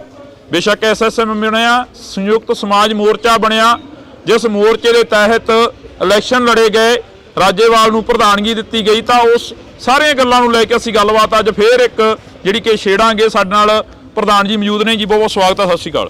ਸਤਿ ਸ਼੍ਰੀ ਅਕਾਲ ਜੀ। ਡੱਲੇਵਾਲ ਸਾਹਿਬ, ਸ਼ੁਰੂਆਤ ਉੱਥੋਂ ਹੀ ਕਰ ਲਈਏ ਕਿ ਇੱਕ ਵਾਰ ਫੇਰ ਹੋਕਾ ਦੇ ਰਹੇ ਹੋ ਕਿ ਦਿੱਲੀ ਚੱਲੋ। ਦਿੱਲੀ ਚੱਲੋ ਦਾ ਜੋ ਪਹਿਲਾ ਨਾਰਾ ਦਿੱਤਾ ਸੀ, ਉਸੇ ਨਾਰੇ ਦੇ ਤਹਿਤ ਫੇਰ ਪਿੰਡਾਂ ਦੇ ਵਿੱਚ ਮੀਟਿੰਗਾਂ ਕਰ ਰਹੇ ਹੋ। ਹਾਂ, ਦੇਖੋ, ਪਹਿਲੀ ਤਾਂ ਗੱਲ ਇਹ ਹੈ ਕਿ ਢਿੱਲੋਂ ਸਾਹਿਬ ਜਿਹੜਾ ਸਰਕਾਰਾਂ ਦਾ ਰਵੱਈਆ ਜੀ ਸਾਡੇ ਨਾਲ ਅੰਦੋਲਨ ਦੇ ਦੌਰਾਨ, ਜਦੋਂ ਅੰਦੋਲਨ ਦੀ ਸਮਾਪਤੀ ਦਾ ਸਮਾਂ ਆਇਆ ਜਾਂ ਉਹਨੂੰ ਇਹ ਕਹਿ ਲਈਏ ਪੋਸਟਪੋਨ ਕਰਨ ਦਾ ਸਮਾਂ ਆਇਆ ਜੀ, ਉਦੋਂ ਇੱਕ ਚਿੱਠੀ ਉਹਦਾ ਆਧਾਰ ਸੀ ਜਿਹਦੇ 'ਚ ਕਿਹਾ ਗਿਆ ਕਿ ਅਸੀਂ MSP ਦੀ ਗਰੰਟੀ ਦਾ ਕਾਨੂੰਨ ਵੀ ਦੇਵਾਂਗੇ। ਬਿਲਕੁਲ। ਲਖੀਮਪੁਰ ਦੇ ਵਿੱਚ ਜਿਹੜੇ ਸਾਡੇ ਕਿਸਾਨ ਤੇ ਪੱਤਰਕਾਰ ਸ਼ਹੀਦ ਕੀਤੇ ਗਏ ਸੀ ਉਹਨਾਂ ਦਾ ਇਨਸਾਫ ਵੀ ਦੇਵਾਂਗੇ। ਬਿਲਕੁਲ। ਅਸੀਂ ਜਿਹੜਾ ਬਿਜਲੀ ਸੋਧ ਬਿੱਲ ਆ ਜਿਹੜਾ ਸਟੇਕ ਹੋਲਡਰਸ ਦੇ ਨਾਲ ਆਮ ਖਪਤਕਾਰਾਂ ਨਾਲ ਗੱਲ ਕੀਤੇ ਬਿਨਾਂ ਨਹੀਂ ਲੈ ਕੇ ਆਵਾਂਗੇ। ਇਦੋਂ ਵੀ ਗਾਹਾਂ ਸਾਡੇ ਨਾਲ ਵੀ ਕਮਿਟਮੈਂਟ ਕੀਤੀ ਗਈ ਕਿ ਸ਼ਹੀਦਾਂ ਦੇ ਪਰਿਵਾਰਾਂ ਨੂੰ ਕੰਪਨਸੇਸ਼ਨ ਵੀ ਕਰਾਂਗੇ ਜੀ, ਔਰ ਕਿਸੇ ਵੀ ਕਿਸਾਨ ਦੇ ਉੱਤੇ ਪੂਰੇ ਭਾਰਤ ਦੇ ਵਿੱਚ ਕਿਸੇ ਤਰ੍ਹਾਂ ਦਾ ਵੀ ਅੰਦੋਲਨ ਦੇ ਦੌਰਾਨ ਮੁਕੱਦਮਾ ਹੈ, ਸਾਰੇ ਮੁਕੱਦਮੇ ਵਾਪਸ ਲਵਾਂਗੇ। ਲੇਕਿਨ ਜੋ ਹੀ ਮਤਲਬ ਮੋਰਚਾ ਉੱਥੋਂ ਅਸੀਂ ਸਸਪੈਂਡ ਕਰਕੇ ਚਾਲੇ ਪਾਏ, ਸਰਕਾਰ ਆਪਦੀਆਂ ਸਾਰੀਆਂ ਗੱਲਾਂ ਤੋਂ ਉਸੇ ਟਾਈਮ ਘੁੰਮ ਗਈ ਜੀ। ਉਸ ਤੋਂ ਅਗਲੀ ਗੱਲ ਸਰਕਾਰ ਨੇ 2014 ਚ ਇੱਕ ਵਾਅਦਾ ਕਰਿਆ ਸੀ ਆਪਣੇ ਨਾਲ, ਪੂਰੇ ਦੇਸ਼ ਨਾਲ, ਬਿਲਕੁਲ, ਕਿ ਅਸੀਂ ਡਾਕਟਰ ਸਵਾਮੀਨਾਥਨ ਦੀ ਰਿਪੋਰਟ ਲਾਗੂ ਕਰਾਂਗੇ ਅਗਰ ਸਾਡੀ ਸਰਕਾਰ ਬਣਦੀ ਹੈ ਤਾਂ। ਉਹ ਹਜੇ ਤੱਕ ਲਾਗੂ ਨਹੀਂ ਕੀਤੀ। ਇੱਕ ਇਹ ਵਾਅਦਾ ਸੀਗਾ, ਮੇਰਾ ਖਿਆਲ ਬਹੁਤ ਸਾਰੀਆਂ ਸਟੇਜਾਂ ਤੇ ਬੋਲੇ ਕਿ ਅਸੀਂ ਕਿਸਾਨਾਂ ਦਾ ਸੰਪੂਰਨ ਕਰਜ਼ ਮੁਕਤੀ ਕਰਾਂਗੇ ਅਗਰ ਅਸੀਂ ਸੱਤਾ ਤੇ ਆਉਣੇ ਆ ਤਾਂ ਜੀ। ਲੇਕਿਨ ਲੋਕਾਂ ਨੇ ਤਾਂ ਸੱਤਾ ਤੇ ਲੈਣ ਦੇ 10 ਸਾਲ ਸੱਤਾ ਦਾ ਆਨੰਦ ਵੀ ਮਾਣ ਲਿਆ, ਲੇਕਿਨ ਉਹ ਮੰਗਾਂ ਪੂਰੀਆਂ ਨਹੀਂ ਹੋਈਆਂ, ਉਹ ਵਾਅਦੇ ਪੂਰੇ ਨਹੀਂ ਹੋਏ ਜੀ। ਹੁਣ ਉਸ ਤੋਂ ਵੀ ਗਾਹਾਂ ਵੱਧ ਕੇ ਸਰਕਾਰ ਨੇ ਪਿੱਛੇ ਜਦੋਂ G20 ਹੋਇਆ ਉਹਦੇ ਵਿੱਚ ਇਹ ਕਰ ਦਿੱਤਾ ਕਿ ਜਿਹੜੇ ਸਾਡੇ ਡਰਾਈ ਫਰੂਟ ਦੇ ਫਾਰਮਰ ਨੇ ਜਾਂ ਫਰੂਟ ਦੇ ਫਾਰਮਰ ਨੇ ਉਹਨਾਂ ਲਈ ਇਹ ਕਰਤਾ ਕਿ ਜਿਹੜਾ ਬਾਹਰ ਤੋਂ ਫਰੂਟ ਜਾਂ ਡਰਾਈ ਫਰੂਟ ਆਉਣਾ ਹੈ ਉਹਦੇ ਚੋਂ 18% ਇੰਪੋਰਟ ਡਿਊਟੀ ਘਟਾਤੀ। ਜੇ ਇੰਪੋਰਟ ਡਿਊਟੀ ਬਾਹਰਲੇ ਫਰੂਟ ਤੋਂ ਘਟੇਗੀ 18% ਤਾਂ ਸਾਡੇ ਕਿਸਾਨਾਂ ਦਾ ਵੀ ਰੇਟ 18% ਫਸਲ ਦਾ ਡਿੱਗੇਗਾ ਜੀ। ਹੁਣ ਉਸੇ ਤੋਂ ਅੱਗੇ ਜਾ ਕੇ ਬੜੇ ਮੁਕਮੇ ਰੂਪ ਨਾਲ, ਬੜੇ ਮੁਕਮੇ ਢੰਗ ਨਾਲ G20 ਦੇ ਦੌਰਾਨ ਹੀ ਇਹ ਫੈਸਲਾ ਲੈ ਲਿਆ ਕਿ ਕਣਕ ਤੇ ਛੋਲਿਆਂ ਤੋਂ ਵੀ, ਪੋਲਟਰੀ ਪ੍ਰੋਡਕਟਾਂ ਤੋਂ ਵੀ, ਡੇਅਰੀ ਪ੍ਰੋਡਕਟਾਂ ਤੋਂ ਵੀ ਅਸੀਂ ਇੰਪੋਰਟ ਡਿਊਟੀ ਖਤਮ ਕਰ ਦਿਆਂਗੇ। ਹੁਣ ਜੇ ਬਾਹਰਲਾ ਮੱਖਣ ਆ ਕੇ ਇੱਥੇ ਸਸਤਾ ਵਿਕੂਗਾ ਤਾਂ ਦੇਸ਼ ਦੀ ਡੇਅਰੀ, ਸਾਡੀ ਪੰਜਾਬ ਦੀ ਡੇਅਰੀ, ਭਾਰਤ ਦੇ ਡੇਅਰੀ ਫਾਰਮਰ ਬਿਲਕੁਲ ਬਰਬਾਦ ਹੋ ਜਾਣਗੇ ਜੀ। ਬਹੁਤ ਸਾਰੇ ਸਟੇਟ ਇਹੋ ਜਿਹੇ, ਕੰਟਰੀ ਇਹੋ ਜਿਹੇ ਨੇ ਜਿਹੜੇ ਮੁਰਗੇ ਦਾ ਕੇਵਲ ਮਾਸ ਜਿਹੜੇ ਵਰਤਦੇ ਨੇ ਮੁਲਕ, ਉਹ ਮੁਰਗੇ ਦੀ ਕੇਵਲ ਛਾਤੀ ਖਾਂਦੇ, ਬਾਕੀ ਨਹੀਂ ਖਾਂਦੇ। ਔਰ ਸਾਡੇ ਭਾਰਤ ਦੇ ਵਿੱਚ ਲੈਗ ਪੀਸ ਨੂੰ ਇੱਕ ਇੰਪੋਰਟੈਂਸ ਦਿੱਤੀ ਜਾ ਰਹੀ ਹੈ। ਉਹਨਾਂ ਦੀ ਉਹ ਵੇਸਟੇਜ ਹੈ, ਉਹਨਾਂ ਦੀ ਵੇਸਟੇਜ ਨੇ ਆ ਕੇ ਸਾਡੇ ਇੱਥੇ ਜਿਹੜਾ ਉਹਨਾਂ ਦਾ ਕੂੜਾ ਸੀਗਾ, ਸਾਡੇ ਇੱਥੇ ਆ ਕੇ ਉਹਨਾਂ ਦੇ ਲੈਗ ਪੀਸਾਂ ਨੇ ਸਾਡੀ ਡੇਅਰੀ ਆਪਣਾ ਪੋਲਟਰੀ ਪ੍ਰੋਡਕਟ ਨੂੰ ਬਿਲਕੁਲ ਤਹਿਸ਼-ਨਹਿਸ਼ ਕਰਨਾ ਹੈ। ਸੋ ਇਹ ਸਾਰੀਆਂ ਜਿਹੜੀਆਂ ਗੱਲਾਂ ਨੇ ਨਾ, ਇਹ ਸਾਡੇ ਕਿਸਾਨ ਵਿਚਾਰੇ ਅਵੇਅਰ ਨੇ। ਨਾ ਕਿਸੇ ਅਖਬਾਰ ਦੇ ਵਿੱਚ ਸਰਕਾਰ ਦਾ ਐਡਾ ਦਬਦਬਾ ਹੈ, ਕਿਸੇ ਅਖਬਾਰ 'ਚ ਖਬਰ ਨਹੀਂ ਨਸ਼ਰ ਹੋਣ ਦਿੱਤੀ ਜੀ, ਕਿਸੇ ਚੈਨਲ ਦੇ ਉੱਤੇ ਨਹੀਂ ਬੋਲਣ ਦਿੱਤਾ, ਕਿਸੇ ਦੀ ਆਵਾਜ਼ ਨਹੀਂ ਨਿਕਲੀ ਅੱਜ ਤੱਕ। ਤੋਂ ਅਸੀਂ ਇਹਨੂੰ ਤਾਂ ਹੀ ਕੋਸ਼ਿਸ਼ ਕਰ ਰਹੇ ਹਾਂ ਕਿ ਪਿੰਡਾਂ ਦੇ ਵਿੱਚ ਨਿਕਲੋ, ਲੋਕਾਂ ਤੱਕ ਇਹ ਗੱਲ ਲੈ ਕੇ ਜਾਈਏ ਤਾਂ ਕਿ ਲੋਕਾਂ ਨੂੰ ਪਤਾ ਲੱਗੇ ਕਿ ਸਰਕਾਰ ਕੀ ਕਰਨ ਜਾ ਰਹੀ ਹੈ। ਉਹਦੇ ਆਧਾਰ ਦੇ ਉੱਤੇ ਹੀ ਅਸੀਂ ਪ੍ਰੋਗਰਾਮ ਲਿਖਿਆ ਗਿਆ ਸਾਡਾ ਕਿ ਅਸੀਂ ਫਰਵਰੀ ਦੇ ਵਿੱਚ ਪਹਿਲਾਂ ਸਾਡਾ SKM ਨੌਨ ਪੋਲੀਟੀਕਲ ਵੱਲੋਂ ਇਕੱਲੇ ਵੱਲੋਂ ਪ੍ਰੋਗਰਾਮ ਸੀ, ਫਿਰ ਉੱਤਰੀ ਭਾਰਤ ਦੀਆਂ ਕੁਝ ਜਥੇਬੰਦੀਆਂ 18 ਕ ਉਹਨਾਂ ਨੇ ਵੀ ਸਾਨੂੰ ਆ ਕੇ ਤਾਲਮੇਲ ਪ੍ਰੋਗਰਾਮ ਸਾਡੇ ਨਾਲ ਕਰਨ ਦਾ ਸਹਿਯੋਗ ਦੇਣ ਦੀ ਗੱਲ ਕੀਤੀ ਹੈ। ਉਹ ਸਾਡੇ ਨਾਲ ਉਹ ਵੀ ਨੇ। ਪਿਛਲੇ ਦਿਨਾਂ ਦੇ ਵਿੱਚ 32-33 ਜਥੇਬੰਦੀਆਂ ਸਾਡੇ ਨਾਲ ਆ ਕੇ ਦੱਖਣੀ ਭਾਰਤ ਦੇ ਵਿੱਚੋਂ ਵੀ ਸਾਡੇ ਨਾਲ ਸਹਿਯੋਗ ਕਰਨ ਦੀ ਗੱਲ ਕੀਤੀ ਹੈ। ਤੋਂ ਵਾਹਿਗੁਰੂ ਦੇ ਹੁਕਮ ਦੇ ਨਾਲ ਇੱਕ ਵੱਡਾ ਅੰਦੋਲਨ ਹੋਣ ਵੱਲ ਨੂੰ ਜਾ ਰਿਹਾ ਹੈ। ਡੱਲੇਵਾਲ ਸਾਹਿਬ, ਜਿਵੇਂ ਤੁਸੀਂ ਸਟੇਜਾਂ ਦੇ ਉੱਪਰੋਂ ਕਿਸਾਨਾਂ ਦੇ ਨਾਲ ਜਿਹੜੀ ਵਿਚਾਰ ਚਰਚਾ ਕਰਦੇ ਹੋ, ਕਿਸਾਨਾਂ ਨੂੰ ਦੱਸਦੇ ਹੋ ਕਿ ਇੱਕ ਵਰਲਡ ਬੈਂਕ ਨੇ ਐਲਾਨ ਜਾਰੀ ਕੀਤਾ, ਇੱਕ ਜਿਹੜਾ ਵਰਲਡ ਬੈਂਕ ਨੇ ਕਿਸਾਨਾਂ ਨੂੰ ਆਪਣੇ ਕਬਜ਼ੇ ਦੇ ਵਿੱਚ ਲੈ ਲਿਆ। ਹਿੰਦੀ ਅਖਬਾਰਾਂ ਨੇ ਜਿਹੜੀਆਂ ਕਿ ਖਬਰਾਂ ਲਾਈਆਂ, ਜਿਹੜੀ ਕਿ ਹੁਣੇ ਤੁਸੀਂ ਚਰਚਾ ਕਰ ਰਹੇ ਸੀਗੇ ਕਿਸਾਨਾਂ ਦੇ ਨਾਲ, ਜਿਹੜੀ ਕਿ ਆਮ ਕਿਸਾਨਾਂ ਨੂੰ ਨਹੀਂ ਪਤਾ ਹੈਗੀ, ਤੇ ਨਾ ਹੀ ਉਹ ਕੋਈ TV ਚੈਨਲ, ਨਾ ਹੀ ਕੋਈ ਪੱਤਰਕਾਰ ਉਸ ਨੂੰ ਨਸ਼ਰ ਕਰ ਰਿਹਾ। ਪਰ ਅੱਜ ਅਸੀਂ ਤੁਹਾਡੇ ਨਾਲ ਸਬੱਬ ਬਣਿਆ ਇਸ ਗੱਲ ਨੂੰ ਲੈ ਕੇ ਚਰਚਾ ਜਿਹੜੀ ਕਿ ਕਰਨੀ ਚਾਹੁੰਦੇ ਹਾਂ ਕੁਛ। ਹਾਂ ਦੇਖੋ, ਜਿਹੜੀ ਵਰਲਡ ਬੈਂਕ ਦੀ ਖਬਰ ਲੱਗੀ ਵਰਲਡ ਬੈਂਕ ਦੇ ਹਵਾਲੇ ਤੋਂ, ਉਹਦੇ 'ਚ ਬੜਾ ਸਪਸ਼ਟ ਕਿਹਾ ਗਿਆ ਹੈ, ਹਿੰਦੀ ਅਖਬਾਰ ਦੀ ਖਬਰ ਆ ਉਹ, ਉਹਦੇ 'ਚ ਕਿਹਾ गया कि वर्ल्ड बैंक ने अपनी नीति स्पष्ट करते हुए बताया कि हमें भारत के अंदर किसानों की जरूरत नहीं है, हमें यहाँ लेबर चाहिए, मजदूर चाहिए। बिल्कुल ये स्पष्ट किया है। उस तो अगली लाइन के विचों लिखते हैं कि जिहड़ा ये फार्मर है, जिहड़ा हुण फार्मिंग सिस्टम ढांचा चल रहा है, ये कदे तो खादा तो सबसिडी मंगते हैं, कदे बीज तो सबसिडी मंगते हैं, यानी ਵੱਖ-ਵੱਖ तरीकों ਨਾਲ सातों सबसिडी मंगते हैं जी। तो ये नालों चंगा है कि इन्होंने सारिਆਂ ਨੂੰ पासे करो, इन्हों तो जमीन फड़ो तो इत्थे ਵੱਡੇ क्लस्टर तैयार करो। और लास्ट ਦੇ तो बड़ी चिंता वाली गल है जिहड़ी साडे किसानां ਨੂੰ नहीं पता, उन्होंने कहा कि रूप है जिहड़ा इत्थे ये नीति जिहड़ी लागू होंदी इहदा असर नज़र भी आ रहा है। तो उससे जो मेरी कोशिश सीगी कि मैं इत्थे साडे किसानां ਨੂੰ ये सारियां गल्लां तो जानकारी देवां, क्योंकि सरकार ने अज जदों जे इहनूं पिछे तो ढिल्लों साहब निगाह मारोगे तुसीं जी, गैट ते साइन होंदे ने पहली बारी 1948 च, भारत 1948 तो मैंबर तुरिया आ रहा है। ਬੈਕਡੋਰ ਤੋਂ ਸਾਡੇ ਦੇਸ਼ ਦੇ ਉੱਤੇ ਲੁਕਵੇਂ ਢੰਗ ਨਾਲ ਰਾਜ ਕਰਨ ਵਾਲੀਆਂ ਧਿਰਾਂ ਦਾ ਉਹਨਾਂ ਦੀ ਕੋਸ਼ਿਸ਼ ਰਹੀ ਹੈ ਕਿ ਕਿਸੇ ਨਾ ਕਿਸੇ ਤਰੀਕੇ ਦੇ ਨਾਲ ਇੰਡੀਆ ਤੇ ਮੁੜ ਦੁਬਾਰਾ ਕਬਜ਼ਾ ਕਿਵੇਂ ਕੀਤਾ ਜਾ ਸਕਦਾ ਹੈ। ਉਸੇ ਵੇਲੇ ਸੰਵਿਧਾਨ ਬਣਿਆ 1950 ਚ ਤੇ 1951 ਦੇ ਵਿੱਚ ਇੱਕ ਅਮੈਂਡਮੈਂਟ ਕੀਤੀ ਗਈ ਜੀ, ਜਿਸ ਅਮੈਂਡਮੈਂਟ ਦੇ ਵਿੱਚ ਇਹ ਕਿਹਾ ਗਿਆ ਕਿ ਆਹ ਜਿਹੜਾ ਨੌਵਾਂ ਅਸੀਂ ਅਧਿਆਏ ਦੇਣ ਲੱਗੇ ਆ ਭਾਰਤ ਦੇ ਸੰਵਿਧਾਨ ਨੂੰ, ਇਸ ਨੌਵੇਂ ਸ਼ਡਿਊਲ ਦੇ ਵਿੱਚ ਜਿੰਨੇ ਵੀ ਕਾਨੂੰਨ ਦਰਜ ਕੀਤੇ ਜਾਣਗੇ ਇਹਨਾਂ ਦੇ ਖਿਲਾਫ ਇੰਡੀਆ ਦੇ ਲੋਕ ਕੋਰਟ ਨਹੀਂ ਜਾ ਸਕਣਗੇ। ਉਹਦੇ ਵਿੱਚ ਇਹਨਾਂ ਨੇ ਲੈਂਡ ਐਕੁਜੀਸ਼ਨ ਐਕਟ ਲੈ ਕੇ ਆਂਦਾ, ਉਹਦੇ ਵਿੱਚ ਹੀ ਅੱਗੇ ਜਾ ਕੇ ਜਿਹੜਾ ਸੀਗਾ ਜ਼ਰੂਰੀ ਵਸਤਾਂ ਦਾ ਕਾਨੂੰਨ ਐਸੈਂਸ਼ੀਅਲ ਕਮੋਡਿਟੀ ਐਕਟ 1955 ਦੇ ਸੋਧ ਕਰਕੇ ਉਹ ਵੀ ਲੈ ਕੇ ਆਂਦਾ। ਸੋ ਇਹ ਸਾਰਾ ਕੁਝ ਉਹ ਚ ਲੈ ਕੇ ਆਏ। ਉਹਦੇ ਰਾਹੀਂ ਕਿਸਾਨ ਆਪਦੀ ਫਸਲ ਦਾ ਰੇਟ ਨਹੀਂ ਕੋਰਟ 'ਚੋਂ ਜਾ ਕੇ ਪੂਰਤੀ ਨਹੀਂ ਕਰਵਾ ਸਕਦਾ। ਹੁਣ ਉਹ ਕਿਉਂ ਹੋਇਆ? ਕਿਉਂਕਿ ਇੱਕ ਸਾਜ਼ਿਸ਼ ਸੀ ਕਿ ਕਿਸਾਨ ਤੋਂ ਜ਼ਮੀਨ ਲੈਣੀ ਆ, ਜ਼ਮੀਨ ਲੈਣੀ ਹੈ ਤਾਂ ਕਿਸਾਨ ਨੂੰ ਕਰਜ਼ਾਈ ਕਰਨਾ ਜ਼ਰੂਰੀ ਹੈ। ਜੇ ਕਿਸਾਨ ਨੂੰ ਕਰਜ਼ਾਈ ਕਰਨਾ ਹੈ ਤਾਂ ਸਭ ਤੋਂ ਵਧੀਆ ਤਰੀਕਾ ਕਿ ਉਹਨੂੰ ਫਸਲ ਦਾ ਰੇਟ ਲਾਗਤ ਨਾਲੋਂ ਹਮੇਸ਼ਾ ਘੱਟ ਦਿਓ। ਇੱਕ ਬਦਕਿਸਮਤੀ ਸਾਡੀ ਇਹ ਰਹੀ ਕਿ ਸਾਡੇ ਕਿਸਾਨਾਂ ਨੂੰ ਸੁਭਾਅ ਨਹੀਂ ਲੇਖਾ ਜੋਖਾ ਕਰਨ ਦਾ, ਆਪਦੇ ਘਰਾਂ 'ਚ ਹਿਸਾਬ ਕਰਨ ਦਾ, ਜਿਹਦੇ 'ਚੋਂ ਅੱਜ ਸਾਡਾ ਕਿਸਾਨ ਨੂੰ ਅਜੇ ਤੱਕ ਵੀ ਨਹੀਂ ਪਤਾ ਕਿ ਸਾਡੀ ਕਾਸਟ ਆਫ ਪ੍ਰੋਡਕਸ਼ਨ ਕੀ ਹੈ। ਹੁਣ ਉਹ ਜਿਹੜੀ ਜੇਕਰ caste of production 3200 I 1 quintal ਕਣਕ ਤੇ ਸਰਕਾਰ ਉਹਨੂੰ 2300 ਦੇ ਕੇ ਘਰ ਪੂਰਾ ਕਰਨ ਦੀ ਕੋਸ਼ਿਸ਼ ਕਰੇ ਤਾਂ ਉਹ ਤਾਂ ਫਿਰ ਜਿਹੜਾ 900 ਰੁਪਈਆ ਕਿਸਾਨ ਨੂੰ ਪਰ ਕੁਇੰਟਲ ਘਾਟਾ ਪੈਣਾ ਤਾਂ ਉਹ ਤਾਂ ਕਿਸਾਨ ਮਰੇਗਾ ਹੀ ਮਰੇਗਾ। ਉਹਦੇ ਜ਼ਰੀਏ ਕਿਸਾਨ ਨੂੰ ਬੈਂਕ ਵੱਲ ਤੋਰਿਆ ਗਿਆ। ਇੱਕ ਹੋਰ ਨੀਤੀ ਤੁਹਾਡੇ ਧਿਆਨ 'ਚ ਲਿਆ ਦਿੰਦਾ ਮੈਂ ਜੀ। ਦੇਖੋ ਪਿਛਲੇ ਸਮੇਂ ਜਦੋਂ ਸਨ 2000 ਚ ਨਵੀਂ ਐਗਰੀਕਲਚਰ ਪਾਲਿਸੀ ਭਾਰਤ ਸਰਕਾਰ ਨੇ ਬਣਾਈ, ਉਹਦੇ 'ਚ ਬੜਾ ਕਲੀਅਰ ਕੱਟ ਮੈਂਸ਼ਨ ਕੀਤਾ ਗਿਆ ਕਿ ਇੱਥੇ ਵੱਡੇ ਵੱਡੇ ਫਾਰਮ ਤਿਆਰ ਕਰਨੇ ਆ ਜੀ। ਇਹਦੇ 'ਚ ਮੈਂਸ਼ਨ ਕਰਤਾ। ਅੱਗੇ ਜਾ ਕੇ ਉਹਦੇ ਤੇ ਅਮਲ ਹੋਣਾ ਸ਼ੁਰੂ ਹੋ ਗਿਆ।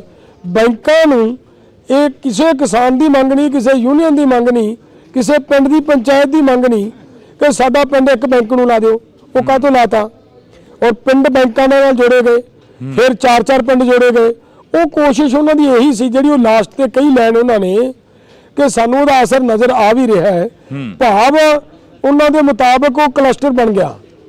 ਉਹ 4 ਪਿੰਡਾਂ ਦੀ ਜ਼ਮੀਨ ਇੱਕ ਬੈਂਕ ਦੇ ਵਿੱਚ ਆਰਡਰ ਹੋ ਗਈ ਹੈ ਔਰ ਉਹ ਕਰਜ਼ਾ ਵੀ ਇੰਨਾ ਕੁ ਚਲਿਆ ਗਿਆ ਕਿਸਾਨਾਂ ਬੰਨੀ ਕਿ ਕਿਸਾਨ ਹੁਣ ਆਪਦੀ ਜ਼ਮੀਨ ਦੇ ਮੁਤਾਬਕ, ਆਪਦੀ ਫਸਲ ਦੇ ਮੁਤਾਬਕ ਉਹ ਕਰਜ਼ਾ ਨਹੀਂ ਉਤਾਰ ਸਕਣਗੇ। ਇਹ ਨਹੀਂ ਲੱਗਦਾ ਹੈ ਕਿ ਨਿਊ ਵਰਲਡ ਦੀ ਜਿਹੜੀ ਨੀਤੀ ਆ ਉਸ ਦੇ ਤਹਿਤ ਕਿਸਾਨਾਂ ਨੂੰ ਗੁੰਮਰਾਹ ਕੀਤਾ ਗਿਆ ਤੇ ਕਿਸਾਨ ਜ਼ਮੀਨਾਂ ਵੇਚ ਕੇ ਭੰਗੜੇ ਪਾਉਂਦੇ ਨਜ਼ਰ ਆ ਰਹੇ ਨੇ ਕਿ ਸਾਡੀ ਕਰੋੜ ਰੁਪਏ ਦੀ ਜ਼ਮੀਨ ਵਿਕ ਗਈ ਆ, ਇੱਥੋਂ ਦੀ ਰੋਡ ਨਿਕਲ ਜੇ। ਕਿਸਾਨ ਤਾਂ ਅਰਦਾਸਾਂ ਕਰਦੇ ਨੇ ਕਿ ਸਾਡੀ ਜ਼ਮੀਨ ਵਿੱਚ ਦੀ ਰੋਡ ਨਿਕਲਣਾ ਚਾਹੀਦਾ ਇੱਕ ਅੱਧਾ। ਇਹ ਬਿਲਕੁਲ ਜਿਹੜੀ ਤੁਸੀਂ ਆਹ ਗੱਲ ਕੀਤੀ ਹੈ, ਇਹਦੀ ਬੈਕ ਦੇ ਉੱਤੇ ਨਿਊ ਵਰਲਡ ਆਰਡਰ ਹੀ ਖੜਾ ਹੈ।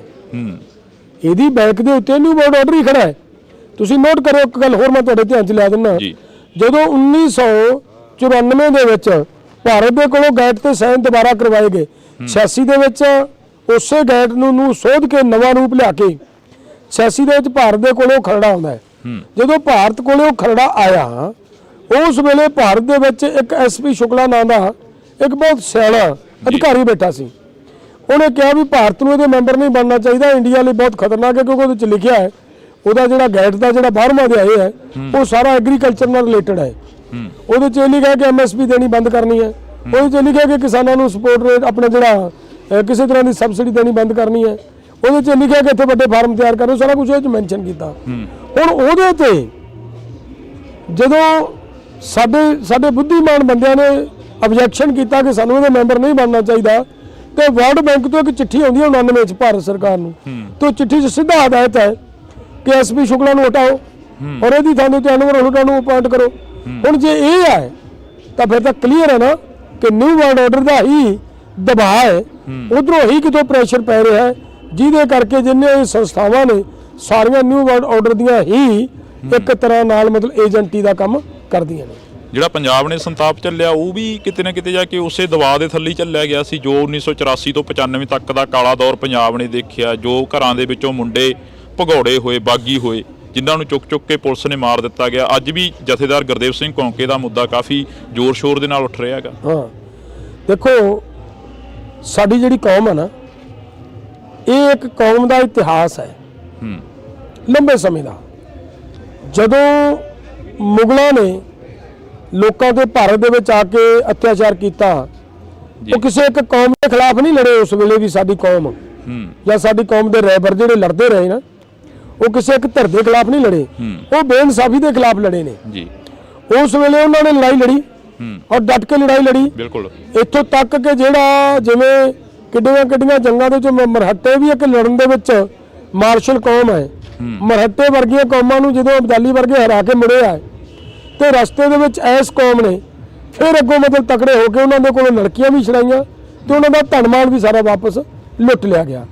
ਤਾਂ ਹੁਣ ਉਹ ਜਿਹੜੇ ਹੁੰਦਾ ਜੇ ਕਰ ਕਿਤੇ ਤਾਂ ਇਤਿਹਾਸ ਦਾ ਗਵਾਹ ਹੈ ਨਾ ਕਿ ਇਹ ਕੌਮ ਹੈ ਜਿਹੜੀ ਇਹ ਮਾਰਸ਼ਲ ਕੌਮ ਹੈ।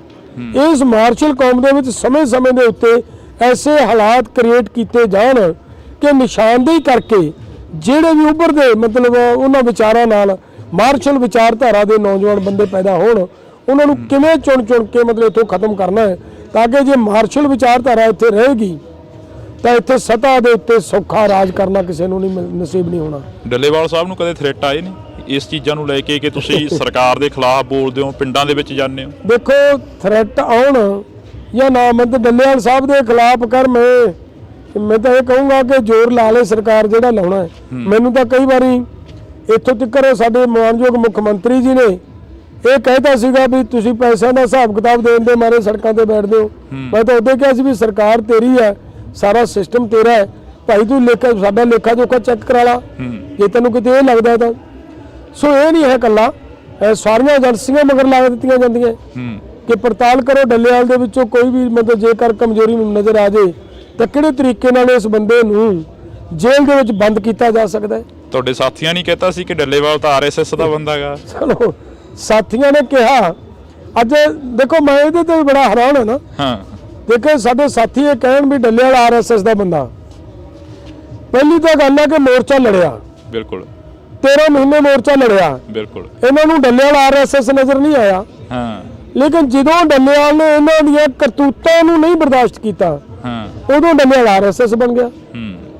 ਹੁਣ ਜੇਕਰ ਬੀਜੇਪੀ ਦੇਖੋ ਉੱਥੋਂ ਮੋਰਚਾ ਚੱਕ ਕੇ ਭੱਜਣਾ ਬੀਜੇਪੀ ਦੀ ਫੇਵਰ 'ਚ ਜਾਂਦਾ ਸੀ ਨਾ, ਬਿਲਕੁਲ ਆਰਐਸਐਸ ਦੀ ਵਿਚਾਰਧਾਰਾ ਦੀ ਫੇਵਰ 'ਚ ਜਾਂਦਾ ਸੀ ਨਾ। ਤੇ ਇਹ ਦੱਸੋ ਵੀ ਜਿਹੜਾ ਬੰਦਾ ਉੱਥੇ ਲੜ ਰਿਹਾ ਹੈ ਕਿ ਮੋਰਚਾ ਹਜੇ ਨਹੀਂ ਚੱਕਣਾ ਚਾਹੀਦਾ, ਸਾਨੂੰ ਐਮਐਸਪੀ ਦੀ ਗਰੰਟੀ ਦਾ ਕਾਨੂੰਨ ਲੈਣਾ ਚਾਹੀਦਾ। ਭਾਰਤ ਨੇ ਆਪਣੇ ਨਾਲ 46 ਮੁਲਕ ਹੋਰ ਜੋੜ ਕੇ WTO ਦੇ ਵਿੱਚ ਜਾਣ ਦੀ ਤਿਆਰੀ ਕਰ ਲਈ ਹੈ। ਤੁਸੀਂ ਰੁਕੋ, ਹਜੇ ਕਰ ਲਾਂਗੇ ਸਾਰਾ ਕੁਝ। ਪ੍ਰੈਸ਼ਰ ਬਣਿਆ ਹੋਇਆ, ਸਰਕਾਰ ਦਾ ਗਲ ਘੁੱਟਿਆ ਹੋਇਆ ਹੈ। ਜਿਹੜਾ ਬੰਦਾ ਇਹ ਕਹਿ ਰਿਹਾ ਆਰਐਸਐਸ, ਉਹ ਹੋ ਸਕਦਾ ਹੈ ਕਿ ਜਿਹੜੇ ਬੰਦੇ ਗੁਪਤ ਰੂਪ ਦੇ ਵਿੱਚ ਉੱਥੇ ਮੋਰਚਾ ਚਲੋ ਚੱਕੋ ਟਰਾਲੀਆਂ 'ਚ ਮੀਟਿੰਗਾਂ ਕਰਾ ਕੇ ਭੱਜੇ, ਉਹ ਹੋ ਸਕਦੇ ਨੇ। ਇੱਕ ਦਿਨ ਅਸੀਂ ਕਿਸੇ ਬੀਜੇਪੀ ਦੇ ਆਗੂ ਕੋਲ ਬੈਠੇ ਸੀ, ਉਹ ਕਹਿੰਦੇ ਕਿ ਫੋਨ ਆਉਂਦੇ ਰਹੇ ਨੇ, 5 ਆਗੂਆਂ ਨੇ ਫੋਨ ਵੀ ਬੰਦ ਕਰ ਲਏ ਸੀਗੇ ਤੇ ਉਹਦੇ ਕਾਫੀ ਖੁਲਾਸੇ ਵੀ ਹੋਏ ਉਸ ਵਕਤ, ਪਰ ਅਸੀਂ ਉਹਨਾਂ ਦਾ ਨਾਮ ਨਹੀਂ ਲਵਾਂਗੇ ਕਿਉਂਕਿ ਉਹ ਕਿਹੜੇ ਆਗੂ ਸੀ ਤੁਹਾਡੇ ਵੀ ਧਿਆਨ 'ਚ ਹੋਣਾ। ਤੁਸੀਂ ਸਭ ਤੋਂ ਪਹਿਲਾਂ ਬੋਲੇ ਕਿ ਚਿੱਠੀਆਂ ਵਾਇਰਲ ਹੋਈਆਂ, ਚਿੱਠੀਆਂ ਪ੍ਰਧਾਨ ਮੰਤਰੀ ਤੱਕ ਪਹੁੰਚੀਆਂ ਨੇ। ਦੇਖੋ ਗੱਲ ਇਹ ਹੈ, ਮੈਂ ਰਜਿੰਦਰ ਜੀ ਜਿੰਨਾ ਚਿਰ ਮੇਰੇ ਕੋਲੇ ਕੋਈ ਮਤਲਬ ਫੈਕਟ ਨਹੀਂ ਹੁੰਦਾ ਨਾ ਪਰਮਾਨੈਂਟ, ਉਹਨਾਂ ਚਿਰ ਮੈਂ ਸਮਝਦਾ ਕਿ ਚੈਨਲ ਤੇ ਬੋਲਣਾ ਉਚਿਤ ਨਹੀਂ ਹੁੰਦੀ ਕੋਈ ਗੱਲ। ਲੇਕਿਨ ਜਿੱਥੇ ਜਿਹੜੀ ਚੀਜ਼ ਮੇਰੇ ਸਾਹਮਣੇ ਆਈ, ਚਿੱਠੀ ਮੇਰੇ ਸਾਹਮਣੇ ਆਈ, ਮੈਂ ਉਹਦਾ ਸਾਰ ਮਤਲਬ ਉਹਦੇ ਤੇ ਮਤਲਬ ਪੂਰਾ ਲੜਾਈ ਲੜੀ ਅੰਦਰ ਬੈਠ ਕੇ, ਮੀਟਿੰਗਾਂ ਦੇ ਵਿੱਚ ਬਹਿ ਕੇ ਲੜਾਈ ਲੜੀ ਕਿ ਚਿੱਠੀ ਦਾ ਖੁਲਾਸਾ ਕਰੋ, ਇਹ ਚਿੱਠੀ ਲਿਖੀ ਕਿਉਂ ਗਈ ਹੈ। ਔਰ ਉਸੇ ਦੇ ਵਿੱਚੋਂ ਤੁਹਾਡੇ ਧਿਆਨ ਹੋਏਗਾ ਸਾਨੂੰ ਮਜਬੂਰੀ ਵਸ ਬਰਨਾਲੇ 'ਚ, ਕਿਉਂਕਿ ਪੂਰੇ ਭਾਰਤ ਦੇ ਵਿੱਚ ਜਿਹੜੀਆਂ ਕਿਸਾਨ ਮਹਾਪੰਚਾਇਤਾਂ ਹੁੰਦੀਆਂ ਸੀ ਨਾ, ਉਹ ਐਸਕੇਐਮ ਦੇ ਨਾਂ ਤੇ ਹੁੰਦੀਆਂ ਸੀ ਜੀ। ਅਸੀਂ ਇੱਥੇ ਐਸਕੇਐਮ ਦੇ ਨਾਂ ਤੇ ਨਹੀਂ ਕੀਤੀ ਸੀ। ਅਸੀਂ ਇਹ ਉੱਪਰ ਜ਼ਰੂਰ ਬੈਨਰ ਲਿਖਿਆ ਸੀ, ਲੇਕਿਨ ਲਿਖਿਆ ਇਹ ਸੀਗਾ ਕਿ ਵੱਲੋਂ ਭਾਰਤੀ ਕਿਸਾਨ ਯੂਨੀਅਨ ਏਕਤਾ ਸਿੱਧੂਪੁਰ। ਉਹ ਜਿਹੜਾ 1 ਲੱਖ ਲੋਕਾਂ ਦਾ ਕਿਸਾਨਾਂ ਦਾ ਇਕੱਠ ਕਰਕੇ ਅਸੀਂ ਸਰਕਾਰ ਨੂੰ ਵਾਰਨਿੰਗ ਦਿੱਤੀ ਸੀ ਨਾ ਜਦੋਂ, ਕਿ ਅਸੀਂ ਇਹ ਚਿੱਠੀਆਂ ਦੀ ਕੋਈ ਗੱਲ ਨਹੀਂ ਸੁਣਨ ਵਾਲੇ ਲੋਕ। ਅਸੀਂ ਇਹਨੂੰ ਮਤਲਬ ਜਿੰਨਾ ਚਿਰ 3 ਕਾਨੂੰਨ ਵਾਪਸ ਨਹੀਂ ਹੁੰਦੇ ਅਸੀਂ ਉਹਨਾਂ ਚਿਰ ਨਹੀਂ ਉਠਾਂਗੇ। ਇਹ ਚੇਤਾਵਨੀ ਦਿੱਤੀ ਸੀ ਉਦੋਂ ਮੇਥੋਂ। ਤਾਂ ਸਾਨੂੰ ਜਦੋਂ ਪਤਾ ਲੱਗਿਆ ਕਿ ਕਿਤੇ ਨਾ ਕਿਤੇ ਮੋਰਚੇ 'ਚ ਗੜਬੜ ਹੋ ਰਹੀ ਹੈ, ਅਸੀਂ ਉਸ ਦਿਨ ਜਿੰਨੀ ਕੁ ਸਾਡੀ ਹਿੰਮਤ ਪਈ, ਜਿੰਨਾ ਕੁ ਅਸੀਂ ਕਰ ਸਕਦੇ ਸੀ, ਕਿਉਂਕਿ ਸਾਨੂੰ ਇਹ ਵੀ ਡਰ ਸੀਗਾ ਕਿ ਸਰਕਾਰ ਕੋਲੇ ਕੋਈ ਇਹੋ ਜਿਹਾ ਗੱਲ ਨਾ ਜਾਵੇ ਕਿ ਸਰਕਾਰ ਨੂੰ ਇਹ ਸੰਕੇਤ ਮਿਲ ਜੇ ਕਿ ਮੋਰਚਾ ਆਪਸ ਵਿੱਚ ਦਫਾੜ ਹੋ ਗਿਆ ਜਾਂ ਪਾਟ ਗਿਆ। ਉਹਨਾਂ ਚਿਰ ਅਸੀਂ ਬਹੁਤ ਉਹਨੂੰ ਸੰਕੋਚ ਕਰਦੇ ਰਹੇ ਹਾਂ ਬੋਲਣ ਤੋਂ, ਜਿੱਥੇ ਨਾ ਸਰਦਾ ਅੰਦਰ ਬਹਿ ਕੇ ਬੋਲਣਾ, ਜਿੱਥੇ ਕਿਤੇ ਬੋਲਣਾ ਬੋਲਦੇ ਰਹੇ। ਅਫਸੋਸ ਹੁੰਦਾ ਕਿ 13 ਮਹੀਨੇ ਇਹੋ ਜੀ ਠੰਡ ਵੀ ਚੱਲੀ ਤੇ ਗਰਮੀ ਵੀ ਚੱਲੀ, ਹਨੇਰੀਆਂ ਮੀਂਹ ਵੀ ਚੱਲੇ ਤੇ ਉੱਥੇ ਟਰਾਲੀਆਂ ਦੇ ਵਿੱਚ ਉਹ ਦਿਨ ਕੱਟੇ ਜਿਹੜੇ ਦਿਨ ਕਦੇ ਅਸੀਂ ਸਰਦਾਰਾਂ ਵਾਂਗ ਇੱਥੇ ਪੰਜਾਬ ਦੇ ਵਿੱਚ ਕੱਟਦੇ ਰਹੇ ਹਾਂ। ਅਫਸੋਸ ਹੁੰਦਾ ਕਿ ਫਿਰ ਵੀ ਕੁਝ ਪੱਲੇ ਨਹੀਂ ਪਿਆ। ਨਹੀਂ, ਇਹ ਨਹੀਂ ਕਿਹਾ ਜਾ ਸਕਦਾ ਇੱਕ ਤਾਂ ਸਭ ਤੋਂ ਵੱਡਾ ਇਹ ਪੱਲੇ ਪਿਆ ਸਾਡੇ ਕਿ ਅਸੀਂ ਪੂਰੇ ਦੇਸ਼ ਦਾ ਕਿਸਾਨ ਅਵੇਅਰ ਹੋ ਗਿਆ, ਪਹਿਲੀ ਗੱਲ। ਦੂਜੀ ਗੱਲ ਹੈ ਕਿ ਐਡਾ ਈਗੋ ਦਾ ਜਿਹਦੇ ਕੋਲੇ ਭੰਡਾਰ ਹੈ ਉਹ ਅਸੀਂ ਪੀਐਮ ਨੂੰ ਮੋੜ ਕੇ ਪਿਛਲੀ ਪੈਰੀ ਮੋੜ ਲਿਆ। ਅਗਲੀ ਗੱਲ ਹੈ ਕਿ ਪੂਰੇ ਦੇਸ਼ ਦਾ ਜਿਹਦਾ ਪੰਜਾਬ ਤੇ ਹਰਿਆਣਾ ਜਿਨ੍ਹਾਂ ਨੂੰ ਇਹਨਾਂ ਨੇ ਇੱਕ ਦੂਜੇ ਦੇ ਸਾਹਮਣੇ ਦੁਸ਼ਮਣ ਬਣਾ ਕੇ ਖੜੇ ਕਰਤਾ ਸੀ ਜੀ, ਉਹਨਾਂ ਦਾ ਭਾਈਚਾਰਾ ਕਾਇਮ ਕਰ ਗਏ। ਬਹੁਤ ਵੱਡੀਆਂ ਪ੍ਰਾਪਤੀਆਂ ਹੋਈਆਂ। ਅਗਲੀ ਗੱਲ ਇੱਕ ਹੋਰ ਹੈ, ਹੁਣ ਬਾਹਰਲੇ ਸਟੇਟਾਂ 'ਚ, ਬਾਹਰਲੇ ਕੰਟਰੀਆਂ ਦੀ ਮੈਂ ਗੱਲ ਨਹੀਂ ਕਰਦਾ, ਮੈਂ ਬਾਹਰਲੀਆਂ ਸਟੇਟਾਂ ਦੀ ਗੱਲ ਕਰਦਾ। ਬਾਹਰਲੀਆਂ ਸਟੇਟਾਂ ਦੇ ਵਿੱਚ ਡਿਮਾਂਡ ਹੋਣੀ ਸ਼ੁਰੂ ਹੋ ਗਈ ਸੀ ਕਿ ਸਾਡੇ ਇੱਥੇ ਆ ਕੇ ਕਿਸਾਨ ਲੀਡਰ ਬੋਲੇ, ਉਹ ਵੀ ਉਹ ਬੋਲੇ ਜਿਹਦੇ ਸਿਰ ਤੇ ਪੱਗ ਬੰਨੀ ਹੋਵੇ। ਇਹਦਾ ਮਤਲਬ ਅਸੀਂ ਤਾਂ ਬਹੁਤ ਨੇੜੇ ਚਲੇ ਗਏ ਸੀ, ਕਿੰਨਾ ਕੁਝ ਹਾਸਲ ਕਰ ਲਿਆ ਸੀ ਇਸ ਪੱਗ ਨੇ, ਔਰ ਉਹ ਪੱਗ ਦਾ ਮਾਣ ਨਹੀਂ ਡਿੱਗਿਆ। ਠੀਕ ਹੈ, ਇਨਸੀਡੈਂਟ ਵਾਪਰਦੇ ਰਹਿੰਦੇ ਨੇ, ਲੇਕਿਨ ਪੱਗ ਦਾ ਮਾਣ ਹੈ ਜਿਹੜਾ, ਜਦੋਂ ਉਦੋਂ ਮੋਰਚਾ ਚੱਕ ਕੇ ਭੱਜਣ ਦੀ ਕੋਸ਼ਿਸ਼ ਕੀਤੀ ਜਾਂਦੀ ਸੀ, ਜੇ ਸਾਰਾ ਪੰਜਾਬ ਉਹਨਾਂ ਦੇ ਮਗਰ ਲੱਗ ਕੇ ਮੋਰਚਾ ਚੱਕ ਲੈਂਦਾ ਤਾਂ ਹੋ ਸਕਦਾ ਇਹ ਕਹਿੰਦੇ ਕਿ ਪੰਜਾਬੀ ਗਦਾਰ ਨੇ, ਲੇਕਿਨ ਪੰਜਾਬੀਆਂ ਨੇ ਫਿਰ ਰੱਖ ਵਿਖਾਈ ਕਿ ਨਹੀਂ ਅਸੀਂ ਨਹੀਂ ਜਾਵਾਂਗੇ। ਤੇ ਉਹਦੇ ਨਾਲ ਮਤਲਬ ਪੂਰੇ ਵਰਲਡ ਦੇ ਵਿੱਚ ਸੁਨੇਹਾ ਗਿਆ ਕਿ ਪੰਜਾਬੀ ਕਿਸੇ ਦਾ ਜਿਹੜਾ ਅਹਿਸਾਨ ਹੈ ਉਹ ਰੱਖਦੇ ਨਹੀਂ। ਉਹ ਜੇ ਉਹਨਾਂ ਨਾਲ ਵਾਅਦਾ ਕੀਤਾ ਮਿਲ ਕੇ ਚੱਲਣ ਦਾ ਤੇ ਮਿਲ ਕੇ ਚੱਲਦੇ ਨੇ, ਔਰ ਉਸੇ ਤਰੀਕੇ ਉਸੇ ਗੱਲ ਚੋਂ ਹੀ ਅੱਜ ਮੋਰ ਪੂਰੇ ਭਾਰਤ ਦੇ ਵਿੱਚ ਸਾਨੂੰ ਸਹਿਯੋਗ ਮਿਲਦਾ ਹੈ। ਤੁਸੀਂ ਪੰਜਾਬੀ ਗਦਾਰਾਂ ਦੀ ਗੱਲ ਕਰੀ ਹੈ, ਪਰ ਗਦਾਰੀ ਦੇ ਸਰਟੀਫਿਕੇਟ ਤਾਂ ਤੁਸੀਂ ਖੁਦ ਹੀ ਵੰਡੇ ਨੇ ਸਟੇਜਾਂ ਤੋਂ। ਨਹੀਂ, ਜਿਹੜੇ ਗਦਾਰੀ ਦੇ ਸਰਟੀਫਿਕੇਟ ਵੰਡਣ ਵਾਲੇ ਸੀ ਉਹ ਕੁਝ ਹੋਣਗੇ ਜਿਹੜੀਆਂ ਧਿਰਾਂ ਤੁਹਾਨੂੰ ਪਤਾ ਹੈ, ਮੇਰੇ ਨਾਲ ਵੱਧ ਤੁਸੀਂ ਜਾਣਦੇ ਹੋ। ਮੇਰੇ ਮੂੰਹੋਂ ਤਾਂ ਕਿਤੇ ਨਹੀਂ ਸੁਣਿਆ ਹੋਣਾ ਤੁਸੀਂ ਕਿ ਮੈਂ ਕਿਸੇ ਨੂੰ ਗਦਾਰ ਕਹਿੰਦਾ ਹੋਵਾਂ। ਮੈਨੂੰ ਤਾਂ ਤੁਸੀਂ ਸਗੋਂ ਇਹ ਵੇਖਿਆ ਹੋਵੇਗਾ ਕਿ ਮੈਂ ਜਦੋਂ ਸਾਡਾ ਯੂਥ ਰੁੱਸਦਾ ਸੀ, ਯੂਥ ਨੂੰ ਮਨਾਉਣ ਦੀ ਜ਼ਿੰਮੇਵਾਰੀ ਡੱਲੇਵਾਲ ਦੀ ਹੁੰਦੀ ਸੀ ਤੇ ਮੈਂ ਮਨਾਉਂਦਾ ਸੀ, ਤੇ ਮੇਰੇ ਨਾਲ ਤਾਂ ਮੇਰੇ ਤੇ ਤਾਂ ਕਈ ਵਾਰੀ ਕਾਰਵਾਈ ਕਰਨ ਦੀ ਤਿਆਰੀ ਕਰ ਲੈਂਦੇ ਸੀ ਵੀ ਤੂੰ ਇਹਨਾਂ ਮੰਡੀਰ ਤੋਂ ਕੀ ਕਰਾਉਣਾ, ਤੂੰ ਇਹਨਾਂ ਨੂੰ ਸਿਰ ਚੜਾਈ ਜਾਂਦਾ। 25 ਜਨਵਰੀ ਵਾਲਾ ਐਕਸੀਡੈਂਟ ਯਾਦ ਆ, ਜਦੋਂ 24 ਜਨਵਰੀ ਨੂੰ ਤੁਸੀਂ ਪ੍ਰੈਸ ਕਾਨਫਰੰਸ ਕਰਦੇ ਹੋ ਕਜਾਰੀਆ ਟਾਇਲ ਦੇ ਵਿੱਚ, ਇੱਕ ਬੰਦੇ ਨੂੰ ਫੜ ਕੇ ਕਹਿਣੋ ਕਿ ਇਹਨਾਂ ਨੇ ਸਾਡੇ ਤੇ ਹਮਲਾ ਕਰਨ ਦੀ ਕੋਸ਼ਿਸ਼ ਕਰ ਰਹੇ ਸੀ, ਇਹ ਘੁਸ ਪੈਂਟ ਗਏ ਸੀ ਸਾਡੇ ਅੰਦੋਲਨ ਦੇ ਵਿੱਚ। ਤੁਹਾਡੇ ਯਾਦ ਆ ਉਹ ਸਾਰਾ ਕੁਝ? ਰਾਤ ਦੀ ਕਹਾਣੀ ਜੀ, ਤੁਹਾਡੇ ਯਾਦ ਆ? ਉਧਰੋਂ ਸਟੇਜ ਦੇ ਉੱਪਰ ਕਬਜ਼ਾ ਹੋ ਗਿਆ ਸੀ, ਤੇ ਫਿਰ 26 ਜਨਵਰੀ ਵਾਲਾ ਜੋ ਐਕਸੀਡੈਂਟ ਹੋਇਆ ਉਹ ਵੀ ਯਾਦ ਹੋਣਾ। ਹਾਂ, ਦੇਖੋ ਕਹਾਣੀ ਸਾਰੀ ਯਾਦ ਹੈ। ਆਪਣੇ ਨਾਲ ਹੀ ਵਾਪਰੀ ਹੈ ਘਟਨਾ। ਅੰਦੋਲਨ ਦੇ ਵਿੱਚ ਬਹੁਤ ਘਟਨਾਵਾਂ ਵਾਪਰੀਆਂ, ਇਕੱਲੀ ਉਹ ਨਹੀਂ ਹੈ। ਦੇਖੋ ਇਹ ਤਾਂ ਮਤਲਬ ਉਸ ਬੰਦੇ ਦੇ ਕੋਲੋਂ ਜਦੋਂ ਸਾਡੇ ਕੁਝ ਆਗੂਆਂ ਦੀਆਂ ਫੋਟੋ ਮਿਲ ਗਈਆਂ ਤਾਂ ਉਸ ਬੰਦੇ ਦੇ ਨਾਲ ਜਦੋਂ ਥੋੜੀ ਜੀ ਸਖਤੀ ਨਾਲ ਪੁੱਛਿਆ ਗਿਆ ਤਾਂ ਉਦੋਂ ਉਹਨੇ ਖੁਲਾਸਾ ਕੀਤਾ ਇਸ ਗੱਲ ਦਾ ਕਿ ਜੀ ਮੈਨੂੰ ਮਤਲਬ ਸਾਨੂੰ ਇਹ ਕਿਹਾ ਕਿ ਇਹਨਾਂ ਆਗੂਆਂ ਦੀ ਨਿਸ਼ਾਨਦੇਹੀ ਕਰੋ, ਇਹਨਾਂ ਦੇ ਅੱਡੇ ਵੇਖੋ, ਇਹਨਾਂ ਦੇ ਉੱਤੇ ਮਤਲਬ ਸ਼ੂਟ ਕਰਨਾ ਹੈ। ਇਹੋ ਜਿਹੀਆਂ ਗੱਲਾਂ ਉਦੋਂ ਆਈਆਂ ਜੀ। ਤਾਂ ਉਹਦੇ ਚੋਂ ਹੀ ਸਾਡੀ ਜਿਹੜੀ ਸੀਗੀ ਮੀਟਿੰਗ, ਸਾਰੇ ਪੱਤਰਕਾਰਾਂ ਨੂੰ ਮੇਰਾ ਰਾਤ ਨੂੰ 11-12 ਵਜੇ ਤੁਹਾਨੂੰ ਸੱਦਿਆ, 11-12 ਵਜੇ ਆਪਾਂ ਪ੍ਰੈਸ ਕਾਨਫਰੰਸ ਕਰਕੇ ਉਹ ਗੱਲ ਸਾਰੀ ਮਤਲਬ ਕਲੀਅਰ ਕੀਤੀ ਸੀ। ਸਰਕਾਰ ਦੀਆਂ ਸਾਜ਼ਿਸ਼ਾਂ ਇੱਕ ਦਿਨ ਨਹੀਂ, ਲਗਾਤਾਰ ਐਂਡ ਤੱਕ ਜਾਰੀ ਰਹੀਆਂ ਨੇ। ਐਂਡ ਤੱਕ ਰੋਜ਼ ਕੋਈ ਨਾ ਕੋਈ ਸਾਜ਼ਿਸ਼ ਰਚੀ ਜਾਂਦੀ ਸੀ, ਔਰ ਉਹਦੇ ਸਾਜ਼ਿਸ਼ ਰਚਨ ਪਿੱਛੇ ਇੱਕ ਵਾਰੀ ਤੁਸੀਂ ਦੇਖਿਆ ਹੋਵੇਗਾ ਇਹ ਵੀ ਗੱਲ ਆ ਗਈ ਸੀਗੀ ਕਿ ਆਰਐਸਐਸ ਵਾਲੇ ਕਹਿੰਦੇ ਵੀ ਅਸੀਂ ਮੋਰਚਾ ਚੁਕਾਵਾਂਗੇ।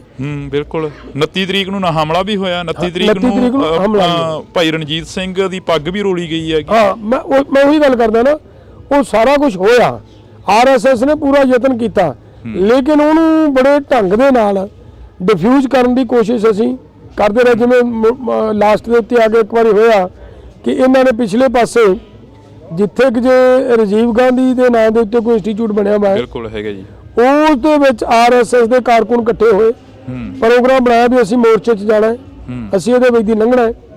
ਤਾਂ ਉੱਥੇ ਅਸੀਂ ਜਦੋਂ ਗੱਲਬਾਤ ਹੋਈ, ਸਾਰਿਆਂ ਦੀ ਮੀਟਿੰਗ ਹੋਈ, ਸਾਡੀ ਮੀਟਿੰਗ 'ਚ ਇਹ ਫੈਸਲਾ ਲਿਆ ਗਿਆ ਕਿ ਇਹ ਜੇ ਆਰਐਸਐਸ ਦੇ ਲੋਕਾਂ ਨਾਲ ਪੰਜਾਬੀ ਕਿਸਾਨ ਭਿੜਨਗੇ ਤਾਂ ਸਰਕਾਰ ਨੂੰ ਮੌਕਾ ਮਿਲੇਗਾ ਕਿ ਇੱਥੇ ਹਿੰਦੂ ਤੇ ਸਿੱਖ ਦੀ ਲੜਾਈ ਹੋ ਗਈ। ਜੇਕਰ ਇਹਦਾ ਮੁਕਾਬਲਾ ਹਰਿਆਣੇ ਦੇ ਕਿਸਾਨ ਕਰਨਗੇ ਤਾਂ ਉਹਦੀ ਖਬਰ ਇਹ ਬਣੇਗੀ ਕਿ ਕਿਸਾਨਾਂ ਦਾ ਤੇ ਆਰਐਸਐਸ ਦੇ ਕਾਰਕੁਨਾਂ ਦੀ ਲੜਾਈ ਹੋਈ ਹੈ। ਸੋ ਇਸ ਕਰਕੇ ਦੇਖੋ ਕਿੰਨਾ ਸੋਚਣਾ ਪੈ ਰਿਹਾ ਸੀ ਉੱਥੇ, ਤਾਂ ਕਿ ਮਤਲਬ ਕਿਸੇ ਤਰ੍ਹਾਂ ਦਾ ਹਿੰਦੂ ਸਿੱਖ ਦਾ ਮੈਟਰ ਵੀ ਜਿਹਨੂੰ ਸਰਕਾਰ ਬਣਾਉਣ ਨੂੰ ਪੂਰਾ ਯਤਨ ਕਰਦੀ ਰਹੀ, ਉਹ ਵੀ ਕਿਵੇਂ ਬਚਾ ਕੇ ਰੱਖਣਾ ਤੇ ਉਹਨਾਂ ਦਾ ਮੁਕਾਬਲਾ ਵੀ ਕਰਨਾ ਪੈਣਾ। ਉਹਦੇ ਲਈ ਹਰਿਆਣੇ ਦਾ ਯੂਥ ਆਇਆ ਅੱਗੇ ਜੀ, ਔਰ ਹਰਿਆਣੇ ਦੇ ਯੂਥ ਨੇ ਆ ਕੇ ਕਿਹਾ ਕਿ ਅਸੀਂ ਇਹਨਾਂ ਦਾ ਮੁਕਾਬਲਾ ਅਸੀਂ ਕਰਾਂਗੇ। ਪੰਜਾਬੀ ਕਿਸਾਨ ਕੋਈ ਵੀ ਸਾਡੇ ਤੋਂ ਗਾਂਹ ਟੱਪ ਕੇ ਆਉਣ ਤਾਂ ਭਾਵੇਂ ਤੁਸੀਂ ਇਹਨਾਂ ਦਾ ਮੁਕਾਬਲਾ ਕਰੋ, ਨਹੀਂ ਤੁਸੀਂ ਉਹਨਾਂ ਚਿਰ ਨਹੀਂ ਕਿਸੇ ਨੇ ਨੇੜੇ ਆਉਣਾ। ਜਿੰਨਾ ਚਿਰ ਇਹਨਾਂ ਨਾਲ ਅਸੀਂ ਮੁਕਾਬਲਾ ਕਰਾਂਗੇ। ਡੱਲੇਵਾਲ ਸਾਹਿਬ, ਹਰਿਆਣੇ ਦੀ ਪੰਜਾਬ ਦੀ ਭਾਈਚਾਰਕ ਸਾਂਝ ਉਸ ਅੰਦੋਲਨ ਨੇ ਇੱਕ ਮਿਸਾਲ ਸੀ ਜਿਹੜੀ ਉਹ ਪੈਦਾ ਕਰਤੀ ਆ ਵੀ ਕਿਸਾਨ ਅੰਦੋਲਨ ਦੇ ਵਿੱਚ ਹਰਿਆਣੇ ਦੀ ਤੇ ਪੰਜਾਬ ਦੀ ਜਿਹੜੀ ਕਿ ਇੱਕ ਭਾਈਚਾਰਕ ਸਾਂਝ ਆ ਉਹ ਸਾਹਮਣੇ ਆਈ।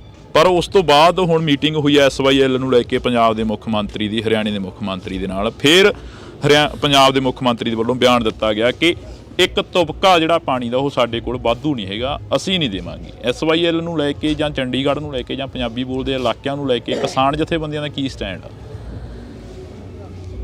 ਇਹ ਬੜੀ ਗੁੰਝਲਦਾਰ ਕਹਾਣੀ ਹੈ। ਪਹਿਲੀ ਤਾਂ ਗੱਲ ਹੈ ਕਿ SYL ਉਦੋਂ ਵੀ ਉੱਠਿਆ ਸੀ ਮੁੱਦਾ ਜਦੋਂ ਆਪਾਂ ਦਿੱਲੀ ਮੋਰਚੇ 'ਚ ਗਏ ਆ। ਬਿਲਕੁਲ।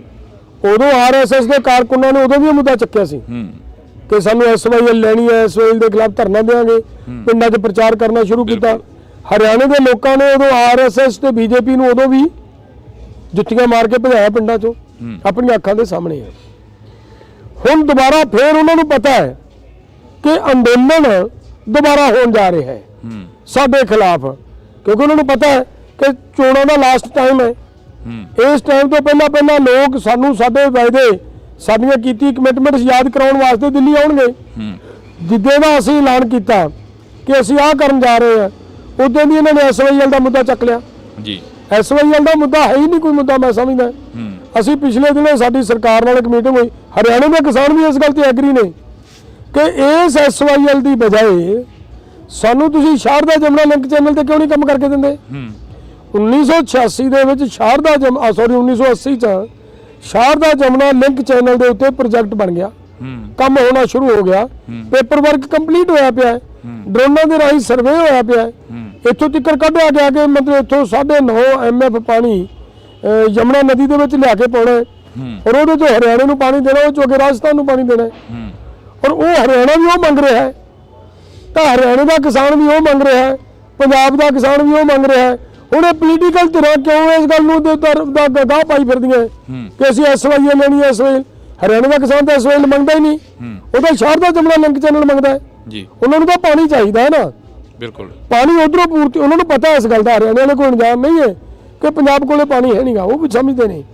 ਹਰਿਆਣੇ ਵਾਲੇ ਤਾਂ ਸਾਡੇ ਨਾਲੋਂ ਵੱਧ ਇਸ ਗੱਲ ਤੇ ਐਕਟਿਵ ਨੇ ਕਿ ਸਰਕਾਰ ਨੂੰ ਜੇ ਕੱਲ ਨੂੰ ਮਤਲਬ BJP ਇਹਨੂੰ ਚੋਣ ਮੁਹਿੰਮ ਦੇ ਵਿੱਚ ਸ਼ਾਮਲ ਕਰਦੀ ਹੈ ਤਾਂ ਤੁਸੀਂ ਦੇਖੋ BJP ਦੀ ਉੱਥੇ ਕਿੰਨੀ ਦੁਰਦਸ਼ਾ ਕਰਦੇ ਹਰਿਆਣੇ ਦੇ ਲੋਕ। ਸੋ ਲੋਕ ਇਹਨੂੰ ਸਮਝਦੇ ਨੇ, ਇਹ ਕਿਸਾਨ ਜਥੇਬੰਦੀਆਂ ਚੰਗੀ ਤਰ੍ਹਾਂ ਇਸ ਗੱਲ ਨੂੰ ਫੋਲੋ ਕਰਦੀਆਂ ਨੇ, ਸਮਝਦੀਆਂ ਨੇ। ਮੈਂ ਪਿਛਲੇ ਮੀਟਿੰਗ ਹੋਈ ਸਾਡੀ ਸਰਕਾਰ ਨਾਲ ਜੀ, ਮੈਂ ਸਰਕਾਰ ਦੇ ਧਿਆਨ 'ਚ ਲਿਆਂਦਾ ਕਿ ਤੁਸੀਂ ਇਹ ਜੇ ਕਹਿੰਦੇ ਹੋ ਕਿ SYL ਤੇ ਕਿੱਦਾਂ ਪਾਈ ਜਾਂਦੇ ਹੋ। ਦੋਨੋਂ ਸਟੇਟਾਂ ਦੇ ਮੁੱਖ ਮੰਤਰੀ ਇਹ ਬਹਿਸ ਕਰਦੇ ਆ ਕਿ ਸਾਨੂੰ SYL ਲੈਣੀ ਹੈ, ਉਹ ਕਹਿੰਦਾ ਮੈਂ SYL ਨਹੀਂ ਦੇਣੀ। ਜੇਕਰ ਇਹਨਾਂ ਸਟੇਟਾਂ ਨੂੰ ਪਾਣੀ ਚਾਹੀਦਾ ਹੈ ਤਾਂ ਸ਼ਾਰਦਾ ਦਰਿਆ ਨਾ ਜਿਹੜਾ ਜੀ, ਉਹਦੀ ਚੌੜਾਈ ਹੈ ਨਾ ਜਿਹੜੀ, ਉਹ 600 ਮੀਟਰ ਹੈ, ਬਿਲਕੁਲ ਐਡਾ ਵੱਡਾ ਦਰਿਆ ਹੈ। ਹੁਣ ਉਹਦੇ ਚੋਂ 9 MF ਪਾਣੀ ਜਾਂ 9.5 MF ਪਾਣੀ ਜਿਹੜਾ ਆਉਣਾ ਹੈ, ਉਹਦੇ ਨਾਲ ਹਰਿਆਣੇ ਦੀ ਆਪਾਸ਼ੀ ਕਿਤੇ ਵੱਧ ਹੁੰਦੀ ਹੈ ਸਾਡੇ ਨਾਲੋਂ, ਤਾਂ ਹਰਿਆਣੇ ਨੇ ਹੋਰ ਪਾਣੀ ਕੀ ਕਰਨਾ ਹੈ? ਹਰਿਆਣੇ ਦੀ ਲੋੜ ਪੂਰਤੀ ਹੋ ਗਈ, ਪੰਜਾਬ ਦਾ ਪਾਣੀ ਪੰਜਾਬ 'ਚ ਵਰਤਿਆ ਗਿਆ। ਹੁਣ ਚਰਚਾ ਤੇ ਇਹਨਾਂ ਦੋਵਾਂ ਨੂੰ ਮੁੱਖ ਮੰਤਰੀਆਂ ਨੂੰ ਇਹ ਕਰਨੀ ਚਾਹੀਦੀ ਸੀ ਨਾ, ਜੇ ਪੰਜਾਬ ਦਾ ਹਰਿਆਣੇ ਦਾ ਹਿੱਤ ਹੋਵੇ ਇਹਨਾਂ ਦੇ ਅੰਦਰ। ਪਰ ਚਰਚਾ ਕੀ ਕਰਦੇ ਆ? ਚਰਚਾ ਕਰਦੇ SYL ਤੇ, ਕਿਉਂਕਿ SYL ਦਾ ਇੱਕ ਮੁੱਦਾ ਬਣ ਕੇ ਜਿਵੇਂ BJP ਹਿੰਦੂ ਸਿੱਖ ਦਾ ਮੁੱਦਾ ਖੜਾ ਕਰਕੇ ਲੋਕਾਂ ਦੇ ਜਜ਼ਬਾਤ ਭੜਕਾ ਕੇ ਵੋਟ ਲੈਂਦੀ ਹੈ ਨਾ, ਉਸੇ ਤਰ੍ਹਾਂ ਹਰਿਆਣੇ ਦੀ ਰਾਜਨੀਤੀ ਹੈ ਜਿਹੜੀ ਜਾਂ ਪੰਜਾਬ ਦੀ ਰਾਜਨੀਤੀ ਹੈ ਜਿਹੜੀ, ਉਹ ਉਹਨੂੰ ਭੜਕਾਉਣ ਦਾ ਯਤਨ ਕਰਦੀ ਹੈ। ਇਹ RSS ਦੀ ਜਾਂ BJP ਦੀ ਇੱਕ ਖੇਡ ਹੈ ਕਿ ਜਿੱਦਾਂ ਨੂੰ ਸਾਡੇ ਵੱਲ ਨੂੰ ਲੋਕਾਂ ਨੇ ਆਉਣਾ ਹੈ, ਉਦੋਂ ਪਹਿਲਾਂ ਪੰਜਾਬ ਤੇ ਹਰਿਆਣੇ ਦੇ ਵਿੱਚ ਦੀ ਜਿਹੜੀ ਆਪਸੀ ਸਾਂਝ ਹੈ ਉਹਨੂੰ ਤੋੜ ਦਿਓ। ਅਗਰ ਉਹ ਸਾਂਝ ਟੁੱਟ ਜਾਂਦੀ ਹੈ ਤਾਂ ਇੱਥੇ ਆ ਕੇ ਕੋਈ ਕੁਝ ਨਹੀਂ ਕਰ ਸਕੇਗਾ। ਸਰ ਸਾਜ਼ਿਸ਼ ਤਾਂ ਇਹ ਹੈ ਜੀ। ਤੁਸੀਂ ਕਿਹਾ ਕਿ ਸਾਜ਼ਿਸ਼ ਹੈ ਇਹ ਹਰਿਆਣੇ ਤੇ ਪੰਜਾਬ ਦੇ ਲੋਕਾਂ ਨੂੰ ਤੋੜਨ ਦੀ। ਪੰਜਾਬ ਇੱਕ ਉਹ ਜਰਖੇਜ਼ ਧਰਤੀ ਹੈ ਜਿੱਥੇ ਕਿ ਪੀਰ ਪੈਗੰਬਰ ਯੋਧੇ ਪੈਦਾ ਹੋਏ। ਅੱਜ ਵੀ ਉਹੀ ਸ਼ਹੀਦੀ ਦਿਹਾੜਿਆਂ ਦੇ ਦਿਨ ਚੱਲ ਰਹੇ ਨੇ ਜਦੋਂ ਛੋਟੀਆਂ ਜਿੰਦਾਂ ਛੋਟੇ ਫਰਜ਼ੰਦਾਂ ਨੇ ਵੱਡੇ ਜਿਹੜੇ ਕਿ ਸਾਕੇ ਸੀ ਉਹ ਕਰ ਦਿੱਤੇ ਸੀ। ਪਰ ਮਸਲਾ ਤਾਂ ਇੱਥੇ ਹੀ ਖੜਾ ਹੁੰਦਾ ਕਿ ਇਸ ਵਾਰ ਫੇਰ ਕਿਹਾ ਜਾ ਰਿਹਾ ਕਿ ਪੰਜਾਬ ਦੀ ਜੋ ਝਲਕੀ ਆ ਉਹ ਨਹੀਂ ਦਿਖਾਈ ਜਾਵੇਗੀ। 26 ਜਨਵਰੀ ਨੂੰ ਮੁੱਖ ਮੰਤਰੀ ਦੇ ਵੱਲੋਂ ਬਕਾਇਦਾ ਜਿਹੜਾ ਕਿ ਇਹ ਬਿਆਨ ਦਿੱਤਾ ਗਿਆ ਕਿ ਅਸੀਂ ਚਿੱਠੀ ਵੀ ਲਿਖੀ ਸੀਗੀ ਸੈਂਟਰ ਸਰਕਾਰ ਨੂੰ। ਦੇਖੋ ਮੈਂ ਦੱਸਦਾ ਗੱਲ, ਪੰਜਾਬ ਦੇ ਨਾਲ ਹਮੇਸ਼ਾ ਇਹ ਮੰਨਣਾ ਪਏਗਾ ਕਿ ਪੰਜਾਬ ਦੀ ਕੌਮ ਦਾ ਕਲਚਰ ਇਫੈਕਟ ਕਰਦਾ ਹੈ ਜੀ ਹਰੇਕ ਥਾਂ ਤੇ ਇਫੈਕਟ ਕਰਦਾ ਹੈ। ਸਾਡਾ ਇਤਿਹਾਸ ਹੈ ਕਿ ਸਾਡੇ ਜੋ ਹਰੀ ਸਿੰਘ ਨਲੂਆ ਪੈਦਾ ਹੋਇਆ ਵਾ ਹੈ ਨਾ। ਹਰੀ ਸਿੰਘ ਨਲੂਏ ਦਾ ਕਲਚਰ ਸੀ ਕਿ ਇੱਕ ਪਠਾਨ ਔਰਤ ਨੂੰ ਕਹਿੰਦਾ ਹੈ ਕਿ ਬੀਬੀ ਅਗਰ ਤੁਹਾਨੂੰ ਮੇਰੇ ਵਰਗਾ ਪੁੱਤਰ ਚਾਹੀਦਾ ਤਾਂ ਮੈਨੂੰ ਤੁਸੀਂ ਅੱਜ ਤੋਂ ਆਪਣਾ ਪੁੱਤਰ ਮੰਨ ਲਓ। ਬਿਲਕੁਲ ਹੈ ਨਾ। ਉਹ ਕਿੱਥੋਂ ਨਿਕਲਿਆ? ਉਹ ਗੁਰੂ ਨਾਨਕ ਦੀ ਵਿਚਾਰਧਾਰਾ ਚੋਂ। ਅਗਲਿਆਂ ਦਾ ਜ਼ੋਰ ਲੱਗਾ ਕਿ ਗੁਰੂ ਨਾਨਕ ਦੀ ਵਿਚਾਰਧਾਰਾ ਇੱਥੇ ਨਹੀਂ ਰਹਿਣੀ ਚਾਹੀਦੀ। ਜੇਕਰ ਉੱਥੋਂ ਤੱਕ ਇਹ ਜ਼ੋਰ ਲੱਗਿਆ ਪਿਆ ਹੈ ਕਿ ਇਹਨਾਂ ਦੀ ਵਿਚਾਰਧਾਰਾ ਖਤਮ ਹੋਣੀ ਚਾਹੀਦੀ ਹੈ ਤੇ ਵਿਚਾਰਧਾਰਾ ਨੂੰ ਖਤਮ ਕਰਨ ਦੇ ਲਈ ਹਰ ਇੱਕ ਝਲਕੀ ਜੀ ਹਰ ਇੱਕ ਇਹਨਾਂ ਦਾ ਕਲਚਰ ਉਹਨੂੰ ਦੱਬਣ ਦੀ ਕੋਸ਼ਿਸ਼ ਹੋਏਗੀ ਔਰ ਉਹ ਹਰ ਵਾਰੀ ਸਰਕਾਰ ਵੱਲੋਂ ਕੀਤੀ ਜਾ ਰਹੀ ਹੈ। ਜੀ ਲਾਸਟ ਪੜਾਵਾਂ ਵੱਲ ਵੱਧਦੇ ਆ। ਜੇਕਰ ਗੱਲ ਕੀਤੀ ਜਾਵੇ ਹੁਣ ਲੱਗਦਾ ਵੀ 26 ਫਰਵਰੀ ਦਾ ਤੁਸੀਂ ਮੇਬੀ ਟਾਈਮ ਦਿੱਤਾ ਗਾ ਕਿ ਦਿੱਲੀ ਚੱਲੋ ਦਾ ਨਾਅਰਾ ਦਿੱਤਾ, 1 ਲੱਖ ਬੰਦੇ ਤੋਂ ਉੱਪਰ ਦਾ ਇਕੱਠ ਤੁਹਾਡੇ ਨਾਲ ਜਾਏਗਾ ਜਾਂ ਕਿਸਾਨ ਜਾਣਗੇ ਪੰਜਾਬ ਦੇ? ਨਹੀਂ, ਮੈਨੂੰ ਇਹ ਲੱਗਦਾ ਹੈ ਕਿ ਜੇ ਅਸੀਂ 1 ਲੱਖ ਦਾ ਕਿਹਾ ਤੇ 1 ਲੱਖ ਤੋਂ ਵੱਧ ਕਿਸਾਨ ਜਾਣਗੇ। 1 ਲੱਖ ਅਸੀਂ ਇਕੱਲਿਆਂ ਨੇ ਆਪਦੀ ਜਥੇਬੰਦੀ ਵੱਲੋਂ ਲਿਜਾਣ ਦੀ ਦਾ ਮਤਲਬ ਹਾਮੀ ਭਰੀ ਹੈ। ਮਾਵਾਂ ਤੋਰਨਗੀਆਂ ਆਪਣੇ ਪੁੱਤਾਂ ਨੂੰ? ਮੈਂ ਕਹਿੰਦਾ 200% ਤੋਰਨਗੀਆਂ ਮਾਵਾਂ। ਕਿਉਂ ਨਹੀਂ ਤੋਰਨਗੀਆਂ? ਮਾਵਾਂ ਦੇ ਪੁੱਤਾਂ ਦੀ ਜ਼ਮੀਨ ਬਚਾਉਣ ਵਾਸਤੇ, ਉਹਨਾਂ ਪੋਤਰਿਆਂ ਨੂੰ ਬਚਾਉਣ ਵਾਸਤੇ ਤਾਂ ਜਾ ਰਹੇ ਆ। ਕਿਉਂਕਿ ਪਹਿਲਾਂ ਵਾਲੇ ਪਰਚੇ ਹਜੇ ਪੈਂਡਿੰਗ ਪਏ ਨੇ। ਪਰਚੇ ਤਾਂ ਹੋਣਗੇ। ਦੇਖੋ, ਪਰਚਿਆਂ ਤੋਂ ਚਿੰਤਾ ਨਹੀਂ ਕਰਨੀ ਚਾਹੀਦੀ। ਪਰਚੇ, ਅੰਦੋਲਨ, ਜੇਲਾਂ ਇਹ ਸਾਨੂੰ ਝੱਲਣੀਆਂ ਹੀ ਪੈਣਗੀਆਂ ਅਗਰ ਅਸੀਂ ਜ਼ਮੀਨ ਆਪਦੀ ਬਚਾਉਣੀ ਹੈ, ਆਪਦੀ ਆਉਣ ਵਾਲੀ ਨਸਲ ਬਚਾਉਣੀ ਹੈ। ਤੇ ਸਾਨੂੰ ਉਹਦੇ ਲਈ ਇੰਨੇ ਤਕੜੇ ਹੋਣਾ ਪਏਗਾ ਕਿ ਸਰਕਾਰ ਸਾਨੂੰ ਅਗਰ 6-6 ਮਹੀਨੇ, ਸਾਲ-ਸਾਲ, 2-2 ਸਾਲ, 5-5 ਸਾਲ ਜੇਲ੍ਹ 'ਚ ਵੀ ਰੱਖ ਲੇ ਔਰ ਸਾਡਾ ਅਸੀਂ ਕਰਜ਼ੇ ਤੋਂ ਮੁਕਤੀ ਕਰਵਾ ਜੀਏ, ਡਾਕਟਰ ਸਵਾਮੀਨਾਥਨ ਦੀ ਰਿਪੋਰਟ ਲਾਗੂ ਕਰਵਾ ਜੀਏ, ਅਸੀਂ ਆਉਣ ਵਾਲਾ ਭਵਿੱਖ ਹੈ ਜਿਹੜਾ ਪੰਜਾਬ ਦਾ ਉਹਨੂੰ ਮਤਲਬ। ਸਰਦਾਰ ਕਪੂਰ ਸਿੰਘ ਵਾਲੀ ਗੱਲ ਤਾਂ ਨਹੀਂ ਕਰੋਗੇ ਜਿਹੜੀ ਉਹ ਗੱਲ ਕਿਹਾ ਕਰਦੇ ਸੀ ਕਿ ਸਟੇਜ ਦੇ ਬੈਠਣ ਵਾਲਿਆਂ ਨੇ ਕਦੇ ਵਫਾ ਨਹੀਂ ਕੀਤੀ ਤੇ ਥੱਲੇ ਬੈਠਣ ਵਾਲਿਆਂ ਨੇ ਕਦੇ ਦਗਾ ਨਹੀਂ ਕੀਤੀ? ਨਹੀਂ, ਮੈਨੂੰ ਲੱਗਦਾ ਇਹ ਜਿਹੜੀਆਂ ਗੱਲਾਂ ਨੇ ਨਾ ਸਰਦਾਰ ਕਪੂਰ ਸਿੰਘ ਹੋਰਾਂ ਦੀਆਂ ਗੱਲਾਂ ਵਾਜਬ ਨੇ। ਜੇ ਇਹ ਗੱਲਾਂ ਨਾ ਹੁੰਦੀਆਂ ਤਾਂ ਉਹਨਾਂ ਨੂੰ ਇਹ ਗੱਲਾਂ ਕਹਿਣੀਆਂ ਕਿਉਂ ਪੈਂਦੀਆਂ ਜੀ? ਇਹ ਹੁੰਦੀਆਂ ਰਹੀਆਂ ਹੁਣ, ਹੈ ਨਾ, ਸਾਰਿਆਂ ਦੇ ਸਾਹਮਣੇ ਨੇ, ਆਪਾਂ ਪਿੱਛੇ ਵੀ ਵੇਖ ਕੇ ਆਏ ਆ। ਬਿਲਕੁਲ। ਪਰ ਗੱਲ ਇਹ ਵੀ ਹੈ ਕਿ ਯਾਰ ਇਹਨਾਂ ਦੀ ਆਵਾਜ਼ ਚੁੱਕਣ ਵਾਲੇ ਵੀ ਤਾਂ ਕੋਈ ਹੈਗੇ ਆ ਨਾ। ਇਹ ਵੀ ਤਾਂ ਸਪਸ਼ਟ ਹੈ। ਨੌਜਵਾਨੀ ਕਿੰਨੀ ਕੁ ਜਾਊਗੀ ਅੱਗੇ? ਤਾਂ ਦੀਪ ਸਿੱਧੂ ਦਾ ਪ੍ਰਭਾਵ ਰਿਹਾ ਨੌਜਵਾਨੀ ਤੇ, ਲੱਖਾ ਸਿੰਘ ਸਿਧਾਣਾ ਦਾ ਪ੍ਰਭਾਵ ਰਿਹਾ ਨੌਜਵਾਨੀ ਤੇ। ਇਸ ਵਾਰ ਕੋਈ ਨੌਜਵਾਨ ਆਗੂ ਵੀ ਨਹੀਂ ਦਿਖ ਰਿਹਾ ਵਿੱਚ? ਨਹੀਂ, ਨੌਜਵਾਨ ਨੂੰ ਨਾ ਤਾਂ ਲੱਖਾ ਸਿਧਾਣਾ ਬਾਹਰ ਰਵੇ, ਕਿਸੇ ਨੇ ਬਾਹਰ ਨਹੀਂ ਰਹਿਣਾ ਯੂਥ ਇਹਦੇ ਵਿੱਚ, ਕਿਉਂਕਿ ਯੂਥ ਨੂੰ ਸਮਝਾਉਣ ਦੀ ਲੋੜ ਹੈ ਨਾ। ਜਿੰਨਾ ਚਿਰ ਯੂਥ ਨੂੰ ਸਮਝ ਨਹੀਂ ਆਉਂਦੀ ਉਹਨਾਂ ਚਿਰ ਯੂਥ ਸਾਡੇ ਤੋਂ ਵੱਖਰਾ ਹੈ। ਜਦੋਂ ਯੂਥ ਕੌਣ ਹੈ? ਮੇਰਾ ਪੁੱਤ ਯੂਥ ਹੈ। ਮੈਂ ਵੱਡੀ ਉਮਰ ਦਾ, ਮੈਂ ਬਜ਼ੁਰਗ ਹਾਂ। ਮੈਂ ਕਿਹਦੇ ਲਈ ਲੜ ਰਿਹਾ? ਆਪਦੇ ਪੁੱਤ ਲਈ, ਉਹਦੇ ਅੱਗੇ ਬੱਚੇ ਲਈ, ਇਹਦੇ ਲਈ ਲੜ ਰਿਹਾ ਨਾ। ਤੇ ਜਿਹੜਾ ਵੀ ਬਜ਼ੁਰਗ ਇੱਥੋਂ ਲੜਾਈ ਲੜੇਗਾ ਉਹਦੇ ਲਈ ਲੜੇਗਾ ਨਾ। ਕੀ ਉਹ ਬਜ਼ੁਰਗ ਦਾ ਬੱਚਾ ਘਰੇ ਬੈਠਾ ਇਹ ਸੋਚੇਗਾ ਕਿ ਮੇਰੇ ਬਾਪੂ ਦੇ ਡਾਂਗਾ ਪੈਣ ਤੇ ਮੈਂ ਘਰੇ ਬੈਠਾ ਰਹਾ? ਕਿਸੇ ਦੀ ਵਿਚਾਰਧਾਰਾ ਦਾ ਤਾਂ ਪ੍ਰਭਾਵ ਹੁੰਦਾ ਹੀ ਹੈ ਨਾ ਨੌਜਵਾਨਾਂ ਤੇ ਵੀ। ਹਾਂ, ਨਹੀਂ, ਇਹ ਗੱਲ ਠੀਕ ਹੈ, ਯੂਥ ਦੇ ਉੱਤੇ ਵਿਚਾਰਧਾਰਾ ਦਾ ਅਸਰ ਪੈਂਦਾ ਹੁੰਦਾ ਹੈ, ਪਰ ਵਿਚਾਰਧਾਰਾ ਦੇ ਨਾਲੋਂ ਵੱਡਾ ਹੈ ਕਿ ਜਿਹੜੀ ਜ਼ਮੀਨ ਹੈ ਉਹ ਬਚਾਉਣੀ ਹੈ, ਆਉਣ ਵਾਲੀ ਨਸਲ ਬਚਾਉਣੀ ਹੈ। ਸਾਡੇ ਕੋਈ ਵੀ ਨੌਜਵਾਨ ਹੈ ਜਿਹੜਾ ਯੂਥ ਦੇ ਵਿੱਚੋਂ ਆਪਦੇ ਪਿਓ ਦੀ ਦਾੜੀ ਪੱਟੀ ਦੀ ਬਰਦਾਸ਼ਤ ਨਹੀਂ ਕਰ ਸਕਦਾ। ਜੀ ਬਹੁਤ ਬਹੁਤ ਸ਼ੁਕਰੀਆ। ਤਾਂ ਅਸੀਂ ਇਸ ਵਕਤ ਕਿਸਾਨ ਆਗੂ ਜਗਜੀਤ ਸਿੰਘ ਡੱਲੇਵਾਲ ਦੇ ਨਾਲ ਜਿਹੜੀ ਕਿ ਗੱਲਬਾਤ ਸੀ ਉਹ ਕਰ ਰਹੇ ਸੀ। ਤਾਂ ਦੇਖਦੇ ਹਾਂ ਕਿ 26 ਫਰਵਰੀ ਦਾ ਜੋ ਨਾਅਰਾ ਦਿੱਤਾ ਦਿੱਲੀ ਚੱਲੋ ਦਾ, ਕਿੰਨੇ ਕੁ ਨੌਜਵਾਨ ਤੇ ਕਿੰਨੇ ਕੁ ਕਿਸਾਨ ਫੇਰ ਸਿੰਘੂ ਬਾਰਡਰ, ਟਿੱਕਰੀ ਬਾਰਡਰ ਤੇ ਜਾ ਕੇ ਬੈਠਦੇ ਨੇ, ਫੇਰ ਦਿੱਲੀ ਪੁਲਿਸ ਜਾਂ ਹਰਿਆਣਾ ਪੁਲਿਸ ਦੇ ਬੈਰੀਗੇਡ ਤੋੜ ਕੇ ਅੱਗੇ ਵੱਧਦੇ ਨੇ। ਇਹ ਤਾਂ ਆਉਣ ਵਾਲਾ ਸਮਾਂ ਦੱਸੇਗਾ, ਪਰ ਤੁਸੀਂ ਜੁੜੇ ਰਹਿਣਾ ਇੰਡੋਜ਼ ਟੀਵੀ ਦੇ ਨਾਲ। ਅਜਿਹੀਆਂ ਮੁਲਾਕਾਤਾਂ ਤੁਹਾਡੇ ਰੂਬਰੂ ਕਰਦੇ ਰਵਾਂਗੇ। ਮੇਰੇ ਸਹਿਯੋਗੀ ਸਾਥੀ ਦੀਪ ਦੇ ਨਾਲ ਮੈਨੂੰ ਹਰਜਿੰਦਰ ਸਿੰਘ ਢਿੱਲੋਂ ਨੂੰ ਦਿਓ ਜੀ ਇਜਾਜ਼ਤ। ਧੰਨਵਾਦ। ਇੰਡੋਜ਼ ਟੀਵੀ ਦੇ ਨਾਲ ਤੁਸੀਂ ਜੁੜ ਚੁੱਕੇ ਹੋ ਤਾਂ ਮੈਂ ਹਾਂ ਹਰਜਿੰਦਰ ਸਿੰਘ ਢਿੱਲੋਂ। ਇਸ ਵਕਤ ਅਸੀਂ ਇੱਕ ਵਾਰ ਫੇਰ ਜਿਹੜੀ ਕਿ ਮੁਲਾਕਾਤ ਆ ਕਿਸਾਨ ਆਗੂ ਜਗਜੀਤ ਸਿੰਘ ਡੱਲੇਵਾਲ ਦੇ ਨਾਲ ਕਰਵਾ ਰਹੇ ਹਾਂ। ਇਸ ਮੁਲਾਕਾਤ ਦੇ ਤਹਿਤ ਬਹੁਤ ਕੁਝ ਅਜਿਹਾ ਗਾ ਜਿਹੜਾ ਕਿ ਸਾਹਮਣੇ ਆਵੇਗਾ, ਜਿਸ ਦੇ ਤਹਿਤ ਅਸੀਂ ਬਹੁਤ ਸਾਰੀਆਂ ਗੱਲਾਂ ਜਿਹੜੀਆਂ ਕਿ ਦਿੱਲੀ ਅੰਦੋਲਨ ਨੂੰ ਲੈ ਕੇ ਪੁੱਛਾਂਗੇ।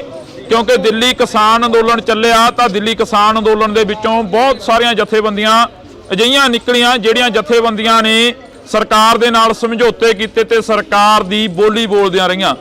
ਪਰ ਜਗਜੀਤ ਸਿੰਘ ਡੱਲੇਵਾਲ ਦੇ ਵੱਲੋਂ ਸਪਸ਼ਟ ਕੀਤਾ ਗਿਆ ਕਿ ਅਸੀਂ ਉਹ ਜਥੇਬੰਦੀਆਂ ਦੇ ਵਿੱਚੋਂ ਨਹੀਂ ਆਉਂਦੇ, ਅਸੀਂ ਗੈਰ ਰਾਜਨੀਤਿਕ ਜਥੇਬੰਦੀਆਂ ਦੀ ਗੱਲ ਕਰਾਂਗੇ ਤੇ ਅਸੀਂ ਗੈਰ ਰਾਜਨੀਤਿਕ ਹੀ ਰਹਿਣਾਗਾ। बेशक SSM ਬਣਿਆ, संयुक्त समाज मोर्चा ਬਣਿਆ, जिस मोर्चे के तहत इलैक्शन लड़े गए, राजेवाल ਨੂੰ ਪ੍ਰਧਾਨਗੀ ਦਿੱਤੀ ਗਈ। ਤਾਂ ਉਸ ਸਾਰੀਆਂ ਗੱਲਾਂ ਨੂੰ ਲੈ ਕੇ ਅਸੀਂ ਗੱਲਬਾਤ ਅੱਜ ਫੇਰ ਇੱਕ ਜਿਹੜੀ ਕਿ ਛੇੜਾਂਗੇ। ਸਾਡੇ ਨਾਲ ਪ੍ਰਧਾਨ ਜੀ ਮੌਜੂਦ ਨੇ ਜੀ, ਬਹੁਤ ਬਹੁਤ ਸਵਾਗਤ ਹੈ। ਸਤਿ ਸ਼੍ਰੀ ਅਕਾਲ। ਸਤਿ ਸ਼੍ਰੀ ਅਕਾਲ ਜੀ। ਡੱਲੇਵਾਲ ਸਾਹਿਬ, ਸ਼ੁਰੂਆਤ ਉੱਥੋਂ ਹੀ ਕਰ ਲਈਏ ਕਿ ਇੱਕ ਵਾਰ ਫੇਰ ਹੋਕਾ ਦੇ ਰਹੇ ਹੋ ਕਿ ਦਿੱਲੀ ਚੱਲੋ। ਦਿੱਲੀ ਚੱਲੋ ਦਾ ਜੋ ਪਹਿਲਾ ਨਾਰਾ ਦਿੱਤਾ ਸੀ, ਉਸੇ ਨਾਰੇ ਦੇ ਤਹਿਤ ਫੇਰ ਪਿੰਡਾਂ ਦੇ ਵਿੱਚ ਮੀਟਿੰਗਾਂ ਕਰ ਰਹੇ ਹੋ। ਹਾਂ ਦੇਖੋ, ਪਹਿਲੀ ਤਾਂ ਗੱਲ ਇਹ ਹੈ ਕਿ ਢਿੱਲੋਂ ਸਾਹਿਬ ਜਿਹੜਾ ਸਰਕਾਰਾਂ ਦਾ ਰਵੱਈਆ ਜੀ, ਸਾਡੇ ਨਾਲ ਅੰਦੋਲਨ ਦੇ ਦੌਰਾਨ ਜਦੋਂ ਅੰਦੋਲਨ ਦੀ ਸਮਾਪਤੀ ਦਾ ਸਮਾਂ ਆਇਆ ਜਾਂ ਉਹਨੂੰ ਇਹ ਕਹਿ ਲਈਏ ਪੋਸਟਪੋਨ ਕਰਨ ਦਾ ਸਮਾਂ ਆਇਆ ਜੀ, ਉਦੋਂ ਇੱਕ ਚਿੱਠੀ ਉਹਦਾ ਆਧਾਰ ਸੀ ਜਿਹਦੇ 'ਚ ਕਿਹਾ ਗਿਆ ਕਿ ਅਸੀਂ MSP ਦੀ ਗਰੰਟੀ ਦਾ ਕਾਨੂੰਨ ਵੀ ਦੇਵਾਂਗੇ। ਬਿਲਕੁਲ। ਲਖੀਮਪੁਰ ਦੇ ਵਿੱਚ ਜਿਹੜੇ ਸਾਡੇ ਕਿਸਾਨ ਤੇ ਪੱਤਰਕਾਰ ਸ਼ਹੀਦ ਕੀਤੇ ਗਏ ਸੀ ਉਹਨਾਂ ਦਾ ਇਨਸਾਫ ਵੀ ਦੇਵਾਂਗੇ। ਬਿਲਕੁਲ। ਅਸੀਂ ਜਿਹੜਾ ਬਿਜਲੀ ਸੋਧ ਬਿੱਲ ਆ ਜਿਹੜਾ ਸਟੇਕ ਹੋਲਡਰਸ ਦੇ ਨਾਲ ਆਮ ਖਪਤਕਾਰਾਂ ਨਾਲ ਗੱਲ ਕੀਤੇ ਬਿਨਾਂ ਨਹੀਂ ਲੈ ਕੇ ਆਵਾਂਗੇ। ਇਦੋਂ ਵੀ ਗਾਹਾਂ ਸਾਡੇ ਨਾਲ ਵੀ ਕਮਿਟਮੈਂਟ ਕੀਤੀ ਗਈ ਕਿ ਸ਼ਹੀਦਾਂ ਦੇ ਪਰਿਵਾਰਾਂ ਨੂੰ ਕੰਪਨਸੇਸ਼ਨ ਵੀ ਕਰਾਂਗੇ ਜੀ, ਔਰ ਕਿਸੇ ਵੀ ਕਿਸਾਨ ਦੇ ਉੱਤੇ ਪੂਰੇ ਭਾਰਤ ਦੇ ਵਿੱਚ ਕਿਸੇ ਤਰ੍ਹਾਂ ਦਾ ਵੀ ਅੰਦੋਲਨ ਦੇ ਦੌਰਾਨ ਮੁਕੱਦਮਾ ਸਾਰੇ ਮੁਕੱਦਮੇ ਵਾਪਸ ਲਵਾਂਗੇ। ਲੇਕਿਨ ਜੋ ਹੀ ਮਤਲਬ ਮੋਰਚਾ ਉੱਥੋਂ ਅਸੀਂ ਸਸਪੈਂਡ ਕਰਕੇ ਚਾਲੇ ਪਾਏ, ਸਰਕਾਰ ਆਪਦੀਆਂ ਸਾਰੀਆਂ ਗੱਲਾਂ ਤੋਂ ਉਸੇ ਟਾਈਮ ਘੁੰਮ ਗਈ ਜੀ। ਉਸ ਤੋਂ ਅਗਲੀ ਗੱਲ ਸਰਕਾਰ ਨੇ 2014 'ਚ ਇੱਕ ਵਾਅਦਾ ਕਰਿਆ ਸੀ ਆਪਣੇ ਨਾਲ, ਪੂਰੇ ਦੇਸ਼ ਨਾਲ। ਬਿਲਕੁਲ। ਕਿ ਅਸੀਂ ਡਾਕਟਰ ਸਵਾਮੀਨਾਥਨ ਦੀ ਰਿਪੋਰਟ ਲਾਗੂ ਕਰਾਂਗੇ ਅਗਰ ਸਾਡੀ ਸਰਕਾਰ ਬਣਦੀ ਹੈ ਤਾਂ। ਉਹ ਹਜੇ ਤੱਕ ਲਾਗੂ ਨਹੀਂ ਕੀਤੀ। ਇੱਕ ਇਹ ਵਾਅਦਾ ਸੀਗਾ, ਮੇਰਾ ਕਹਿਣਾ ਬਹੁਤ ਸਾਰੀਆਂ ਸਟੇਜਾਂ ਤੇ ਬੋਲੇ ਕਿ ਅਸੀਂ ਕਿਸਾਨਾਂ ਦਾ ਸੰਪੂਰਨ ਕਰਜ਼ ਮੁਕਤੀ ਕਰਾਂਗੇ ਅਗਰ ਅਸੀਂ ਸੱਤਾ ਤੇ ਆਉਣੇ ਆ ਤਾਂ ਜੀ। ਲੇਕਿਨ ਲੋਕਾਂ ਨੇ ਤਾਂ ਸੱਤਾ ਤੇ ਲੈਣ ਦੇ 10 ਸਾਲ ਸੱਤਾ ਦਾ ਆਨੰਦ ਵੀ ਮਾਣ ਲਿਆ, ਲੇਕਿਨ ਉਹ ਮੰਗਾਂ ਪੂਰੀਆਂ ਨਹੀਂ ਹੋਈਆਂ, ਉਹ ਵਾਅਦੇ ਪੂਰੇ ਨਹੀਂ ਹੋਏ ਜੀ। ਹੁਣ ਉਸ ਤੋਂ ਵੀ ਗਾਹਾਂ ਵੱਧ ਕੇ ਸਰਕਾਰ ਨੇ ਪਿੱਛੇ ਜਦੋਂ G20 ਹੋਇਆ ਉਹਦੇ ਵਿੱਚ ਇਹ ਕਰ ਦਿੱਤਾ ਕਿ ਜਿਹੜੇ ਸਾਡੇ ਡਰਾਈ ਫਰੂਟ ਦੇ ਫਾਰਮਰ ਨੇ ਜਾਂ ਫਰੂਟ ਦੇ ਫਾਰਮਰ ਨੇ ਉਹਨਾਂ ਲਈ ਇਹ ਕਰਤਾ ਕਿ ਜਿਹੜਾ ਬਾਹਰ ਤੋਂ ਫਰੂਟ ਜਾਂ ਡਰਾਈ ਫਰੂਟ ਆਉਣਾ ਹੈ ਉਹਦੇ ਚੋਂ 18% ਇੰਪੋਰਟ ਡਿਊਟੀ ਘਟਾਤੀ। ਜੇ ਇੰਪੋਰਟ ਡਿਊਟੀ ਬਾਹਰਲੇ ਫਰੂਟ ਤੋਂ ਘਟੇਗੀ 18% ਤਾਂ ਸਾਡੇ ਕਿਸਾਨਾਂ ਦਾ ਵੀ ਰੇਟ 18% ਫਸਲ ਦਾ ਡਿੱਗੇਗਾ ਜੀ। ਹੁਣ ਉਸੇ ਤੋਂ ਅੱਗੇ ਜਾ ਕੇ ਬੜੇ ਮੁਕਮੇ ਰੂਪ ਨਾਲ, ਬੜੇ ਮੁਕਮੇ ਢੰਗ ਨਾਲ G20 ਦੇ ਦੌਰਾਨ ਹੀ ਇਹ ਫੈਸਲਾ ਲੈ ਲਿਆ ਕਿ ਕਣਕ ਤੇ ਛੋਲਿਆਂ ਤੋਂ ਵੀ, ਪੋਲਟਰੀ ਪ੍ਰੋਡਕਟਾਂ ਤੋਂ ਵੀ, ਡੇਅਰੀ ਪ੍ਰੋਡਕਟਾਂ ਤੋਂ ਵੀ ਅਸੀਂ ਇੰਪੋਰਟ ਡਿਊਟੀ ਖਤਮ ਕਰ ਦਿਆਂਗੇ। ਹੁਣ ਜੇ ਬਾਹਰਲਾ ਮੱਖਣ ਆ ਕੇ ਇੱਥੇ ਸਸਤਾ ਵਿਕੂਗਾ ਤਾਂ ਦੇਸ਼ ਦੀ ਡੇਅਰੀ, ਸਾਡੀ ਪੰਜਾਬ ਦੀ ਡੇਅਰੀ, ਭਾਰਤ ਦੇ ਡੇਅਰੀ ਫਾਰਮਰ ਬਿਲਕੁਲ ਬਰਬਾਦ ਹੋ ਜਾਣਗੇ ਜੀ। ਬਹੁਤ ਸਾਰੇ ਸਟੇਟ ਇਹੋ ਜਿਹੇ, ਕੰਟਰੀ ਇਹੋ ਜਿਹੇ ਨੇ ਜਿਹੜੇ ਮੁਰਗੇ ਦਾ ਕੇਵਲ ਮਾਸ ਜਿਹੜੇ ਵਰਤਦੇ ਨੇ ਮੁਲਕ, ਉਹ ਮੁਰਗੇ ਦੀ ਕੇਵਲ ਛਾਤੀ ਖਾਂਦੇ, ਬਾਕੀ ਨਹੀਂ ਖਾਂਦੇ। ਔਰ ਸਾਡੇ ਭਾਰਤ ਦੇ ਵਿੱਚ ਲੈਗ ਪੀਸ ਨੂੰ ਇੱਕ ਇੰਪੋਰਟੈਂਸ ਦਿੱਤੀ ਜਾ ਰਹੀ ਹੈ। ਉਹਨਾਂ ਦੀ ਉਹ ਵੇਸਟੇਜ ਹੈ, ਉਹਨਾਂ ਦੀ ਵੇਸਟੇਜ ਨੇ ਆ ਕੇ ਸਾਡੇ ਇੱਥੇ ਜਿਹੜਾ ਉਹਨਾਂ ਦਾ ਕੂੜਾ ਸੀਗਾ, ਸਾਡੇ ਇੱਥੇ ਆ ਕੇ ਉਹਨਾਂ ਦੇ ਲੈਗ ਪੀਸਾਂ ਨੇ ਸਾਡੀ ਡੇਅਰੀ ਆਪਣਾ ਪੋਲਟਰੀ ਪ੍ਰੋਡਕਟ ਨੂੰ ਬਿਲਕੁਲ ਤਹਿਸ਼-ਨਹਿਸ਼ ਕਰਨਾ ਹੈ। ਸੋ ਇਹ ਸਾਰੀਆਂ ਜਿਹੜੀਆਂ ਗੱਲਾਂ ਨੇ ਨਾ, ਇਹ ਸਾਡੇ ਕਿਸਾਨ ਵਿਚਾਰੇ ਅਵੇਅਰ ਨੇ। ਨਾ ਕਿਸੇ ਅਖਬਾਰ ਦੇ ਵਿੱਚ ਸਰਕਾਰ ਦਾ ਐਡਾ ਦਬਦਬਾ ਹੈ, ਕਿਸੇ ਅਖਬਾਰ 'ਚ ਖਬਰ ਨਹੀਂ ਨਸ਼ਰ ਹੋਣ ਦਿੱਤੀ ਜੀ, ਕਿਸੇ ਚੈਨਲ ਦੇ ਉੱਤੇ ਨਹੀਂ ਬੋਲਣ ਦਿੱਤਾ, ਕਿਸੇ ਦੀ ਆਵਾਜ਼ ਨਹੀਂ ਨਿਕਲੀ ਅੱਜ ਤੱਕ। ਤੋਂ ਅਸੀਂ ਇਹਨੂੰ ਤਾਂ ਹੀ ਕੋਸ਼ਿਸ਼ ਕਰ ਰਹੇ ਹਾਂ ਕਿ ਪਿੰਡਾਂ ਦੇ ਵਿੱਚ ਨਿਕਲੋ, ਲੋਕਾਂ ਤੱਕ ਇਹ ਗੱਲ ਲੈ ਕੇ ਜਾਈਏ ਤਾਂ ਕਿ ਲੋਕਾਂ ਨੂੰ ਪਤਾ ਲੱਗੇ ਕਿ ਸਰਕਾਰ ਕੀ ਕਰਨ ਜਾ ਰਹੀ ਹੈ। ਉਹਦੇ ਆਧਾਰ ਦੇ ਉੱਤੇ ਹੀ ਅਸੀਂ ਪ੍ਰੋਗਰਾਮ ਲਿਖਿਆ ਗਿਆ ਸਾਡਾ ਕਿ ਅਸੀਂ ਫਰਵਰੀ ਦੇ ਵਿੱਚ ਪਹਿਲਾਂ ਸਾਡਾ SKM ਨਾਨ ਪੋਲੀਟੀਕਲ ਵੱਲੋਂ ਇਕੱਲੇ ਵੱਲੋਂ ਪ੍ਰੋਗਰਾਮ ਸੀ, ਫਿਰ ਉੱਤਰੀ ਭਾਰਤ ਦੀਆਂ ਕੁਝ ਜਥੇਬੰਦੀਆਂ 18 ਕ ਉਹਨਾਂ ਨੇ ਵੀ ਸਾਨੂੰ ਆ ਕੇ ਤਾਲਮੇਲ ਨਾਲ ਪ੍ਰੋਗਰਾਮ ਸਾਡੇ ਨਾਲ ਕਰਨ ਦਾ ਸਹਿਯੋਗ ਦੇਣ ਦੀ ਗੱਲ ਕੀਤੀ ਹੈ। ਉਹ ਸਾਡੇ ਨਾਲ ਉਹ ਵੀ ਨੇ। ਪਿਛਲੇ ਦਿਨਾਂ ਦੇ ਵਿੱਚ 32-33 ਜਥੇਬੰਦੀਆਂ ਸਾਡੇ ਨਾਲ ਆ ਕੇ ਦੱਖਣੀ ਭਾਰਤ ਦੇ ਵਿੱਚੋਂ ਵੀ ਸਾਡੇ ਨਾਲ ਸਹਿਯੋਗ ਕਰਨ ਦੀ ਗੱਲ ਕੀਤੀ ਹੈ। ਤੋਂ ਵਾਹਿਗੁਰੂ ਦੇ ਹੁਕਮ ਦੇ ਨਾਲ ਇੱਕ ਵੱਡਾ ਅੰਦੋਲਨ ਹੋਣ ਵੱਲ ਨੂੰ ਜਾ ਰਿਹਾ ਹੈ। ਡੱਲੇਵਾਲ ਸਾਹਿਬ, ਜਿਵੇਂ ਤੁਸੀਂ ਸਟੇਜਾਂ ਦੇ ਉੱਪਰੋਂ ਕਿਸਾਨਾਂ ਦੇ ਨਾਲ ਜਿਹੜੀ ਵਿਚਾਰ ਚਰਚਾ ਕਰਦੇ ਹੋ, ਕਿਸਾਨਾਂ ਨੂੰ ਦੱਸਦੇ ਹੋ ਕਿ ਇੱਕ ਵਰਲਡ ਬੈਂਕ ਨੇ ਐਲਾਨ ਜਾਰੀ ਕੀਤਾ, ਇੱਕ ਜਿਹੜਾ ਵਰਲਡ ਬੈਂਕ ਨੇ ਕਿਸਾਨਾਂ ਨੂੰ ਆਪਣੇ ਕਬਜ਼ੇ ਦੇ ਵਿੱਚ ਲੈ ਲਿਆ। ਹਿੰਦੀ ਅਖਬਾਰਾਂ ਨੇ ਜਿਹੜੀਆਂ ਕਿ ਖਬਰਾਂ ਲਾਈਆਂ, ਜਿਹੜੀ ਕਿ ਹੁਣੇ ਤੁਸੀਂ ਚਰਚਾ ਕਰ ਰਹੇ ਸੀਗੇ ਕਿਸਾਨਾਂ ਦੇ ਨਾਲ, ਜਿਹੜੀ ਕਿ ਆਮ ਕਿਸਾਨਾਂ ਨੂੰ ਨਹੀਂ ਪਤਾ ਹੈਗੀ ਤੇ ਨਾ ਹੀ ਉਹ ਕੋਈ TV ਚੈਨਲ, ਨਾ ਹੀ ਕੋਈ ਪੱਤਰਕਾਰ ਉਸ ਨੂੰ ਨਸ਼ਰ ਕਰ ਰਿਹਾ। ਪਰ ਅੱਜ ਅਸੀਂ ਤੁਹਾਡੇ ਨਾਲ ਸਬੱਬ ਬਣਿਆ ਇਸ ਗੱਲ ਨੂੰ ਲੈ ਕੇ ਚਰਚਾ ਜਿਹੜੀ ਕਿ ਕਰਨੀ ਚਾਹੁੰਦੇ ਹਾਂ ਕੁਛ। ਹਾਂ ਦੇਖੋ, ਜਿਹੜੀ ਵਰਲਡ ਬੈਂਕ ਦੀ ਖਬਰ ਲੱਗੀ ਵਰਲਡ ਬੈਂਕ ਦੇ ਹਵਾਲੇ ਤੋਂ, ਉਹਦੇ 'ਚ ਬੜਾ ਸਪਸ਼ਟ ਕਿਹਾ ਗਿਆ ਹੈ, ਹਿੰਦੀ ਅਖਬਾਰ ਦੀ ਖਬਰ ਆ ਉਹ, ਉਹਦੇ 'ਚ ਕਿਹਾ गया कि वर्ल्ड बैंक ने अपनी नीति स्पष्ट करते हुए बताया कि हमें भारत के अंदर किसानों की जरूरत नहीं है, हमें यहाँ लेबर चाहिए, मजदूर चाहिए। बिल्कुल ਇਹ ਸਪਸ਼ਟ ਕੀਤਾ ਹੈ। ਉਸ ਤੋਂ ਅਗਲੀ ਲਾਈਨ ਦੇ ਵਿੱਚ ਉਹ ਲਿਖਦੇ ਨੇ ਕਿ ਜਿਹੜਾ ਇਹ ਫਾਰਮਰ ਹੈ, ਜਿਹੜਾ ਹੁਣ ਫਾਰਮਿੰਗ ਸਿਸਟਮ ਢਾਂਚਾ ਚੱਲ ਰਿਹਾ ਹੈ, ਇਹ ਕਦੇ ਤਾਂ ਖਾਦਾਂ ਤੋਂ ਸਬਸਿਡੀ ਮੰਗਦੇ ਨੇ, ਕਦੇ ਬੀਜ ਤੇ ਸਬਸਿਡੀ ਮੰਗਦੇ ਨੇ, ਯਾਨੀ ਵੱਖ-ਵੱਖ ਤਰੀਕਿਆਂ ਨਾਲ ਸਾਤੋਂ ਸਬਸਿਡੀ ਮੰਗਦੇ ਨੇ ਜੀ। ਤੋ ਇਹਦੇ ਨਾਲੋਂ ਚੰਗਾ ਹੈ ਕਿ ਇਹਨਾਂ ਸਾਰਿਆਂ ਨੂੰ ਪਾਸੇ ਕਰੋ, ਇਹਨਾਂ ਤੋਂ ਜ਼ਮੀਨ ਫੜੋ ਤੇ ਇੱਥੇ ਵੱਡੇ ਕਲਸਟਰ ਤਿਆਰ ਕਰੋ। ਔਰ ਲਾਸਟ ਦੇ ਉੱਤੇ ਬੜੀ ਚਿੰਤਾ ਵਾਲੀ ਗੱਲ ਹੈ ਜਿਹੜੀ ਸਾਡੇ ਕਿਸਾਨਾਂ ਨੂੰ ਨਹੀਂ ਪਤਾ, ਉਹਨਾਂ ਨੇ ਕਿਹਾ ਕਿ ਰੂਪ ਹੈ ਜਿਹੜਾ ਇੱਥੇ ਇਹ ਨੀਤੀ ਜਿਹੜੀ ਲਾਗੂ ਹੁੰਦੀ ਇਹਦਾ ਅਸਰ ਨਜ਼ਰ ਵੀ ਆ ਰਿਹਾ ਹੈ। ਤੋ ਉਸੇ ਚੋਂ ਮੇਰੀ ਕੋਸ਼ਿਸ਼ ਸੀਗੀ ਕਿ ਮੈਂ ਇੱਥੇ ਸਾਡੇ ਕਿਸਾਨਾਂ ਨੂੰ ਇਹ ਸਾਰੀਆਂ ਗੱਲਾਂ ਤੋਂ ਜਾਣਕਾਰੀ ਦੇਵਾਂ, ਕਿਉਂਕਿ ਸਰਕਾਰ ਨੇ ਅੱਜ ਜਦੋਂ ਜੇ ਇਹਨੂੰ ਪਿੱਛੇ ਤੋਂ ਢਿੱਲੋਂ ਸਾਹਿਬ ਨਿਗਾਹ ਮਾਰੋਗੇ ਤੁਸੀਂ ਜੀ, ਗੈਟ ਤੇ ਸਾਈਨ ਹੁੰਦੇ ਨੇ ਪਹਿਲੀ ਵਾਰੀ 1948 ਚ। ਭਾਰਤ 1948 ਤੋਂ ਦਾ ਮੈਂਬਰ ਤੁਰਿਆ ਆ ਰਿਹਾ ਹੈ। ਬੈਕਡੋਰ ਤੋਂ ਸਾਡੇ ਦੇਸ਼ ਦੇ ਉੱਤੇ ਲੁਕਵੇਂ ਢੰਗ ਨਾਲ ਰਾਜ ਕਰਨ ਵਾਲੀਆਂ ਧਿਰਾਂ ਦਾ ਉਹਨਾਂ ਦੀ ਕੋਸ਼ਿਸ਼ ਰਹੀ ਹੈ ਕਿ ਕਿਸੇ ਨਾ ਕਿਸੇ ਤਰੀਕੇ ਦੇ ਨਾਲ ਇੰਡੀਆ ਤੇ ਮੁੜ ਦੁਬਾਰਾ ਕਬਜ਼ਾ ਕਿਵੇਂ ਕੀਤਾ ਜਾ ਸਕਦਾ ਹੈ। ਉਸੇ ਵੇਲੇ ਸੰਵਿਧਾਨ ਬਣਿਆ 1950 ਚ ਤੇ 1951 ਦੇ ਵਿੱਚ ਇੱਕ ਅਮੈਂਡਮੈਂਟ ਕੀਤੀ ਗਈ ਜੀ, ਜਿਸ ਅਮੈਂਡਮੈਂਟ ਦੇ ਵਿੱਚ ਇਹ ਕਿਹਾ ਗਿਆ ਕਿ ਆਹ ਜਿਹੜਾ ਨੌਵਾਂ ਅਸੀਂ ਅਧਿਆਏ ਦੇਣ ਲੱਗੇ ਆ ਭਾਰਤ ਦੇ ਸੰਵਿਧਾਨ ਨੂੰ, ਇਸ 9ਵੇਂ ਸ਼ਡਿਊਲ ਦੇ ਵਿੱਚ ਜਿੰਨੇ ਵੀ ਕਾਨੂੰਨ ਦਰਜ ਕੀਤੇ ਜਾਣਗੇ ਇਹਨਾਂ ਦੇ ਖਿਲਾਫ ਇੰਡੀਆ ਦੇ ਲੋਕ ਕੋਰਟ ਨਹੀਂ ਜਾ ਸਕਣਗੇ। ਉਹਦੇ ਵਿੱਚ ਇਹਨਾਂ ਨੇ ਲੈਂਡ ਐਕੁਜੀਸ਼ਨ ਐਕਟ ਲੈ ਕੇ ਆਂਦਾ, ਉਹਦੇ ਵਿੱਚ ਹੀ ਅੱਗੇ ਜਾ ਕੇ ਜਿਹੜਾ ਸੀਗਾ ਜ਼ਰੂਰੀ ਵਸਤਾਂ ਦਾ ਕਾਨੂੰਨ ਐਸੈਂਸ਼ੀਅਲ ਕਮੋਡਿਟੀ ਐਕਟ 1955 ਦੇ ਸੋਧ ਕਰਕੇ ਉਹ ਵੀ ਲੈ ਕੇ ਆਂਦਾ। ਸੋ ਇਹ ਸਾਰਾ ਕੁਝ ਉਹਦੇ 'ਚ ਲੈ ਕੇ ਆਏ। ਉਹਦੇ ਰਾਹੀਂ ਕਿਸਾਨ ਆਪਦੀ ਫਸਲ ਦਾ ਰੇਟ ਨਹੀਂ ਕੋਰਟ 'ਚੋਂ ਜਾ ਕੇ ਪੂਰਤੀ ਨਹੀਂ ਕਰਵਾ ਸਕਦਾ। ਹੁਣ ਉਹ ਕਿਉਂ ਹੋਇਆ? ਕਿਉਂਕਿ ਇੱਕ ਸਾਜ਼ਿਸ਼ ਸੀ ਕਿ ਕਿਸਾਨ ਤੋਂ ਜ਼ਮੀਨ ਲੈਣੀ ਆ, ਜ਼ਮੀਨ ਲੈਣੀ ਹੈ ਤਾਂ ਕਿਸਾਨ ਨੂੰ ਕਰਜ਼ਾਈ ਕਰਨਾ ਜ਼ਰੂਰੀ ਹੈ। ਜੇ ਕਿਸਾਨ ਨੂੰ ਕਰਜ਼ਾਈ ਕਰਨਾ ਹੈ ਤਾਂ ਸਭ ਤੋਂ ਵਧੀਆ ਤਰੀਕਾ ਕਿ ਉਹਨੂੰ ਫਸਲ ਦਾ ਰੇਟ ਲਾਗਤ ਨਾਲੋਂ ਹਮੇਸ਼ਾ ਘੱਟ ਦਿਓ। ਇੱਕ ਬਦਕਿਸਮਤੀ ਸਾਡੀ ਇਹ ਰਹੀ ਕਿ ਸਾਡੇ ਕਿਸਾਨਾਂ ਨੂੰ ਸੁਭਾਅ ਨਹੀਂ ਲੇਖਾ ਜੋਖਾ ਕਰਨ ਦਾ, ਆਪਦੇ ਘਰਾਂ 'ਚ ਹਿਸਾਬ ਕਰਨ ਦਾ, ਜਿਹਦੇ 'ਚੋਂ ਅੱਜ ਸਾਡਾ ਕਿਸਾਨ ਨੂੰ ਅਜੇ ਤੱਕ ਵੀ ਨਹੀਂ ਪਤਾ ਕਿ ਸਾਡੀ ਕਾਸਟ ਆਫ ਪ੍ਰੋਡਕਸ਼ਨ ਕੀ ਹੈ।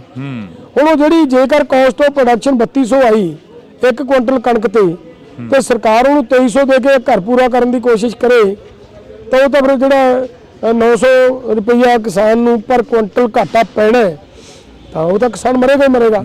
ਉਹਦੇ ਜ਼ਰੀਏ ਕਿਸਾਨ ਨੂੰ ਬੈਂਕ ਵੱਲ ਤੋਰਿਆ ਗਿਆ। ਇੱਕ ਹੋਰ ਨੀਤੀ ਤੁਹਾਡੇ ਧਿਆਨ 'ਚ ਲਿਆ ਦਿੰਦਾ ਮੈਂ ਜੀ। ਦੇਖੋ ਪਿਛਲੇ ਸਮੇਂ ਜਦੋਂ ਸਨ 2000 ਚ ਨਵੀਂ ਐਗਰੀਕਲਚਰ ਪਾਲਿਸੀ ਭਾਰਤ ਸਰਕਾਰ ਨੇ ਬਣਾਈ, ਉਹਦੇ 'ਚ ਬੜਾ ਕਲੀਅਰ ਕੱਟ ਮੈਂਸ਼ਨ ਕੀਤਾ ਗਿਆ ਕਿ ਇੱਥੇ ਵੱਡੇ ਵੱਡੇ ਫਾਰਮ ਤਿਆਰ ਕਰਨੇ ਆ ਜੀ। ਇਹਦੇ 'ਚ ਮੈਂਸ਼ਨ ਕਰਤਾ, ਅੱਗੇ ਜਾ ਕੇ ਉਹਦੇ ਤੇ ਅਮਲ ਹੋਣਾ ਸ਼ੁਰੂ ਹੋ ਗਿਆ। ਬੈਂਕਾਂ ਨੂੰ ਇਹ ਕਿਸੇ ਕਿਸਾਨ ਦੀ ਮੰਗ ਨਹੀਂ, ਕਿਸੇ ਯੂਨੀਅਨ ਦੀ ਮੰਗ ਨਹੀਂ, ਕਿਸੇ ਪਿੰਡ ਦੀ ਪੰਚਾਇਤ ਦੀ ਮੰਗ ਨਹੀਂ ਕਿ ਸਾਡਾ ਪਿੰਡ ਇੱਕ ਬੈਂਕ ਨੂੰ ਲਾ ਦਿਓ। ਉਹ ਕਾਹਤੋਂ ਲਾਤਾ? ਔਰ ਪਿੰਡ ਬੈਂਕਾਂ ਨਾਲ ਜੋੜੇ ਗਏ, ਫਿਰ 4-4 ਪਿੰਡ ਜੋੜੇ ਗਏ। ਉਹ ਕੋਸ਼ਿਸ਼ ਉਹਨਾਂ ਦੀ ਇਹੀ ਸੀ ਜਿਹੜੀ ਉਹ ਲਾਸਟ ਤੇ ਕਈ ਲੈਣ ਉਹਨਾਂ ਨੇ ਕਿ ਸਾਨੂੰ ਉਹਦਾ ਅਸਰ ਨਜ਼ਰ ਆ ਵੀ ਰਿਹਾ ਹੈ।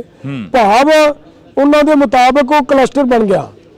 ਉਹ 4 ਪਿੰਡਾਂ ਦੀ ਜ਼ਮੀਨ ਇੱਕ ਬੈਂਕ ਦੇ ਵਿੱਚ ਆਰਡਰ ਹੋ ਗਈ ਹੈ। ਔਰ ਉਹ ਕਰਜ਼ਾ ਵੀ ਇੰਨਾ ਕੁ ਚਲਿਆ ਗਿਆ ਕਿਸਾਨਾਂ ਬੰਨੀ ਕਿ ਕਿਸਾਨ ਹੁਣ ਆਪਦੀ ਜ਼ਮੀਨ ਦੇ ਮੁਤਾਬਕ, ਆਪਦੀ ਫਸਲ ਦੇ ਮੁਤਾਬਕ ਉਹ ਕਰਜ਼ਾ ਨਹੀਂ ਉਤਾਰ ਸਕਣਗੇ। ਇਹ ਨਹੀਂ ਲੱਗਦਾ ਹੈ ਕਿ ਨਿਊ ਵਰਲਡ ਦੀ ਜਿਹੜੀ ਨੀਤੀ ਆ ਉਸ ਦੇ ਤਹਿਤ ਕਿਸਾਨਾਂ ਨੂੰ ਗੁੰਮਰਾਹ ਕੀਤਾ ਗਿਆ ਤੇ ਕਿਸਾਨ ਜ਼ਮੀਨਾਂ ਵੇਚ ਕੇ ਭੰਗੜੇ ਪਾਉਂਦੇ ਨਜ਼ਰ ਆ ਰਹੇ ਨੇ ਕਿ ਸਾਡੀ ਕਰੋੜ ਰੁਪਏ ਦੀ ਜ਼ਮੀਨ ਵਿਕ ਗਈ ਆ, ਇੱਥੋਂ ਦੀ ਰੋਡ ਨਿਕਲ ਜੇ। ਕਿਸਾਨ ਤਾਂ ਅਰਦਾਸਾਂ ਕਰਦੇ ਨੇ ਕਿ ਸਾਡੀ ਜ਼ਮੀਨ ਵਿੱਚ ਦੀ ਰੋਡ ਨਿਕਲਣਾ ਚਾਹੀਦਾ ਇੱਕ ਅੱਧਾ। ਇਹ ਬਿਲਕੁਲ ਜਿਹੜੀ ਤੁਸੀਂ ਆਹ ਗੱਲ ਕੀਤੀ ਹੈ, ਇਹਦੀ ਬੈਕ ਦੇ ਉੱਤੇ ਨਿਊ ਵਰਲਡ ਆਰਡਰ ਹੀ ਖੜਾ ਹੈ। ਇਹਦੀ ਬੈਕ ਦੇ ਉੱਤੇ ਨਿਊ ਵਰਲਡ ਆਰਡਰ ਹੀ ਖੜਾ ਹੈ। ਤੁਸੀਂ ਨੋਟ ਕਰੋ ਇੱਕ ਗੱਲ ਹੋਰ ਮੈਂ ਤੁਹਾਡੇ ਧਿਆਨ 'ਚ ਲਿਆ ਦਿੰਦਾ। ਜਦੋਂ 1994 ਦੇ ਵਿੱਚ ਭਾਰਤ ਦੇ ਕੋਲੋਂ ਗੈਟ ਤੇ ਸਾਈਨ ਦੁਬਾਰਾ ਕਰਵਾਏ ਗਏ, 86 ਦੇ ਵਿੱਚ ਉਸੇ ਗੈਟ ਨੂੰ ਸੋਧ ਕੇ ਨਵਾਂ ਰੂਪ ਲਿਆ ਕੇ 86 ਦੇ ਵਿੱਚ ਭਾਰਤ ਦੇ ਕੋਲੋਂ ਖਰੜਾ ਆਉਂਦਾ ਹੈ। ਜਦੋਂ ਭਾਰਤ ਕੋਲੇ ਉਹ ਖਰੜਾ ਆਇਆ, ਉਸ ਵੇਲੇ ਭਾਰਤ ਦੇ ਵਿੱਚ ਇੱਕ SP ਸ਼ੁਕਲਾ ਨਾਂ ਦਾ ਇੱਕ ਬਹੁਤ ਸਿਆਣਾ ਅਧਿਕਾਰੀ ਬੈਠਾ ਸੀ। ਉਹਨੇ ਕਿਹਾ ਵੀ ਭਾਰਤ ਨੂੰ ਇਹਦੇ ਮੈਂਬਰ ਨਹੀਂ ਬਣਨਾ ਚਾਹੀਦਾ, ਇੰਡੀਆ ਲਈ ਬਹੁਤ ਖਤਰਨਾਕ ਹੈ, ਕਿਉਂਕਿ ਉਹਦੇ 'ਚ ਲਿਖਿਆ ਹੈ ਉਹਦਾ ਜਿਹੜਾ ਗੈਟ ਦਾ ਜਿਹੜਾ 12ਵਾਂ ਅਧਿਆਇ ਹੈ ਉਹ ਸਾਰਾ ਐਗਰੀਕਲਚਰ ਨਾਲ ਰਿਲੇਟਡ ਹੈ। ਉਹਦੇ 'ਚ ਇਹ ਲਿਖਿਆ ਕਿ MSP ਦੇਣੀ ਬੰਦ ਕਰਨੀ ਹੈ। ਉਹਦੇ 'ਚ ਲਿਖਿਆ ਕਿ ਕਿਸਾਨਾਂ ਨੂੰ ਸਪੋਰਟ ਰੇਟ ਆਪਣਾ ਜਿਹੜਾ ਕਿਸੇ ਤਰ੍ਹਾਂ ਦੀ ਸਬਸਿਡੀ ਦੇਣੀ ਬੰਦ ਕਰਨੀ ਹੈ। ਉਹਦੇ 'ਚ ਲਿਖਿਆ ਕਿ ਇੱਥੇ ਵੱਡੇ ਫਾਰਮ ਤਿਆਰ ਕਰੋ, ਸਾਰਾ ਕੁਝ ਉਹਦੇ 'ਚ ਮੈਂਸ਼ਨ ਕੀਤਾ। ਹੁਣ ਉਹਦੇ ਤੇ ਜਦੋਂ ਸਾਡੇ ਬੁੱਧੀਮਾਨ ਬੰਦਿਆਂ ਨੇ ਆਬਜੈਕਸ਼ਨ ਕੀਤਾ ਕਿ ਸਾਨੂੰ ਇਹਦਾ ਮੈਂਬਰ ਨਹੀਂ ਬਣਨਾ ਚਾਹੀਦਾ, ਤੇ ਵਰਲਡ ਬੈਂਕ ਤੋਂ ਇੱਕ ਚਿੱਠੀ ਆਉਂਦੀ ਹੈ 99 ਚ ਭਾਰਤ ਸਰਕਾਰ ਨੂੰ, ਤੇ ਉਹ ਚਿੱਠੀ 'ਚ ਸਿੱਧਾ ਹਦਾਇਤ ਹੈ ਕਿ ਐਸਪੀ ਸ਼ੁਕਲਾ ਨੂੰ ਹਟਾਓ ਔਰ ਇਹਦੀ ਥਾਂ ਤੇ ਅਨਵਰ ਹੁੱਡਾ ਨੂੰ ਅਪਾਇੰਟ ਕਰੋ। ਹੁਣ ਜੇ ਇਹ ਹੈ ਤਾਂ ਫਿਰ ਤਾਂ ਕਲੀਅਰ ਹੈ ਨਾ ਕਿ ਨਿਊ ਵਰਲਡ ਆਰਡਰ ਦਾ ਹੀ ਦਬਾਅ ਹੈ, ਉਧਰੋਂ ਹੀ ਕਿਤੋਂ ਪ੍ਰੈਸ਼ਰ ਪੈ ਰਿਹਾ ਹੈ, ਜਿਹਦੇ ਕਰਕੇ ਜਿੰਨੇ ਸੰਸਥਾਵਾਂ ਨੇ ਸਾਰੀਆਂ ਨਿਊ ਵਰਲਡ ਆਰਡਰ ਦੀਆਂ ਹੀ ਇੱਕ ਤਰ੍ਹਾਂ ਨਾਲ ਮਤਲਬ ਏਜੰਟੀ ਦਾ ਕੰਮ ਕਰਦੀਆਂ ਨੇ। ਜਿਹੜਾ ਪੰਜਾਬ ਨੇ ਸੰਤਾਪ ਚੱਲਿਆ ਉਹ ਵੀ ਕਿਤੇ ਨਾ ਕਿਤੇ ਜਾ ਕੇ ਉਸੇ ਦਬਾਅ ਦੇ ਥੱਲੇ ਚੱਲਿਆ ਗਿਆ ਸੀ, ਜੋ 1984 ਤੋਂ 95 ਤੱਕ ਦਾ ਕਾਲਾ ਦੌਰ ਪੰਜਾਬ ਨੇ ਦੇਖਿਆ, ਜੋ ਘਰਾਂ ਦੇ ਵਿੱਚੋਂ ਮੁੰਡੇ ਭਗੌੜੇ ਹੋਏ, ਬਾਗੀ ਹੋਏ, ਜਿਨ੍ਹਾਂ ਨੂੰ ਚੁੱਕ ਚੁੱਕ ਕੇ ਪੁਲਿਸ ਨੇ ਮਾਰ ਦਿੱਤਾ ਗਿਆ। ਅੱਜ ਵੀ ਜਥੇਦਾਰ ਗੁਰਦੇਵ ਸਿੰਘ ਕੌਂਕੇ ਦਾ ਮੁੱਦਾ ਕਾਫੀ ਜ਼ੋਰ ਸ਼ੋਰ ਦੇ ਨਾਲ ਉੱਠ ਰਿਹਾ ਹੈਗਾ। ਹਾਂ ਦੇਖੋ, ਸਾਡੀ ਜਿਹੜੀ ਕੌਮ ਹੈ ਨਾ, ਇਹ ਇੱਕ ਕੌਮ ਦਾ ਇਤਿਹਾਸ ਹੈ ਲੰਬੇ ਸਮੇਂ ਦਾ। ਜਦੋਂ ਮੁਗਲਾਂ ਨੇ ਲੋਕਾਂ ਤੇ ਭਾਰਤ ਦੇ ਵਿੱਚ ਆ ਕੇ ਅਤਿਆਚਾਰ ਕੀਤਾ, ਉਹ ਕਿਸੇ ਇੱਕ ਕੌਮ ਦੇ ਖਿਲਾਫ ਨਹੀਂ ਲੜੇ। ਉਸ ਵੇਲੇ ਵੀ ਸਾਡੀ ਕੌਮ ਜਾਂ ਸਾਡੀ ਕੌਮ ਦੇ ਰਹਿਬਰ ਜਿਹੜੇ ਲੜਦੇ ਰਹੇ ਨਾ, ਉਹ ਕਿਸੇ ਇੱਕ ਧਿਰ ਦੇ ਖਿਲਾਫ ਨਹੀਂ ਲੜੇ, ਉਹ ਬੇਇਨਸਾਫੀ ਦੇ ਖਿਲਾਫ ਲੜੇ ਨੇ ਜੀ। ਉਸ ਵੇਲੇ ਉਹਨਾਂ ਨੇ ਲੜਾਈ ਲੜੀ ਔਰ ਡਟ ਕੇ ਲੜਾਈ ਲੜੀ, ਬਿਲਕੁਲ ਇੱਥੋਂ ਤੱਕ ਕਿ ਜਿਹੜਾ ਜਿਵੇਂ ਕਿੱਡੀਆਂ ਜੰਗਾਂ ਦੇ ਵਿੱਚ ਮਰਹੱਟੇ ਵੀ ਇੱਕ ਲੜਨ ਦੇ ਵਿੱਚ ਮਾਰਸ਼ਲ ਕੌਮ ਹੈ। ਮਰਹੱਟੇ ਵਰਗੀਆਂ ਕੌਮਾਂ ਨੂੰ ਜਦੋਂ ਅਬਦਾਲੀ ਵਰਗੇ ਹਰਾ ਕੇ ਮੁੜੇ ਆਏ, ਤੇ ਰਸਤੇ ਦੇ ਵਿੱਚ ਇਸ ਕੌਮ ਨੇ ਫਿਰ ਅੱਗੋਂ ਮਤਲਬ ਤਕੜੇ ਹੋ ਕੇ ਉਹਨਾਂ ਦੇ ਕੋਲੋਂ ਲੜਕੀਆਂ ਵੀ ਛੜਾਈਆਂ ਤੇ ਉਹਨਾਂ ਦਾ ਧਨਮਾਨ ਵੀ ਸਾਰਾ ਵਾਪਸ ਲੁੱਟ ਲਿਆ ਗਿਆ। ਤੇ ਹੁਣ ਉਹ ਜਿਹੜੇ ਹੁੰਦਾ ਜੇਕਰ ਕਿਤੇ ਤਾਂ ਇਤਿਹਾਸ ਦਾ ਗਵਾਹ ਹੈ ਨਾ ਕਿ ਇਹ ਕੌਮ ਹੈ ਜਿਹੜੀ ਮਾਰਸ਼ਲ ਕੌਮ ਹੈ। ਇਸ ਮਾਰਸ਼ਲ ਕੌਮ ਦੇ ਵਿੱਚ ਸਮੇਂ ਦੇ ਉੱਤੇ ਐਸੇ ਹਾਲਾਤ ਕ੍ਰੀਏਟ ਕੀਤੇ ਜਾਣ ਕਿ ਨਿਸ਼ਾਨਦੇਹੀ ਕਰਕੇ ਜਿਹੜੇ ਵੀ ਉੱਭਰਦੇ ਮਤਲਬ ਉਹਨਾਂ ਵਿਚਾਰਾਂ ਨਾਲ ਮਾਰਸ਼ਲ ਵਿਚਾਰਧਾਰਾ ਦੇ ਨੌਜਵਾਨ ਬੰਦੇ ਪੈਦਾ ਹੋਣ, ਉਹਨਾਂ ਨੂੰ ਕਿਵੇਂ ਚੁਣ ਕੇ ਮਤਲਬ ਇੱਥੋਂ ਖਤਮ ਕਰਨਾ ਹੈ, ਤਾਂ ਕਿ ਜੇ ਮਾਰਸ਼ਲ ਵਿਚਾਰਧਾਰਾ ਇੱਥੇ ਰਹੇਗੀ ਤਾਂ ਇੱਥੇ ਸਤਾ ਦੇ ਉੱਤੇ ਸੌਖਾ ਰਾਜ ਕਰਨਾ ਕਿਸੇ ਨੂੰ ਨਹੀਂ ਨਸੀਬ ਨਹੀਂ ਹੋਣਾ। ਡੱਲੇਵਾਲ ਸਾਹਿਬ ਨੂੰ ਕਦੇ ਥ੍ਰੈਟ ਆਏ ਨੇ ਇਸ ਚੀਜ਼ਾਂ ਨੂੰ ਲੈ ਕੇ ਕਿ ਤੁਸੀਂ ਸਰਕਾਰ ਦੇ ਖਿਲਾਫ ਬੋਲਦੇ ਹੋ, ਪਿੰਡਾਂ ਦੇ ਵਿੱਚ ਜਾਂਦੇ ਹੋ? ਦੇਖੋ, ਥ੍ਰੈਟ ਆਉਣ ਜਾਂ ਨਾ, ਮੈਂ ਤਾਂ ਡੱਲੇਵਾਲ ਸਾਹਿਬ ਦੇ ਖਿਲਾਫ ਕਰ ਮੈਂ ਤਾਂ ਇਹ ਕਹੂੰਗਾ ਕਿ ਜ਼ੋਰ ਲਾ ਲੈ ਸਰਕਾਰ ਜਿਹੜਾ ਲਾਉਣਾ ਹੈ। ਮੈਨੂੰ ਤਾਂ ਕਈ ਵਾਰੀ ਇੱਥੋਂ ਤੱਕ ਸਾਡੇ ਮਾਨਯੋਗ ਮੁੱਖ ਮੰਤਰੀ ਜੀ ਨੇ ਇਹ ਕਹਿਤਾ ਸੀਗਾ ਵੀ ਤੁਸੀਂ ਪੈਸਿਆਂ ਦਾ ਹਿਸਾਬ ਕਿਤਾਬ ਦੇਣ ਦੇ ਮਾਰੇ ਸੜਕਾਂ ਤੇ ਬੈਠਦੇ ਹੋ। ਮੈਂ ਤਾਂ ਉਦੋਂ ਕਿਹਾ ਸੀ ਵੀ ਸਰਕਾਰ ਤੇਰੀ ਹੈ, ਸਾਰਾ ਸਿਸਟਮ ਤੇਰਾ ਹੈ, ਭਾਈ ਤੂੰ ਸਾਡਾ ਲੇਖਾ ਜੋਖਾ ਚੈੱਕ ਕਰਾ ਲਾ ਜੇ ਤੈਨੂੰ ਕਿਤੇ ਇਹ ਲੱਗਦਾ ਤਾਂ। ਸੋ ਇਹ ਨਹੀਂ ਹੈ ਇਕੱਲਾ, ਸਾਰੀਆਂ ਏਜੰਸੀਆਂ ਮਗਰ ਲਾ ਦਿੱਤੀਆਂ ਜਾਂਦੀਆਂ ਕਿ ਪੜਤਾਲ ਕਰੋ ਡੱਲੇਵਾਲ ਦੇ ਵਿੱਚੋਂ ਕੋਈ ਵੀ ਮਤਲਬ ਜੇਕਰ ਕਮਜ਼ੋਰੀ ਨਜ਼ਰ ਆ ਜੇ ਤਾਂ ਕਿਹੜੇ ਤਰੀਕੇ ਨਾਲ ਇਸ ਬੰਦੇ ਨੂੰ ਜੇਲ੍ਹ ਦੇ ਵਿੱਚ ਬੰਦ ਕੀਤਾ ਜਾ ਸਕਦਾ ਹੈ। ਤੁਹਾਡੇ ਸਾਥੀਆਂ ਨੇ ਕਹਿਤਾ ਸੀ ਕਿ ਡੱਲੇਵਾਲ ਤਾਂ ਆਰਐਸਐਸ ਦਾ ਬੰਦਾ ਹੈਗਾ। ਚਲੋ, ਸਾਥੀਆਂ ਨੇ ਕਿਹਾ। ਅੱਜ ਦੇਖੋ, ਮੈਂ ਇਹਦੇ ਤੇ ਵੀ ਬੜਾ ਹੈਰਾਨ ਹਾਂ ਨਾ। ਦੇਖੋ, ਸਾਡੇ ਸਾਥੀ ਇਹ ਕਹਿਣ ਵੀ ਡੱਲੇਵਾਲ ਆਰਐਸਐਸ ਦਾ ਬੰਦਾ। ਪਹਿਲੀ ਤਾਂ ਗੱਲ ਹੈ ਕਿ ਮੋਰਚਾ ਲੜਿਆ, ਬਿਲਕੁਲ 13 ਮਹੀਨੇ ਮੋਰਚਾ ਲੜਿਆ, ਬਿਲਕੁਲ ਇਹਨਾਂ ਨੂੰ ਡੱਲੇਵਾਲ ਆਰਐਸਐਸ ਨਜ਼ਰ ਨਹੀਂ ਆਇਆ। ਲੇਕਿਨ ਜਦੋਂ ਡੱਲੇਵਾਲ ਨੇ ਇਹਨਾਂ ਦੀਆਂ ਕਰਤੂਤਾਂ ਨੂੰ ਨਹੀਂ ਬਰਦਾਸ਼ਤ ਕੀਤਾ, ਉਦੋਂ ਡੱਲੇਵਾਲ ਆਰਐਸਐਸ ਬਣ ਗਿਆ। ਹੁਣ ਜੇਕਰ ਬੀਜੇਪੀ ਦੇਖੋ ਉੱਥੋਂ ਮੋਰਚਾ ਚੱਕ ਕੇ ਭੱਜਣਾ ਬੀਜੇਪੀ ਦੀ ਫੇਵਰ 'ਚ ਜਾਂਦਾ ਸੀ ਨਾ, ਬਿਲਕੁਲ ਆਰਐਸਐਸ ਦੀ ਵਿਚਾਰਧਾਰਾ ਦੀ ਫੇਵਰ 'ਚ ਜਾਂਦਾ ਸੀ ਨਾ। ਤੇ ਇਹ ਦੱਸੋ ਵੀ ਜਿਹੜਾ ਬੰਦਾ ਉੱਥੇ ਲੜ ਰਿਹਾ ਹੈ ਕਿ ਮੋਰਚਾ ਹਜੇ ਨਹੀਂ ਚੱਕਣਾ ਚਾਹੀਦਾ, ਸਾਨੂੰ ਐਮਐਸਪੀ ਦੀ ਗਰੰਟੀ ਦਾ ਕਾਨੂੰਨ ਲੈਣਾ ਚਾਹੀਦਾ। ਭਾਰਤ ਨੇ ਆਪਣੇ ਨਾਲ 46 ਮੁਲਕ ਹੋਰ ਜੋੜ ਕੇ WTO ਦੇ ਵਿੱਚ ਜਾਣ ਦੀ ਤਿਆਰੀ ਕਰ ਲਈ ਹੈ। ਤੁਸੀਂ ਰੁਕੋ, ਹਜੇ ਕਰ ਲਾਂਗੇ ਸਾਰਾ ਕੁਝ। ਪ੍ਰੈਸ਼ਰ ਬਣਿਆ ਹੋਇਆ ਸਰਕਾਰ ਦਾ, ਗੱਲ ਘੁੱਟਿਆ ਹੋਇਆ ਹੈ। ਜਿਹੜਾ ਬੰਦਾ ਇਹ ਕਹਿ ਰਿਹਾ ਆਰਐਸਐਸ, ਉਹ ਹੋ ਸਕਦਾ ਹੈ ਕਿ ਜਿਹੜੇ ਬੰਦੇ ਗੁਪਤ ਰੂਪ ਦੇ ਵਿੱਚ ਉੱਥੇ ਮੋਰਚਾ ਚਲੋ ਚੱਕੋ ਟਰਾਲੀਆਂ 'ਚ ਮੀਟਿੰਗਾਂ ਕਰਾ ਕੇ ਭੱਜੇ, ਉਹ ਹੋ ਸਕਦੇ ਨੇ। ਇੱਕ ਦਿਨ ਅਸੀਂ ਕਿਸੇ ਬੀਜੇਪੀ ਦੇ ਆਗੂ ਕੋਲ ਬੈਠੇ ਸੀ, ਉਹ ਕਹਿੰਦੇ ਕਿ ਫੋਨ ਆਉਂਦੇ ਰਹੇ ਨੇ, 5 ਆਗੂਆਂ ਨੇ ਫੋਨ ਵੀ ਬੰਦ ਕਰ ਲਏ ਸੀਗੇ ਤੇ ਉਹਦੇ ਕਾਫੀ ਖੁਲਾਸੇ ਵੀ ਹੋਏ ਉਸ ਵਕਤ, ਪਰ ਅਸੀਂ ਉਹਨਾਂ ਦਾ ਨਾਮ ਨਹੀਂ ਲਵਾਂਗੇ ਕਿਉਂਕਿ ਉਹ ਕਿਹੜੇ ਆਗੂ ਸੀ ਤੁਹਾਡੇ ਵੀ ਧਿਆਨ 'ਚ ਹੋਣਾ। ਤੁਸੀਂ ਸਭ ਤੋਂ ਪਹਿਲਾਂ ਬੋਲੇ ਕਿ ਚਿੱਠੀਆਂ ਵਾਇਰਲ ਹੋਈਆਂ, ਚਿੱਠੀਆਂ ਪ੍ਰਧਾਨ ਮੰਤਰੀ ਤੱਕ ਪਹੁੰਚੀਆਂ ਨੇ। ਦੇਖੋ, ਗੱਲ ਇਹ ਹੈ, ਮੈਂ ਰਜਿੰਦਰ ਜੀ ਜਿੰਨਾ ਚਿਰ ਮੇਰੇ ਕੋਲੇ ਕੋਈ ਮਤਲਬ ਫੈਕਟ ਨਹੀਂ ਹੁੰਦਾ ਨਾ ਪਰਮਾਨੈਂਟ, ਉਹਨਾਂ ਚਿਰ ਮੈਂ ਸਮਝਦਾ ਕਿ ਇਸ ਚੈਨਲ ਤੇ ਬੋਲਣਾ ਉਚਿਤ ਨਹੀਂ ਹੁੰਦੀ ਕੋਈ ਗੱਲ।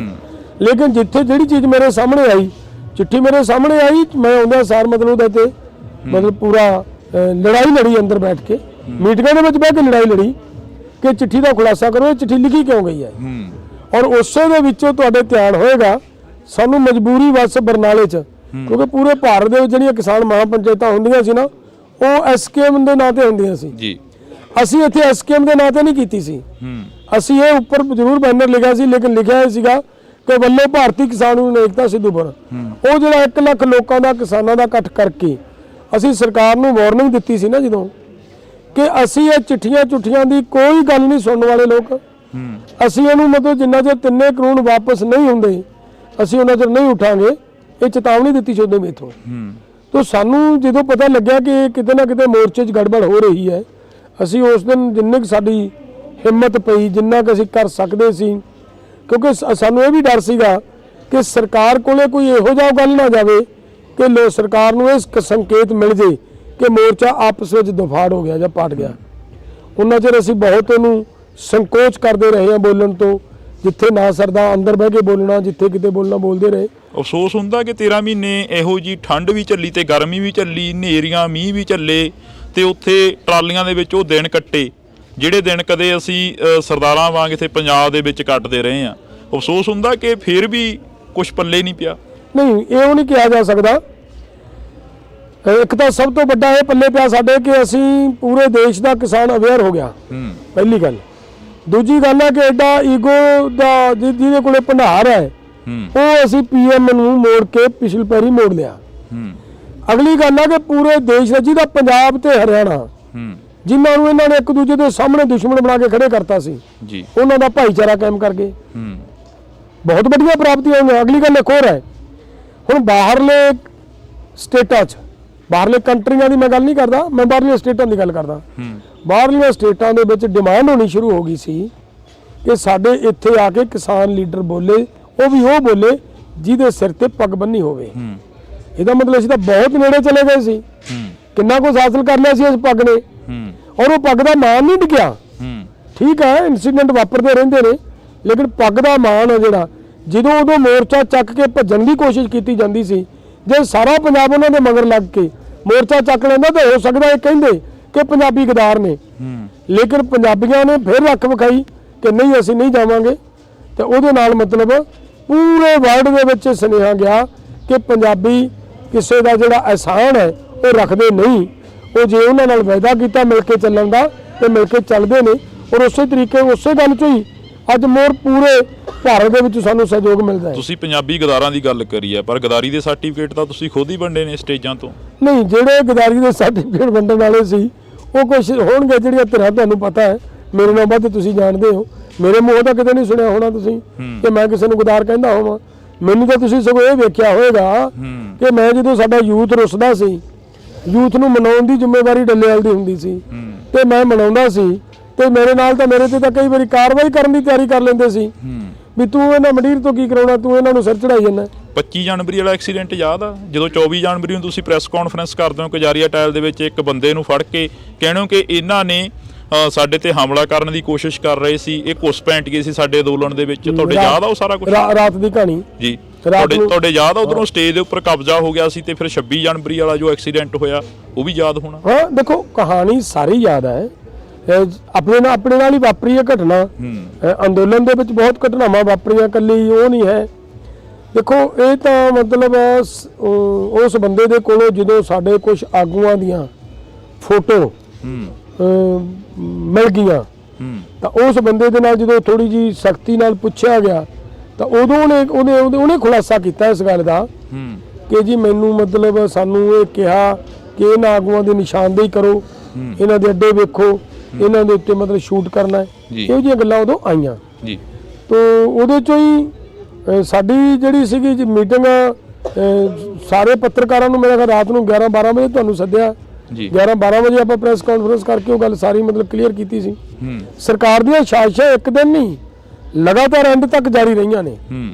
ਐਂਡ ਤੱਕ ਰੋਜ਼ ਕੋਈ ਨਾ ਕੋਈ ਸਾਜ਼ਿਸ਼ ਰਚੀ ਜਾਂਦੀ ਸੀ, ਔਰ ਉਹਦੇ ਸਾਜ਼ਿਸ਼ ਰਚਨ ਪਿੱਛੇ ਇੱਕ ਵਾਰੀ ਤੁਸੀਂ ਦੇਖਿਆ ਹੋਵੇਗਾ ਇਹ ਵੀ ਗੱਲ ਆ ਗਈ ਸੀਗੀ ਕਿ RSS ਵਾਲੇ ਕਹਿੰਦੇ ਵੀ ਅਸੀਂ ਮੋਰਚਾ ਚੁਕਾਵਾਂਗੇ। ਬਿਲਕੁਲ 29 ਤਰੀਕ ਨੂੰ ਨਾ ਹਮਲਾ ਵੀ ਹੋਇਆ, 29 ਤਰੀਕ ਨੂੰ ਭਾਈ ਰਣਜੀਤ ਸਿੰਘ ਦੀ ਪੱਗ ਵੀ ਰੋਲੀ ਗਈ ਹੈ। ਹਾਂ, ਮੈਂ ਉਹੀ ਗੱਲ ਕਰਦਾ ਨਾ, ਉਹ ਸਾਰਾ ਕੁਝ ਹੋਇਆ, RSS ਨੇ ਪੂਰਾ ਯਤਨ ਕੀਤਾ, ਲੇਕਿਨ ਉਹਨੂੰ ਬੜੇ ਢੰਗ ਦੇ ਨਾਲ ਡਿਫਿਊਜ਼ ਕਰਨ ਦੀ ਕੋਸ਼ਿਸ਼ ਅਸੀਂ ਕਰਦੇ ਰਹੇ। ਜਿਵੇਂ ਲਾਸਟ ਦੇ ਉੱਤੇ ਆ ਕੇ ਇੱਕ ਵਾਰੀ ਹੋਇਆ ਕਿ ਇਹਨਾਂ ਨੇ ਪਿਛਲੇ ਪਾਸੇ ਜਿੱਥੇ ਕਿ ਜੇ ਰਾਜੀਵ ਗਾਂਧੀ ਦੇ ਨਾਂ ਦੇ ਉੱਤੇ ਕੋਈ ਇੰਸਟੀਚਿਊਟ ਬਣਿਆ ਹੋਇਆ, ਬਿਲਕੁਲ ਹੈਗਾ ਜੀ, ਉਸ ਦੇ ਵਿੱਚ RSS ਦੇ ਕਾਰਕੁਨ ਇਕੱਠੇ ਹੋਏ, ਪ੍ਰੋਗਰਾਮ ਬਣਾਇਆ ਵੀ ਅਸੀਂ ਮੋਰਚੇ 'ਚ ਜਾਣਾ ਹੈ। ਅਸੀਂ ਇਹਦੇ ਵਿੱਚ ਦੀ ਲੰਘਣਾ ਹੈ। ਤਾਂ ਉੱਥੇ ਅਸੀਂ ਜਦੋਂ ਗੱਲਬਾਤ ਹੋਈ, ਸਾਰਿਆਂ ਦੀ ਮੀਟਿੰਗ ਹੋਈ ਸਾਡੀ, ਮੀਟਿੰਗ 'ਚ ਇਹ ਫੈਸਲਾ ਲਿਆ ਗਿਆ ਕਿ ਇਹ ਜੇ RSS ਦੇ ਲੋਕਾਂ ਨਾਲ ਪੰਜਾਬੀ ਕਿਸਾਨ ਭਿੜਨਗੇ ਤਾਂ ਸਰਕਾਰ ਨੂੰ ਮੌਕਾ ਮਿਲੇਗਾ ਕਿ ਇੱਥੇ ਹਿੰਦੂ ਤੇ ਸਿੱਖ ਦੀ ਲੜਾਈ ਹੋ ਗਈ। ਜੇਕਰ ਇਹਦਾ ਮੁਕਾਬਲਾ ਹਰਿਆਣੇ ਦੇ ਕਿਸਾਨ ਕਰਨਗੇ ਤਾਂ ਉਹਦੀ ਖਬਰ ਇਹ ਬਣੇਗੀ ਕਿ ਕਿਸਾਨਾਂ ਦਾ ਤੇ RSS ਦੇ ਕਾਰਕੁਨਾਂ ਦੀ ਲੜਾਈ ਹੋਈ ਹੈ।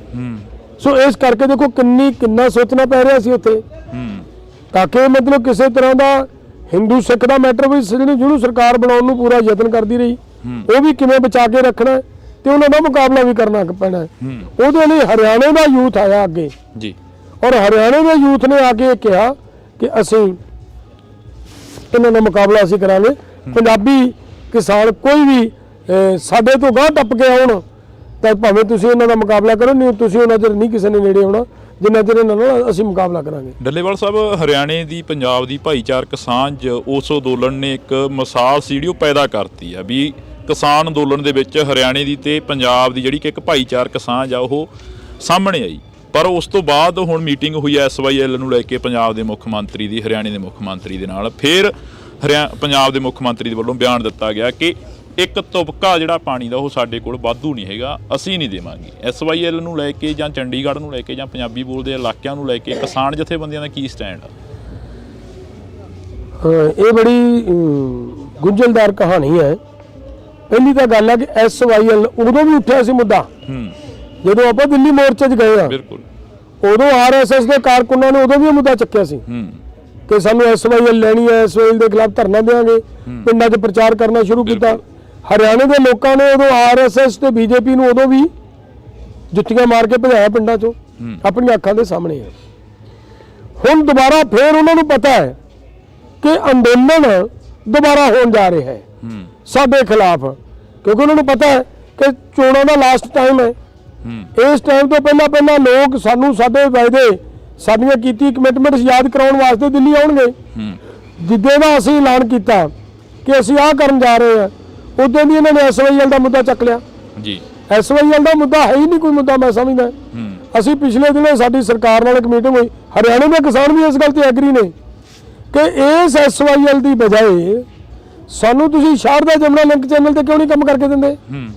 1986 ਦੇ ਵਿੱਚ 1980 ਚ ਸ਼ਾਰਦਾ ਜਮਨਾ ਲਿੰਕ ਚੈਨਲ ਦੇ ਉੱਤੇ ਪ੍ਰੋਜੈਕਟ ਬਣ ਗਿਆ, ਕੰਮ ਹੋਣਾ ਸ਼ੁਰੂ ਹੋ ਗਿਆ, ਪੇਪਰ ਵਰਕ ਕੰਪਲੀਟ ਹੋਇਆ ਪਿਆ, ਡਰੋਨਾਂ ਦੇ ਰਾਹੀਂ ਸਰਵੇ ਹੋਇਆ ਪਿਆ, ਇੱਥੋਂ ਤੱਕ ਕੱਢਿਆ ਗਿਆ ਕਿ ਮਤਲਬ ਇੱਥੋਂ 9.5 MF ਪਾਣੀ ਯਮੁਨਾ ਨਦੀ ਦੇ ਵਿੱਚ ਲਿਆ ਕੇ ਪਾਉਣਾ, ਔਰ ਉਹਦੇ ਤੋਂ ਹਰਿਆਣੇ ਨੂੰ ਪਾਣੀ ਦੇਣਾ, ਉਹ ਚੋਂ ਅੱਗੇ ਰਾਜਸਥਾਨ ਨੂੰ ਪਾਣੀ ਦੇਣਾ, ਔਰ ਉਹ ਹਰਿਆਣਾ ਵੀ ਉਹ ਮੰਗ ਰਿਹਾ ਹੈ, ਤਾਂ ਹਰਿਆਣੇ ਦਾ ਕਿਸਾਨ ਵੀ ਉਹ ਮੰਗ ਰਿਹਾ ਹੈ, ਪੰਜਾਬ ਦਾ ਕਿਸਾਨ ਵੀ ਉਹ ਮੰਗ ਰਿਹਾ ਹੈ। ਹੁਣ ਇਹ ਪੋਲੀਟੀਕਲ ਧਿਰਾਂ ਕਿਉਂ ਇਸ ਗੱਲ ਨੂੰ ਦਾ ਗਾਹ ਪਾਈ ਫਿਰਦੀਆਂ ਕਿ ਅਸੀਂ SYL ਲੈਣੀ ਹੈ? SYL ਹਰਿਆਣੇ ਦਾ ਕਿਸਾਨ ਤਾਂ SYL ਮੰਗਦਾ ਹੀ ਨਹੀਂ, ਉਹ ਤਾਂ ਸ਼ਾਰਦਾ ਜਮਨਾ ਲਿੰਕ ਚੈਨਲ ਮੰਗਦਾ ਹੈ ਜੀ। ਉਹਨਾਂ ਨੂੰ ਤਾਂ ਪਾਣੀ ਚਾਹੀਦਾ ਹੈ ਨਾ, ਬਿਲਕੁਲ ਪਾਣੀ ਉਧਰੋਂ ਪੂਰਤੀ, ਉਹਨਾਂ ਨੂੰ ਪਤਾ ਇਸ ਗੱਲ ਦਾ, ਹਰਿਆਣੇ ਵਾਲੇ ਕੋਲ ਇੰਤਜ਼ਾਮ ਨਹੀਂ ਹੈ ਕਿ ਪੰਜਾਬ ਕੋਲੇ ਪਾਣੀ ਹੈ ਨਹੀਂਗਾ, ਉਹ ਵੀ ਸਮਝਦੇ ਨੇ। ਹਰਿਆਣੇ ਵਾਲੇ ਤਾਂ ਸਾਡੇ ਨਾਲੋਂ ਵੱਧ ਇਸ ਗੱਲ ਤੇ ਐਕਟਿਵ ਨੇ ਕਿ ਸਰਕਾਰ ਨੂੰ ਜੇ ਕੱਲ ਨੂੰ ਮਤਲਬ BJP ਇਹਨੂੰ ਚੋਣ ਮੁਹਿੰਮ ਦੇ ਵਿੱਚ ਸ਼ਾਮਲ ਕਰਦੀ ਹੈ ਤਾਂ ਤੁਸੀਂ ਦੇਖੋ BJP ਦੀ ਉੱਥੇ ਕਿੰਨੀ ਦੁਰਦਸ਼ਾ ਕਰਦੇ ਹਰਿਆਣੇ ਦੇ ਲੋਕ। ਸੋ ਲੋਕ ਇਹਨੂੰ ਸਮਝਦੇ ਨੇ, ਇਹ ਕਿਸਾਨ ਜਥੇਬੰਦੀਆਂ ਚੰਗੀ ਤਰ੍ਹਾਂ ਇਸ ਗੱਲ ਨੂੰ ਫੋਲੋ ਕਰਦੀਆਂ ਨੇ, ਸਮਝਦੀਆਂ ਨੇ।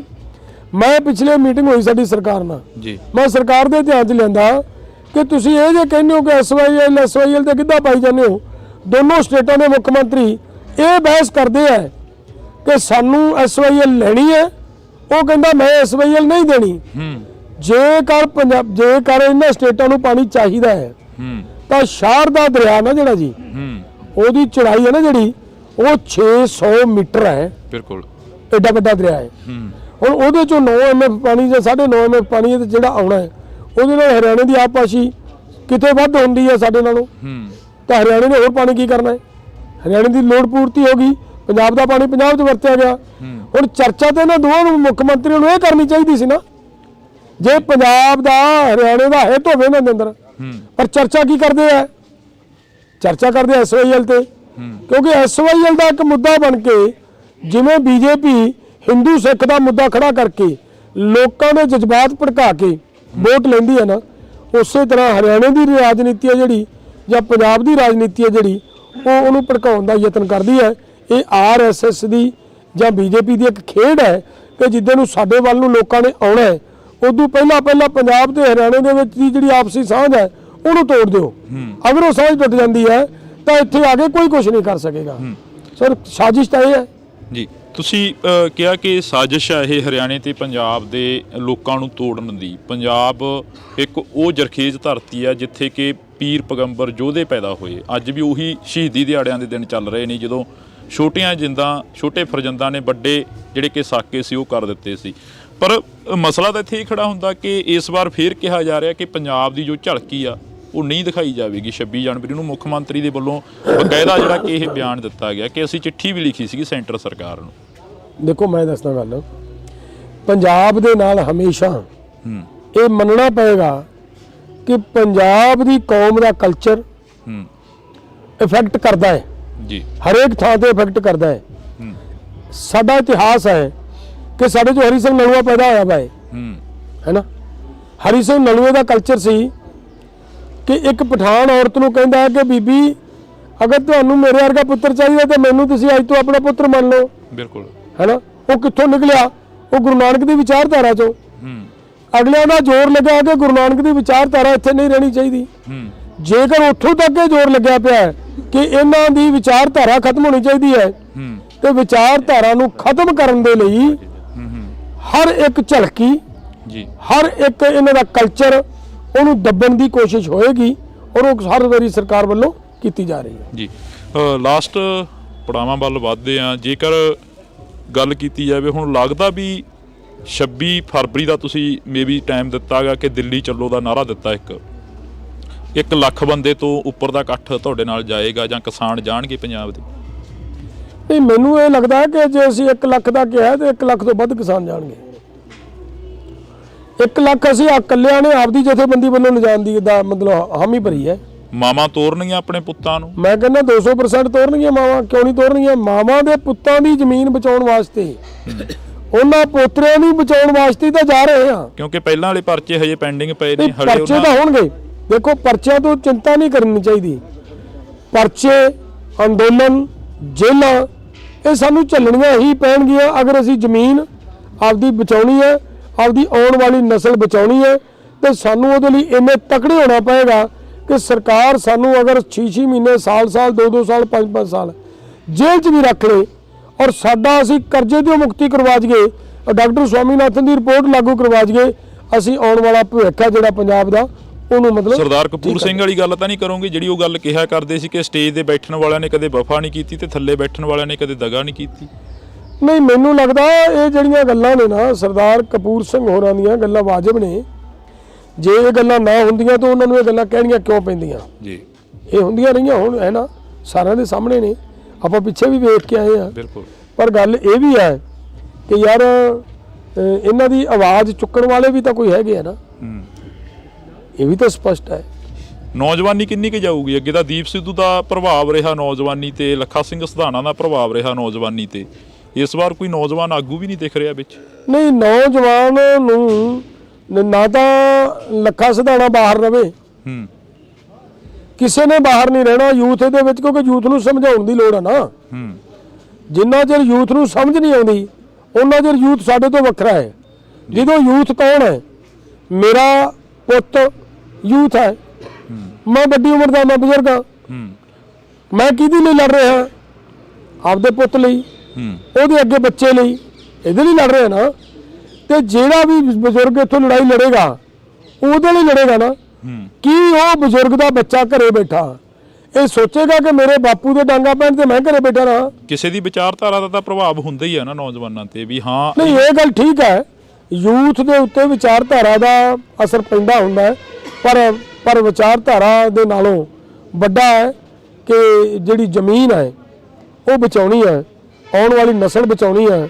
ਸਾਡੇ ਕੋਈ ਵੀ ਨੌਜਵਾਨ ਹੈ ਜਿਹੜਾ ਯੂਥ ਦੇ ਵਿੱਚੋਂ ਆਪਦੇ ਪਿਓ ਦੀ ਦਾੜੀ ਪੱਟੀ ਦੀ ਬਰਦਾਸ਼ਤ ਨਹੀਂ ਕਰ ਸਕਦਾ। ਜੀ ਬਹੁਤ ਬਹੁਤ ਸ਼ੁਕਰੀਆ। ਤਾਂ ਅਸੀਂ ਇਸ ਵਕਤ ਕਿਸਾਨ ਆਗੂ ਜਗਜੀਤ ਸਿੰਘ ਡੱਲੇਵਾਲ ਦੇ ਨਾਲ ਜਿਹੜੀ ਕਿ ਗੱਲਬਾਤ ਸੀ ਉਹ ਕਰ ਰਹੇ ਸੀ। ਤਾਂ ਦੇਖਦੇ ਹਾਂ ਕਿ 26 ਫਰਵਰੀ ਦਾ ਜੋ ਨਾਅਰਾ ਦਿੱਤਾ ਦਿੱਲੀ ਚੱਲੋ ਦਾ, ਕਿੰਨੇ ਕੁ ਨੌਜਵਾਨ ਤੇ ਕਿੰਨੇ ਕੁ ਕਿਸਾਨ ਫਿਰ ਸਿੰਘੂ ਬਾਰਡਰ ਟਿੱਕਰੀ ਬਾਰਡਰ ਤੇ ਜਾ ਕੇ ਬੈਠਦੇ ਨੇ, ਫਿਰ ਦਿੱਲੀ ਪੁਲਿਸ ਜਾਂ ਹਰਿਆਣਾ ਪੁਲਿਸ ਦੇ ਬੈਰੀਗੇਟ ਤੋੜ ਕੇ ਅੱਗੇ ਵੱਧਦੇ ਨੇ। ਇਹ ਤਾਂ ਆਉਣ ਵਾਲਾ ਸਮਾਂ ਦੱਸੇਗਾ, ਪਰ ਤੁਸੀਂ ਜੁੜੇ ਰਹਿਣਾ ਇੰਡੋਜ਼ ਟੀਵੀ ਦੇ ਨਾਲ। ਅਜਿਹੀਆਂ ਮੁਲਾਕਾਤਾਂ ਤੁਹਾਡੇ ਰੂਬਰੂ ਕਰਦੇ ਰਵਾਂਗੇ। ਮੇਰੇ ਸਹਿਯੋਗੀ ਸਾਥੀ ਦੀਪ ਦੇ ਨਾਲ ਮੈਨੂੰ ਹਰਜਿੰਦਰ ਸਿੰਘ ਢਿੱਲੋਂ ਨੂੰ ਦਿਓ ਜੀ ਇਜਾਜ਼ਤ। ਧੰਨਵਾਦ। ਇੰਡੋਜ਼ ਟੀਵੀ ਦੇ ਨਾਲ ਤੁਸੀਂ ਜੁੜ ਚੁੱਕੇ ਹੋ ਤਾਂ ਮੈਂ ਹਾਂ ਹਰਜਿੰਦਰ ਸਿੰਘ ਢਿੱਲੋਂ। ਇਸ ਵਕਤ ਅਸੀਂ ਇੱਕ ਵਾਰ ਫੇਰ ਜਿਹੜੀ ਕਿ ਮੁਲਾਕਾਤ ਆ ਕਿਸਾਨ ਆਗੂ ਜਗਜੀਤ ਸਿੰਘ ਡੱਲੇਵਾਲ ਦੇ ਨਾਲ ਕਰਵਾ ਰਹੇ ਹਾਂ। ਇਸ ਮੁਲਾਕਾਤ ਦੇ ਤਹਿਤ ਬਹੁਤ ਕੁਝ ਅਜਿਹਾ ਗਾ ਜਿਹੜਾ ਕਿ ਸਾਹਮਣੇ ਆਵੇਗਾ, ਜਿਸ ਦੇ ਤਹਿਤ ਅਸੀਂ ਬਹੁਤ ਸਾਰੀਆਂ ਗੱਲਾਂ ਜਿਹੜੀਆਂ ਕਿ ਦਿੱਲੀ ਅੰਦੋਲਨ ਨੂੰ ਲੈ ਕੇ ਪੁੱਛਾਂਗੇ, ਕਿਉਂਕਿ ਦਿੱਲੀ ਕਿਸਾਨ ਅੰਦੋਲਨ ਚੱਲਿਆ ਤਾਂ ਦਿੱਲੀ ਕਿਸਾਨ ਅੰਦੋਲਨ ਦੇ ਵਿੱਚੋਂ ਬਹੁਤ ਸਾਰੀਆਂ ਜਥੇਬੰਦੀਆਂ ਅਜਿਹੀਆਂ ਨਿਕਲੀਆਂ ਜਿਹੜੀਆਂ ਜਥੇਬੰਦੀਆਂ ਨੇ ਸਰਕਾਰ ਦੇ ਨਾਲ ਸਮਝੌਤੇ ਕੀਤੇ ਤੇ ਸਰਕਾਰ ਦੀ ਬੋਲੀ ਬੋਲਦਿਆਂ ਰਹੀਆਂ। ਪਰ ਜਗਜੀਤ ਸਿੰਘ ਡੱਲੇਵਾਲ ਦੇ ਵੱਲੋਂ ਸਪਸ਼ਟ ਕੀਤਾ ਗਿਆ ਕਿ ਅਸੀਂ ਉਹ ਜਥੇਬੰਦੀਆਂ ਦੇ ਵਿੱਚੋਂ ਨਹੀਂ ਆਉਂਦੇ, ਅਸੀਂ ਗੈਰ ਰਾਜਨੀਤਿਕ ਜਥੇਬੰਦੀਆਂ ਦੀ ਗੱਲ ਕਰਾਂਗੇ ਤੇ ਅਸੀਂ ਗੈਰ ਰਾਜਨੀਤਿਕ ਹੀ ਰਹਿਣਾਗਾ। ਬੇਸ਼ੱਕ SSM ਬਣਿਆ, ਸੰਯੁਕਤ ਸਮਾਜ ਮੋਰਚਾ ਬਣਿਆ, ਜਿਸ ਮੋਰਚੇ ਦੇ ਤਹਿਤ ਇਲੈਕਸ਼ਨ ਲੜੇ ਗਏ, ਰਾਜੇਵਾਲ ਨੂੰ ਪ੍ਰਧਾਨਗੀ ਦਿੱਤੀ ਗਈ, ਤਾਂ ਉਸ ਸਾਰੀਆਂ ਗੱਲਾਂ ਨੂੰ ਲੈ ਕੇ ਅਸੀਂ ਗੱਲਬਾਤ ਅੱਜ ਫੇਰ ਇੱਕ ਜਿਹੜੀ ਕਿ ਛੇੜਾਂਗੇ। ਸਾਡੇ ਨਾਲ ਪ੍ਰਧਾਨ ਜੀ ਮੌਜੂਦ ਨੇ ਜੀ, ਬਹੁਤ ਬਹੁਤ ਸਵਾਗਤ ਹੈ। ਸਤਿ ਸ਼੍ਰੀ ਅਕਾਲ। ਸਤਿ ਸ਼੍ਰੀ ਅਕਾਲ ਜੀ। ਡੱਲੇਵਾਲ ਸਾਹਿਬ, ਸ਼ੁਰੂਆਤ ਉੱਥੋਂ ਹੀ ਕਰ ਲਈਏ ਕਿ ਇੱਕ ਵਾਰ ਫੇਰ ਹੋਕਾ ਦੇ ਰਹੇ ਹੋ ਕਿ ਦਿੱਲੀ ਚੱਲੋ। ਦਿੱਲੀ ਚੱਲੋ ਦਾ ਜੋ ਪਹਿਲਾ ਨਾਰਾ ਦਿੱਤਾ ਸੀ, ਉਸੇ ਨਾਰੇ ਦੇ ਤਹਿਤ ਫੇਰ ਪਿੰਡਾਂ ਦੇ ਵਿੱਚ ਮੀਟਿੰਗਾਂ ਕਰ ਰਹੇ ਹੋ। ਹਾਂ ਦੇਖੋ, ਪਹਿਲੀ ਤਾਂ ਗੱਲ ਇਹ ਹੈ ਕਿ ਢਿੱਲੋਂ ਸਾਹਿਬ ਜਿਹੜਾ ਸਰਕਾਰਾਂ ਦਾ ਰਵੱਈਆ ਜੀ ਸਾਡੇ ਨਾਲ ਅੰਦੋਲਨ ਦੇ ਦੌਰਾਨ, ਜਦੋਂ ਅੰਦੋਲਨ ਦੀ ਸਮਾਪਤੀ ਦਾ ਸਮਾਂ ਆਇਆ ਜਾਂ ਉਹਨੂੰ ਇਹ ਕਹਿ ਲਈਏ ਪੋਸਟਪੋਨ ਕਰਨ ਦਾ ਸਮਾਂ ਆਇਆ ਜੀ, ਉਦੋਂ ਇੱਕ ਚਿੱਠੀ ਉਹਦਾ ਆਧਾਰ ਸੀ ਜਿਹਦੇ 'ਚ ਕਿਹਾ ਗਿਆ ਕਿ ਅਸੀਂ MSP ਦੀ ਗਰੰਟੀ ਦਾ ਕਾਨੂੰਨ ਵੀ ਦੇਵਾਂਗੇ। ਬਿਲਕੁਲ। ਲਖੀਮਪੁਰ ਦੇ ਵਿੱਚ ਜਿਹੜੇ ਸਾਡੇ ਕਿਸਾਨ ਤੇ ਪੱਤਰਕਾਰ ਸ਼ਹੀਦ ਕੀਤੇ ਗਏ ਸੀ ਉਹਨਾਂ ਦਾ ਇਨਸਾਫ ਵੀ ਦੇਵਾਂਗੇ। ਬਿਲਕੁਲ। ਅਸੀਂ ਜਿਹੜਾ ਬਿਜਲੀ ਸੋਧ ਬਿੱਲ ਆ ਜਿਹੜਾ ਸਟੇਕ ਹੋਲਡਰਸ ਦੇ ਨਾਲ ਆਮ ਖਪਤਕਾਰਾਂ ਨਾਲ ਗੱਲ ਕੀਤੇ ਬਿਨਾਂ ਨਹੀਂ ਲੈ ਕੇ ਆਵਾਂਗੇ। ਇਦੋਂ ਵੀ ਗਾਹਾਂ ਸਾਡੇ ਨਾਲ ਵੀ ਕਮਿਟਮੈਂਟ ਕੀਤੀ ਗਈ ਕਿ ਸ਼ਹੀਦਾਂ ਦੇ ਪਰਿਵਾਰਾਂ ਨੂੰ ਕੰਪਨਸੇਸ਼ਨ ਵੀ ਕਰਾਂਗੇ ਜੀ, ਔਰ ਕਿਸੇ ਵੀ ਕਿਸਾਨ ਦੇ ਉੱਤੇ ਪੂਰੇ ਭਾਰਤ ਦੇ ਵਿੱਚ ਕਿਸੇ ਤਰ੍ਹਾਂ ਦਾ ਵੀ ਅੰਦੋਲਨ ਦੇ ਦੌਰਾਨ ਮੁਕੱਦਮਾ ਸਾਰੇ ਮੁਕੱਦਮੇ ਵਾਪਸ ਲਵਾਂਗੇ। ਲੇਕਿਨ ਜੋ ਹੀ ਮਤਲਬ ਮੋਰਚਾ ਉੱਥੇ ਅਸੀਂ ਸਸਪੈਂਡ ਕਰਕੇ ਚਾਲੇ ਪਾਏ, ਸਰਕਾਰ ਆਪਦੀਆਂ ਸਾਰੀਆਂ ਗੱਲਾਂ ਤੋਂ ਉਸੇ ਟਾਈਮ ਘੁੰਮ ਗਈ ਜੀ। ਉਸ ਤੋਂ ਅਗਲੀ ਗੱਲ ਸਰਕਾਰ ਨੇ 2014 ਚ ਇੱਕ ਵਾਅਦਾ ਕਰਿਆ ਸੀ ਆਪਣੇ ਨਾਲ, ਪੂਰੇ ਦੇਸ਼ ਨਾਲ, ਬਿਲਕੁਲ, ਕਿ ਅਸੀਂ ਡਾਕਟਰ ਸਵਾਮੀਨਾਥਨ ਦੀ ਰਿਪੋਰਟ ਲਾਗੂ ਕਰਾਂਗੇ ਅਗਰ ਸਾਡੀ ਸਰਕਾਰ ਬਣਦੀ ਹੈ ਤਾਂ। ਉਹ ਹਜੇ ਤੱਕ ਲਾਗੂ ਨਹੀਂ ਕੀਤੀ। ਇੱਕ ਇਹ ਵਾਅਦਾ ਸੀਗਾ, ਮੇਰਾ ਕਹਿਣਾ ਬਹੁਤ ਸਾਰੀਆਂ ਸਟੇਜਾਂ ਤੇ ਬੋਲੇ ਕਿ ਅਸੀਂ ਕਿਸਾਨਾਂ ਦਾ ਸੰਪੂਰਨ ਕਰਜ਼ ਮੁਕਤੀ ਕਰਾਂਗੇ ਅਗਰ ਅਸੀਂ ਸੱਤਾ ਤੇ ਆਉਣੇ ਆ ਤਾਂ ਜੀ। ਲੇਕਿਨ ਲੋਕਾਂ ਨੇ ਤਾਂ ਸੱਤਾ ਤੇ ਲੈ ਆਂਦੇ, 10 ਸਾਲ ਸੱਤਾ ਦਾ ਆਨੰਦ ਵੀ ਮਾਣ ਲਿਆ, ਲੇਕਿਨ ਉਹ ਮੰਗਾਂ ਪੂਰੀਆਂ ਨਹੀਂ ਹੋਈਆਂ, ਉਹ ਵਾਅਦੇ ਪੂਰੇ ਨਹੀਂ ਹੋਏ ਜੀ। ਹੁਣ ਉਸ ਤੋਂ ਵੀ ਗਾਹਾਂ ਵੱਧ ਕੇ ਸਰਕਾਰ ਨੇ ਪਿੱਛੇ ਜਦੋਂ G20 ਹੋਇਆ ਉਹਦੇ ਵਿੱਚ ਇਹ ਕਰ ਦਿੱਤਾ ਕਿ ਜਿਹੜੇ ਸਾਡੇ ਡਰਾਈ ਫਰੂਟ ਦੇ ਫਾਰਮਰ ਨੇ ਜਾਂ ਫਰੂਟ ਦੇ ਫਾਰਮਰ ਨੇ ਉਹਨਾਂ ਲਈ ਇਹ ਕਰਤਾ ਕਿ ਜਿਹੜਾ ਬਾਹਰ ਤੋਂ ਫਰੂਟ ਜਾਂ ਡਰਾਈ ਫਰੂਟ ਆਉਣਾ ਹੈ ਉਹਦੇ ਚੋਂ 18% ਇੰਪੋਰਟ ਡਿਊਟੀ ਘਟਾਤੀ। ਜੇ ਇੰਪੋਰਟ ਡਿਊਟੀ ਬਾਹਰਲੇ ਫਰੂਟ ਤੋਂ ਘਟੇਗੀ 18% ਤਾਂ ਸਾਡੇ ਕਿਸਾਨਾਂ ਦਾ ਵੀ ਰੇਟ 18% ਫਸਲ ਦਾ ਡਿੱਗੇਗਾ ਜੀ। ਹੁਣ ਉਸੇ ਤੋਂ ਅੱਗੇ ਜਾ ਕੇ ਬੜੇ ਮੁਕਮੇ ਰੂਪ ਨਾਲ, ਬੜੇ ਮੁਕਮੇ ਢੰਗ ਨਾਲ G20 ਦੇ ਦੌਰਾਨ ਹੀ ਇਹ ਫੈਸਲਾ ਲੈ ਲਿਆ ਕਿ ਕਣਕ ਤੇ ਛੋਲਿਆਂ ਤੋਂ ਵੀ, ਪੋਲਟਰੀ ਪ੍ਰੋਡਕਟਾਂ ਤੋਂ ਵੀ, ਡੇਅਰੀ ਪ੍ਰੋਡਕਟਾਂ ਤੋਂ ਵੀ ਅਸੀਂ ਇੰਪੋਰਟ ਡਿਊਟੀ ਖਤਮ ਕਰ ਦਿਆਂਗੇ। ਹੁਣ ਜੇ ਬਾਹਰਲਾ ਮੱਖਣ ਆ ਕੇ ਇੱਥੇ ਸਸਤਾ ਵਿਕੂਗਾ ਤਾਂ ਦੇਸ਼ ਦੀ ਡੇਅਰੀ, ਸਾਡੀ ਪੰਜਾਬ ਦੀ ਡੇਅਰੀ, ਭਾਰਤ ਦੇ ਡੇਅਰੀ ਫਾਰਮਰ ਬਿਲਕੁਲ ਬਰਬਾਦ ਹੋ ਜਾਣਗੇ ਜੀ। ਬਹੁਤ ਸਾਰੇ ਸਟੇਟ ਇਹੋ ਜਿਹੇ, ਕੰਟਰੀ ਇਹੋ ਜਿਹੇ ਨੇ ਜਿਹੜੇ ਮੁਰਗੇ ਦਾ ਕੇਵਲ ਮਾਸ ਜਿਹੜੇ ਵਰਤਦੇ ਨੇ ਮੁਲਕ, ਉਹ ਮੁਰਗੇ ਦੀ ਕੇਵਲ ਛਾਤੀ ਖਾਂਦੇ, ਬਾਕੀ ਨਹੀਂ ਖਾਂਦੇ। ਔਰ ਸਾਡੇ ਭਾਰਤ ਦੇ ਵਿੱਚ ਲੈਗ ਪੀਸ ਨੂੰ ਇੱਕ ਇੰਪੋਰਟੈਂਸ ਦਿੱਤੀ ਜਾ ਰਹੀ ਹੈ। ਉਹਨਾਂ ਦੀ ਉਹ ਵੇਸਟੇਜ ਹੈ, ਉਹਨਾਂ ਦੀ ਵੇਸਟੇਜ ਨੇ ਆ ਕੇ ਸਾਡੇ ਇੱਥੇ ਜਿਹੜਾ ਉਹਨਾਂ ਦਾ ਕੂੜਾ ਸੀਗਾ, ਸਾਡੇ ਇੱਥੇ ਆ ਕੇ ਉਹਨਾਂ ਦੇ ਲੈਗ ਪੀਸਾਂ ਨੇ ਸਾਡੀ ਡੇਅਰੀ ਆਪਣਾ ਪੋਲਟਰੀ ਪ੍ਰੋਡਕਟ ਨੂੰ ਬਿਲਕੁਲ ਤਹਿਸ਼-ਨਹਿਸ਼ ਕਰਨਾ ਹੈ। ਸੋ ਇਹ ਸਾਰੀਆਂ ਜਿਹੜੀਆਂ ਗੱਲਾਂ ਨੇ ਨਾ, ਇਹ ਸਾਡੇ ਕਿਸਾਨ ਵਿਚਾਰੇ ਅਵੇਅਰ ਨੇ। ਨਾ ਕਿਸੇ ਅਖਬਾਰ ਦੇ ਵਿੱਚ ਸਰਕਾਰ ਦਾ ਐਡਾ ਦਬਦਬਾ ਹੈ, ਕਿਸੇ ਅਖਬਾਰ 'ਚ ਖਬਰ ਨਹੀਂ ਨਸ਼ਰ ਹੋਣ ਦਿੱਤੀ ਜੀ, ਕਿਸੇ ਚੈਨਲ ਦੇ ਉੱਤੇ ਨਹੀਂ ਬੋਲਣ ਦਿੱਤਾ, ਕਿਸੇ ਦੀ ਆਵਾਜ਼ ਨਹੀਂ ਨਿਕਲੀ ਅੱਜ ਤੱਕ। ਤੋਂ ਅਸੀਂ ਇਹਨੂੰ ਤਾਂ ਹੀ ਕੋਸ਼ਿਸ਼ ਕਰ ਰਹੇ ਹਾਂ ਕਿ ਪਿੰਡਾਂ ਦੇ ਵਿੱਚ ਨਿਕਲੋ, ਲੋਕਾਂ ਤੱਕ ਇਹ ਗੱਲ ਲੈ ਕੇ ਜਾਈਏ ਤਾਂ ਕਿ ਲੋਕਾਂ ਨੂੰ ਪਤਾ ਲੱਗੇ ਕਿ ਸਰਕਾਰ ਕੀ ਕਰਨ ਜਾ ਰਹੀ ਹੈ। ਉਹਦੇ ਆਧਾਰ ਦੇ ਉੱਤੇ ਹੀ ਅਸੀਂ ਪ੍ਰੋਗਰਾਮ ਲਿਖਿਆ ਗਿਆ ਸਾਡਾ ਕਿ ਅਸੀਂ ਫਰਵਰੀ ਦੇ ਵਿੱਚ ਪਹਿਲਾਂ ਸਾਡਾ ਐਸਕੇਐਮ ਨਾਨ ਪੋਲੀਟੀਕਲ ਵੱਲੋਂ ਇਕੱਲੇ ਵੱਲੋਂ ਪ੍ਰੋਗਰਾਮ ਸੀ, ਫਿਰ ਉੱਤਰੀ ਭਾਰਤ ਦੀਆਂ ਕੁਝ ਜਥੇਬੰਦੀਆਂ 18 ਕੁ ਉਹਨਾਂ ਨੇ ਵੀ ਸਾਨੂੰ ਆ ਕੇ ਤਾਲਮੇਲ ਨਾਲ ਪ੍ਰੋਗਰਾਮ ਸਾਡੇ ਨਾਲ ਕਰਨ ਦਾ ਸਹਿਯੋਗ ਦੇਣ ਦੀ ਗੱਲ ਕੀਤੀ ਹੈ। ਉਹ ਸਾਡੇ ਨਾਲ ਉਹ ਵੀ ਨੇ। ਪਿਛਲੇ ਦਿਨਾਂ ਦੇ ਵਿੱਚ 32-33 ਜਥੇਬੰਦੀਆਂ ਸਾਡੇ ਨਾਲ ਆ ਕੇ ਦੱਖਣੀ ਭਾਰਤ ਦੇ ਵਿੱਚੋਂ ਵੀ ਸਾਡੇ ਨਾਲ ਸਹਿਯੋਗ ਕਰਨ ਦੀ ਗੱਲ ਕੀਤੀ ਹੈ। ਤੋਂ ਵਾਹਿਗੁਰੂ ਦੇ ਹੁਕਮ ਦੇ ਨਾਲ ਇੱਕ ਵੱਡਾ ਅੰਦੋਲਨ ਹੋਣ ਵੱਲ ਨੂੰ ਜਾ ਰਿਹਾ ਹੈ। ਡੱਲੇਵਾਲ ਸਾਹਿਬ, ਜਿਵੇਂ ਤੁਸੀਂ ਸਟੇਜਾਂ ਦੇ ਉੱਪਰੋਂ ਕਿਸਾਨਾਂ ਦੇ ਨਾਲ ਜਿਹੜੀ ਵਿਚਾਰ ਚਰਚਾ ਕਰਦੇ ਹੋ, ਕਿਸਾਨਾਂ ਨੂੰ ਦੱਸਦੇ ਹੋ ਕਿ ਇੱਕ ਵਰਲਡ ਬੈਂਕ ਨੇ ਐਲਾਨ ਜਾਰੀ ਕੀਤਾ, ਇੱਕ ਜਿਹੜਾ ਵਰਲਡ ਬੈਂਕ ਨੇ ਕਿਸਾਨਾਂ ਨੂੰ ਆਪਣੇ ਕਬਜ਼ੇ ਦੇ ਵਿੱਚ ਲੈ ਲਿਆ। ਹਿੰਦੀ ਅਖਬਾਰਾਂ ਨੇ ਜਿਹੜੀਆਂ ਕਿ ਖਬਰਾਂ ਲਾਈਆਂ, ਜਿਹੜੀ ਕਿ ਹੁਣੇ ਤੁਸੀਂ ਚਰਚਾ ਕਰ ਰਹੇ ਸੀਗੇ ਕਿਸਾਨਾਂ ਦੇ ਨਾਲ, ਜਿਹੜੀ ਕਿ ਆਮ ਕਿਸਾਨਾਂ ਨੂੰ ਨਹੀਂ ਪਤਾ ਹੈਗੀ, ਤੇ ਨਾ ਹੀ ਉਹ ਕੋਈ ਟੀਵੀ ਚੈਨਲ, ਨਾ ਹੀ ਕੋਈ ਪੱਤਰਕਾਰ ਉਸ ਨੂੰ ਨਸ਼ਰ ਕਰ ਰਿਹਾ। ਪਰ ਅੱਜ ਅਸੀਂ ਤੁਹਾਡੇ ਨਾਲ ਸਬੱਬ ਬਣਿਆ ਇਸ ਗੱਲ ਨੂੰ ਲੈ ਕੇ ਚਰਚਾ ਜਿਹੜੀ ਕਿ ਕਰਨੀ ਚਾਹੁੰਦੇ ਹਾਂ ਕੁਛ। ਹਾਂ ਦੇਖੋ, ਜਿਹੜੀ ਵਰਲਡ ਬੈਂਕ ਦੀ ਖਬਰ ਲੱਗੀ ਵਰਲਡ ਬੈਂਕ ਦੇ ਹਵਾਲੇ ਤੋਂ, ਉਹਦੇ 'ਚ ਬੜਾ ਸਪਸ਼ਟ ਕਿਹਾ ਗਿਆ ਹੈ, ਹਿੰਦੀ ਅਖਬਾਰ ਦੀ ਖਬਰ ਆ ਉਹ, ਉਹਦੇ 'ਚ ਕਿਹਾ गया कि वर्ल्ड बैंक ने अपनी नीति स्पष्ट करते हुए बताया कि हमें भारत के अंदर किसानों की जरूरत नहीं है, हमें यहाँ लेबर चाहिए, मजदूर चाहिए। बिल्कुल ये स्पष्ट किया है। उस तो अगली लाइन ਦੇ ਵਿੱਚ ਉਹ ਲਿਖਦੇ ਨੇ ਕਿ ਜਿਹੜਾ ਇਹ ਫਾਰਮਰ ਹੈ, ਜਿਹੜਾ ਹੁਣ ਫਾਰਮਿੰਗ ਸਿਸਟਮ ਢਾਂਚਾ ਚੱਲ ਰਿਹਾ ਹੈ, ਇਹ ਕਦੇ ਤਾਂ ਖਾਦਾਂ ਤੋਂ ਸਬਸਿਡੀ ਮੰਗਦੇ ਨੇ, ਕਦੇ ਬੀਜ ਤੇ ਸਬਸਿਡੀ ਮੰਗਦੇ ਨੇ, ਯਾਨੀ ਵੱਖ-ਵੱਖ ਤਰੀਕਿਆਂ ਨਾਲ ਸਾਤੋਂ ਸਬਸਿਡੀ ਮੰਗਦੇ ਨੇ ਜੀ। तो ये नालों चंगा है कि इन्होंने सारे पासे करो, इन्हों तो जमीन फड़ो तो इतने बड़े क्लस्टर तैयार करो। और लास्ट दे तो बड़ी चिंता वाली गल है जी, साडे किसानों को नहीं पता, उन्होंने कहा कि रूप है जिहड़ा इत्थे नीति जिहड़ी लागू होंदी है, असर नज़र भी आ रहा है। तो उससे जो मेरी कोशिश सी कि मैं इत्थे साडे किसानों को ये सारिया गल्लां तो जानकारी देवां, क्योंकि सरकार ने अज जदों जे इहनूं पिछे तो ढिल्लों साहब निगाह मारोगे तुसीं जी, गैट ते साइन होंदे ने पहली बारी 1948 च। भारत 1948 तो मैंबर तुरिया आ रहा है। बैकडोर तो साडे देश के उत्ते लुकਵੇਂ ढंग नाल राज करने वालियां धिरां दा उन्हां दी कोशिश रही है कि किसी ना किसी तरीके दे नाल इंडिया ते मुड़ दोबारा कब्जा किवें कीता जा सकदा है। उस वेले संविधान बने 1950 च ते 1951 दे विच एक अमेंडमेंट कीती गई जी, जिस अमेंडमेंट दे विच कहा गया कि आ जिहड़ा नौवां असीं अध्याय देण लगे आ भारत दे संविधान नूं, इस नौवें शेड्यूल दे विच जिन्ने भी कानून दर्ज किए जाणगे इन्हां दे खिलाफ इंडिया दे लोग कोर्ट नहीं जा सकणगे। ਉਹਦੇ ਵਿੱਚ ਇਹਨਾਂ ਨੇ लैंड एक्विजिशन एक्ट लैके आंदा, ਉਹਦੇ ਵਿੱਚ ही अगे